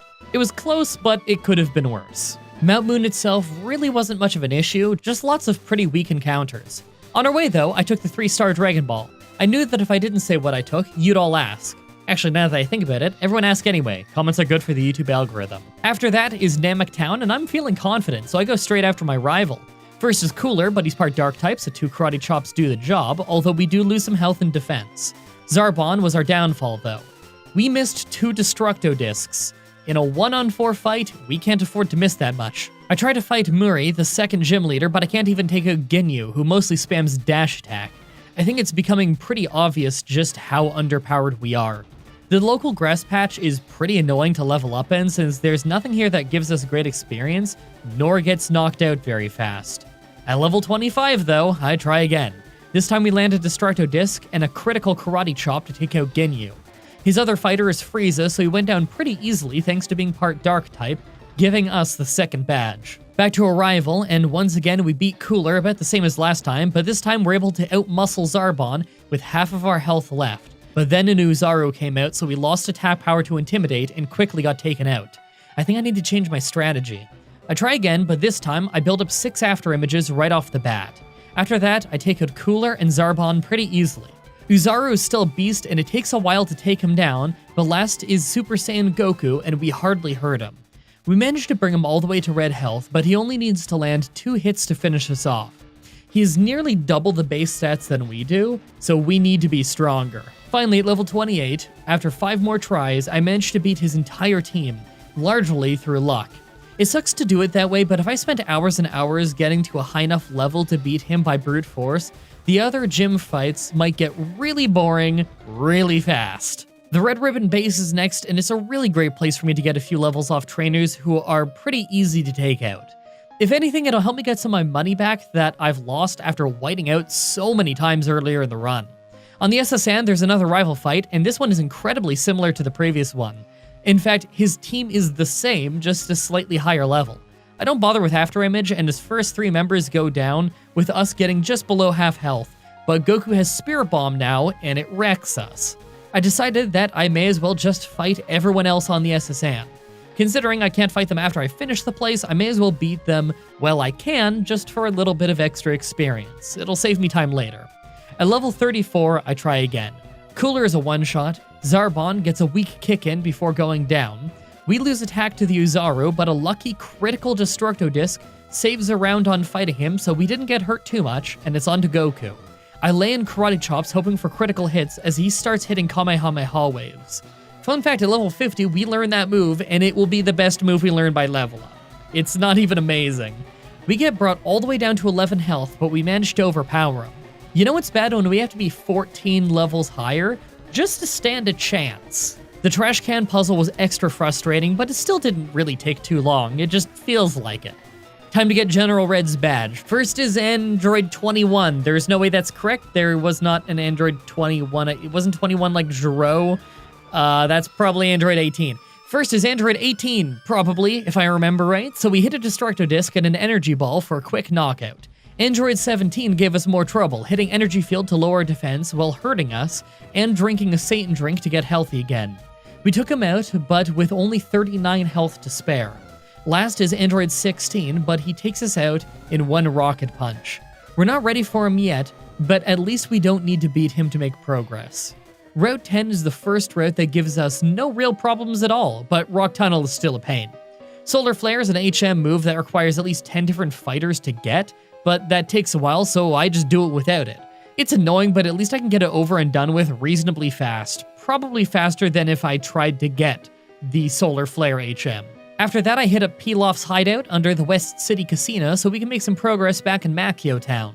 Pilaf ended up being a bit of a joke, mostly due to him loving dark types and Karate Chop making pretty short work of them. That nets us the A Scouter for God's Tower. Before leaving town, I try my hand at Bulma's gym. The first form cell goes down pretty easily, but second form cell is far too tanky for us to deal with at this low of a level. Failing that, I went back to General Red's gym and lost again, this time by just one move. Progress isn't going how I expected. I go after our rival at God's Tower instead. Cooler is a one-shot with Karate Chop, and Zarbon is a two-shot, so we're in good shape. Uzaru is next, so our attack is down from Intimidate, so I start with Energy Ball. I take him out, but I get knocked all the way down to 34 health. Android 13 just used Lock-On over and over for some reason, so we took him out without getting hit, and last is Super Saiyan Goku. We got him to just below half health, but even 15 levels lower than us, he took us out. Well, we just lost against all of the bosses that we could beat to make progress, so I've got no choice but to grind. The route west of Makio Town is perfect because there are tons of trainers in a small area, so it's really easy to use the Versus Seeker out here. A few levels later, we learn Power Burst, a move that raises our special attack and special defense by one stage. With that, I power up and Ki Blast my way through General Red's team easily, netting us another badge. Back to Bulma, I start using Power Burst on First Form Cell, and he hardly hurts us. After 4 Power Bursts, I one-shot him with Energy Ball. Second Form Cell hangs on from one with red health and confuses us with a Dizzy Punch. He then drank a Zed drink to fully heal, but we landed another big hit twice in a row for a knockout. Last is Perfect Cell, but we hit ourselves in confusion, and he easily finishes off with Kamehameha. Even 4 Power Bursts didn't save us. With that, we ping-ponged back to our rival again. Cooler and Zarbon were still easy. Uzaru still took 3 Energy Balls, so our health is almost the same as last time. Android 13 still wasted his time and never hit us, and it's Goku time. This time, thanks to him charging up a Spirit Bomb, we had 1 extra turn and managed to take him out. God's Tower itself is pretty easy, tons of dark types to chop through. At the end though, we got the Ocarina, so we ride off, wake up the most horrifying thing I've ever seen, and quickly get squashed by Harudagarn. Yeah, I think we'll just do Cycling Road instead. I picked up the Strength HM and went back to West City so I could fight the trainers in Capsule Corp. We're not ready for the rival in there yet, but I bet we can finally beat Bulma. I take a shot at her, and by using Power Burst 4 times, I was strong enough to blast my way through her whole team with 31 health to spare. Next is Bobity's gym. Pui Pui is first, and he nails us with a surprisingly strong flash attack, but one Karate Chop takes him down since he's a weak Dark type. Yakon hangs on from a chop and drops us to half health with Crunch. He healed a bunch, but he's still 2-shot, so he can waste as many items as he wants before he goes down. Durable is 3rd. Oh, that was Deborah. I think my program auto-completed that to Durable. Oh my god. Deborah is 3rd, and we do about half his health and damage before he uses Demon Saber and takes us out fast. We're not going to get any further at this level, so I start hunting around the map for trainers that I skipped earlier. At level 50, we finally learn Kamehameha, our strongest move by level up. It's not amazing, but is better than Energy Ball. I decide to give Bobbity another chance, this time using Power Burst with Kamehameha. By the time I started fighting, I'm at 4 Power Bursts and only 26 health. Pui Pui, Yakon, and Deborah are all one-shots, but last is Kid Buu, and he's incredibly fast, so he just takes us out in one hit. Back to grinding! There's still some trainers left on the map, although really not many are worth the experience, but I'll take what I can get. I try again at level 53 and chop my way all the way to Kid Buu, just for him to absolutely destroy us. This is brutal! I try my rival at Capsule Corp next. Cooler is now Super Cooler, so he's not a one-shot anymore, hitting us with a massive death ball before going down. Zarbon evolved too. He springs up early for a big kick, so I use After Image while he's in the air, but I get hit anyway, and we quickly get finished off with a Dizzy Punch. We don't stand a chance! After that brutal series of losses, it's pretty clear that we are way weaker than everything we're fighting. Stat gains after evolving are enormous in this game, so being an absolutely lowest stats first form only fighter is catching up to us hard. I went back to one of my old favorite grinding spots in the remakes, the top of Cycling Road. It's just a really easy spot to fight lots of guys with each use of your Versus Seeker, so that's why I always grind here. During the grind, I was watching Lay Calais stream her first Animal Crossing game, New Horizons. Check out her Twitch in the description. I like to help out the people who keep me entertained while I grind. Finally, after all of that, I try the 5th gym again at level 62, and I lose to Kid Buu. Stats-wise, I don't think I've ever had this big of a gap between my team and everyone else's stats. As much as I think this ROM hack is cool, it's insanely, wildly unbalanced. I probably shouldn't be doing challenges in this because of that, but hey, I felt like it. I try again at level 66, and I still lose. I try one more time, but with 6 After Images, and I win, but take half my health and damage just getting there. I'm starting to think that I can't beat this challenge. With that done, we can use the Shell Bell to call the turtle to ride to Roshi's Island. Bet you didn't see that one coming? I try his gym, but this is the 7th one, and we haven't even done the 6th one yet, so even with 6 After Images, we got hit by a Spirit Bomb from a Super Saiyan 3 Goku. So you can just guess how that went. I decided to try our rival at Capsule Corp again. We one-shot Super Cooler, we still get hit by Zarbon's diving kick, but we're healthy enough to finish him off easily after, and the Ozaru is out. His crush misses because of our After Image that we did earlier, and 2 Kamehameha waves do the trick. Super Android 13 ends up missing his dynamite kick and going down in 2 hits. This is great luck for one After Image. Last is Super Saiyan 3 Goku, and although it takes 3 hits, he once again wasted too much time with Spirit Bomb and gave us the win. With that win, we had to fight Pilaf, but as always, he is much easier than the fight right before him. The only member of his team that I didn't one-shot with a Karate Chop didn't hit us because he was too busy charging his special beam cannon. With that done, we can go to the... Man, it still feels so wrong seeing this here. Right, 6th gym time. Super Saiyan Goten is first, so I use Power Burst, but he crits us with Kamehameha for 43 damage, so I just finish him. Trunks is one-shot as well, as was Android 18. Last was Majin Buu, and he doesn't take much damage from Kamehameha, but he's dark, so Karate Chop finishes him right after. Easy fight for once. With that done, I grind more. Well, I do though. I want to show you something. I didn't really talk about this much in my previous Dragon Ball Z Team Training ROM hack challenge because I was doing the gag of playing the whole video straight.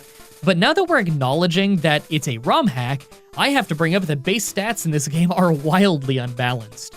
Let's compare this to normal Pokemon. Let's take 2 Pokemon, one that we all know is really weak, and another that we all know is really strong. Let's pick Bulbasaur for the weak one, 318 base stats. For a strong one, let's do Charizard, where it's strong but not legendary, base stats of 534. So that's a base stats gap of 216. That's pretty big. But let's compare that to Dragon Ball Z Team Training, where almost everything has a gap like that, or bigger with us. We're Krillin, base stats of 253. That's about a Zubat. Super Saiyan 3 Goku, one of our rivals fighters who's not fully evolved, has a base stats of 530. So we're weaker than Bulbasaur, and he's about as strong as Charizard. But it gets worse, because Goku keeps evolving, getting a base stats of 620 if made Super Saiyan 4, and a base stats of 720 if also fused with Vegeta. Krillin just stays at 253 no matter what. I know my challenges are about doing stuff the way it isn't meant to be done, but this really was not meant to be done. At level 75, I try Roshi's gym again. This time I used 4 power bursts until my health was getting a bit too low for my liking, then I swept through his team with Kamehameha. It wasn't hard, but that grind was brutally slow. The 8th and final gym was also a sweep. This time I actually took no damage. It's just peel off again, and he's a dark type trainer in a game where fighting is basically the default type, so it's easy. Rival time again before the Dragon League. He starts with the Golden Uzaru now, so not only is one of his biggest threats out first, but we do the whole fight with less attack power. Wrath messes us up fast, so we just Kamehameha him down. For Zarbon, I started spamming our after images. He uses counter a ton, a move that only works if I hit him with a physical move first, so I managed to get my 6 after images easily. Then I get all 6 power bursts. Yes, I needed to use 12 power-ups. After that, I get hit by Dizzy Punch, hit myself in confusion twice, so I almost faint, then use Kamehameha to sweep through Zarbon, Super 13, Metal Cooler misses the dash attack that would have knocked me out, and he went down, and last, Super Saiyan Goku and Perfect Cell got one shot too. When I have to max out my special attack, special defense, and evasion just to win a fight that is not the hardest fight in the game, you know that we are way too weak. By the time I got to the Dragon League, with the aid of a turtle suit to boost my experience a bit, turtle suit's basically a lucky egg, we're at level 77 and these stats are really low. I mean, level 45 fighters that are fully evolved probably have higher attack than we do. If I'm gonna win this thing with anything other than luck, I'm gonna need to grind hard. First, I grind from a high level 77 to level 80 on Wild Fighters in Victory Road. The level gap is big, but it doesn't take long to gain what is basically just 2¼ levels off them. After that, I start using the first Kai of the Dragon League to grind more, since his fighters give us more experience and he's not too bad.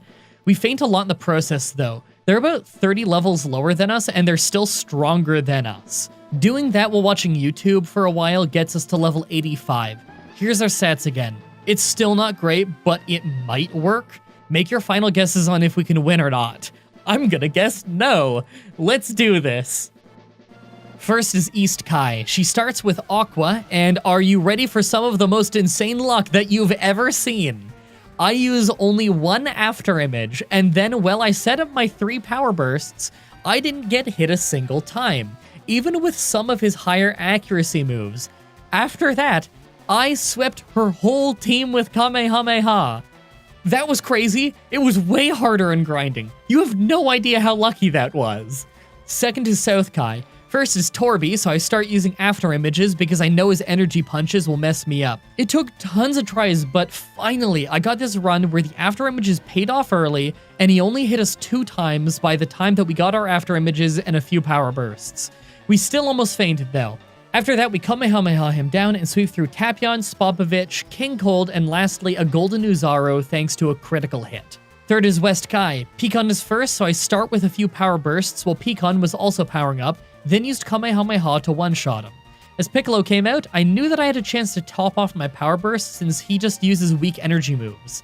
As soon as he sprang up though, I used an after image and dodged his kick before one-shotting him.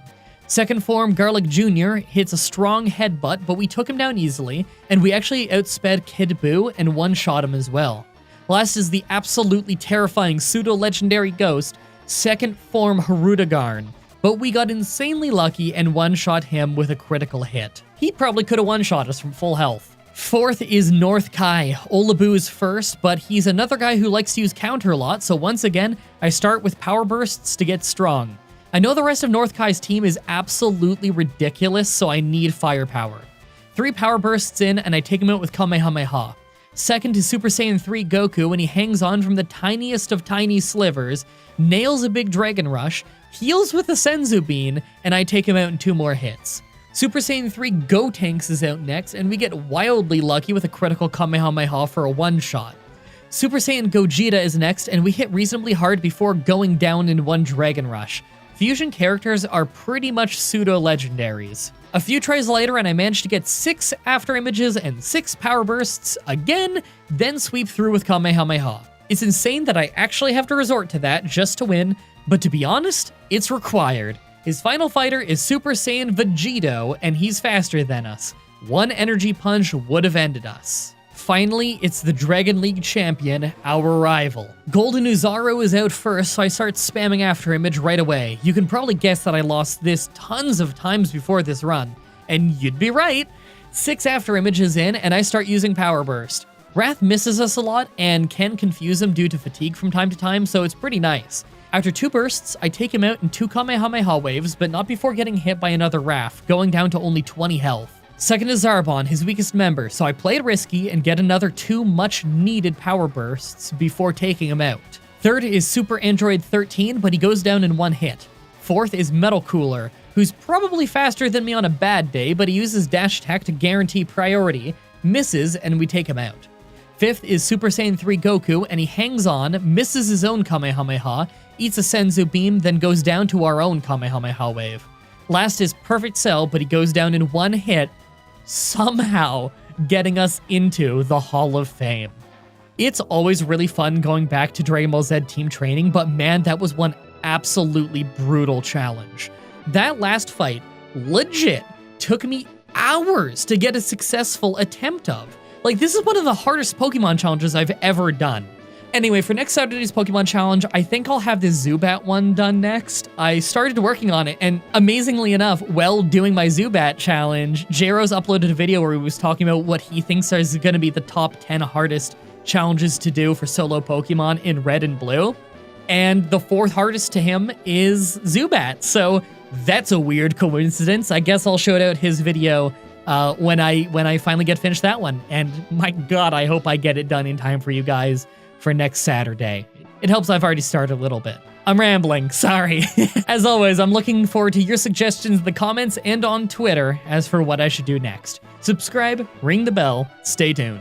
If you want to see me do more challenges like this, please let me know in the comments or on Twitter. I can always use more ideas from you guys on what I should do next. Also, check out the playlist in the description if you want to watch all the Pokemon challenges that I've already uploaded. If you guys want to see more Pokemon stuff from me, my friend What a Geek and I are doing a Gen 1 randomizer over on his channel, linked in the description. Also, come to my Twitch TV streams and tell me that this video sent you. It's always cool to hear how you found the channel. Thank you everybody so much for watching, and until next time, have a nice day. Hey everyone, Mah-Dry-Bread here. Pokemon Emerald with only gift Pokemon was a really fun team run. Let's follow that up with a solo run. Today's the day that we figure out would I be able to beat Pokemon Fire Red with a team of only 1 Larvitar. So Larvitar is a first form rock and ground type Pokemon. It's part of a pseudo-legendary evolution line, so it's slow to level up, but has a lot of potential once evolved. But we're not evolving it, so this is what we have to make do with. 300 base stats is slightly lower than that of a first form starter, but I do like that our attack is 64. It's not much, but it's better than what we usually get. By level up, I learned some decent stuff. We don't get a single move with the same type attack bonus until Rock Slide at level 22, but Rock Slide is a solid move that can probably carry us for a long time. Eventually, we're going to want Earthquake too. That'll be strong. By TM, there isn't really a ton that I'm interested in. I'll get Dig, but other than that, I don't really see anything that I could get for the type coverage. Maybe Brick Break? I mean, it's better than holding on to Screech and never using it, which is what I'm usually guilty of. Like always, I'm writing this script as I go through with the challenge, so all this part is being written before I've started. Everyone comment down below and guess if I can win or not. I think that the early game will be reasonably smooth outside of the water gym. The mid game will be fast, and the Pokemon champion is just gonna be brutal. Let's explain the rules. In combat, I can only use Larvitar. I'll need other Pokemon to use HMs, but I won't be allowed to use any of those Pokemon in battle. No glitches or exploits, no items in battle, only Pokeballs, held items, and items outside of combat are allowed. Also, if you enjoyed the video, be sure to like, subscribe, and ring the bell for more. Let's do this. So, right off the bat, I used the Universal Pokemon Randomizer to replace Charmander with Larvitar so that we can do the whole run with it. I picked to replace Charmander so that our rival would have Squirtle, probably the hardest for us to fight. Our nature is Hasty, so less defense, more speed. I mean, we're Rock type, so we already resist a decent amount of physical moves. Maybe it's okay to have less defense? I do like having extra speed since Larvitar is a pretty slow Pokemon. I name him Larvesta because that's hilarious. Our ability is Guts. The game describes it badly, but what it actually does is it raises our attack by 50% when we have a status affliction. That could be pretty good. Would be great with Facade, but that TM is post-game, so I can't get it. Well, maybe some fight in the game will get poisoned and it'll give us the strength to beat them. It'd be funny at least. First thing we have to do is make our way past the Rock Gym, but I don't think it's going to take as long as it usually does. Bite is our only attacking move for a long time, and we're not Dark type, but it's still a decent power move of a type that they don't resist. Plus, we're Rock type, so we resist everything they're going to throw at us. I think that we'll just win at whatever level we end up getting there at. The real challenge isn't going to be until Cerulean City. The actual travel through the forest is a little bit rough, though. I think I just got poisoned more than usual. It happens sometimes. Literally the first try at the Rock Gym, and we double flinched Geodude so he never hit us. Onix was faster than us, so we couldn't just flinch him too, but he only did like 13 damage by the end of the fight. We were never in danger. In fact, we didn't even need a single flinch. So I'm obviously fighting everything I can while I travel right now. Larvitar is a slow leveling Pokemon, so I need a lot of extra experience to level him up. We have a usually really hard rival fight coming up, as well as the Water Gym. Now, I know we're not beating the Water Gym right now, but I also don't really think that we're beating our rival till we hit level 22 and learn Rock Slide. That's going to be our main move for most of the run. It will allow me to take out Pidgeotto without having to worry about Sand Attack, hopefully. I might just end up having to grind outside of town when I get there, but I'm not too worried. I'm feeling hopeful that the early game isn't going to be too bad. On our way there, though, I took the Helix Fossil. I knew that if I didn't say what I took, you'd all ask. Actually, now that I think about it, everyone asks anyway. Comments are good for the YouTube algorithm. Wow, so the rival fight was shockingly easy. Pidgeotto never used Sand Attack and obviously couldn't do much damage, but I thought Squirtle would just beat us anyway. Hilariously enough, though, the only water move he used was Withdraw. I literally didn't even know he had that on his moveset in Fire Red. I have no idea why he didn't use Water Gun. In fact, I looked it up after the battle on Bulbapedia, and it doesn't even say it has Withdraw. I don't think I've ever seen Bulbapedia be wrong before. That's crazy. Well, even in spite of our bites really not doing much damage anymore, everything just uses normal moves on us, so we won just fine. That means I'm doing Nugget Bridge right away. I'm feeling good about the next chunk of the run. Yeah, we have the Water Gym, and that's gonna be rough. And the SSN is kind of hard to get experience in when you're Rock and Ground type. But we're only a few levels away from getting Rock Slide. That's our strongest move until Earthquake, and we won't get that until, what, mid-level 50s? Or until we beat the Ground Gym for the TM. Just whatever happens first. Rock Slide is only 90 accuracy, so it's a little unreliable, but it's pretty strong and it causes flinches, so overall it's a pretty good move, at least by Gen 3 Rock move standards. We also get the TM for Dig after Nugget Bridge, so we finally have a ground move. It's not nearly as strong as it was in Gen 1, but it's still an alright move. I also went ahead and did the SSN early. I really don't think that we're ready for the Water Gym yet, like at all. Plus, there's a TM in here that I want. I grabbed Brick Break. It's a decent fighting move that breaks Reflect and Light Screen. I don't really think I'm going to be running into Reflect or Light Screen very often, but it's the best fighting move that we can learn. As nice as Bite is for the flinches and the fact that it's a special attack in this game, I noticed that its damage is dropping off a lot right now, so it's time for an upgrade. I went after the rival while I was there and totally destroyed him. We didn't even take a single hit. I'm really hoping that Rock Slide on all these levels are enough to let me make short work of Starmie, but I'm worried it's just going to be faster than us anyway and do too much damage with Water Pulse. Starmie is a pretty fast Pokemon after all. Hey, maybe our speed nature will pay off. Man, we instantly got outsped in one shot by Water Pulse. Yeah, I'm gonna have to grind. Hey, maybe I'll do the route east of Vermilion. I haven't gone there in a while. Let's see how many levels that gets me. Well, it got me another 3 levels, but we still just got outsped in one shot. I don't think I have my effort values maxed out yet. I have maybe another 200 Pokemon to make faint before that happens. So I guess I'll grind against wild Pokemon for a while. Alright, finally! At level 35, we get the speed advantage and one-shot her instead. Man, that took forever. Of course, the electric gym right after was also super easy. I guess at the end, they powered me up a little bit by paralyzing me, although I'm sure I would have one-shot them anyway. Okay, we're making progress again. I think that I want to try the next rival fight early just because the previous one went so well. Not that I think I'm going to have issues going after Giovanni first, it's just fun to change things up. Plus, I get the feeling it's going to be really easy, so I may as well do it while I'm in town. While I make my way over there, though, is a great time to tell you about this episode's sponsor, Chimera. Hey, it's actually properly winter now. I haven't had to shovel yet, but we've had snow stay on the ground for a few days, so that's close enough. You know what I've been wearing to stay warm while I'm out there? As if you have to ask, you already know the answer. I wear this nice puffer jacket I got from Chimera. For context on how well it keeps the heat in, I've been wearing a tank top with this jacket over it just about every time I've gone out in freezing temperatures over the last, I don't know, couple of years. And unless it's really cold, that's all I need. It really does keep you warm. But if you're super cold and you want to have some layers, then their hoodies are the way to go. Either pull over or zip up, both do a great job, plus the hoodies give you a hood. I know that sounds obvious, but it's winter, you're gonna need something to cover your head and neck. So if you want to support the channel and look good while doing it, then hit up the link in the description to go to Chimera and pick up something warm to wear this winter. If you're gonna go pick something up, then make sure to use the promo code Mah-Dry-Bread at checkout to get 10% off your order and to let them know that I sent you. Now I'm gonna go fight the rival at the Pokemon Tower early. How do you think it's gonna go? Because I'm thinking it might be a sweep. Yeah, we didn't even take a single hit against our rival. I mean, I thought it would be easy, but I didn't think it would be that easy. Well, it's not like we're ready to go for the grass gym for probably a long time, so I just go right to Rocket Hideout. Giovanni should be easy, then we've got the poison gym. I kind of think that one's gonna go fine too. Yeah, we can't hit with Dig because most of his team has Levitate, but if he poisons us, then we get 50% more attack, and that's gonna be enough to hit really hard with Rock Slide. We'll at least stand a reasonable chance at winning, I think. Plus, if we win that fight early, then we can do the Blaine fight early, and that's always fun.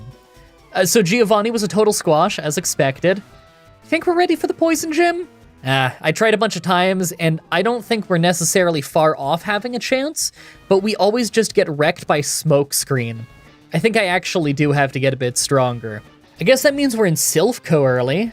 This is one of those runs where I have to clear out the whole building because I really don't think we're making progress until I do. Our options for progress right now are Silphco Rival Fight and the Poison Gym. I'm hoping that we can get enough levels here to beat the Poison Gym. That will allow us to go beat the Fire Gym, and that hopefully the trainers in the Fire Gym will give us enough experience that we can then go beat the Silphco Rival Fight. Hopefully. I'm skeptical about that actually giving us enough experience, what with us being in the slow leveling category. So after clearing out Silphco, we were at level 49, but even after a ton of tries, we never made Muck faint. Coughing always seemed to open with Sand Attack to lower our attack, then Muck will just spam Minimize and Acid Armor so we can't hit him, and once in a blue moon when we do hit him, we do almost no damage. Eventually, he always hits us with Toxic, and we can't beat him fast enough to not faint to it. It's brutal. I'm gonna have to grind more and hit level 50, then I'll know Earthquake, and maybe we can just take out Muck early. I still need to get lucky enough to keep hitting the rest of his team with Rock Slide after Smokescreen, but maybe we can make it happen. Okay, so the first try at the Poison Gym with Earthquake starts great as Coughing uses Sludge instead of Smokescreen for once, so we took him down without losing accuracy. Thanks to that, we could just use Earthquake to one-shot Muck. That was our first time getting past him. The second Coughing had me worried though, since he hit Toxic, then he used a Hyper Potion to waste an extra turn. That puts a strict time limit on how fast we have to win this fight, but it also raises our attack thanks to Guts. Last was Wheezing, and although our Rock Slide was hitting hard, he hit Smokescreen to lower our accuracy. It all came down to one last Rock Slide, and we hit, finally getting us the win at the Poison Gym. Man, that was so much harder than I thought it would be. But you know what that means? We get to do the Fire Gym early. It's not super early or anything, but we're still doing it before the Psychic Gym at least. I know they've got 2 Pokemon with Intimidate, so our attack is going to get cut a lot, but we have Earthquake with the same type attack bonus. I really don't think it's going to be a problem. So I don't say this often, but Blaine actually did the smartest thing he could do. He sent in Arcanine as his second Pokemon so he'd hit us with both Intimidates as early as possible. Shame it didn't pay off for him thanks to critting an Earthquake on Arcanine, so, you know, we just one-shot the only thing that could have possibly taken a hit anyway. Still, I'll give him credit, the AI doesn't normally use abilities to their advantage quite that well. Following that, I tried to give the rival fight a try, and although I think we could have stood a chance if we were a higher level, Blastoise was using Water Gun once to drop us from full health to 3 health. Not Hydro Pump, not Surf, Water Gun. Yeah, I think that water moves are going to be a nightmare by the end of the run. I'm going to have to get some levels and come back. 4 levels later, and we only take like 80 damage from Water Gun? Now, I want to point out that we didn't get crit or like special defense drops or anything either time. I really doubt that I gained much special defense from 4 level ups as Larvitar, so I think I just got really unlucky with damage ranges on Water Gun on the first try, and then got lucky with it this time. I don't know why else it would do that much less damage after only 4 level ups, but we ended up sweeping the entire rest of his team because of it, so I'm not going to complain. Okay, next 2 fights have got to be incredibly easy, right? First we have Giovanni, who hardly did anything to us before we won. After that is the Psychic Gym, but of course they're all way too frail to survive Earthquake spam, and none of them are faster than us, so there's nothing that they can do about it. The Grass Gym is also a sweep now that we're a way higher level than Erica's team, so no problems there. And last for the super easy fights is the Ground Gym, where we didn't take a single hit. How weird is it that in Kanto, the 8th gym is probably the most consistently easy in the game? Like, unless you're doing a solo electric run, I don't think the Ground Gym ever takes more than 1 or 2 tries. Right after that is the second from last rival fight. It always starts fine with Pidgeot going down in 1 Rock Slide, but Blastoise is the issue. Without Rain Dance, his Water Gun brings us to red health. With Rain Dance, it just one-shots us. I was hoping that maybe I could get him to flinch a little and take him out, but it looks like it would take 3 Earthquakes or 1 Rock Slide and 2 Earthquakes to actually make him faint, and we can't survive that long. I bet if we just leveled up a few times, then we could 2-shot it with Earthquake, though. Just a few levels later, and we get this awesome run where he spends the first turn making it rain, we flinch him right after with a Rock Slide, and then he sits there and lets us Earthquake to finish him off. I could have sworn he'd have a Hyper Potion or something. Execute right after is also easy, but it managed to paralyze us with Stun Spore. We'll hit harder because of it, but it also ruins our speed. It's a good thing that we didn't lose a turn, or else we'd probably have gotten taken out by Solar Beam. Growlithe used Leer before we Earthquaked him down. Alakazam used Calm Mind and tried to disable, but it was a one-shot. And last was Rhydon, who couldn't do any real damage to us. That really wasn't as bad as I thought it would be. Part of that is because Alakazam did not fight well, though. That means we're going to the Elite Four, and I really don't know how this is gonna go. Lorelei could be hard, but I also think that Rock Slide might just carry us through the fight. As long as our Slowbro doesn't mess us up too badly, I think we'll be okay. Bruno, on the other hand, I think will destroy us until we can one-shot most of his team. Agatha shouldn't be too hard, but I think that Lance is going to be a serious problem because of Water Onix with Hydro Pump. I just have to hope that Rock Slide one-shots him. Oh, that's why I didn't have our rival use Venusaur, by the way, because then he'd have Water Onix, and I know that would be easier for us to take out than Blastoise.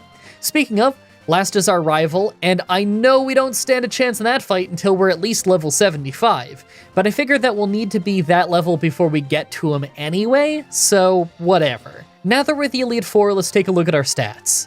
I don't know. I think we actually stand a chance. I don't think we're beating the entire Elite Four like this, but I also don't think that we're super far off. I might be able to beat Lorelei like this if I'm fast enough, and can make them flinch a little bit. Make your final guesses on if we can win this or not. Let's do this. First is Ice Trainer Lorelei. The first try I had at this fight was amazing. Literally every single Pokemon that we couldn't one-shot was one that we made flinch, so we took no damage going into the Slowbro fight at the end. I figured that would mean easy win, when Slowbro one-shot us with Surf. Well, I appreciate the Pokemon gods letting me get that awesome failed run on the first try, because otherwise I'd probably be sat here for a good 10 attempts trying to figure out if I could beat Slowbro if I got to him with full health. You know, if I have to get a few more levels to two-shot with Earthquake, then maybe I could win this with Substitute. I don't know if I'll get a real chance to set it up, but I could try. Let me go track down the move tutor for that. Now, it actually took all the way until level 72 before I could do more than half of his health and damage with Earthquake, but the strategy worked. I was able to set up Substitute early in the fight against Cloyster, and it paid off later down the line when Slowbro went for Surf. I'm happy I found something decent to replace Sandstorm with, because I really wasn't getting any use out of that move. Second is Fighting Trainer Bruno. This fight actually went great. Neither Onyx could really do anything to us, so it was an easy time to set up Substitute. That let us take a hit against Hitmonchan so we could easily finish him off, and Hitmonlee was a one-shot. I thought Machamp would still beat us, but he missed Cross Chop, so we won. That was a first try on what I thought might have been the hardest Elite Four member. We do have a bad defense nature. That Cross Chop really could have wrecked us. Third is Ghost Trainer Agatha. This fight was incredible, because despite them having loads of chances to hit us, they almost never did. We set up Substitute right away, and whenever they take a chance to attack, they just use Double Team or try to put us to sleep. Effect moves don't work on Substitute, so we were basically just giving them free turns. The Gengar at the end hit us once, but we used Rock Slide to get through 90% of the fight with no problems. Fourth is Dragon Trainer Lance. This fight started as well as it could, us making Water Onyx flinch so that he never hit us. That's good, because the alternative is probably just trying until Hydro Pump misses. Against the first Dragonair, I used Substitute, but because we don't have a ton of health, our Substitute doesn't either. We take out Dragonair, but it took out Substitute. For the second Dragonair, I just went for Earthquake early and took some extra damage, but we still beat it. After that, though, was Dragonite, and we did less than half of its health and damage with Rock Slide, so even though it used Safeguard, we couldn't finish it off, and it took us out on the next round. Well, we left it with a sliver. We can just rare candy up a few levels and probably win the whole thing. So I gain a few levels and try a few more times, just to not have to worry about the whole thing, because we crit Dragonite for a one-shot. Last was Aerodactyl, who did a little bit of damage to us, but Rock Slide was still just overpowering it. Whatever, I'll take it. Finally, the Pokemon Champion. I started by using Substitute to block Pidgeotto's Feather Dance, then I one-shot it with Rock Slide. Awesome start. Rhydon was next, and his Earthquake took out our Substitute. I hate how close we are to one-shotting him. At least I got it to use a full restore, but we never got our Substitute back. After that was Blastoise, and of course we can't take him out. I tried for Rock Slide to make him flinch, but he just Hydro Pumped us. I bet if we got like 3 more levels, then we'd one-shot Rhydon and still have our Substitute for Blastoise. Let's try that. Okay, so the 3 extra levels did get us the one-shot against Rhydon, but that didn't get us the win against Blastoise, because of his berry healing him slightly too much for us to get a 2-shot. Thanks to that, he gets an extra attack and takes us out. You know what? If he has to use Hydro Pump twice, then I don't think this would take many tries. He's bound to miss one of them in just a few attempts. 3 tries later, and we got him to miss, but he still just used a full restore. I thought that we couldn't take him out when we ended up critting to knock him out. And for as cool as that was, Exeggutor right after hardly took any damage from us and absolutely destroyed us with Giga Drain. Okay, we need more levels for sure. We can probably beat Exeggutor if we get a flinch or 2, but that's going to take forever if I'm also needing a lucky crit on Blastoise. Next try, and although we get past Blastoise much easier, Exeggutor still takes us out. We do stand a chance though. Yeah, he'll heal off Giga Drain if we use Substitute, and we can't 2-shot him anymore if that happens. But if we can get him to flinch, then he never gets to use Giga Drain. I'm gonna keep trying. Alright, 4 tries later, and we get the flinch that we were looking for, so we take him down easily. We're back in the game. After that is a hilariously long fight with Alakazam as he keeps using Reflect, and we use Earthquake to take him to red health, and then he used 3 full restores. We just kept using Earthquake and he just kept healing. Eventually, I hit a Brick Break to take out his Reflect because I was afraid it would still be active during the Arcanine fight, but he managed to hit Psychic before going down, so we took quite a bit of damage. Last was Arcanine, so our attack is down from Intimidate. Earthquake took him to red health, Flamethrower took us to red health, he used a full restore, Earthquake took him back to red health, then we finished him off with one last hit, getting us the win. That was super fun. I hadn't done a solo run in a few weeks, so it was really fun to come back to it with not only a Fire Red run, but a solo Rock type. Rock and ground types are usually really fun because they run into unique sticking points in these challenges, and it's always fun when I get a chance to use a Pokemon in a game that it wouldn't normally be in. You know, Larvitar, not normally the kind of thing you run into in Fire Red. I really hope you guys like that run. The next Pokemon challenge should be up next Saturday like usual with Pokemon Red with only one Tentacool. Tentacool is actually really great in Gen 1. People make their jokes about it being the Zubat of the sea, and it kind of is, but unlike Zubat, Tentacool is a beast, and I look forward to trying it out. As always, I'm looking at your suggestions in the comments, in the challenge request section of my Discord channel, and on Twitter. Subscribe, ring the bell, stay tuned. Now, it's the outro, but I don't know if you heard it. Probably not. It probably isn't gonna get picked up by the microphone. But my stomach has been growling for the last, I don't know, 2.5, maybe 3 pages of this script. It's 3 p.m. and I have not eaten yet. In fairness, I did wake up pretty late today. I was up late working last night, as I probably shouldn't have been, but it had to get done. So my stomach's been growling. So I think I'm just gonna run down there and throw together some kind of breakfast shake and get some food in me. So is there anything I can think of right now that any of you might be interested in that I could say in the outro? Well, some more raft videos are up in the playlist that won't be public on the channel yet, but you can watch them early if you just click the playlist thing. So you can see me and Jax playing some raft. That's a fun time. I'm sure only 5,000 of you are even remotely interested in that. But that's all right, because we have a really fun time recording it, and I'm sure you guys have a fun time watching it. I'm going to go throw together some kind of breakfast shake, because I am absolutely starving. Thank you everybody so much for watching, and until next time, have a nice day. Hey everyone, Mah-Dry-Bread here. Pokemon Fire Red with only one Chansey was super weird like usual. Let's follow that up with a hard one. Today's the day that we figure out would I be able to beat Pokemon Fire Red with a team of only one Meditite. So, Meditite is a super interesting Pokemon. Fighting and Psychic type with attack and defense that match its special attack and special defense. We also have a little bit higher speed, but pretty low max HP. This is still quite a bit weaker than first form starters. Where it gets interesting is its level up moves. Yeah, we're stuck with only Bide until level 9, so that sucks, but after that we learn some actually cool moves. Getting Recover is pretty awesome. Problem is, we still learn very few attacking moves, so I think that we'll have to rely on TMs for that. On the TM move list, I'm seeing Psychic right away, so that's probably a must-have. Honestly, I'm not seeing much here that's very interesting. Maybe I'll take a look at Brick Break since it's more reliable than High Jump Kick. It's hard to say. We're really lacking good attacking moves. Like always, I'm writing this script as I go through with the challenge, so all this part is being written before I've started. Everyone comment down below and guess if I can win or not. I'm not sure. I'm looking at the stats, and it's looking super frail. We've got Recover though, so that gives me some hope. Let's explain the rules. In combat, I can only use Meditite. I'll need other Pokemon to use HMs, but I won't be allowed to use any of those Pokemon in battle. No glitches or exploits, no items in battle, only Pokeballs, held items, and items outside of combat are allowed. Also, if you enjoyed this video, be sure to like, subscribe, and ring the bell for more. Let's do this. So right off the bat, I used the Universal Pokemon Randomizer to replace Bulbasaur with Meditite so that we can do the whole run with it. Our nature is docile, so neutral stat gains. I'm fine with that. I name him Medichop because that's hilarious. Shoutouts to Sero on Twitter for that one.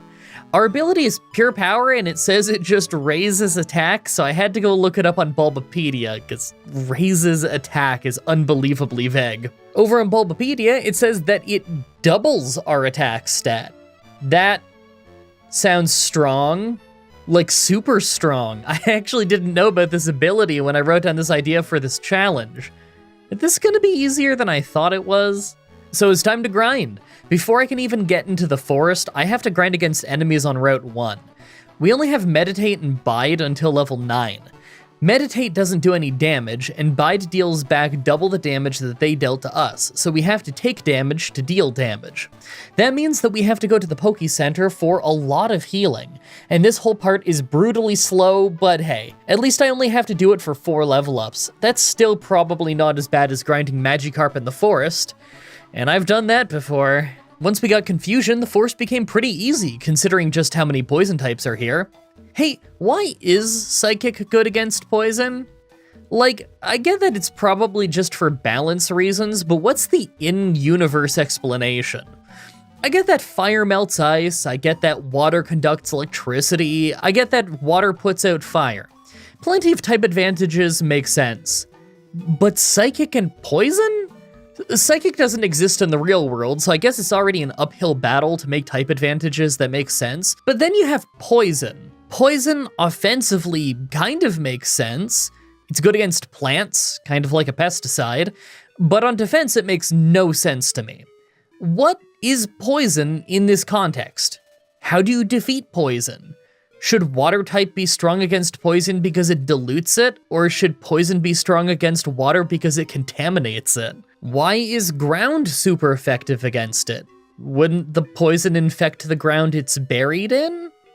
Kind of like it does a plant? If normal type is the absence of anything out of the ordinary, and poison is described as poison because it's poisonous to the average person, wouldn't that mean that poison should be super effective against normal? Man, I've got too many questions, and I get the feeling that no one has an answer to any of this. I'm gonna go squash the rock gym real quick. Of course, the rock gym was super easy, even at a low level. Rock's team sucks, and the only reason why we usually have a hard time in here is because Rock resists a lot of very common types. Just by having a moderately powered special attacking move makes this whole fight trivial. While we go through Mount Moon, let's go over the next part of the run. We've got the water gym and the first hard rival fight. I don't think we could win at the water gym yet, considering just how little damage we'd deal to Starmie and the fact that she loves using Recover in this game. Maybe we could beat our rival, but I worry about Pidgeotto at the start. Either we get sand attacked and the whole fight becomes heavily luck-based, or Gust messes us up because we're fighting type. Here's my hope. Our ability doubles our attack, so I'm gonna pick up Mega Punch or Mega Kick from the tutors on our way to Cerulean. Hopefully that'll be crazy strong and get us a few easy wins until we can get to level 33 to just learn High Jump Kick, which will be stronger. Oh, and we have Hidden Power, but I haven't been able to figure out what type it is so far. I think it's either Dark or Ghost. It's neutral against everything I try so far. Okay, let's get to Celadon. On our way there, I took the Helix Fossil. I knew that if I didn't say what I took, you'd all ask. Actually, now that I think about it, everyone ask anyway. Comments are good for the YouTube algorithm. First try at the water gym starts great as we one-shot Staryu with Mega Kick. Problem is, Starmie is faster than us and deals more than half of our health and damage with Water Pulse. Okay, that's fine. I bet we'd still win in a few levels. Let's try the rival fight first. Hey, the rival fight actually went okay for once. Yeah, we took a lot of damage early from Gust, and Rattata hit us a few times, but Mega Kick was dealing great damage against everyone. This gives me high hopes for our damage output once we get High Jump Kick. Oh, also, Hidden Power isn't super effective against Abra, so I still don't know what type it is.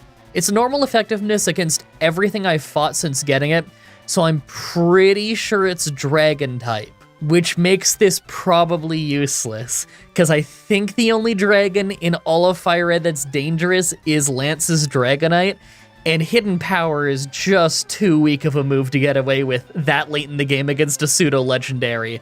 Not when we're using a Meditite. Well, with that done, we can get Nugget Bridge out of the way. I actually hardly leveled though, so I'm not sure if I'm going to be able to beat the water gym yet. You know what? I have an idea.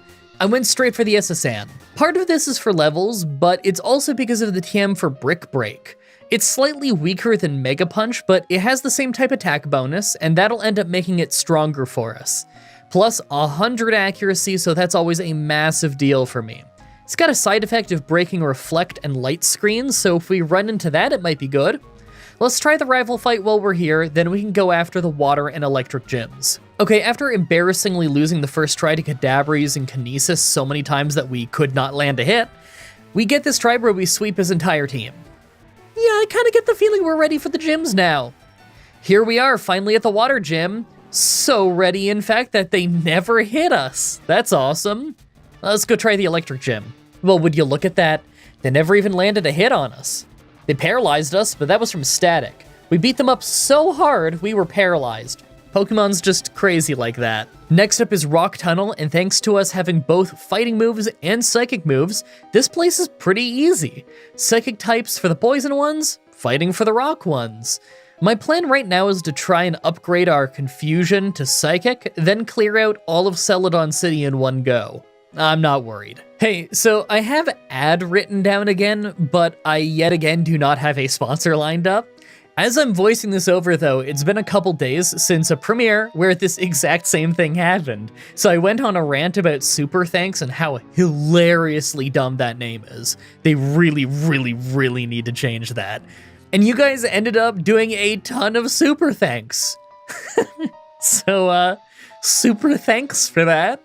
It obviously didn't completely offset the lack of a sponsor or anything, but I super appreciate it. I'll make sure the money goes to a good place. So, like, either the bank or I'm using it on cat food. Yeah, I'm probably using it on cat food. My cats eat like you wouldn't believe. The moment I can get to Celadon City, I get the tea and go to Saffron to pick up the TM for Psychic. This is a huge upgrade from Confusion, and will probably be what carries us through the Grass Gym. Before doing the Grass Gym, though, I've got to fight Giovanni. I don't literally have to, but he's usually pretty easy, and he's got lots of trainers in his hideout, so that's a chance to level up a little bit. I don't really think he stands a chance. Yeah, he didn't even land a hit on us in that fight. We have fighting-type moves. I don't see him putting up a fight for us the entire run. And Psychic really paid off in the Grass Gym right after.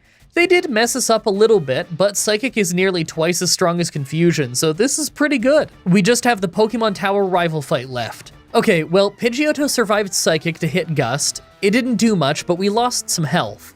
Water Onix is next, so our attack is down from Intimidate. 2 Psychics took it down, but we're just a hair above half health. For Execute, we land High Jump Kick, but it did just under half of his health and damage, and we were put to sleep. While we were under, he used Reflect and Confusion.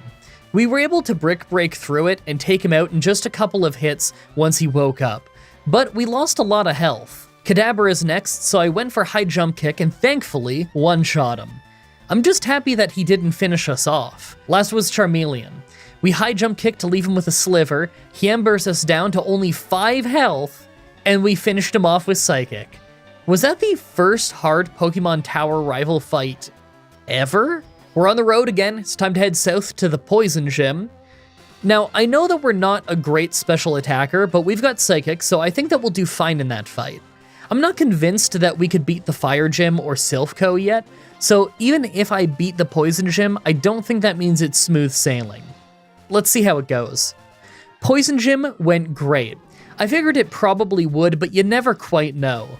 Koga's been giving us a lot of trouble recently. You never know when he's gonna ruin your accuracy or something. Well, with that done, we gotta try the Fire Gym early. I know Blaine in Gen 3 is actually a decent gym leader, but he was so hilariously bad the last time we fought him, even in Fire Red, that I had to fight him early just because I'm curious. We should get 2 attack drops from Intimidate in that fight though, so I'm not gonna assume that we're gonna win. Let's go find out. Man, we actually lost pretty badly. We can one-shot Growlithe, but as soon as we get past that, we just keep getting hit by Fire Blast. Even from the weaker members of the team, Fire Blast is super dangerous. Maybe we should do Silphco first then. So we're at Silphco now. There's tons of trainers to fight in here, and I'll probably fight most of them, but right now I just kind of want to fight a few and try the rival fight. I don't think I'll win, and I'll probably need to grind a lot before we make any progress in this run, but I like to at least try at a lower level if I'm already in the area. Well, we're going through Silphco. This is a great time for MDB AMA, where you guys ask me questions in the comments that includes MDB AMA, and I'll answer them on the show. I'm gonna grab some questions. Let's do some quick questions today, rapid fire. Rick Mellis wants to know what my favorite Pokemon type is.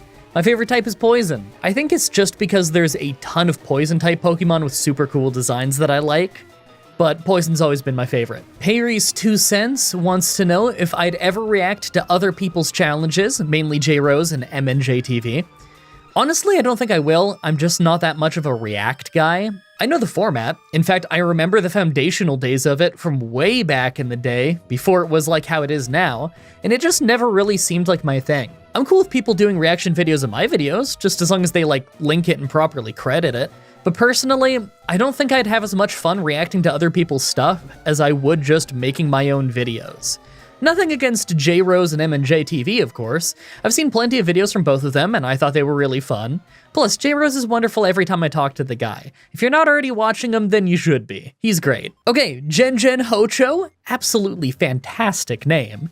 She wants to know how my neck is doing. Thanks for asking. It kind of depends on the week. I'm at a stage in recovery where I'll sometimes have a good week, where it's just kind of stiff in general and needs a lot of stretching but is otherwise okay, followed by a week where I'm getting really bad nerve pains in the ribs and the chest and can't sit down for long. The stretches and everything help, but the biggest thing that's slowly given me more good days than bad days was when I got to the point in recovery where I could finally lift weights again. I'm not really lifting much weight yet, but it feels incredible to finally be able to again, and building my back muscle up has really helped me support my terrible neck. Alright, those are the questions for this episode. If you have a burning question you just need answered on the show, then make sure to put MDB AMA in your comment so it's easy for me to search for. Thanks. Right, so the Silph rival. It did not go well.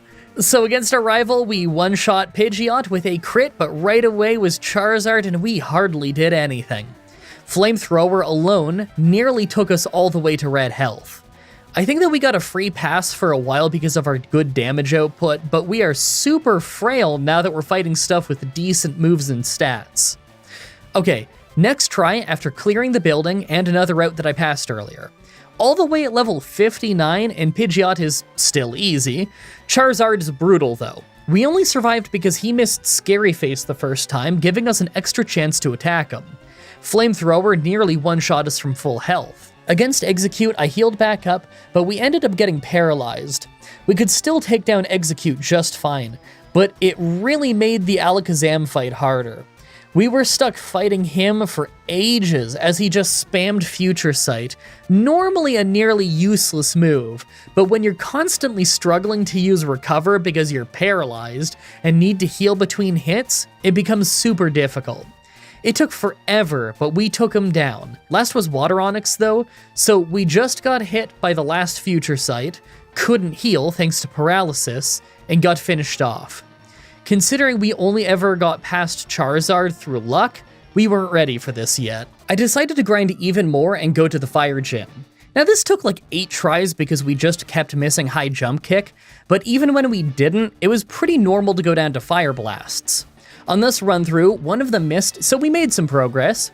I thought we would still lose since we usually do less than half of their health and damage with High Jump Kick by the second Intimidate, but we crit, so we won anyway. Well, that was nice.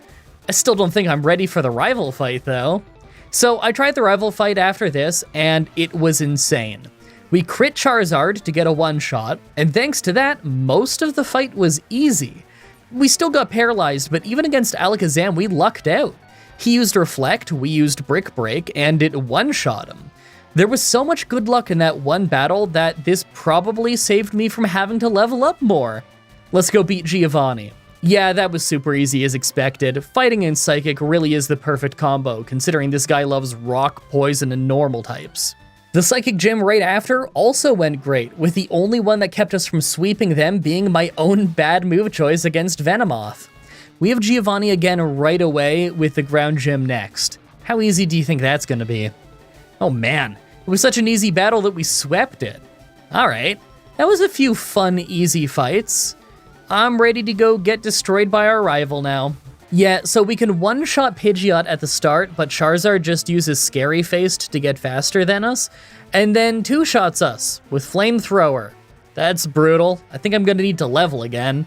I mean, we can't really learn any moves that one-shot him, so I don't really see this being possible until either we're faster or can survive 2 flamethrowers. Okay, we're back 5 levels later. Now, we're sometimes able to beat Charizard because he'll use Scary Face, then a weak Slash, making his flamethrower not finish us off. You'd think we'd still be doomed, but right after is Rhydon, so we actually get a chance to heal back up easily with a Recover, now that we know it. Problem is, right after is Execute, and on every try, I just got paralyzed right away. Because of that, Alakazam right after is horrible to fight. His Psychic does a lot of damage, and our luck is just awful. Of course, we missed a High Jump Kick. I think I could win this if I just don't get paralyzed. So I guess we'll keep trying until Stun Spore misses. I'm back after so many failed attempts, you don't even know. On this one, I didn't get paralyzed, but I've long since learned that not getting paralyzed does not mean you win this fight. Next is Alakazam, and 9 out of 10 times high jump kick does not one-shot him, and he messes us up with Psychic. But this time, it was a one-shot, so we saved some damage. Last was Water Onix, and in the end, the only reason we didn't faint when he used Rain Dance and Hydro Pump is because his Hydro Pump missed. Yeah, after this battle, I really don't think I'm finishing this run at anything less than level 100. So we're walking to the Elite Four. I really don't feel confident, I gotta say. Yeah, Lorelei might be easy, and I even think Bruno won't be a problem, but Agatha might be hard, and Lance will for sure be brutal. He's got 3 flying types, and they're all pretty strong. Plus, Dragonite is a pseudo-legendary, and we're frail, so I don't see us lasting that long in that fight. Now that we're at the Elite Four, let's take a look at our stats. Honestly, it doesn't look great. For level 73, these stats are all really low. At least our attack is twice as high as it looks thanks to that ability. That does make things better. Still, that only leaves us with about as much attack as we have speed, so not that crazy. Make your final guesses on if we can win this or not. Let's do this. First is Ice Trainer Lorelei. So I tried this fight a bunch of times and kind of figured it would be easy, but we lost every time pretty badly by the time we got to Slowbro. That's honestly pretty surprising, but we're so close to a one-shot on Lapras that I bet 1 or 2 more levels would do it. Maybe I need to replace High Jump Kick with Shadow Ball though. High Jump Kick is hardly stronger than Brick Break, and we've already lost fights due to missing it. I bet Shadow Ball would help more. I'm gonna go grab that. Well, that's not what I expected. 2 levels later and we literally didn't get hit once while beating her whole team. Don't get me wrong, Shadow Ball for sure helped with dealing with the Slowbro, but would you look at her move choice? She wasted a lot of chances to, you know, hit us. Second is Fighting Trainer Bruno. This one was kind of weird. The rock types were obviously easy, but none of the fighting types were one-shots due to our terrible special attack. We ended up winning when we absolutely wouldn't have though, just because Machamp's Cross Chop missed. Well, I was super lucky. It's funny, I did a Chansey run in this game recently, and everyone was saying that Cross Chop on Machamp was winning because it had no guard, or whatever that move is, where you can't dodge but you can't miss. No, I don't think Machamp has that move in this game, because he just missed. So yeah, that just means that my 6 minimizes Chansey was getting hit by Cross Chop of all things, just through my own classic bad luck. Which does not surprise me at all, but I'm sure it surprises you guys. I see every failed attempt. You see almost none of the failed attempts. You don't know how many tries this stuff takes. Ugh. Anyway, third is Ghost Trainer Agatha. So I actually failed this fight a few times before I got the win, where I literally didn't take a hit. Why? Because originally, I was mostly using Psychic, before I used Shadow Ball and saw it do way more damage. That's when I remembered, despite Shadow Ball having the side effect of lowering special defense, all ghost moves in this game are physical. That means Shadow Ball is using our attack stat, which is double that of our special attack. Yeah, as soon as I remembered that, I nearly swept them. Fourth is Dragon Trainer Lance. It started a little bit rough with Water Onix having Intimidate, so our attack is down the whole fight. I'm careful to heal back up before I take him down, but second is Aerodactyl, who's faster than us and 2-shots us with Wing Attack. Yeah, we're really frail, and Aerodactyl is really strong in this game. You know what? We're a way lower level than I thought we'd be by the time I get to Lance. I'll just fight the Elite Four a few times and come back.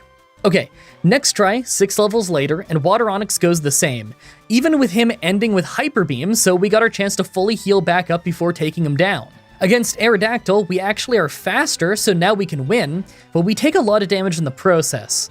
That's when things become obviously impossible. Dragonite is next, and he is way stronger than us. We hardly dealt damage with any of our moves, and his wing attacks squashes us. Okay, we need to seriously get stronger. This next try was agonizing. We're 5 levels later, we landed a critical Shadow Ball, we dropped his special defense, and we still couldn't get him to go down because he'd always land with a Sliver and just use a full restore to then easily finish us off. This was my best attempt. The worst part is that I know I could one-shot the rest of his team after this. Okay, level 90. Now this fight is actually way harder because Aerodactyl no longer opens by hurting us. He instead uses Scary Face, so we end up slower than Dragonite, and we lose way worse as a result. Yeah, I'm done messing around. I've already got a bunch of rare candy just from memorizing where a bunch of them are. I'm gonna bump up to level 95 and hope for the best. Level 95. Yeah, it's still harder than at level 87 because of Scary Face. It's crazy how sometimes a little difference in health will make the AI pick totally different moves that can make your life so much harder. I'm maxing my level out. I think it's the only way we stand a chance. Okay, level 100, and 7 tries in, we got this attempt where we didn't get hit by Scary Face. Because of that, we were able to just hardly win, and only because he used a citrus berry that kept him from using the full restore. Had he been faster than us or used the full restore, he'd get at least one more hit in on us, and that would have made us faint. After that is just 2 Dragonairs that were one-shots. That fight was so much worse than I thought it would be. Like, I knew that would be bad, but that was really bad. Finally, the Pokemon Champion. Pidgeot was a one-shot, but second was Charizard, who survived Shadow Ball and hit a Fire Blast for half of our health and damage before we finished him. Alakazam was a one-shot with Shadow Ball, and Exeggutor was a much-needed one-shot as well. Against Rhydon, I took my chance to heal up, but he hit Scary Face. I hope that doesn't bite us. Brick Break took him out in one hit, probably from the crit. Last was Water Onix. Kinda happy he didn't start with that due to Intimidate.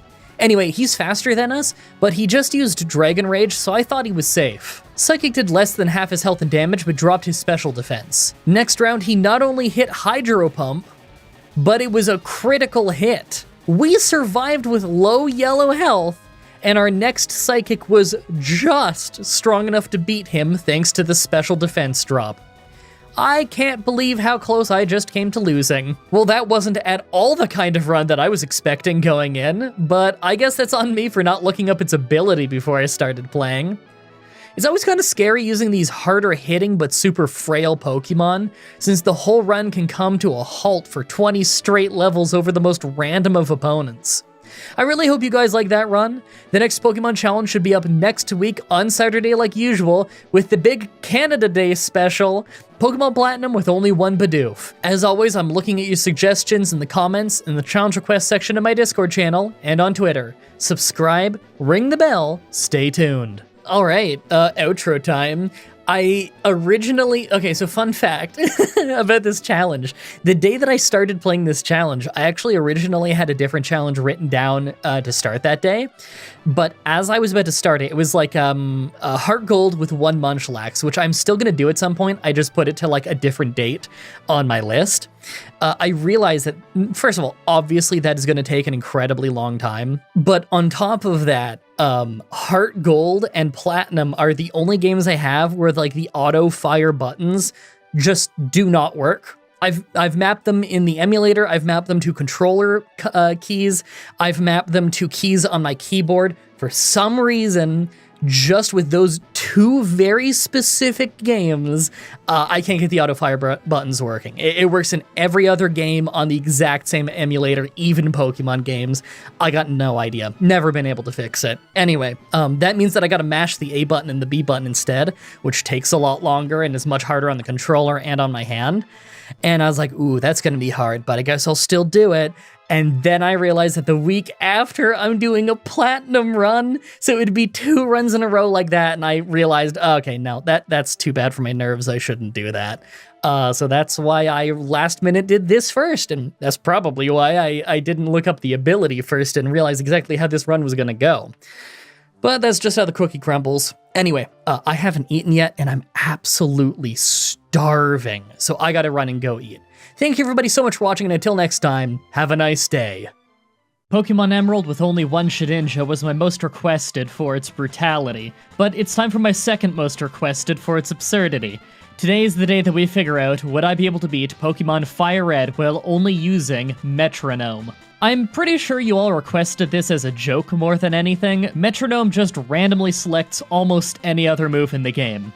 Also, it only has 10 uses, so I'll be constantly having to refill it. We even have to use it for grinding, so that's gonna be a pain, as we'll be continually doing non-damaging moves. This is gonna be a really weird one. Like always, I'm writing this script as I go through with the challenge, so all of this part is being written before I've started. Everyone comment down below and guess if you think I can win or not.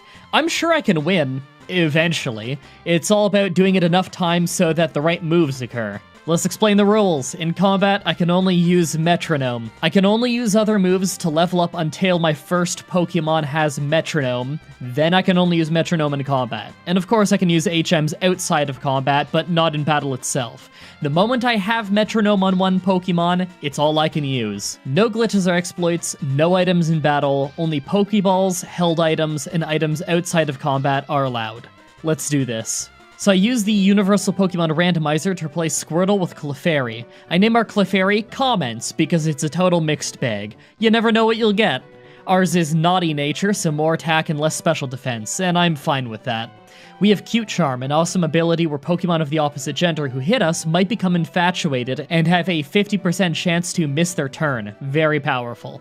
Right away, I have to start grinding. So here's our level up move list. As you can see, we don't learn Metronome until level 29. Considering this is a Metronome-only challenge, that's a problem. So what I'm gonna have to do for the sake of fairness is I refuse to do any gym leader battles until I have Metronome. That way, you guys get to experience the wackiness of random moves in every single major fight of the game. Considering that's probably why you all requested the run, I think that's the right thing to do. Mind you, leveling up to level 29 on Pokemon before the first gym is absolutely awful, but Clefairy is a fast-leveling Pokemon. On one hand, I had to be level 35 before the first gym in my previous run, but at least in that the wild Pokemon were up to level 8. Here, they only go up to level 6, and are generally worth less experience in the first place. I don't really know what grind takes longer, all I can tell you is that it's incredibly slow. It gets speed up slightly thanks to learning Double Slap, so I have an extra 10 power points of attacking moves after Pound runs out, but I still have to take frequent trips to the Poke Center, and you don't get the running shoes until after Brock, so this is brutally slow. If you want to see what Drew Payne looks like, it's watching that experience bar tick up pixel by pixel once my level is in the 20s. Grand total, the grind took about 6 hours. It just felt like 100. I watched a lot of YouTube during this grind when I stumbled across the fact that Mark Andrews does a series on YouTube where him and his friends laugh at their first ever wrestling matches. Travis, how could you hide this from me? This is incredible. Pick that.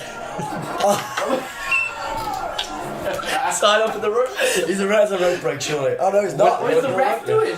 Here's the last 15 minutes of the grind. I think I got paralyzed by 2 different Pikachu static ability right near the end. Every time that happens, it slows the run down by minutes. I love that I was so brain fried by the end of that grind that you actually see me deciding what to replace with Metronome, just to remember that it doesn't matter, it's the only move I can use now. Finally, it's Brock time. My first ever Metronome move ended up being Outrage, so we're off to a shockingly strong start.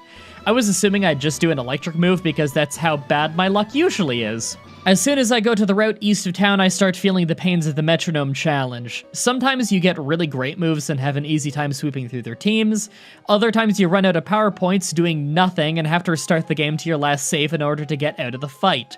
Yeah, I quickly learned the lesson of saving before each trainer. In Mount Moon, I made sure to grab both Moonstones and used one to evolve Comments. We can still only use Metronome, but there's literally no reason not to evolve her to get better stats. I also take the time to catch another 5 Clefairy.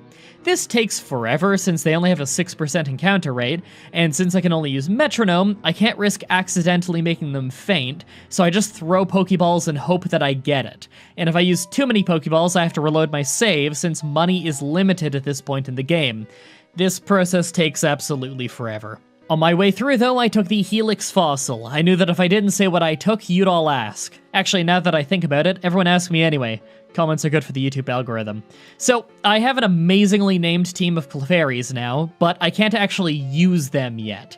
They don't have Metronome, and since we have one Pokemon who does, I'm not allowed to just use Pound to level them. Instead, I have to have them start the fight and then switch for Comments to do the actual fighting. It's slow, and it's really a pain, but it's my only choice. No time to train them up right now, though. We need to fight our rival. First is his Pidgeotto, and we end up scratching for big damage, and then sparking to finish him. Not bad. Take down one-shot's Rattata, but I Encore Abra, so that wastes a power point. Dragon Breath ends him and Bulbasaur is out, but I end up missing a Grass Whistle and get put to sleep. When I wake up, I flash, hit a weak Poison Sting, and then fall asleep again. Only 2 power points left. Eventually, I wake up and finish it with Psychic. See, this is why I need to train up more than one Clefairy, because power points are going to be a serious problem. In fact, the Trainer Dance area of Nugget Bridge and the route above it is a bigger challenge than our rival himself, since we need to go back to the Poke Center to gain more power points between every single fight. Because you just don't know how many it'll take to win the fight, or even if you will win the fight. I'm just thankful that I don't have a serious grind yet, because I can only imagine how bad grinding is going to be when relying on the most random move in the game. Let's worry about that later though, it's Misty time. We got super lucky on our first try, getting Magic Leaf on the first round and Shadow Ball on the second, hitting super effective moves on both Pokemon for one-shots. We're a high level, so I decide to go straight for the S.S.N. for the rival fight. I end up buffing my defense early with the Defense Curl and Skull Bash, but overall the fight went how you'd expect. I one-shotted his team with Mist Ball, Ice Beam, and Aurora Beam, with only one dud move going off. The Electric Gym Trash Can puzzle goes well with me getting on the second try, so I go straight after him. I think this is going to be the last fight where we're over-leveled, though. I hope I don't have to grind soon. Voltorb gets confused off Confuse Ray and finished with Thunder, and Pikachu goes down to some Icicle Spears and Water Spout, but not before he paralyzes us. With Raichu, our worst fears have finally come true though. We use Howl, Magic Coat, Arm Thrust, Confusion, missed Supersonic, and ran out of power points with Slack Off. This is why we need multiple Clefairies. We aren't going to have enough power points to fight larger teams without extra good luck. On my second try, I ended up using a move that made ourselves faint due to picking Memento. I knew that would happen sooner or later. Third try and we swept our way through without having any real trouble. Rock Tunnel itself is actually worse than the gyms because we have quite a few required trainer fights, and we don't have many power points to go around, so I had to stock up on escape ropes to leave and heal between fights. I haven't had a run where Rock Tunnel was this slow since my Fire Red Magikarp only challenge months ago. As soon as I get through with Rock Tunnel, I head for Saladon. Let me show you a helpful little trick. 2 of the very few power points up in this game are really close to each other here in Saladon. I use both on Metronome right away to get as many as we can, bringing our max up to 14 uses. The Rocket Hideout is miserable, by the way. Lots of stuff can poison you, and with how the fights tend to drag out with Metronome, we faint a lot. I would say that 1 in every 3 trainers is able to take us out, and that's with me going to the Poke Center to restock on power points in between most fights. It's not exactly hard, but it's very slow and random. Giovanni actually went well, unlike most of the trainers. It took a lot longer than I'd hoped to beat Onyx, but we managed to whittle down the whole team and win with a few power points to spare. I was never really in danger of fainting though. The biggest danger right now is the power point issue. Time for the Grass Gym. Right off the bat, I get paralyzed and hit a Solar Beam, so yeah, not exactly going the best. If I recap everything blow by blow, we're going to be here for years, so if you want to see every last move, they're on screen. But the downfall in this battle is both terrible paralysis luck and hitting weirdly high amount of grass and water moves. I fought that Vileplume for ages, and if I could have gotten one flying or fire move, I know that I would have one-shotted it, but it just never happened. Eventually, after 20 whole attempts, I managed to finally hit a flying move and win, although even that was close. I really didn't think the Grass Gym of all places was going to be this brutal, but if this was awful, the Pokemon Tower rival fight is going to be damn near impossible. I decided to grind up the last 2 levels on Twitter that I needed to learn Metronome on her, then use a Moonstone to evolve her. She's a lower level, but at least this gives me an extra 10 uses of Metronome across the whole party. With that done, it's rival time. Our first 2 attacks weren't any good, and we got Sand attacked, but between paralyzing him with Dragon Breath and him becoming infatuated, he got shut down hard, and we eventually finished him off. Gyarados is out, so now our attack and accuracy are both down. A handful of wasted Metronomes later, and we switched for comments, and right away we crit with Crunch, taking him out. Growlithe also has Intimidate, so Comment's attack is down, although Iron Defense keeps us tanky. It only takes 1 Horn attack to win thanks to the level advantage. Kadabra is an absolute jerk and disables Metronome, so I'm forced to switch for Twitter, and then back to Comments so that I don't break the rules. But I get hit by Kinesis, lowering my accuracy again. Dive one-shots it, and Venusaur is last, but goes down to 1 present. Now I have access to most of the map, so it's time to catch 50 Pokemon again. I'd gladly rather spend an hour getting 50 Pokemon to get an experience share to level up my other Clefairies to level 29, rather than having to do switch leveling for the rest of the time. I try to catch everything that I can from the Safari Zone to help bolster the numbers because, as you can imagine, it's pretty hard to whittle down a Pokemon to catch it with Metronome. Partway through, I take a crack at the Poison Gym, but I quickly run into a problem. Koga doesn't just hit me, he messes with our accuracy and hits Toxic. I really can't afford to waste turns with this guy, but wasting turns is most of what Metronome does. More Pokemon with Metronome would for sure help, so I really do need to get that experience share. Alright, so I need to give you a warning. I've had a lot of people ask to see the footage of the in-between major battle stuff more often, but I usually don't show it because it is aggressively boring. But people keep asking for it, so I'm gonna show you a bunch of the footage and I'm gonna speed it up in editing. Seriously though, if you have epilepsy, just close your eyes. So what you're looking at right now is 1 hour and 1 minute of straight up leveling Clefairies with experience share. I made the footage a little smaller so it's easier to look at without having your whole screen be a flashing light. Since I can only use Metronome, I just have to fight trainers with random outcomes of Metronome and hope it works out. Naturally, I have to save in between most fights and restart the game if I run out of power points so that I don't break the rules.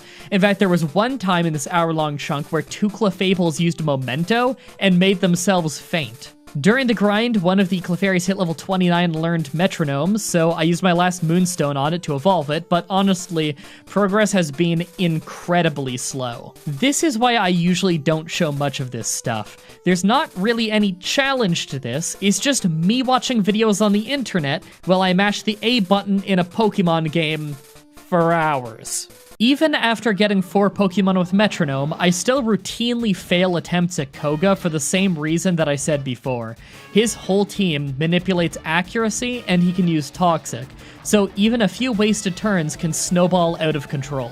Finally, my whole team has Metronome, and this battle is still nearly impossible, and that's with 2 of our Clefables having leftovers to heal them every turn. 24 attempts in, and I have this run that perfectly shows off how useless Metronome is. For half of the fight, Muck is frozen, and I still can't put it away. I end up losing because my whole team faints to a bunch of unlucky crits, but the one Clefable who has no power points left on Metronome. This is, without a doubt, in my mind, the single least fun and most frustrating Pokemon challenge I have ever done. Worse than one Magikarp in Fire Red, worse than one Sunkern in Crystal. Like, genuinely, I would rather go redo the Magikarp challenge than keep doing this one. During this battle, I genuinely wanted to give up on the challenge for the first time in 23 Pokemon challenges.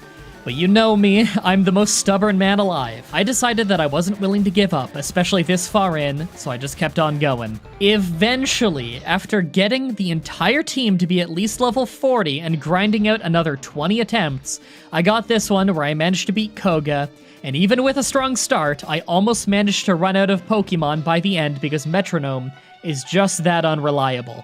Man, if Koga is this hard, I am not looking forward to the rest of the run. Next is the Fire Gym, and the combo of leftovers and Clefable having lots of health really saves me, as I get hammered by Fire Blasts early before putting Growlithe to sleep with Spore and ending it with Psycho Boost. Ponyta is hit with Future Sight, but we end up skill swapping, giving Ponyta a far better ability. We hit Toxic not long after though, so I take the chance to switch to Twitter to get rid of my lowered special attack since Ponyta is doomed anyway. A few turns of mostly wasted Metronomes later, and Ponyta is finally down. Third is Rapidash, and its Fire Blast hits a lot harder. It only took 2 to make us faint, so it's back out to comments. We ended up going down to a critical Fire Blast before Rapidash finally starts missing. Our move choice is absolutely awful though, so we're giving up too many opportunities to get finished off. Eventually, a Jump Kick does the job. Last is Arcanine, so our attack drops from Intimidate as we try and use Recycle and get knocked out as a result. Twitch is out and manages to paralyze Arcanine with Bounce but gets fully healed. Through shockingly good luck though, we finally get a good move and hit Self-Destruct for the win. Finally, it's Silph Co rival time. Pidgeot feather dances us to lower our attack, but we take it out reasonably quick. Gyarados is out though, so our attack is down 3 stages, so I switch to Twitter to remove it. We end up getting a pile of dud moves as Gyarados finally figures out that Dragon Rage is a solid move to use against me.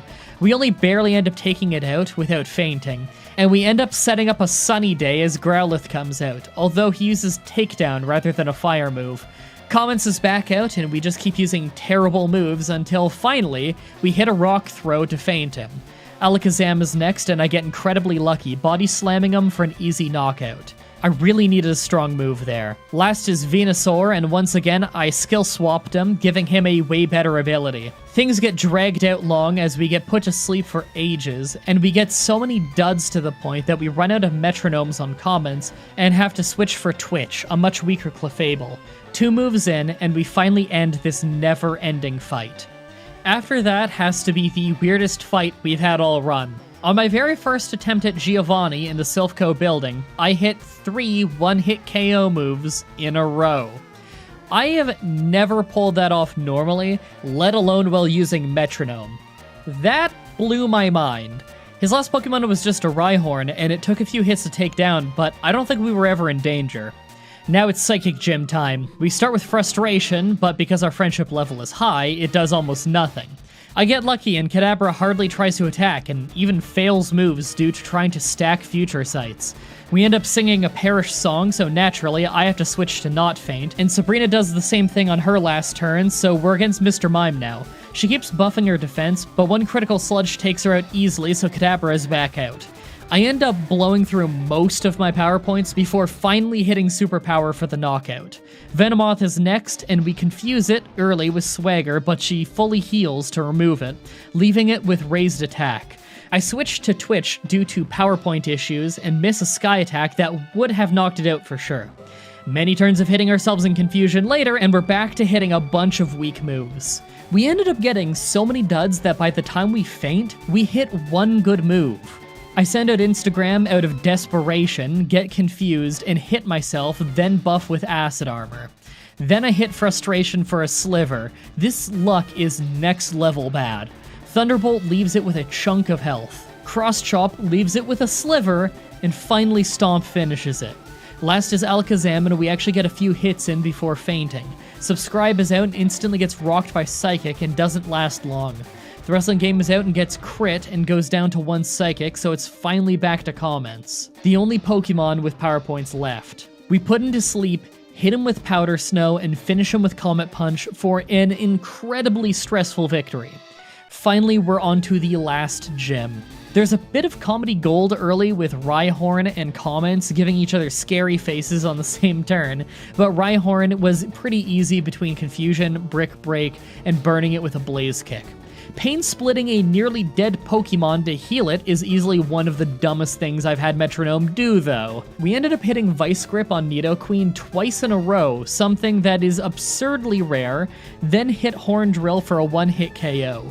That was crazy. Nidoking is out and we hit Swagger, but our health is just too low and Poison takes us out, so it's back to Twitter. Bone Club hits us hard and Nidoking takes himself out in the confusion. Dugtrio hits us as we use Rest and lose some turns. We wake up and use Transform, a complete waste of my time since I can only use Metronome, so I have to switch to Twitch to undo it. Twitch hits a critical Ancient Power, but it doesn't do much as Earthquake is really taking us down. Overheat finally makes him faint. Last is another Rhyhorn, and we start double slapping. Not exactly a winning move. We go down to Earthquake, back to Twitter, and Clamp wrecks him and gets us the last badge. Before the Elite Four is one more rival battle. Pidgeot goes as usual, Feather Dance ruins our attack, and we get a bunch of duds before winning with one big move, Psycho Boost in our case. Rhyhorn is next, and I switch to remove my debuff as Subscribe gets hit hard with Takedown. Icicle Spear does decent damage, and eventually we hit a Bubble Beam to end it. Gyarados takes us out fast, so it's on to the wrestling game. We don't get great moves, so Hydro Pump makes short work of us. Instagram is next, but gets one shot on a critical hit. Out to Twitch, and Gyarados is doing a lot worse moves, so we manage to poison it and whittle it away with weak moves until Gyarados finally goes down. Fourth is Growlithe, and I hit Acid Armor right away to get tanky. He undoes some of it with Leer, but we hit Muddy Water for a one-shot. 5th is Alakazam, so Metronome is disabled, forcing us to switch to comments. He keeps spamming Calm Mind to buff himself, and we get a few good hits in before he disables Metronome again, so I have to switch for Twitter. Just to get nailed by a really powerful Psychic twice, making us faint. Back to comments, and Rapid Spin finishes him. Last is his Venusaur, and we heal Bell to do nothing as he uses Growth, but our next turn we hit Aeroblast for a much needed one-shot. Although we won without much trouble, we don't stand a chance against the Pokemon champion yet, so I have to get grinding. This is easily the worst grind of the entire game since I need to get the team to at least level 60 to stand a chance. I end up having to use an experience share for a massive chunk of it since the lower level Pokemon couldn't win a single fight in Victory Road due to how unreliable Metronome was, so I instead let the high level ones fight. At least when they hit a move with Metronome, it does passable damage. I also got the last Moonstone that was sitting around, so I have 4 Clefables and a few more PowerPoint ups. 2 days of intermittent grinding later, and this is our team. I wanted to get all of them to at least level 60, but I felt like I was going to go insane if I didn't at least take a shot at the Elite Four soon. As you can tell, the already decently high level ones became way higher level thanks to mostly grinding with experience share, so that'll hopefully carry us. Make your final guesses on if you think I can win or not. Let's do this. First is Ice Trainer Lorelei, and we slowly lose over the course of 10 minutes. Anticlimactic, I know, but if I were to recap this entire fight leading up to losing, you'd fall asleep because most of it is just us failing to attack.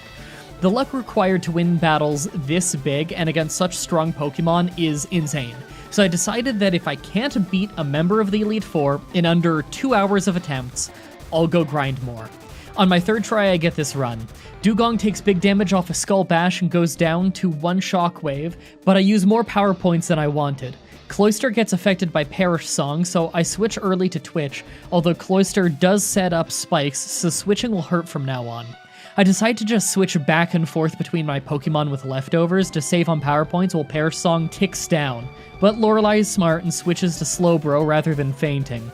Metronome gives me Skull Bash again, and a few weak moves in, I get Petal Dance. It lasts a few turns, so that helps me save on power points and takes out Slowbro. Cloyster is back and already using Protect to try and get me to waste my power points.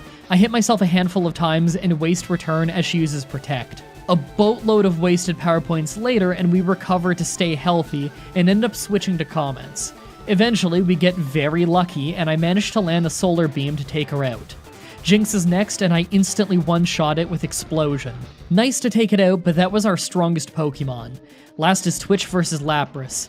Once again, through amazing luck, we take in Sunlight and hit another Solar Beam and critically hit it for a one-shot. I heal up between fights and move on. Second is Fighting Trainer Bruno. Onix takes a massive bite early, but we get 3 duds before getting in a move that can finish it. Second is Hitmonchan, and we lose a power point to Endeavor, but then hit a powerful Psybeam. Our last power point is Reflect, so we're forced to switch comments for Twitch. Constrict does next to nothing, and we take big damage, and Agility doesn't really help us, but Weather Ball manages to finish him. Hitmonlee nails us with a massive Brick Break, leaving us with very low health, but we kick back with a Mega Kick, one-shotting him. We then self-destruct on Machamp for a critical one-shot. That was beautiful. Last is another Onix. Hyper Fang and Focus Energy were nothing special, but Howl powers us up and Explosion finishes it off. This battle took us 4 tries. Third is Ghost Trainer Agatha. First turn, we get Water Spout, doing massive damage but not quite getting the one-shot, so Agatha has time for a full restore as we hit ourselves in confusion. I was hoping not to waste power points on Gengar, but it takes quite a few before we hit a critical Hydro Pump for a knockout.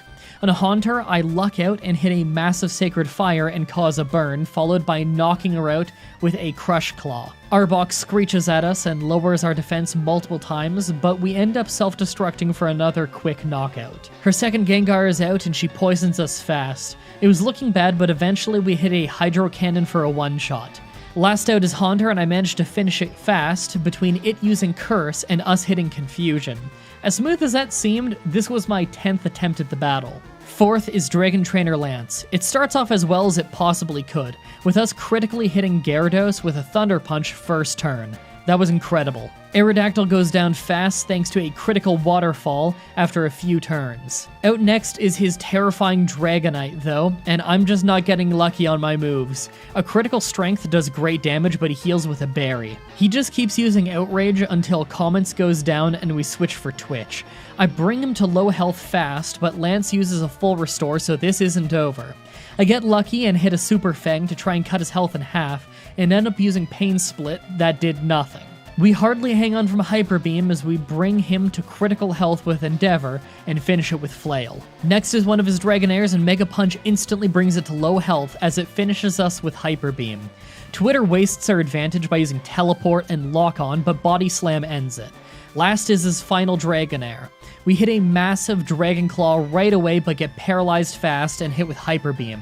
One Cross Chop ends it. Believe it or not, this was actually the first try. I use every last elixir and ether that I have on getting metronomes back and move on. Finally, we're onto the Pokemon Champion. I start amazingly by hitting a Shockwave and a Slash to take Pidgeot down. Second is Alakazam, and Psychic hits hard, as Knockoff crits for a third of his health. A second Psychic brings us to below half, and we slam him for the KO. I'm more surprised that Slam hit than that Metronome landed on it. Rhydon is third, and we use Focus Energy as he misses Scary Face. We charm him to drop his attack as he hits his second Scary Face. Air Cutter does next to nothing, as does his Rock Tomb. Finally, we get Waterfall for an easy knockout. Gyarados is fourth, and Dragon Rage always hits us for 40, but yet again, through incredible luck, we hit Thunder Punch and take him out. Arcanine hits us with Flamethrower, but then we use Explosion and one-shot him. Last is his Venusaur, and we miss Guillotine. How incredible would it have been if that hit? We hit Sludge for decent damage as he keeps using Growth. Swift takes out another chunk, and Solar Beam brings us to low health. Facade hits him hard, but we go down to a second Solar Beam. Twitter is out, but gets one shot with a critical Solar Beam. This is getting rough. Subscribe is on the field, and we sing a Perish song. We just need to survive long enough now, but Solar Beam crits us for a one-shot. Instagram is out, and we only have 2 of the weaker Pokemon left. Venusaur ends up using Solar Beam, dooming himself, as although he takes us out and we send out our last Pokemon, Perish Song ends it, and we survive by the skin of our teeth. That puts us in the Hall of Fame. I actually got really stubborn on that last Pokemon Champion fight and ended up trying for 3 hours rather than just 2, but it paid off in the end. Did you see how long this took? That's not even counting all the times that I had to reset the game during the Elite Four and a couple of other battles, so this probably took me more like 80 to 85 hours. December is still going though, and I'm gonna keep doing your most requested runs. That means that next Saturday, I'm gonna do another one of the Pikachu only runs that you guys seem to like so much, capping off December with only one Pikachu in Gen 2. Subscribe, ring the bell, stay tuned. If you want to see me do more Pokemon challenges like this, please let me know in the comments or on Twitter. I can always use more ideas from you guys on what I should do next. Also check out the playlist in the description if you want to watch all the Pokemon challenges that I've already uploaded. If you guys want to see more Pokemon stuff from me, my friend Whatageek and I just finished a black and white randomizer playthrough over on his channel and are moving on to a Gen 1 randomizer. Also come to my Twitch TV streams and let me know that this video sent you. It's always cool to hear how you found the channel. Thank you everybody so much for watching, and until next time, have a nice day. Hey everyone, Mah-Dry-Bread here. Pokemon Fire Red with only one Shedinja was exactly how you'd think it was. Let's follow that up with another highly requested one. Today's the day that we figure out, would I be able to beat Pokemon Fire Red with a team of only Nidoran and Nidoran? Okay, Nidoran on the right and Nidoran on the left. I need to drop this dumb gag, don't I? Alright, male on the left, female on the right. The gimmick of Nidoran is that it had gender differences since the very first gen. As you can see, their stats are nearly the same, with male having more speed and attack, and female having more health and defense. For level up moves, they both get some decent ones, although their only same type attack bonus move is going to be Poison Sting. Still, decent type coverage. By TM, they can actually both learn a lot of cool stuff, although the Sludge Bomb TM is post-game, so we won't be able to get that in this challenge. Like always, I'm writing the script as I go through with the challenge, so all of this part is being written before I've started. Everyone comment down below and guess if I can win or not. I'm confident that we can win in the end, but I think we're going to need to be level 100 to survive the rival's Alakazam. Let's explain the rules. In combat, I can only use Nidorans. I'll need to use other Pokemon to use HMs, but I won't be allowed to use any of those Pokemon in battle. No glitches or exploits, no items in battle, only Pokeballs, held items, and items outside of combat are allowed. Also, if you enjoyed the video, be sure to like, subscribe, and ring the bell for more. Let's do this. So right off the bat, I used the Universal Pokemon Randomizer to replace Charmander with a female Nidoran so that we can do the whole run with it. I picked the female one since it's rarer to catch in Fire Red, so this saves us time. I was tempted to just mix up the gender signs to make things even more confusing, but for the sake of everyone's sanity, I'll give them actual different names. I went with Lorray. Her nature is bashful, so neutral stat gains. For ability, we have Poison Point, so there's a 30% chance that when we get hit, we'll poison the opponent. Right away, we go to Viridian Forest. In Gen 1, we'd be able to get a male Nidoran by going west of Viridian City, but not in Fire Red. Unfortunately, that means we can't get our male Nidoran until after the Rock Gym, but I'm not that worried. Nidoran learns Double Kick at level 12 regardless of gender, so that should get us through Brock's Rock Gym just fine. At level 13, we get to Brock, and yeah, went exactly how you'd expect. It's really nice to have an easy Rock Gym for the first time in ages. With that done, it's time for us to catch a second Nidoran. I went ahead and named him Gargano. His nature is naughty, perfectly fitting for a heal. He's got more attack and less special defense, so we're extra weak to psychic types, but if we act fast, we could take them out early.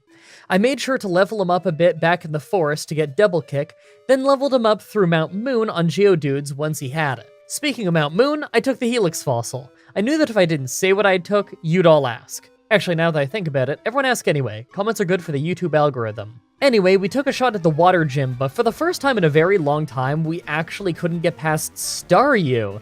Yeah, I know, right? We actually got shut down thanks to the move Harden and a Super Potion. Okay, that's rough. I'll try the Rival instead. The Rival ended up being really easy, to the point that we didn't even need to tag in Lorray until the very end. Gargano's new Horn Attack does a lot more damage than his old Peck, so we made it through on the first try. And yes, my Galdeen Peck and Horn Attack rant absolutely applies to male Nidoran. After fighting the trainers in the north, we tried the Water Gym again, but still no luck. We rarely get Staryu to faint, and when we do, we don't get a single hit in on Starmie. We're still both slower than our Pokemon, but I think that if we get the speed advantage, it'll get us the win, so let's try this again later. Even after fighting all of the trainers on our way to the next city, though, we still can't quite win. Lorray's Bite does great damage, but we're still slower, so we can't just win yet. All we need is the speed advantage. It's a shame that we can't get a Quick Claw yet. A few levels later, and we finally get this run where we're just hardly able to take down Starmie. We still don't have the speed advantage, but thanks to Poison Point, we managed to actually get the win. After clearing out every trainer in the SSN, we had this super easy first try on our rival there. I didn't exactly play the best, keeping Lorray out for Double Kick even after Kadabra hit her with Kinesis, lowering her accuracy, but we still won with no real issues. After that is the Electric Gym, and it took a few tries. I kept making the mistake of using Gargano at the start, but after a few tries using Lorray at the start, we ended up winning thanks to Gargano having enough health to hang on against Raichu. Gargano's Horn Attack is actually our best move right now, but next is Rock Tunnel, so we can get Return right after that. Rock Tunnel itself isn't too bad, mostly because we have Double Kick, and it works great on the Hikers. It's a good thing we have this, because normally the Hikers in Fire Red are a really big problem. Now that we have Return, I took a shot at the Grass Gym. We actually got really lucky with them missing things like Stun Spore, and between that and their grass moves not doing very much to us, it was an easy first try. The Giovanni fight in the Rocket Hideout started pretty easily since most of his team is weak against our fighting type, but Gargano ended up going down to Mega Punch. Lorray was easily able to take it out, but mostly just because they stopped using Mega Punch, and I really have no idea why. After that's the Pokemon Tower rival fight, and believe it or not, this fight was much easier than the Giovanni fight. It's not often that happens, but yeah, didn't have either Gargano or Lorray come anywhere close to fainting. I know that the Pokemon Tower rival fight usually isn't one of the worst ones, but it's pretty much always harder than Giovanni. The tower itself is pretty easy thanks to Lorray having Bite. Why you can bite a ghost is beyond me, but I'm not going to complain about it, because the alternative would have to be Poison Sting or using a TM, and I'd rather not be wasteful of either my TMs or my time if I can help it. After a little leveling, I took a few shots at the Poison Gym, but it's clear that we aren't strong enough yet. We hardly do any damage at all, and can't one-shot the Coughings with our strongest move landing critical hits. To make it worse, Muck always seems to use Acid Armor and Minimize, totally shutting us down. Maybe I need to do Silphco first. Finally, after clearing out the trainers there, Gargano learned Horn Drill, a 30 accuracy one-shot move. This is perfect because it totally shut down Muck's ability to stall us out with Acid Armor and Minimize. It takes a few tries to land a hit, but it punished him for wasting so much time with buffs. The coughings were easy, but his final wheezing? This was a war. We just kept spamming Return with Gargano until Wheezing used a Hyper Potion to heal back up. We were one hit away from fainting, so I decided to switch to Luray. That way if Wheezing used Self-Destruct, we'd have a Pokemon left and auto-win. Luray just kept using Bite over and over, not getting many flinches, and not doing much damage. He kept using potions to stay healthy, but eventually Luray went down. We ended up winning with Gargano by exactly 1 round of combat. I didn't think it would be that close. Anyway, now that we can reach the Fire Gym, I went ahead and taught Water Pulse to Luray. It's not strong, but it's our only water move that we can learn, and Luray's gonna need help keeping up with Gargano's damage output in that battle.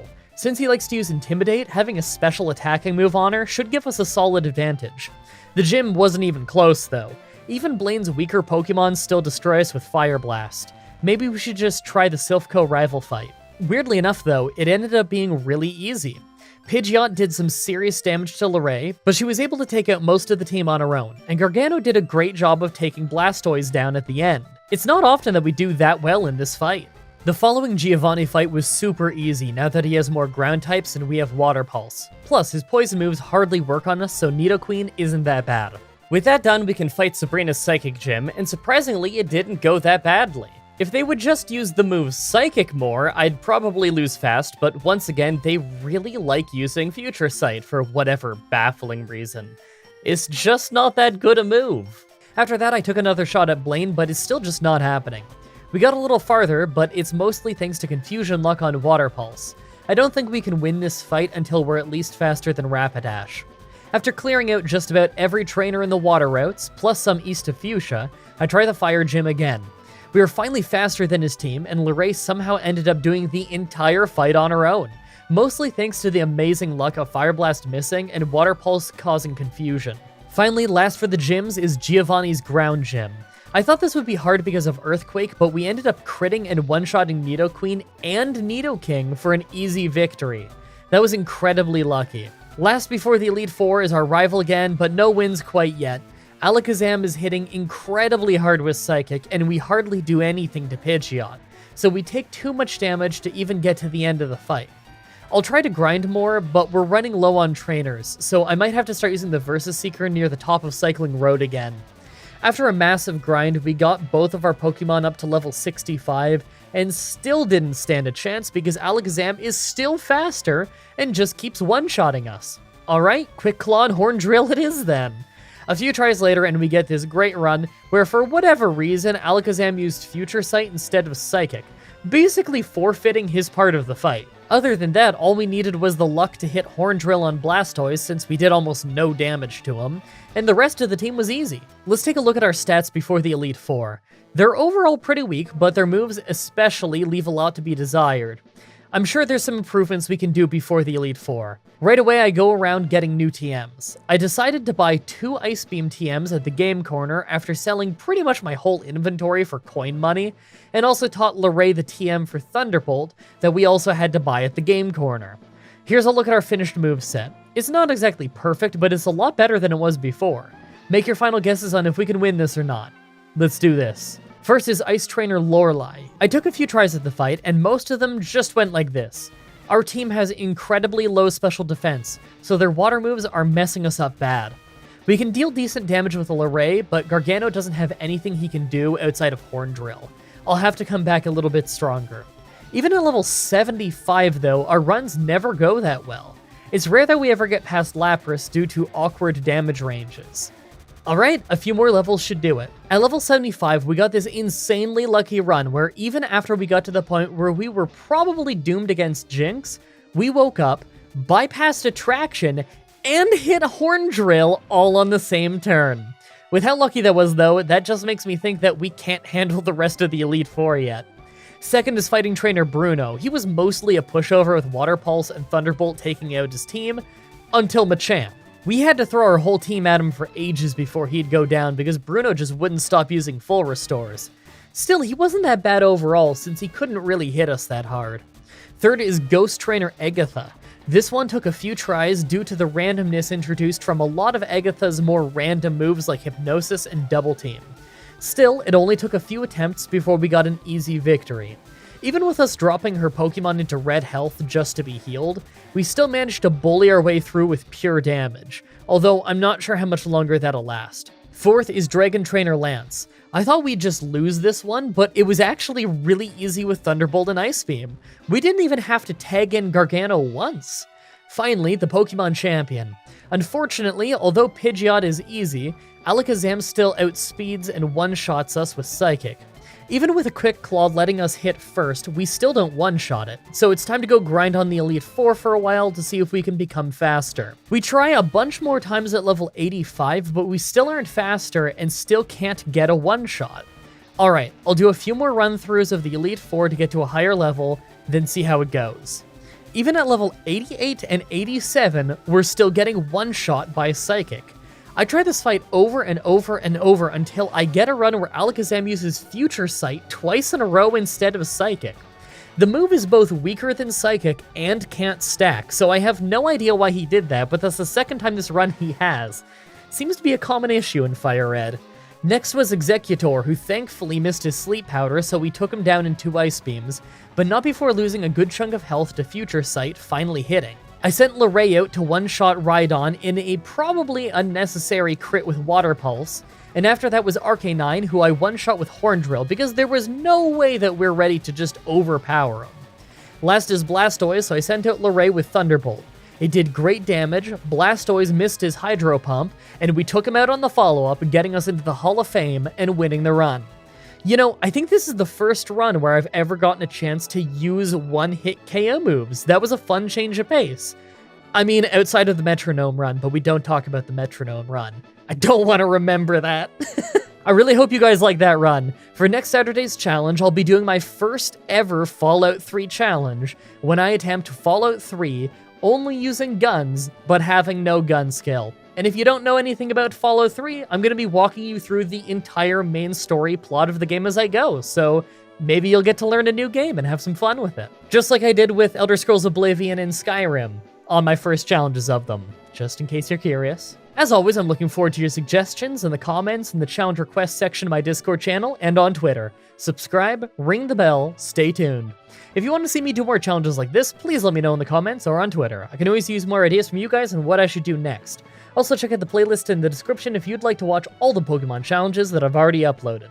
If you guys want to see some more Pokemon stuff from me, my friend Whatageek and I have done randomizer playthroughs of Heart Gold and Soul Silver, Black and White, Red and Blue, and now we're doing Omega Ruby and Alpha Sapphire over on his channel, linked in the description. You can also watch myself, Whatageek, and Goosit.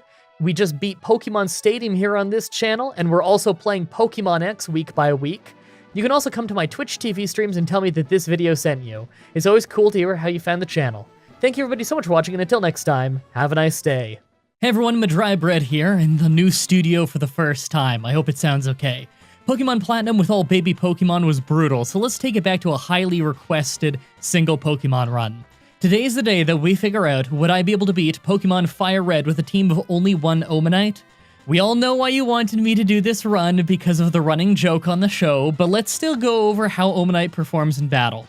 His stats are lower overall than you might expect, although it's pulled up a bit by having really solid defense and special attack. We resist a lot of great types, but we're also weak against some very common ones as well, including taking 4 times damage from Grass type. That might be rough. Like always, I'm writing the script as I go through with the challenge, so all of this part is being written before I've started. Everyone comment down below and guess if I can win or not. I think that this might be a little bit like the Paris run, where I need a clever strategy to beat the rival starter at the end, but it's for sure possible. Let me explain the rules. In combat, I can only use Omanite. I'll need other Pokemon to use HMs, but I won't be allowed to use any of those Pokemon in battle. No glitches or exploits, no items in battle, only Pokeballs and items outside of combat are allowed. Also, if you enjoyed the video, be sure to like and subscribe for more. Let's do this. So right off the bat, I use the Universal Pokemon Randomizer to replace Squirtle with Omanite so that we can do the whole run with it. I picked to replace Squirtle because I'd have the hardest opponent possible at the end of the game, since we're double weak to grass. I named my Omanite Comments. They're good for the YouTube algorithm, don't know if you've heard. Ours is sassy nature, so more special defense and less speed, not too bad. Our ability is Shell Armor, an amazing ability that keeps us from getting critically hit. Our first rival fight was a victory, although a weird one. We have a low attack stat, and our only attacking move right now is Constrict, a terrible 10 power normal move. Considering we don't get Water Gun until level 19, we're gonna have to grind. Remember my Paris run when I did a gag where I reminded you of every other run with a rock gym leader that we have to grind like crazy for? Yeah, this is that again. Although we only have to get to level 19, which isn't actually that bad, especially since at level 13 we get Bite, and that's dictated by Special Attack in Gen 3, so it's actually decent. Getting to level 13 is awful though, since Constrict does almost nothing, even to super low defense Pokemon like Caterpie and Pikachu. The worst part of this grind is actually that Weedle is so common, and if we get poisoned, we're pretty much doomed. Until we get Bite, all the fights we're gonna have are going to be very long, and that means we'll take a lot more damage from poison than we otherwise would. Once we get Bite though, it speeds up a lot. Everything quickly becomes a one-shot. Finally at level 19 though, we're able to get Water Gun, so it's time for the Rock Gym. It's an easy one-shot sweep as you'd expect. The trainers east don't really stand a chance, but after Mount Moon will be a water gym that we have no real advantage in, as well as our first rival fight where he has Vine Whip, so I'll need every level that I can get. On our way though, I took the Helix Fossil. I knew if I didn't say what I took, you'd all ask. Actually, now that I think about it, everyone ask anyway. Comments are good for the YouTube algorithm. This feels somewhat redundant in this run. Staryu goes great since it's focusing on its defense, but our Bite attacks special defense. We take neutral damage off water due to being both water and rock, so Water Pulse hurts. Starmie is part psychic, so Bite is super effective, but we just hardly get taken out. One level higher and we'd probably win. Let's try our rival. It goes fantastic, mostly because of critically hitting Bulbasaur for a one-shot. Honestly, if we didn't, we probably would just get taken out by one Vine Whip, so we got pretty lucky. After beating the trainers in the north, we come back and easily bite our way through the water gym to gain access to the next routes. Trainers on the SSN prove to be weird to grind on since they mostly resist our water moves, but we don't resist theirs. Bite still does a decent job since we are a special attacker and all of our dark moves are special in Gen 3, so it doesn't really take that long. Rival time. Pidgeotto goes down to one critical Water Gun, no problem, but then it's Ivysaur time.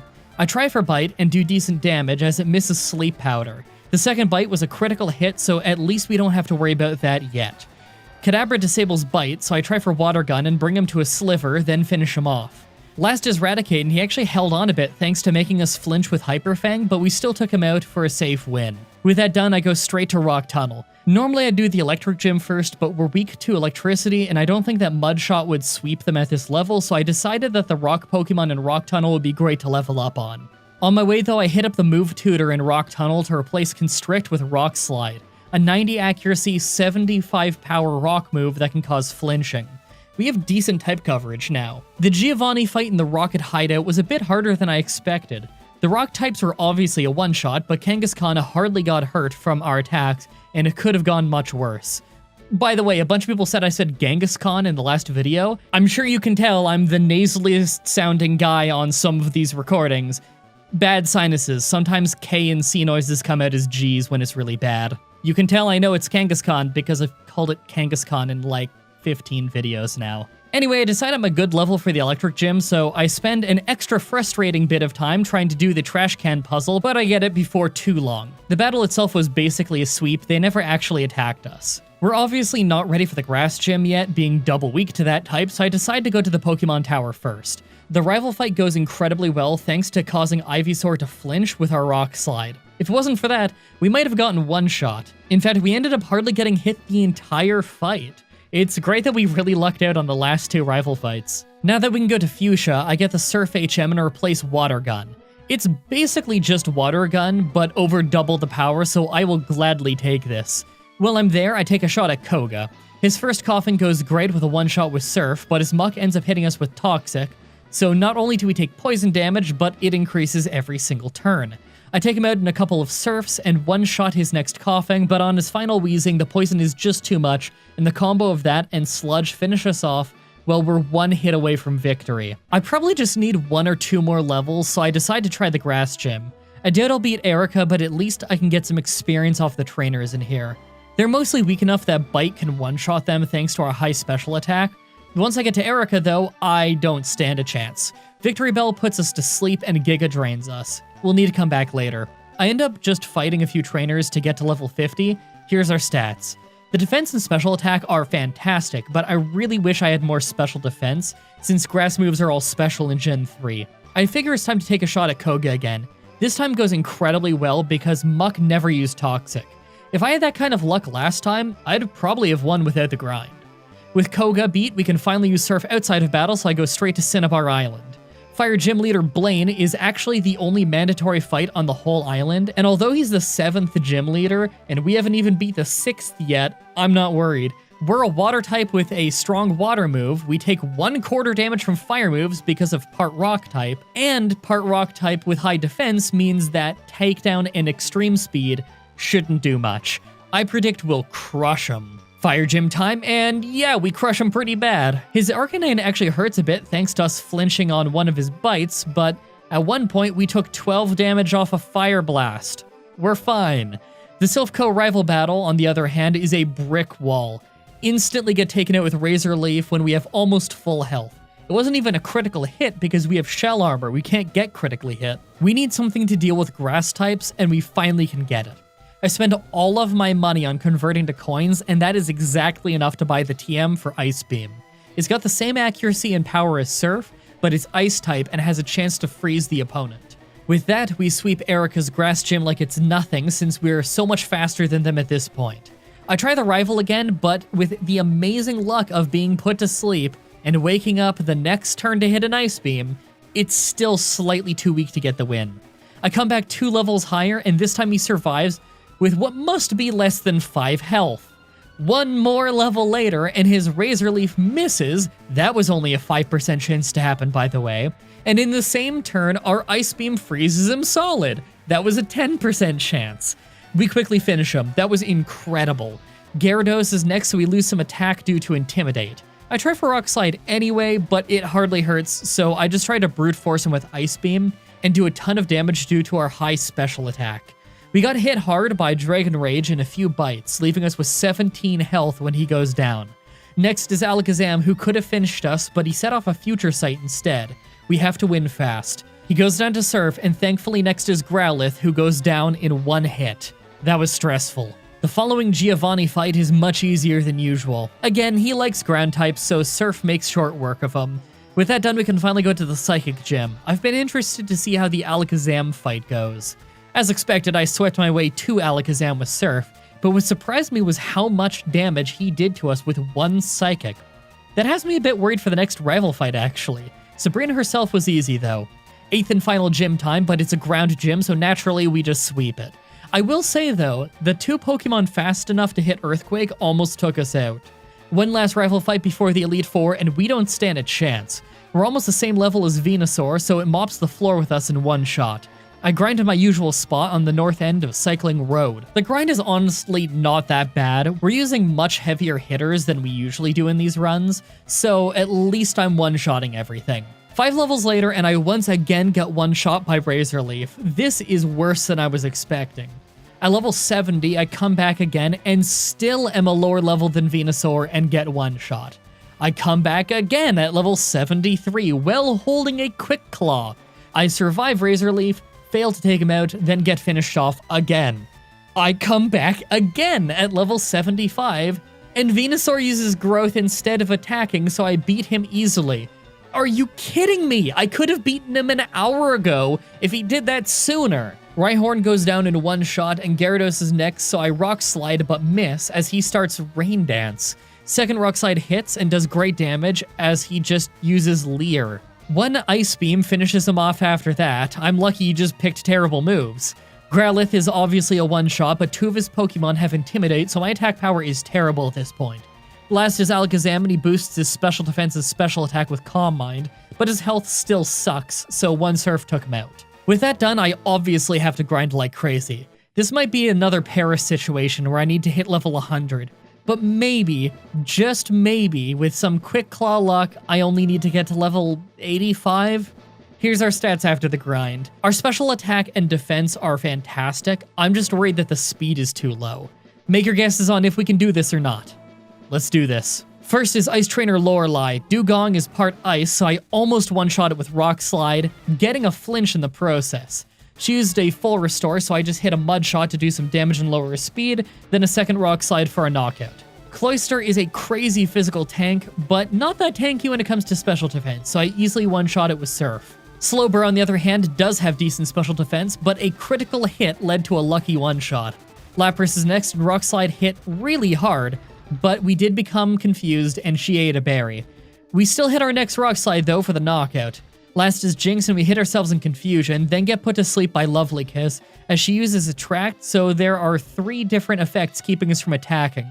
She then starts laying in with some weak ice punches, but she's doing so much to keep us from fighting back.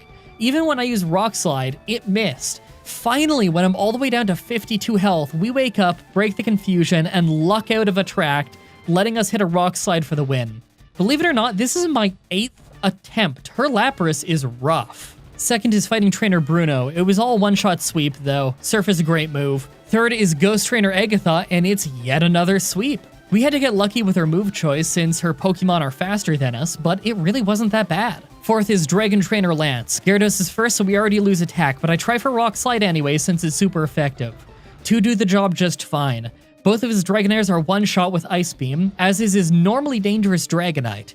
Aerodactyl hits Ancient Power, but it's incredibly weak, so 1 Ice Beam does the job there too. It's funny that one of the strongest trainers in the entire game is a total pushover if you just have 1 decent ice move.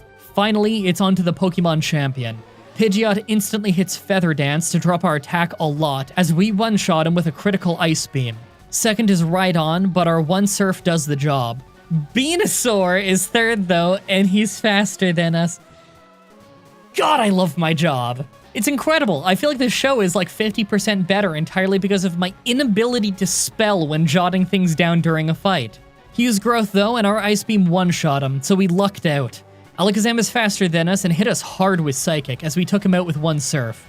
Gyarados is 5th and he nails us with Hydro Pump, bringing us to low health as we hit 2 Ice Beams. Another Hydro Pump brings us down to 16 health, and he uses a full restore. Even with us getting incredibly lucky and him missing a Hydro Pump, we're slightly too weak to finish off Gyarados and go down. We need to just be a little stronger, so I grind for just a few more levels on Victory Road and earlier members of Elite Four. The Elite Four themselves are great for experience, even though Lorelei often gives me problems. A few levels later and we're back. This time Pidgeot Sand attacks us rather than Feather Dance, so accuracy could be an issue. Rhyhorn and Venusaur are still both one-shots, although we did miss a 100 accuracy move thanks to that Sand attack. Alakazam still hurts us, but went down easily, and Gyarados is next. Surf is hitting really hard, but he's smart and realizes that Dragon Rage is his best bet now. I end up freezing him solid with Ice Beam, so we get hit less, but he has a full restore.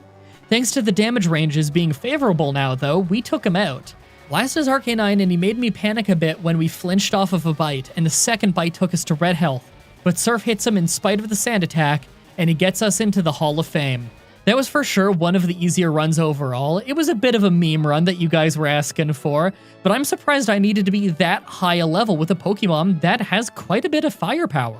I'm not sure what I want to do next for the next Saturday Pokemon Challenge, but I'm thinking I'll finally start with those Eevee runs that you've all been asking for. As always, I'll be looking forward to what your suggestions are in the comments and on Twitter though. Subscribe, ring the bell, stay tuned. If you want to see me do more challenges like this, please let me know in the comments or on Twitter. I can always use more ideas from you guys on what to do next. Also, check out the playlist in the description if you want to see all the Pokemon challenges that I've already uploaded. I think I've done more than 30 now? If you guys want to see more Pokemon stuff from me, my friend Whatageek and I are doing a Gen 1 randomizer over on his channel, linked in the description. Also, come to my Twitch streams and tell me that this video sent you. It's always cool to hear how you found my channel. Thank you everybody so much for watching, and until next time, have a nice day. Pokemon Emerald with only 1 Pikachu went surprisingly smoothly, so let's go for an even more fragile Pokemon. Today's the day that we figure out, would I be able to beat Pokemon Fire Red with a team of only 1 Paris? Paris has a lot working against it. Only 285 base stats, even lower than a Pikachu, with its only decent stat being attack. Problem is, its moveset doesn't complement that at all. In Gen 3, grass moves were all special, and the only bug move that it can learn is the incredibly weak Leech Life. Speaking of its type, grass and bug is an awful type combo that leaves it with 6 weaknesses, most notably being double weak to fire and flying. Flying is a really common type to fight, so being double weak against it is brutal. Like always, I'm writing the script as I go through with the challenge, so all of this part is being written before I've started. Everyone comment down below and guess if I can win or not. I'm iffy on this. Slash can probably get me far, but how am I supposed to beat Charizard? Let's explain the rules. In combat, I can only use Paris. I'll need other Pokemon to use HMs, but I won't be allowed to use any of those Pokemon in battle. No glitches or exploits, no items in battle, only Pokeballs and items outside of combat are allowed. Also, thanks to WoW Such Gaming for recommending this. Let's do this. So right off the bat, I use the Universal Pokemon Randomizer to replace Bulbasaur with Paris so that we can do the whole run with it. And so our rival will use the hardest starter for us to fight. I named mine Twitter. Fun, but ultimately useless. Ours is Quirky Nature, so neutral stat gains. Our ability is Effect Spore, so every time we get hit with a physical move, there's a 10% chance that the opponent will either get poisoned, paralyzed, or put to sleep. Considering how fragile we are, the ability isn't great. Also, that's not 10% per status affliction, that's 10% for anything to happen. So each individual one has like 3.34% chance, something like that. So while I start getting some levels in Viridian Forest, let's take a look at that move list again. We've got a strange problem. We're a grass type, but Brock's Rock Gym is actually an issue. We don't get an attacking grass move until we're level 43, so that's not going to happen. What we're probably going to have to rely on is Poison Powder to start taking down their health, and then Leech Life just to attempt to survive long enough for the poison to take them out. It's rough, but we've for sure done worse before. At level 14 I attempt Brock, knowing I'd lose, but I just wanted to see how well we match up. We did shockingly well against Geodude due to him mostly just using Defense Curl, but what surprised me was Onix. Normally Brock doesn't do super effective moves, even if he can, unless you're already doomed anyway, just to make the AI take it easy on you in the first gym, but he went for Rock Tomb right away and ended us. So it's back to grinding. One thing that really slows this down is that you don't get running shoes until after the first gym, so it actually takes a while just to run into encounters. Naturally, everything here gives pretty low amounts of experience, what with it mostly being first form bugs. Paris is considered a medium fast leveling Pokemon, so it's slow, but the finish line is in sight. At level 19, we learn Leech Life and try again. Shockingly, it goes incredibly well. I thought I'd need a few more levels, but Leech Life is actually doing decent damage considering the circumstances, and Onix never attempted Rock Tomb, so we win with plenty of health to spare. The trainers in the next area are pretty easy even though our levels aren't really far apart. Right now, we're in the interesting period of the run where our highish attack stat is carrying us through fights. I predict this will wear off right before we learn Slash, come back right when we get it, and then run out again around Silphco. Let's see how well our theory holds up in the next rival fight. On our way though, I took the Helix Fossil. I knew that if I didn't say what I took, you'd all ask. Actually, now that I think about it, everyone ask anyway. Comments are good for the YouTube algorithm. You know, this has been so ingrained in people's minds that I went to an Austin John stream recently, and he was able to recite that at me. God, I love my job. Rival time. First is Pidgeotto, and now that we have Spore, a 100 accuracy sleep move, it's not horrible. We get sand attacked and lose half our health to Gust, but we take it out. We get quickly ended by Charmander, though. Two Pokemon that are double super effective in a row? Let's try Misty instead. First is Staryu, and it's shockingly easy. I put it to sleep with Spore, after taking a little bit of damage from Water Pulse, and then take it out with Scratch. Starmie hit Swift once, but I put it to sleep, and since it's part Psychic, I use Leech Life to heal up and do decent damage. Easy fight. I do have to grind more though. It's gonna take a while, but I need Slash to progress. It should be enough to one-shot Pidgeotto and Charmander. Even if it's not, maybe at level 31 I'll be fast enough to put them to sleep right away.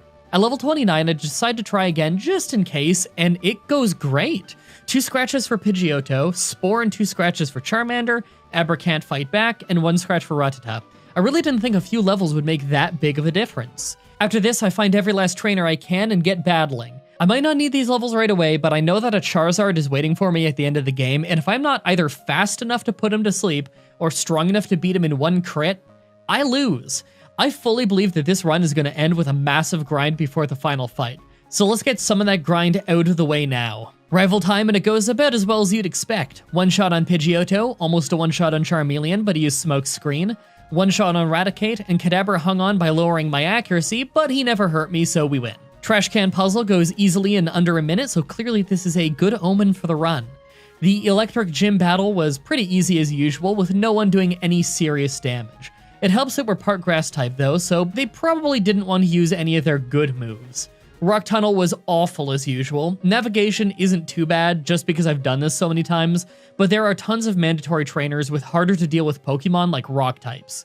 I can't just brute force my way through though like everything else. Instead, I use Spore to put them to sleep and then fight them, since some of the Geodudes know self-destruct. Also, when What a Geek was reviewing this script, he pointed out I could've just learned Dig. Whoops. On the other side, I figured it's worth taking an early shot at the rival battle in Pokemon Tower just to see how well I match up.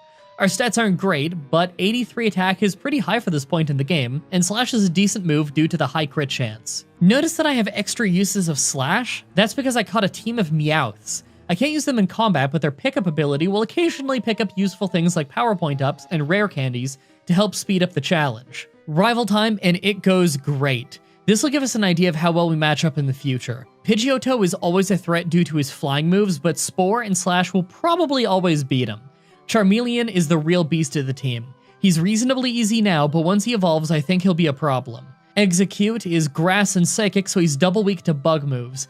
Leech Life might be weak, but between the same type attack bonus and 4 times damage, Execute is just going to be a free heal for us.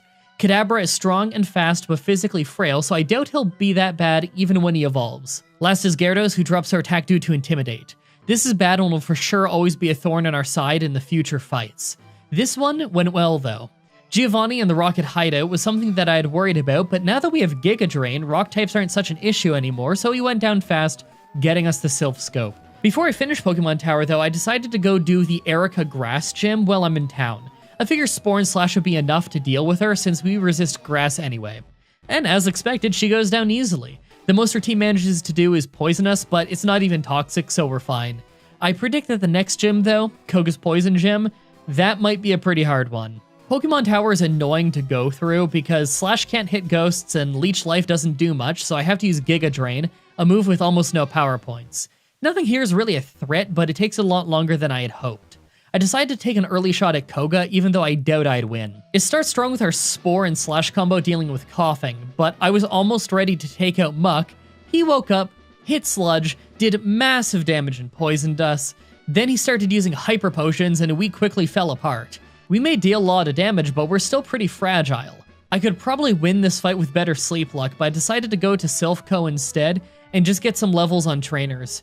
Plus, maybe we're ready for the rival fight there. While I'm there, I try fighting the rival, but it's not even close. We've got a speed tie on Pidgeot, and Wing Attack does more than half our health and damage, plus he has Feather Dance to ruin our attack stat. We're not ready for him yet. I'm getting pretty desperate for levels at this point, so I start hunting down every last trainer that I can on routes that you don't have to go to normally. Either beating Koga or our rival would lead to progress, so no matter what, I need to be strong enough to beat one of them. Although I think that's obvious that we stand a better chance against Koga. Spore, a little crit luck, and maybe a little sleep luck should be all it takes once we have enough attack power. At level 60, I try Koga again. Coughing went down easily with Spore and Slash, even with his Hyper Potions, and Muck fell to the same combo. The third Coughing could have had a chance of hitting me, but Koga wasted his turn using a full heal, even though I'm faster than him with a 100 accuracy sleep move, so that gave him no advantage. Finally, Wheezing was out, and Spore and Slash combo worked again. Very easy victory. Now that we can go to Cinnabar Island, I can take a try at the Fire Gym. But first though, I go to the lab so we can finally figure out what the Helix fossil turns into. Make your guess on what it'll be. It's an Omanite. Here to tell you to follow me on Twitter. The trainers in the Fire Gym aren't too bad to deal with overall, but any fire moves that do hit do massive damage. I need the experience though, so I make sure to fight all of them. Time for Blaine. Growlithe. Oh my god. Did you guys know that I once had a Wikipedia page and all it said was MDB never learned how to read? Apparently I never learned how to spell either. Growlithe is first, so we lose some attack power to Intimidate. Bad start. Spore and Slash manages to take him out fast though, as does the same combo with Ponyta. Rapidash is out though, is faster than us, and one-shots us from full health with Fire Blast. Alright, we're gonna need to level up and get faster. A handful of trainer battles later, and I try the rival fight again. Pidgeot goes great with me being faster than him, but Charizard one-shots me with a flamethrower, even while being 25 levels lower than me, and he's faster than me. This is bad. Is back to the grind. I mostly just use the Versus Seeker on these trainers on the north end of Cycling Road. It's been a while since I did a challenge where I have a really powerful attack combo like Spore and Slash, and yet I'm constantly getting brick-walled due to being too slow and too fragile to deal with anything. This challenge had a slow start, lightning-fast middle, and the late game is looking brutally slow again. By the way, quick note that'll be interested to those of you who watch my Pokemon challenges. Since you're watching my Pokemon challenges, my friend Brandon is doing some Pokemon challenges again. You can find those as well as his Fallout challenges on his new channel, Goosit. You can find a link to that in the description. His newest Pokemon challenge was way harder than my Gen 2 baby challenge, because it's Pokemon Gold with only one Pichu. Check it out. I try again at level 70 and I'm still slower than him and get one shot, even with a level 30 lead on him. Finally, at level 75, we have a speed tie with Charizard, and through luck, we managed to get the first attack in the fight, so Spore puts him to sleep and I'm able to take him out with slashes. The rest of his team didn't give us any issues, but that was a brutal fight.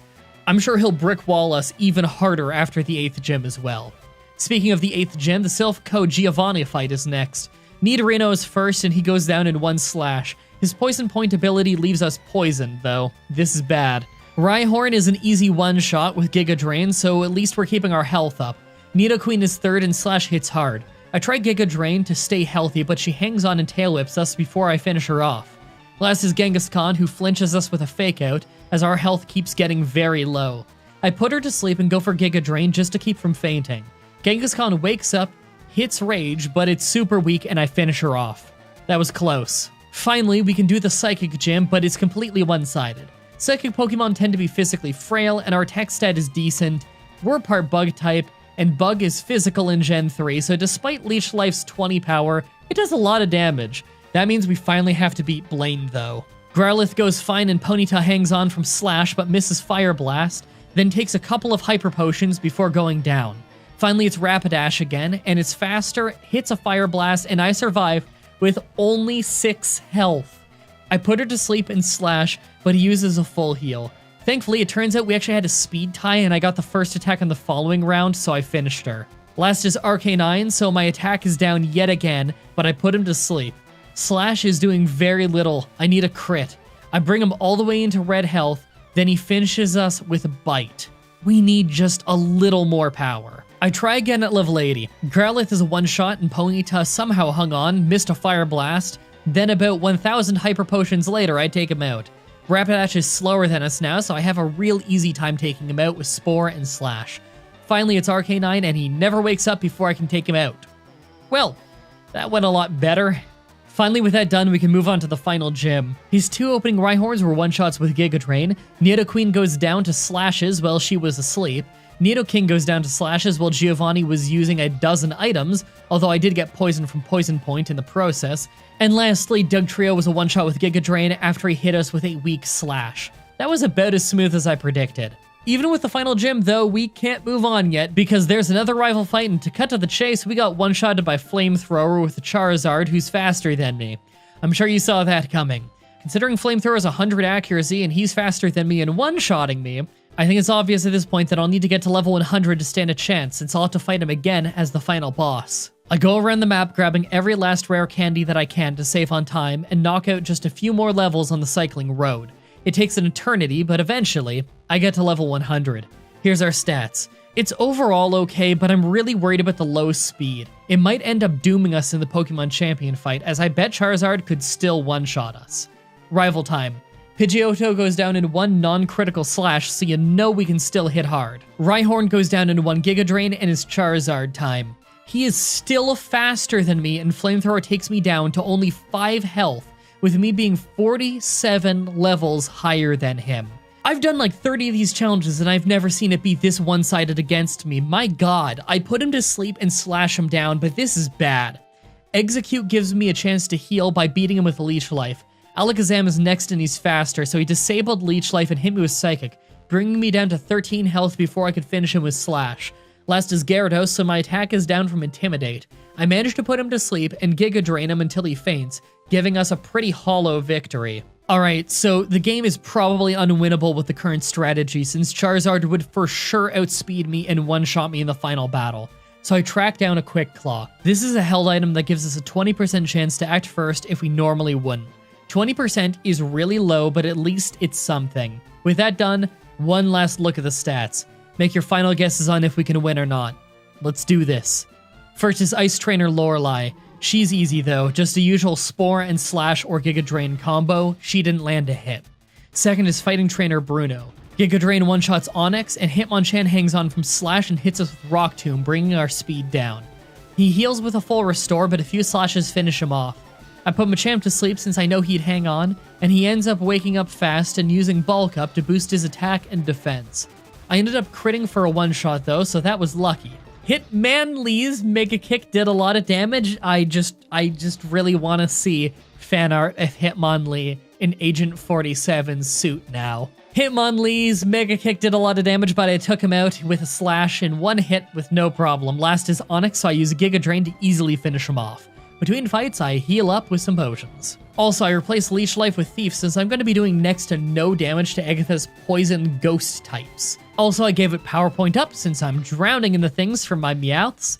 Also an Elixir because I need Power Points. Remember, I can use items outside of combat. Those are the rules at the start that everyone skips. Third is Ghost Trainer Agatha. Gengar is using Double Team right off the bat, and I missed my first Spore as a result, so not a fun start.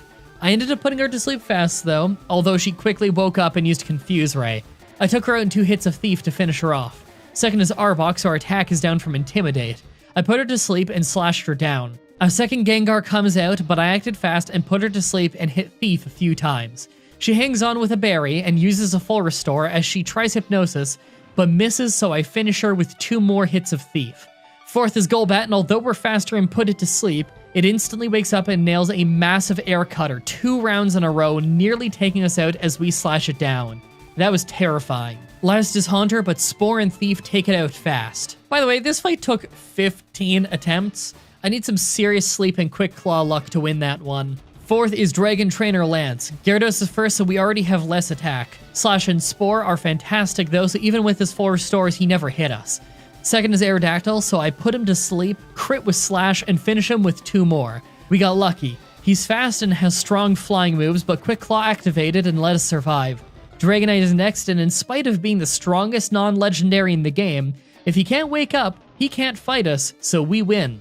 Last star is 2 Dragonairs, but neither land a hit on us, as usual, thanks to us being faster, having Spore, and being strong enough to take them out fast. If this battle seemed lucky to you, it's because I failed this 12 times due to Aerodactyl, and this is just my luckiest attempt. Finally, the Pokemon Champion. Pidgeot opens with Aerial Ace, bringing us below half health as I put him to sleep and slash him down. Rough start. Rhydon is an easy one-shot with Giga Drain though, so at least I heal back to a decent amount. Charizard is out and we need Quick Claw to kick in. It doesn't, but Fire Blast misses, and we put him to sleep, and we get a critical slash for the one-shot. Fire Blast only has a 15% chance of missing, and we lucked out on the critical hit on the slash. Alakazam puts up Reflect, but 2 slashes still take him out no problem. Executor gets hit with Spore, and I don't have Leech Life anymore, so I use Thief, but he wakes up fast and misses Egg Bomb. I put him back to sleep and Reflect wears off, so I just use Slash, but he wakes up again and uses Light Screen. Then Godfrey uses a full restore on him, so he wakes up. I put him to sleep, keep slashing, and then he wakes up and puts me to sleep with a Sleep Powder. Then he full restores again and misses another Egg Bomb. Eventually, we put him to sleep and slash him down some more, and he uses another full restore. After that, we critically slash him for a one-shot. My god. Last is Gyarados, and it takes ages with him waking up and using Dragon Rage, but I'm very careful and use Giga Drain tons to stay healthy and eventually get a solid victory. This was attempt 22, by the way, because Charizard and Pidgeot can easily take us out. This was a really interesting run. I've always been a fan of Paris, so it was really fun finally getting to show off the power of Spore in a Pokemon challenge. I do wish that I had a speed nature, though. You guys seem to absolutely love my Gen 2 baby challenge. So for next Saturday's Pokemon challenge, I'm going to try and do a baby-only challenge in Pokemon Platinum. I'm in the process of moving right now, though, so God, let's hope I can get this out on time. As always, I'm checking Twitter to see your suggestions. Subscribe, ring the bell, stay tuned. If you want to see more challenges like this, please let me know in the comments or on Twitter. I can always use more ideas from you guys on what I should do next. Also, check out the playlist in the description if you want to watch all the Pokemon challenges that I've already uploaded. If you guys want to see more Pokemon stuff from me, my friend Whatageek and I are doing a Gen 1 randomizer over on his channel, linked in the description. Also, come to my Twitch TV streams and tell me that this video sent you. It's always cool to hear how you found the channel. Thank you everybody so much for watching, and until next time, have a nice day. Hey everyone, Mah-Dry-Bread here. Pokemon Emerald with one Phanpy was fun, and we don't really use enough ground types on the show, so let's use one that's much worse. Today's the day that we figure out would I be able to beat Pokemon Fire Red with a team of only one Onix. I love Onix for its design, it's one of my favorite Pokemon, but it's a pretty terrible Pokemon. It's rock and ground type, so it's super weak to water and grass, and although its defense is absolutely incredible, its health is so low that we won't get much use out of it. Even really low-powered special moves that aren't super effective against us will do serious damage. Our only same-type attack bonus moves that we're going to learn from Level Up are Rock Throw and Sand Tomb. Both of those are pretty terrible moves. I'm going to have to learn Earthquake and Rock Slide by Tutor and TM if I want to be able to win this run. Like always, I'm writing this script as I go through with the challenge, so all this part is being written before I've started. Everyone comment down below and guess if I can win or not. I'm going to say that if I can't outspeed and crit the Venusaur in the final fight of the game, I might be doomed. Let's explain the rules. In combat, I can only use Onix. I'll need other Pokemon to use HMs, but I won't be allowed to use any of those Pokemon in battle. No glitches or exploits, no items in battle, only Pokeballs, held items, and items outside of combat are allowed. Also, if you enjoyed the video, be sure to like, subscribe, and ring the bell for more. Let's do this. So right off the bat, I use the Universal Pokemon Randomizer to replace Squirtle with Onix so that we can do the whole run with it. I replaced Squirtle so that my rival would have Bulbasaur, the hardest for us to fight, and also so he'd have two Pokemon on his team with Intimidate by the end of the game, and we have no special moves. I really made this hard on myself. I name him My Pride. It's a reference to our old Pokemon Platinum Let's Play from years ago that I always put in the descriptions of these videos. Our nature is bashful, so neutral stat gains. I guess that's fine with me, I kinda would've preferred more attack though. Our ability is Rock Head, so we don't take recoil damage. That might make Double Edge a really good move choice for later in the game when we learn it. For now though, it's just Tackle and Screech, so let's hope we do alright. So the first thing we have to do is pretty obvious. We have to level up a little bit in Viridian Forest. None of the Pokemon here can do any serious damage to us, although getting poisoned is always a threat considering we have very low health, so I often just don't fight Weedles. At level 8, I get Bind, and at level 12, I'll get Rock Throw, so I probably am going to need both of those before I can beat Brock's Rock Gym. Even with those, though, I'm a little bit skeptical that I'll be able to beat it below level 15, maybe. At level 12, I try the fight with Brock just to see how we match up. This is a complete chip fight, so enjoy the heavily sped up footage. My strategy going in was to hit Bind so that I do a little bit of damage over time, keep Screeching to keep his defense low, and Rock Throw whenever I've got it low enough, just binding every once in a while to keep it refreshed and keep the damage coming in. That way the damage is good enough that I can save on power points and not really have to rely on things like Tackle. It went shockingly well against Geodude, but what really surprised me was his Onix. I thought my strategy would fall apart since I lost my speed advantage due to Rock Tomb slowing us down, and I figured that once he started using Bide, I'd be doomed. But he never used it. I had forgotten that he doesn't have Bide in Fire Red Leaf Green, he just has Rock Tomb. He only has Bide in Gen 1. Because of that, I was able to Screech down his defense and Rock Throw him into submission pretty easily. That went way better than I expected. If there's any run you wouldn't think we'd have a strong start on, it's an Onix run. As cool as that was, the one minor negative of beating Rock at this low of a level is that I can't exactly sweep through all the trainers afterwards as well as I normally would. Usually high levels are enough to carry me through this area, but a level 12 Onix is still a level 12 Onix, so I have to heal pretty often. Next is Saldon, but on our way though, I took the Helix Fossil. I knew that if I didn't say what I'd take, you'd all ask. Actually, now that I think about it, everyone ask anyway. Comments are good for the YouTube algorithm. On the other side, we have a rival fight, but you all know exactly how it would go. Pidgeotto went great because of Rock Throw, but I instantly whiffed a Rock Throw on Bulbasaur and got crushed by one Vine Whip. Considering the other major fight here is a Water Gym, I'm not feeling lucky. Right away, I am back to grinding. This is actually a pretty fast place to grind, considering that we're still so early in the game. The only problem is that we probably really need to level up before we can progress in this, so it's gonna get slow. At level 25, I try again. This time Bulbasaur just missed a sleep powder, so it was an easy 2-shot. I have no idea why he didn't just use Vine Whip, considering it would beat me. Aber can't fight back, so we take it out easily, and last is Rattata, but naturally we one-shot it. I'm thankful that we have access to tons of trainers now because I have zero confidence in my ability against Misty until we at least hit level 30 and get Dragon Breath. Speaking of, at level 30 we learned Dragon Breath. I decided to go right after our rival on the SS Sand just to see how we match up. Pidgeotto hit a critical quick attack, but even with a crit it only did 3 damage before it went down, so he probably should have just sand attacked. Ivysaur Vine Whipped us to bring us all the way down to only 15 health, but a critical Rock Throw managed to finish it. I really didn't think I'd hang on from that. Kadabra probably could have ended us if we didn't outspeed it and take it out in one hit, and last was Raticate. Dragon Breath did almost nothing, but so did its Hyper Fang, so we just used Rock Throw again and it took him out. After that shocking victory, I went straight after Misty to see if I'd overpower her, but her Starmie took me out in one hit, so it's back to the grind. I'm not sure if I ever actually have had to grind on this route on a Fire Red run before, but it's the best one that I can reach right now, so what are you gonna do? At level 37, I try again, and we have exactly enough health and special defense that we land on 4 health after Water Pulse, and we had exactly enough attack that 2 Rock Throws were able to finish her off. Man, our stats suck. I legit could not have done this a single level lower without a critical hit. The Electro Gym puzzle was extra frustrating today, but at least it's pretty fast in Fire Red because you can walk the moment the text box is gone without this weird big delay. The actual battle was about as easy as you'd predict. No one was a serious threat because we're immune to electricity. Before I got to Rock Tunnel, I actually went out of my way to catch more Pokemon so that I could get the HM for Flash.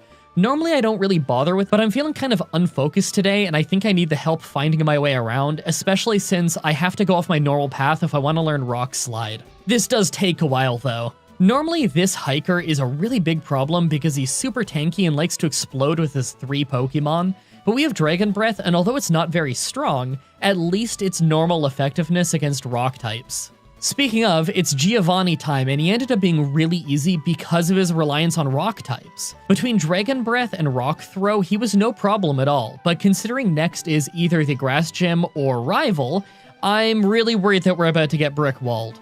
Rival time, Pidgeotto was a one-shot as usual, and second is the always dangerous Ivysaur. We actually got put to sleep by Sleep Powder and almost taken out by Razor Leaf, but even with his high crit chance, we managed to not get critically hit, and woke up to take it out. Gyarados is next, so we lose attack to Intimidate, but we got absolutely saved by a critical hit that one-shot him.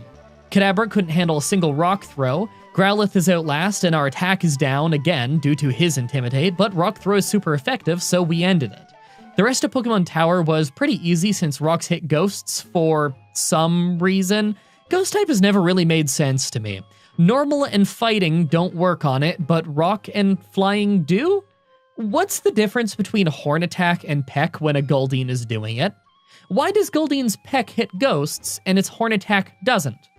It's the same horn. That one. Right there. Anyway, with that done, I got to the Safari Zone to get some HM hunting out of the way, then I give Koga's Poison Gem a try. It's not even close though. His Muck is out second, it's super tanky, and it spams Minimize, so we very rarely hit. I'm gonna need to be strong enough to at least 2-shot Muck. Oh, hey, by the way, remember when I said forever ago that I was gonna get Rock Slide? Yeah, I must have been really unfocused, because I genuinely forgot. I thought I had gotten it. So at this point, I just go back and get it, because it's in Rock Tunnel. It's just Rock Throw, but with 25 more power and the ability to cause flinching, so it's a pretty solid upgrade. I'm pretty sure I'm still not ready for Koga yet, though, so I replace Iron Tail with the TM for Dig. Iron Tail's a move I recently got by level up, but I doubt I really need it that badly. I probably need a good ground move more. Even with that, though, we don't stand a chance. His Coughings and Wheezings have Levitate, so we can only use Dig on Muck, but because he spams Acid Armor and Minimize and Dig takes 2 turns to hit, we're giving him way too much time to prepare. I decided to level a bunch on trainers, mostly the ones in Silphco since there are tons of them there. A few levels higher, and we actually have a really easy time on Koga. 2 Rock Slides can take out his Coughings, Dig lets me take out Muck without getting hit, and Wheezing couldn't last long enough for its poison to take me out. After that, we can surf to Cinnabar Island, so I go ahead and get the secret key for the Fire Gym. I know that it's the 7th gym, and we haven't even beaten the 4th gym yet, But the 4th gym is a grass type and we're double weak to that, so I'm gonna try my luck out here instead. It didn't quite pan out though. Arcanine takes 4 digs to take out, and because the 3rd one lands him in red health, Blaine will just heal him with a Hyper Potion. On the other hand, we only take 3 Fire Blasts before we faint. It's winnable, but probably only with a crit or unbelievable luck with Fire Blast missing a ton.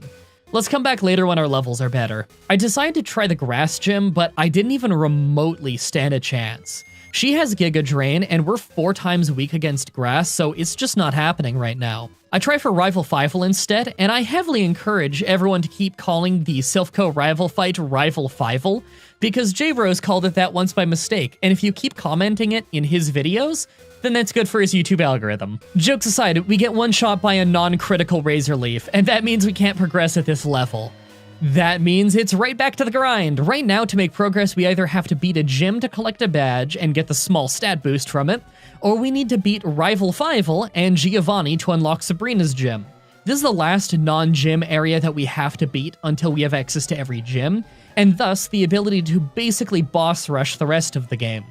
I try a rival again now that I have Double Edge, and since I'm immune to recoil damage from our ability, the damage is pretty good, but it's still just around the damage a Rock Slide is, and Rock Slide causes flinching. Plus, I still got one shot by Razor Leaf. I do go to Blaine again just to give it another try, but once again, Double Edge is doing about the same amount of damage as Dig, and we can't really take many hits. Growlithe and Arcanine both use Intimidate, so our attack power is just horrible that whole fight. Finally, at level 63, I have enough power that, thanks to a lucky miss on a Fire Blast, I was able to get a Screech in and take out Arcanine without it using a Hyper Potion, and then take out the rest of his team. It was close, but at least we're done and over with that. With that done, we can finally get to a high enough level to just clean sweep through Erica's Grass Gym with Double Edge.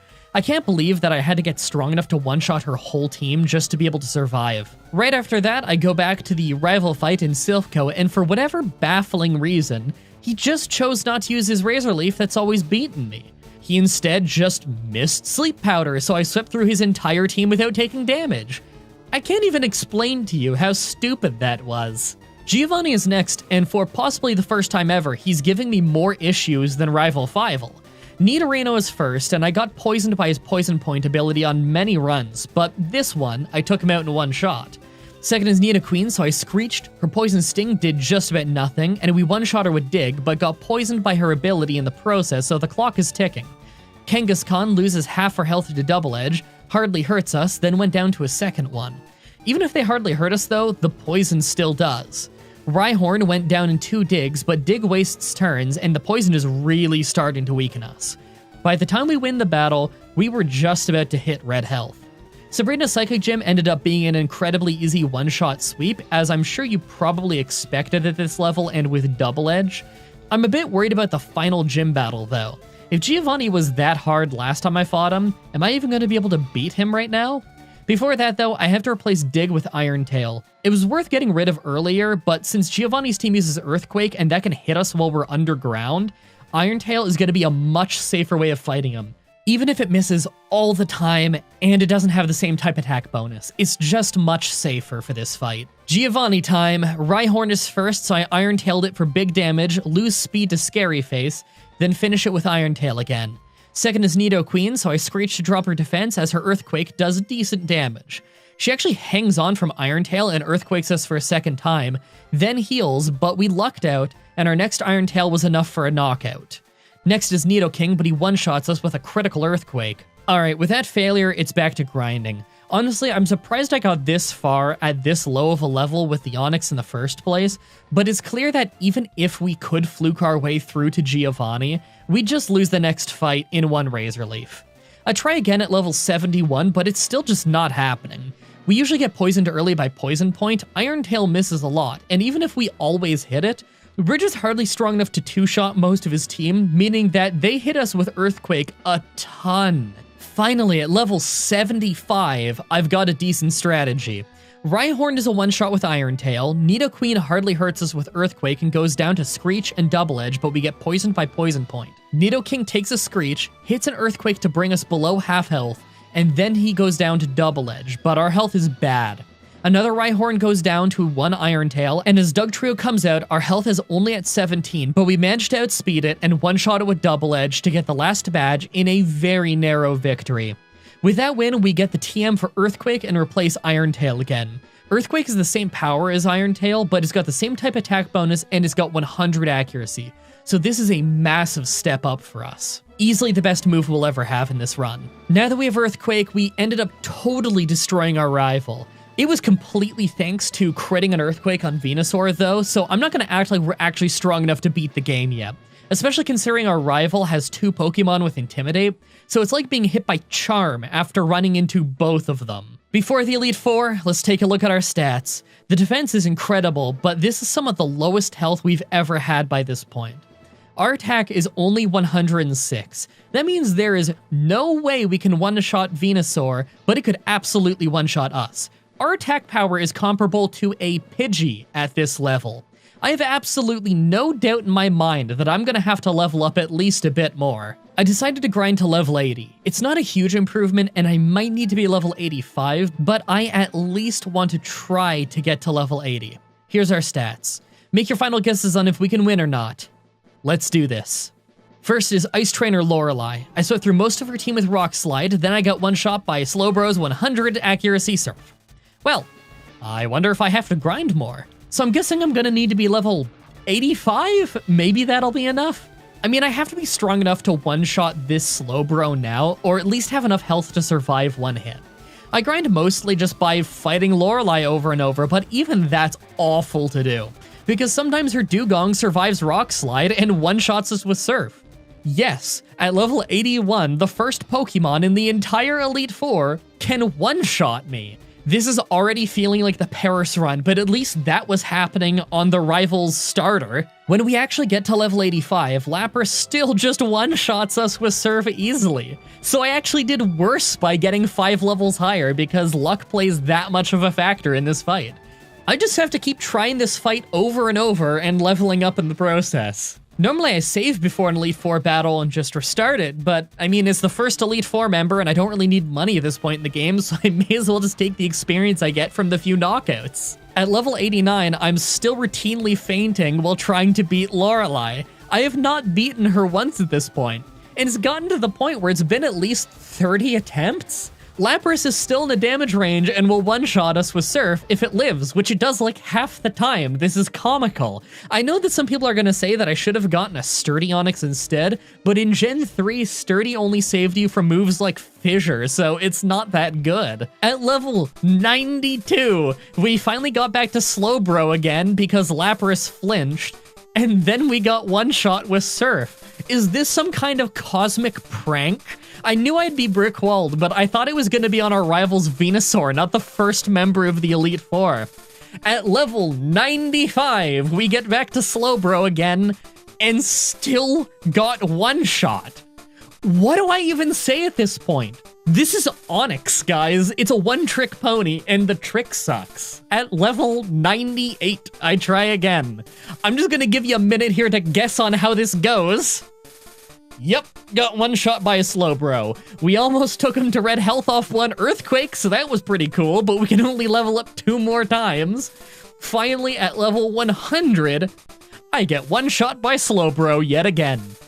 Not gonna lie, this is pretty bad. This is really, really bad, in fact. I either need to try this with Rock Slide until I get a flinch, hope for a crit, or find a way to deal just a bit more damage. You get sneak peeks at problems like this on my Twitter, by the way. I see you guys really liked that tweet. First, I was thinking Soft Sand, a held item to power up my Earthquake, but in Fire Red, the only way you can get it is a Sandshrew has a 5% chance of holding it.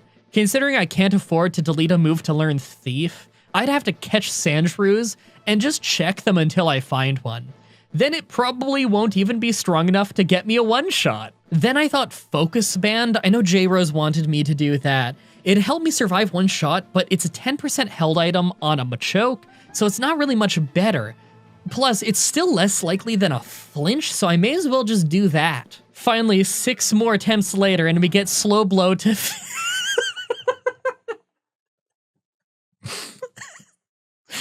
Oh, that was wasn't even wrong in the script. I just flubbed the line. Oh, that's beautiful. Slow blow.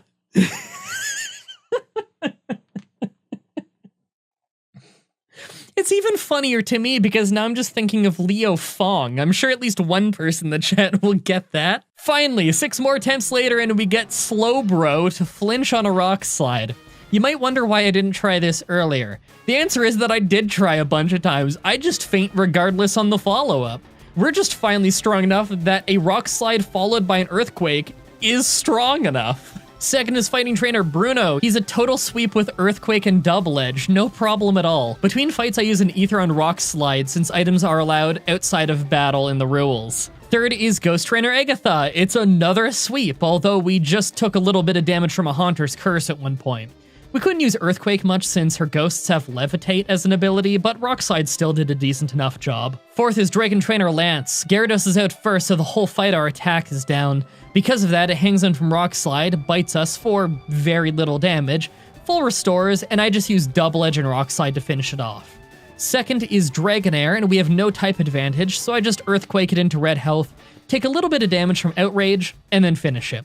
A second Dragonair comes out, and we repeat the same exchange, except for this time it used Safeguard instead of attacking. Dragonite is up, and I used Rock Slide since he's part Flying type, but it's not even in red health from it. His Outrage does huge damage to us, and our next Rock Slide finished him. Last is Aerodactyl, and much to my surprise, one Rock Slide was enough for a victory. Finally, onto the Pokemon Champion. It starts great with Pidgeot being a one-shot, and even with my low attack, I was able to one-shot Rhyhorn as well. But Venusaur was next, and I was dreading this. Much to my surprise, though, it just went for Solar Beam, and that takes 2 turns, so we ended up having an easy knockout. Gyarados wasn't easy, though, as it tanked a Rock Slide and one-shot us with Hydro Pump. I'm gonna have to keep trying until either I get a flinch on him, or he misses Hydro Pump. Thankfully, the very next Rock Slide caused a flinch, so we took him out. Fifth is Alakazam, but Onix's one saving grace right now is its speed, so we one-shot it with Earthquake before it could wreck us, and Arcanine is out. Its Intimidate drops our attack by a lot, so Earthquake can't finish it, but Flamethrower hardly hurts us. He full restores, and we got our 2 Earthquakes in a row that we needed to finally win this brutal run. I had absolutely no idea that Lorelei was going to be that difficult. I knew that it was going to require I at least be level 80, but I genuinely thought Rock Slide was going to be enough to sweep her because she's mostly Ice type. I really hope that you guys liked that run. Apparently my neighbor's dogs really like that run because they've decided to be very, very loud today. I don't know if you can hear that. I'm not sure what I'm going to do for next Saturday's Pokemon Challenge. As always though, I'm looking forward to your suggestions in the comments and on Twitter. Subscribe, ring the bell, stay tuned. If you want to see me do more challenges like this, please let me know in the comments or on Twitter. I can always use more ideas from you guys on what I should do next. Also check out the playlist in the description if you'd like to watch all the Pokemon challenges that I've already uploaded. If you guys want to see me do more Pokemon stuff, my friend Whatageek and I are doing a Gen 1 randomizer over on his channel, linked in the description. You can also watch myself, Whatageek, and Goosit play Pokemon Stadium here on my channel. Also come to my Twitch TV streams and tell me that this video sent you. It's always cool to hear how you found the channel. Thank you everybody so much for watching, and until next time, have a nice day. Hey everyone, Mah-Dry-Bread here. Pokemon Gold with only 1 Murkrow was a surprisingly quick run.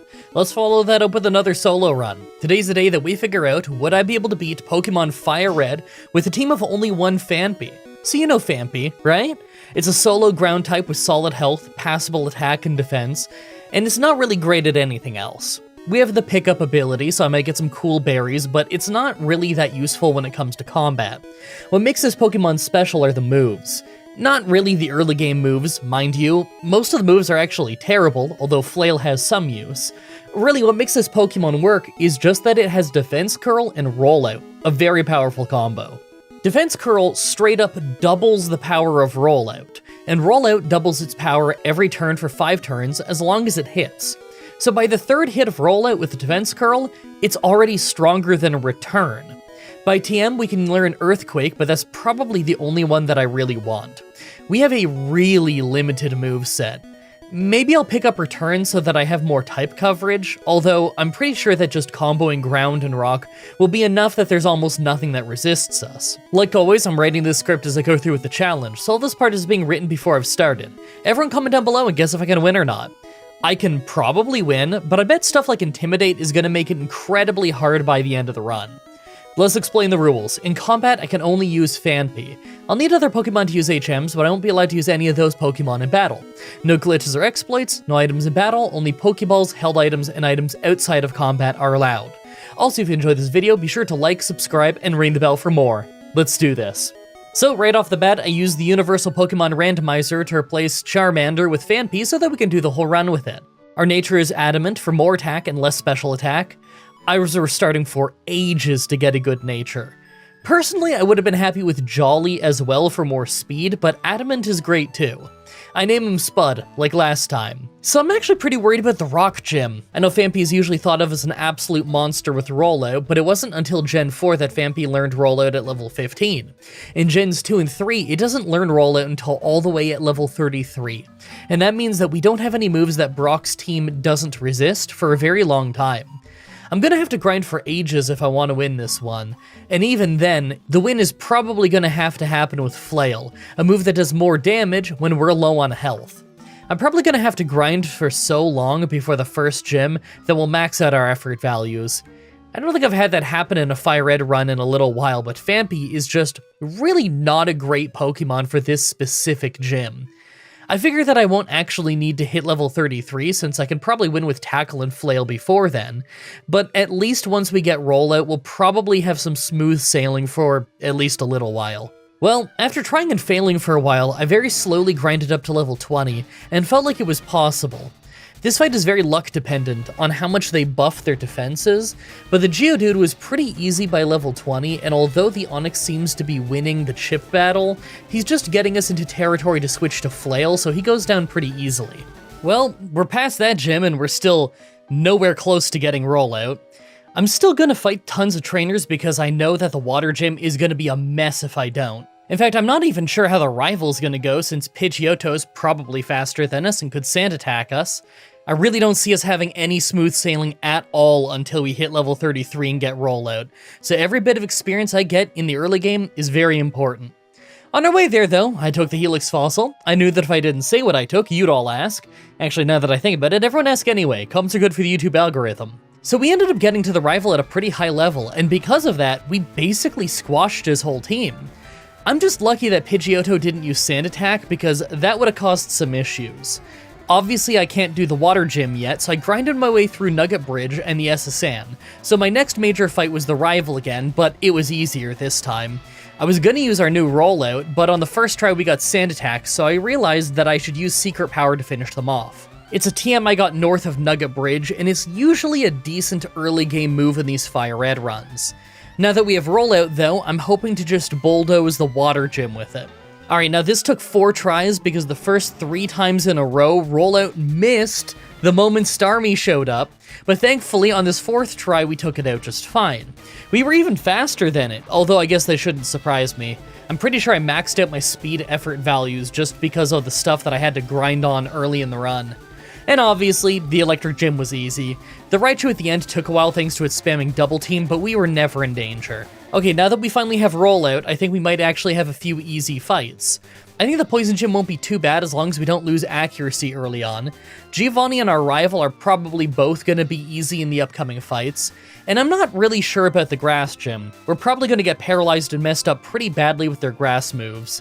I might want to leave that for last. In fact, I should probably just get the Quick Claw before I fight any more gyms, because having the speed advantage is going to be vital to winning a lot of fights in this run. If we need Rollout for our one-shots, then I need to be faster to make sure that they don't halt us by throwing Sleep or Paralysis on us before we land those hits. Let's go after our rival and Giovanni, then I can go get the Quick Claw and go after the gyms. Okay, so Giovanni was pretty easy, although it took a lot of hits of Rollout to make anything faint. We're strong enough that we can take out trainer Pokemon pretty well, but we really struggle with anything more tanky than the average Pokemon. After that is our rival, and it took a couple tries because we kept getting hit by Sand Attack right at the start. But after switching to Secret Power, we had a try where he simply didn't try for Sand Attack for whatever reason. We lost a lot of health to Water Gun from Wartortle, but it was still a pretty easy fight. The real problem are the gyms. This is how badly I lost the Poison Gym, and trust me, it still went better than the Grass Gym. If we're doing this little damage to the Coughings, then I don't know how we could possibly get through this without getting hit by Smokescreen. I'm gonna go to Silph Co to level up. but I think I might be there for a long time before winning a major fight again. So I grinded in Silphco a bunch, then kept trying the rival fight. I kept being extremely close to winning, but little bits of bad luck with things like Feather Dance, how low Blastoise's health is when he uses Water Gun, and if Quick Claw helps us against Alakazam keep making us lose right near the end.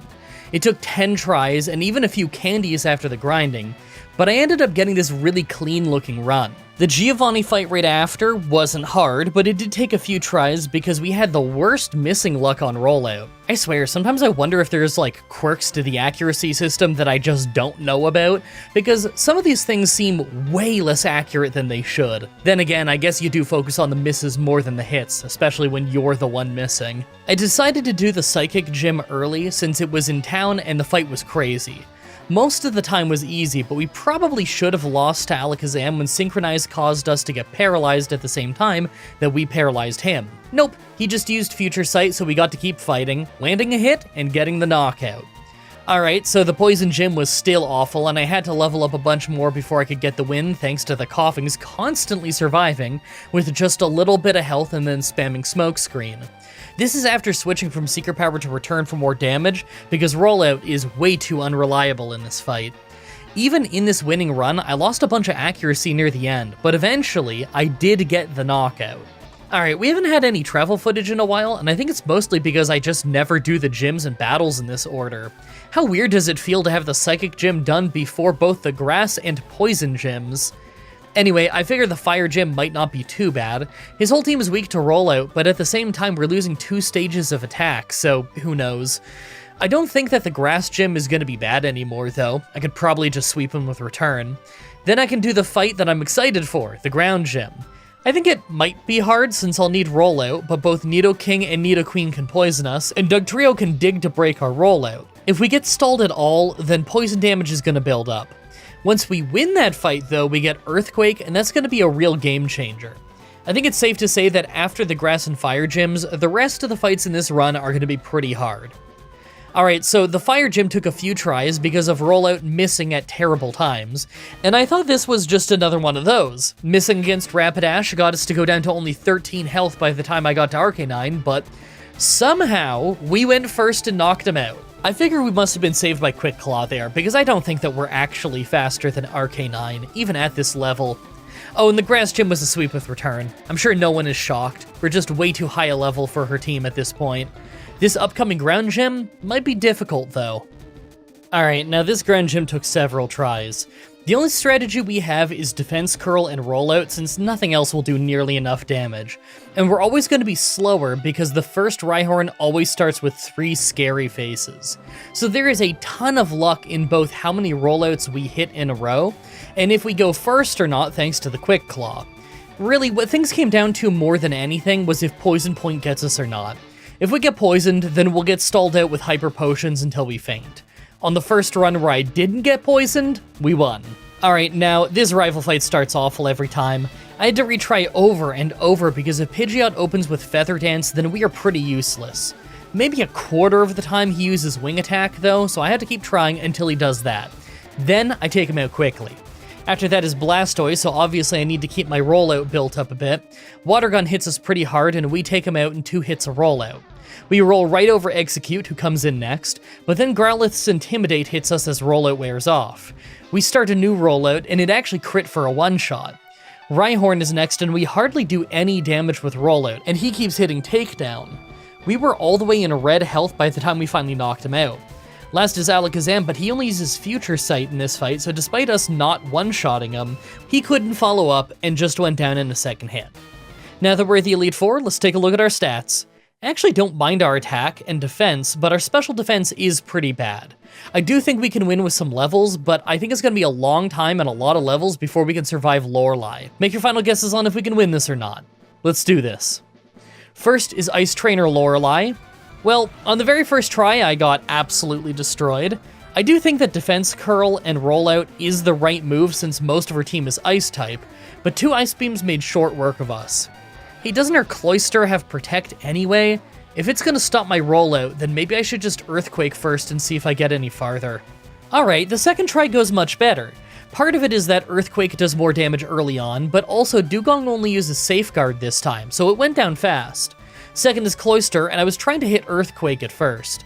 They did pretty good damage, but then I realized that she wasn't actually fighting me. She was using stuff like Spikes, Hail, and Protect a lot.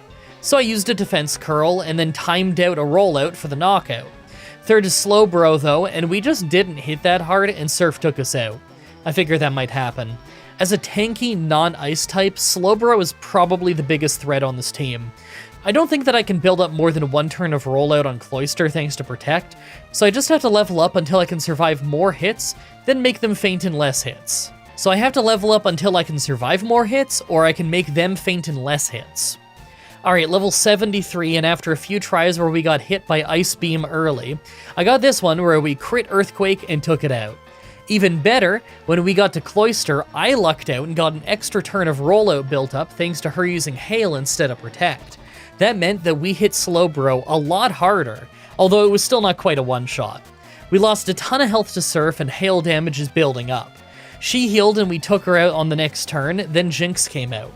We took her out on the last turn of rollout. As we got to Lapras, the Hail stopped and we did our rollout, so I used Earthquake hoping for a crit. We didn't get it though, so we fainted. Hey, I think I would have gotten a one-shot on Slowbro if I were just a few levels higher, so let's keep trying. Level 77! Yeah, this fight went almost the exact same. Like, borderline identical. Still gonna need a few more levels to get that one-shot, I guess. Okay, so this took a bunch of tries at level 80 because what Cloyster does is so random.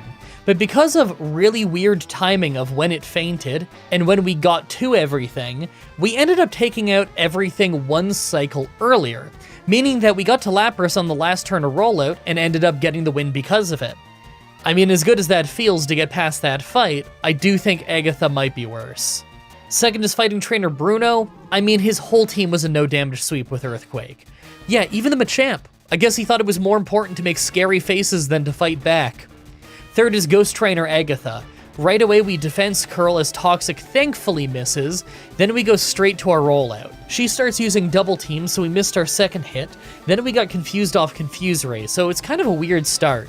We ended up hitting rollout after that, she used a full restore, we hit her again, and she finally fainted that time. Golbat was next, and a rollout one-shot it. I'm just happy that we didn't hit ourselves. Haunter was a one-shot with rollout, and next is Gengar, who just puts us to sleep right away. Thankfully, we woke up the next turn to start using a new rollout, and her Shadow Ball hardly hurt us. Plus her Hypnosis missed, so we took her out. Last is Arpok, and I'm happy it came out last because it has Intimidate. We pretty easily just took it out in 2 hits from rollout though. We had to get lucky with Sleep and Confusion not messing us up too badly, but I think it went pretty well. Fourth is Dragon Trainer Lance. Now, this took a few tries. Right away, we lose attack to Intimidate, but we still do just enough damage to 2-shot Water Onix with rollout. I went into the fight worried about water moves, but maybe he doesn't have any. He just kept using Dragon Rage on every try. Aerodactyl was faster than us, but didn't hit us hard, so it was a one-shot. And thankfully, rollout also one-shot the Dragonite right after. On the last 2 tries, I missed there and it took me out with a couple hits of Outrage. We missed our rollout as the first Dragonair came out, but it wasn't hitting too hard, so we just Earthquaked down. Last is the final Dragonair, but we can still take a bit more damage, so we survived and got the win at just above red health. Finally, the Pokemon Champion. So right away, I had to try tons because we seem to get sand attacked by Pidgeot on the first or second turn every single time. On this run, I got sand attacked, but still got crazy lucky with never missing against Blastoise while he missed Hydro Pump, but the luck ran out the moment I got to Executor and kept missing. It was only extreme luck that got me that far into the fight, but it also gives me the confidence that I can win this. I'm sure sometime between now and level 100, we'd need to take out Pidgeot without getting sand attacked. Either we level up a ton, or maybe I get crit along the way. But as long as rollout can get us past the first 3 Pokemon, then I think we're in the clear. So I kept leveling up and trying to fight more. Even at level 90 though, it's just a mess every time. Now not only do we have to worry about the sand attack, but he's also been using Feather Dance, and that's a nightmare scenario in its own way, where there's no way that we win if that happens. I'm on the fence about if we can one-shot Pidgeot with the first hit of rollout by level 100. I think that I could get a one-shot with Return, but then we don't have rollout built up for Blastoise and Exeggutor. Who knows though, maybe in the end the winning strategy will mostly involve Return and Earthquake. I'm gonna keep trying and leveling up if I need to. So I kept leveling bit by bit, but man, it was doing awful. Eventually I hit level 100 and still wasn't able to get past Pidgeot without losing stats. This time though, I just rolled with it. We have enough attack now that even with Feather Dance, we do stand a chance. Once we took it out, we fought Blastoise, and thanks to the Feather Dance, it wasn't a one-shot, but all he did was heal back up, and we hit him again so he fainted. Exeggutor was a one-shot with Rollout, and next was Alakazam, but our Rollout ended. Thankfully, Earthquake took it out in one hit. We couldn't one-shot Rhydon, so it got us with Scary Face, making us a lot slower. We took it out easily, though. Last is Arcanine, so our attack is down by a third stage, but his Flamethrower didn't hit all that hard, and our Earthquake got a one-shot with a probably unnecessary crit. I had to get to level 100, but we got the win! Man, Phanpy is always really fun to use. I know it's a one-trick pony, but that one trick really does never get old. I really hope you guys like that run. The next Pokemon Challenge should be up next week on Saturday, like usual, with Pokemon X with only one Tentacool.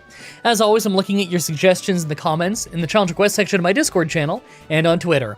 Subscribe, ring the bell, stay tuned. Outro time, right away. I have a bunch of things I want to talk about, so I actually wrote bullet points for once. But first, I want to shout out the $50 supporters over on both YouTube memberships and on Patreon, because I didn't realize until I already uploaded the previous video that I was so excited about getting my credits working, I forgot to do the shoutouts. I am still shocked that no one has complained to me about how I have forgotten the shoutouts like 3 separate times. I'm sure you can tell I'm not very good at the whole Patreon thing. I'm really good at uploading the early videos for you guys to watch. I'm bad at everything else. It's almost like I'm really not good at taking money or something. I'm not good at making this into a viable business model, you know? I'm not a businessman. I like making fun videos on the internet. Anyway, I rechecked the list, and we have a new name this week. Thank you so much for the $50 supporters, whom's names are Jacob Busby, Javid Khusro, Grayson Fitz, Tara Lewis, and Alexandra Hedgeblog, which that's an amazing name. I can only assume that they have a hedgehog-related blog. I don't know. I didn't check the channel, but that is the greatest username I have seen, at least this week. Okay, as for everything else, first of all, you can see on screen, I fixed the credits. The credits, they look nicer now. It still doesn't run the best in Premiere, but like after fixing up the computer and everything, it runs. I can at least like make the credits look nice, give it my special font and the color and everything, and pretty it up. And that doesn't completely annihilate my whole computer anymore. It still runs not very well while I'm doing it, but I can get it functioning well enough that you guys get prettier looking credits to look at. Now, a lot of people bring up stuff about the credits. Okay, so a lot of people have brought up to me that sometimes there's 2 names in the credit that are the same. I don't know 100% why that happens, but I have a pretty good idea. So when I make those credits, what I do is I tell YouTube to make a spreadsheet file of all my YouTube members, and I tell Patreon to do the same thing, and then I just copy all the names from one, I put it into the other one's spreadsheet at the bottom, and then I tell it to sort by alphabetical names. I think some people are both YouTube members and they're on my Patreon, and they have the same name on both. And that's why they have a doubled name a few times. I mean, it doesn't make it bad that it has doubled names. It's not like it's a problem that I necessarily have to fix. It'd actually be very hard to hunt down all the names on the list that are doubled, because it's over 500 names now. So it's not really practical for me to fix it, to be honest. So I think I'm just gonna leave that as a weird quirk. The other thing people sometimes bring up is a few people have swear words in their usernames on, I think it's just on Patreon. I don't think you can do that on YouTube. And so people said, like, shouldn't you get rid of that? And I don't know how I feel about that. For the record, most of the names that I saw with the swears I thought were funny because they are clearly names that people made to get a pop out of the Deadlock Patreon boys. You can always tell when it's a Deadlock patron because their username is insane, a paragraph long, and has weird wrestling in-jokes in it. Now, I'm a member of the Deadlock Patreon. I have been for years. I watch like everything on there. I've binged all of it a million times. I love that show. But right, the swears on these videos is weird, right? Because I don't swear on the Pokemon challenges. But it's like one of those weird things where people are saying, I only had like 2 or 3 people message me with this, I think. They're like, oh, you should take that down because like kids watch. Okay, here's the thing. I never made the Pokemon challenges to aim at kids. It was just, I have over 5,000 videos on this channel where I swear like a pirate, because that's just how I talk in real life. I swear a lot. It's just, I don't know where I grew up, maybe. But I don't in these videos, because over the years, any of you who've watched me for the 15 years that I've been doing this full time, a lot of you know that whenever I try a new series, I try and do some kind of new format or new thing with it, just to kind of test myself and get out of my comfort zone. Well, the big thing I did to get out of my comfort zone when I started the Pokemon challenges was, okay, I had done scripts before. I'm mostly a live commentary guy, but I had done scripts before. What do I do to change it up this time? I don't know. Can I still be entertaining if I don't swear? Because I swear a lot is just part of how I talk. So I decided, I'm just not gonna. Now, I think I still did in like the second one or something. But for the most part, I just tried to shy away from that to see, I don't know, am I still entertaining? And I guess the answer is yes, because it's the most successful series I've ever done in my entire life by an enormous margin. So I guess I did a good job, but I never felt like this is a kid's show. I have had people tell me that they like watch this with their parents, or parents say that they watch this with their kids, and they always put in a caveat that they learned their lesson not to click on the non-Pokemon challenges when they're with their kids, which is really funny to me. I don't know. I don't think that really little kids should be watching my show in general. It's probably not appropriate for them. And when I think about like the things that I watched growing up, by the time that I was like a preteen and stuff, I was watching shows that were significantly more crass than my show has ever been. And I want to say it hasn't affected me, but at the same time, it's probably part of why I swear so much. But no, I think it's up to parents to decide that kind of thing on if they think that's appropriate for their kids or not. I'm not particularly worried about that. This is not a kids show. This is just a show in which I'm not swearing on this one sub-series. You guys as parents can make your own decisions on what you are and are not cool with there. So will the sweary names stay? Yeah, probably. I feel like it's kind of disrespectful if I went changing their usernames or not listing them at all just because they have a swear in their username. I don't know, man. Anyway, time to talk about more important things in the world because some big news just dropped. The new Haven and Hearth world has been announced. It's going to be out on December 5th, 2025. Haven and Hearth, a very fun indie MMO that is incredibly unique. I've been playing it for 11 years. I guess just a little over 11 years now that I think about it, like 11 and a couple months, something like that. And the game has only existed for, I think, 12 or 13 years now, so I was in pretty early on that. And I used to do tutorial videos on it like a decade ago, maybe more, I don't know. I think the newest tutorial video I did on it was like 8 years ago. Crazy to think. But I still play the game, and I play it all the time. I really love that game. So I'm going to go back to doing tutorial videos on it. I've been planning big things in the background. I've been letting new people in the village. But the thing is with this game, it is a very unique game with a very hostile environment. And if you're a YouTuber or you're a streamer, people will hunt you down because they want the clout of ruining your village and killing your character and whatnot. And it's happened to me many times. It's happened to basically any YouTuber, any streamer. It happens. It's part of the game.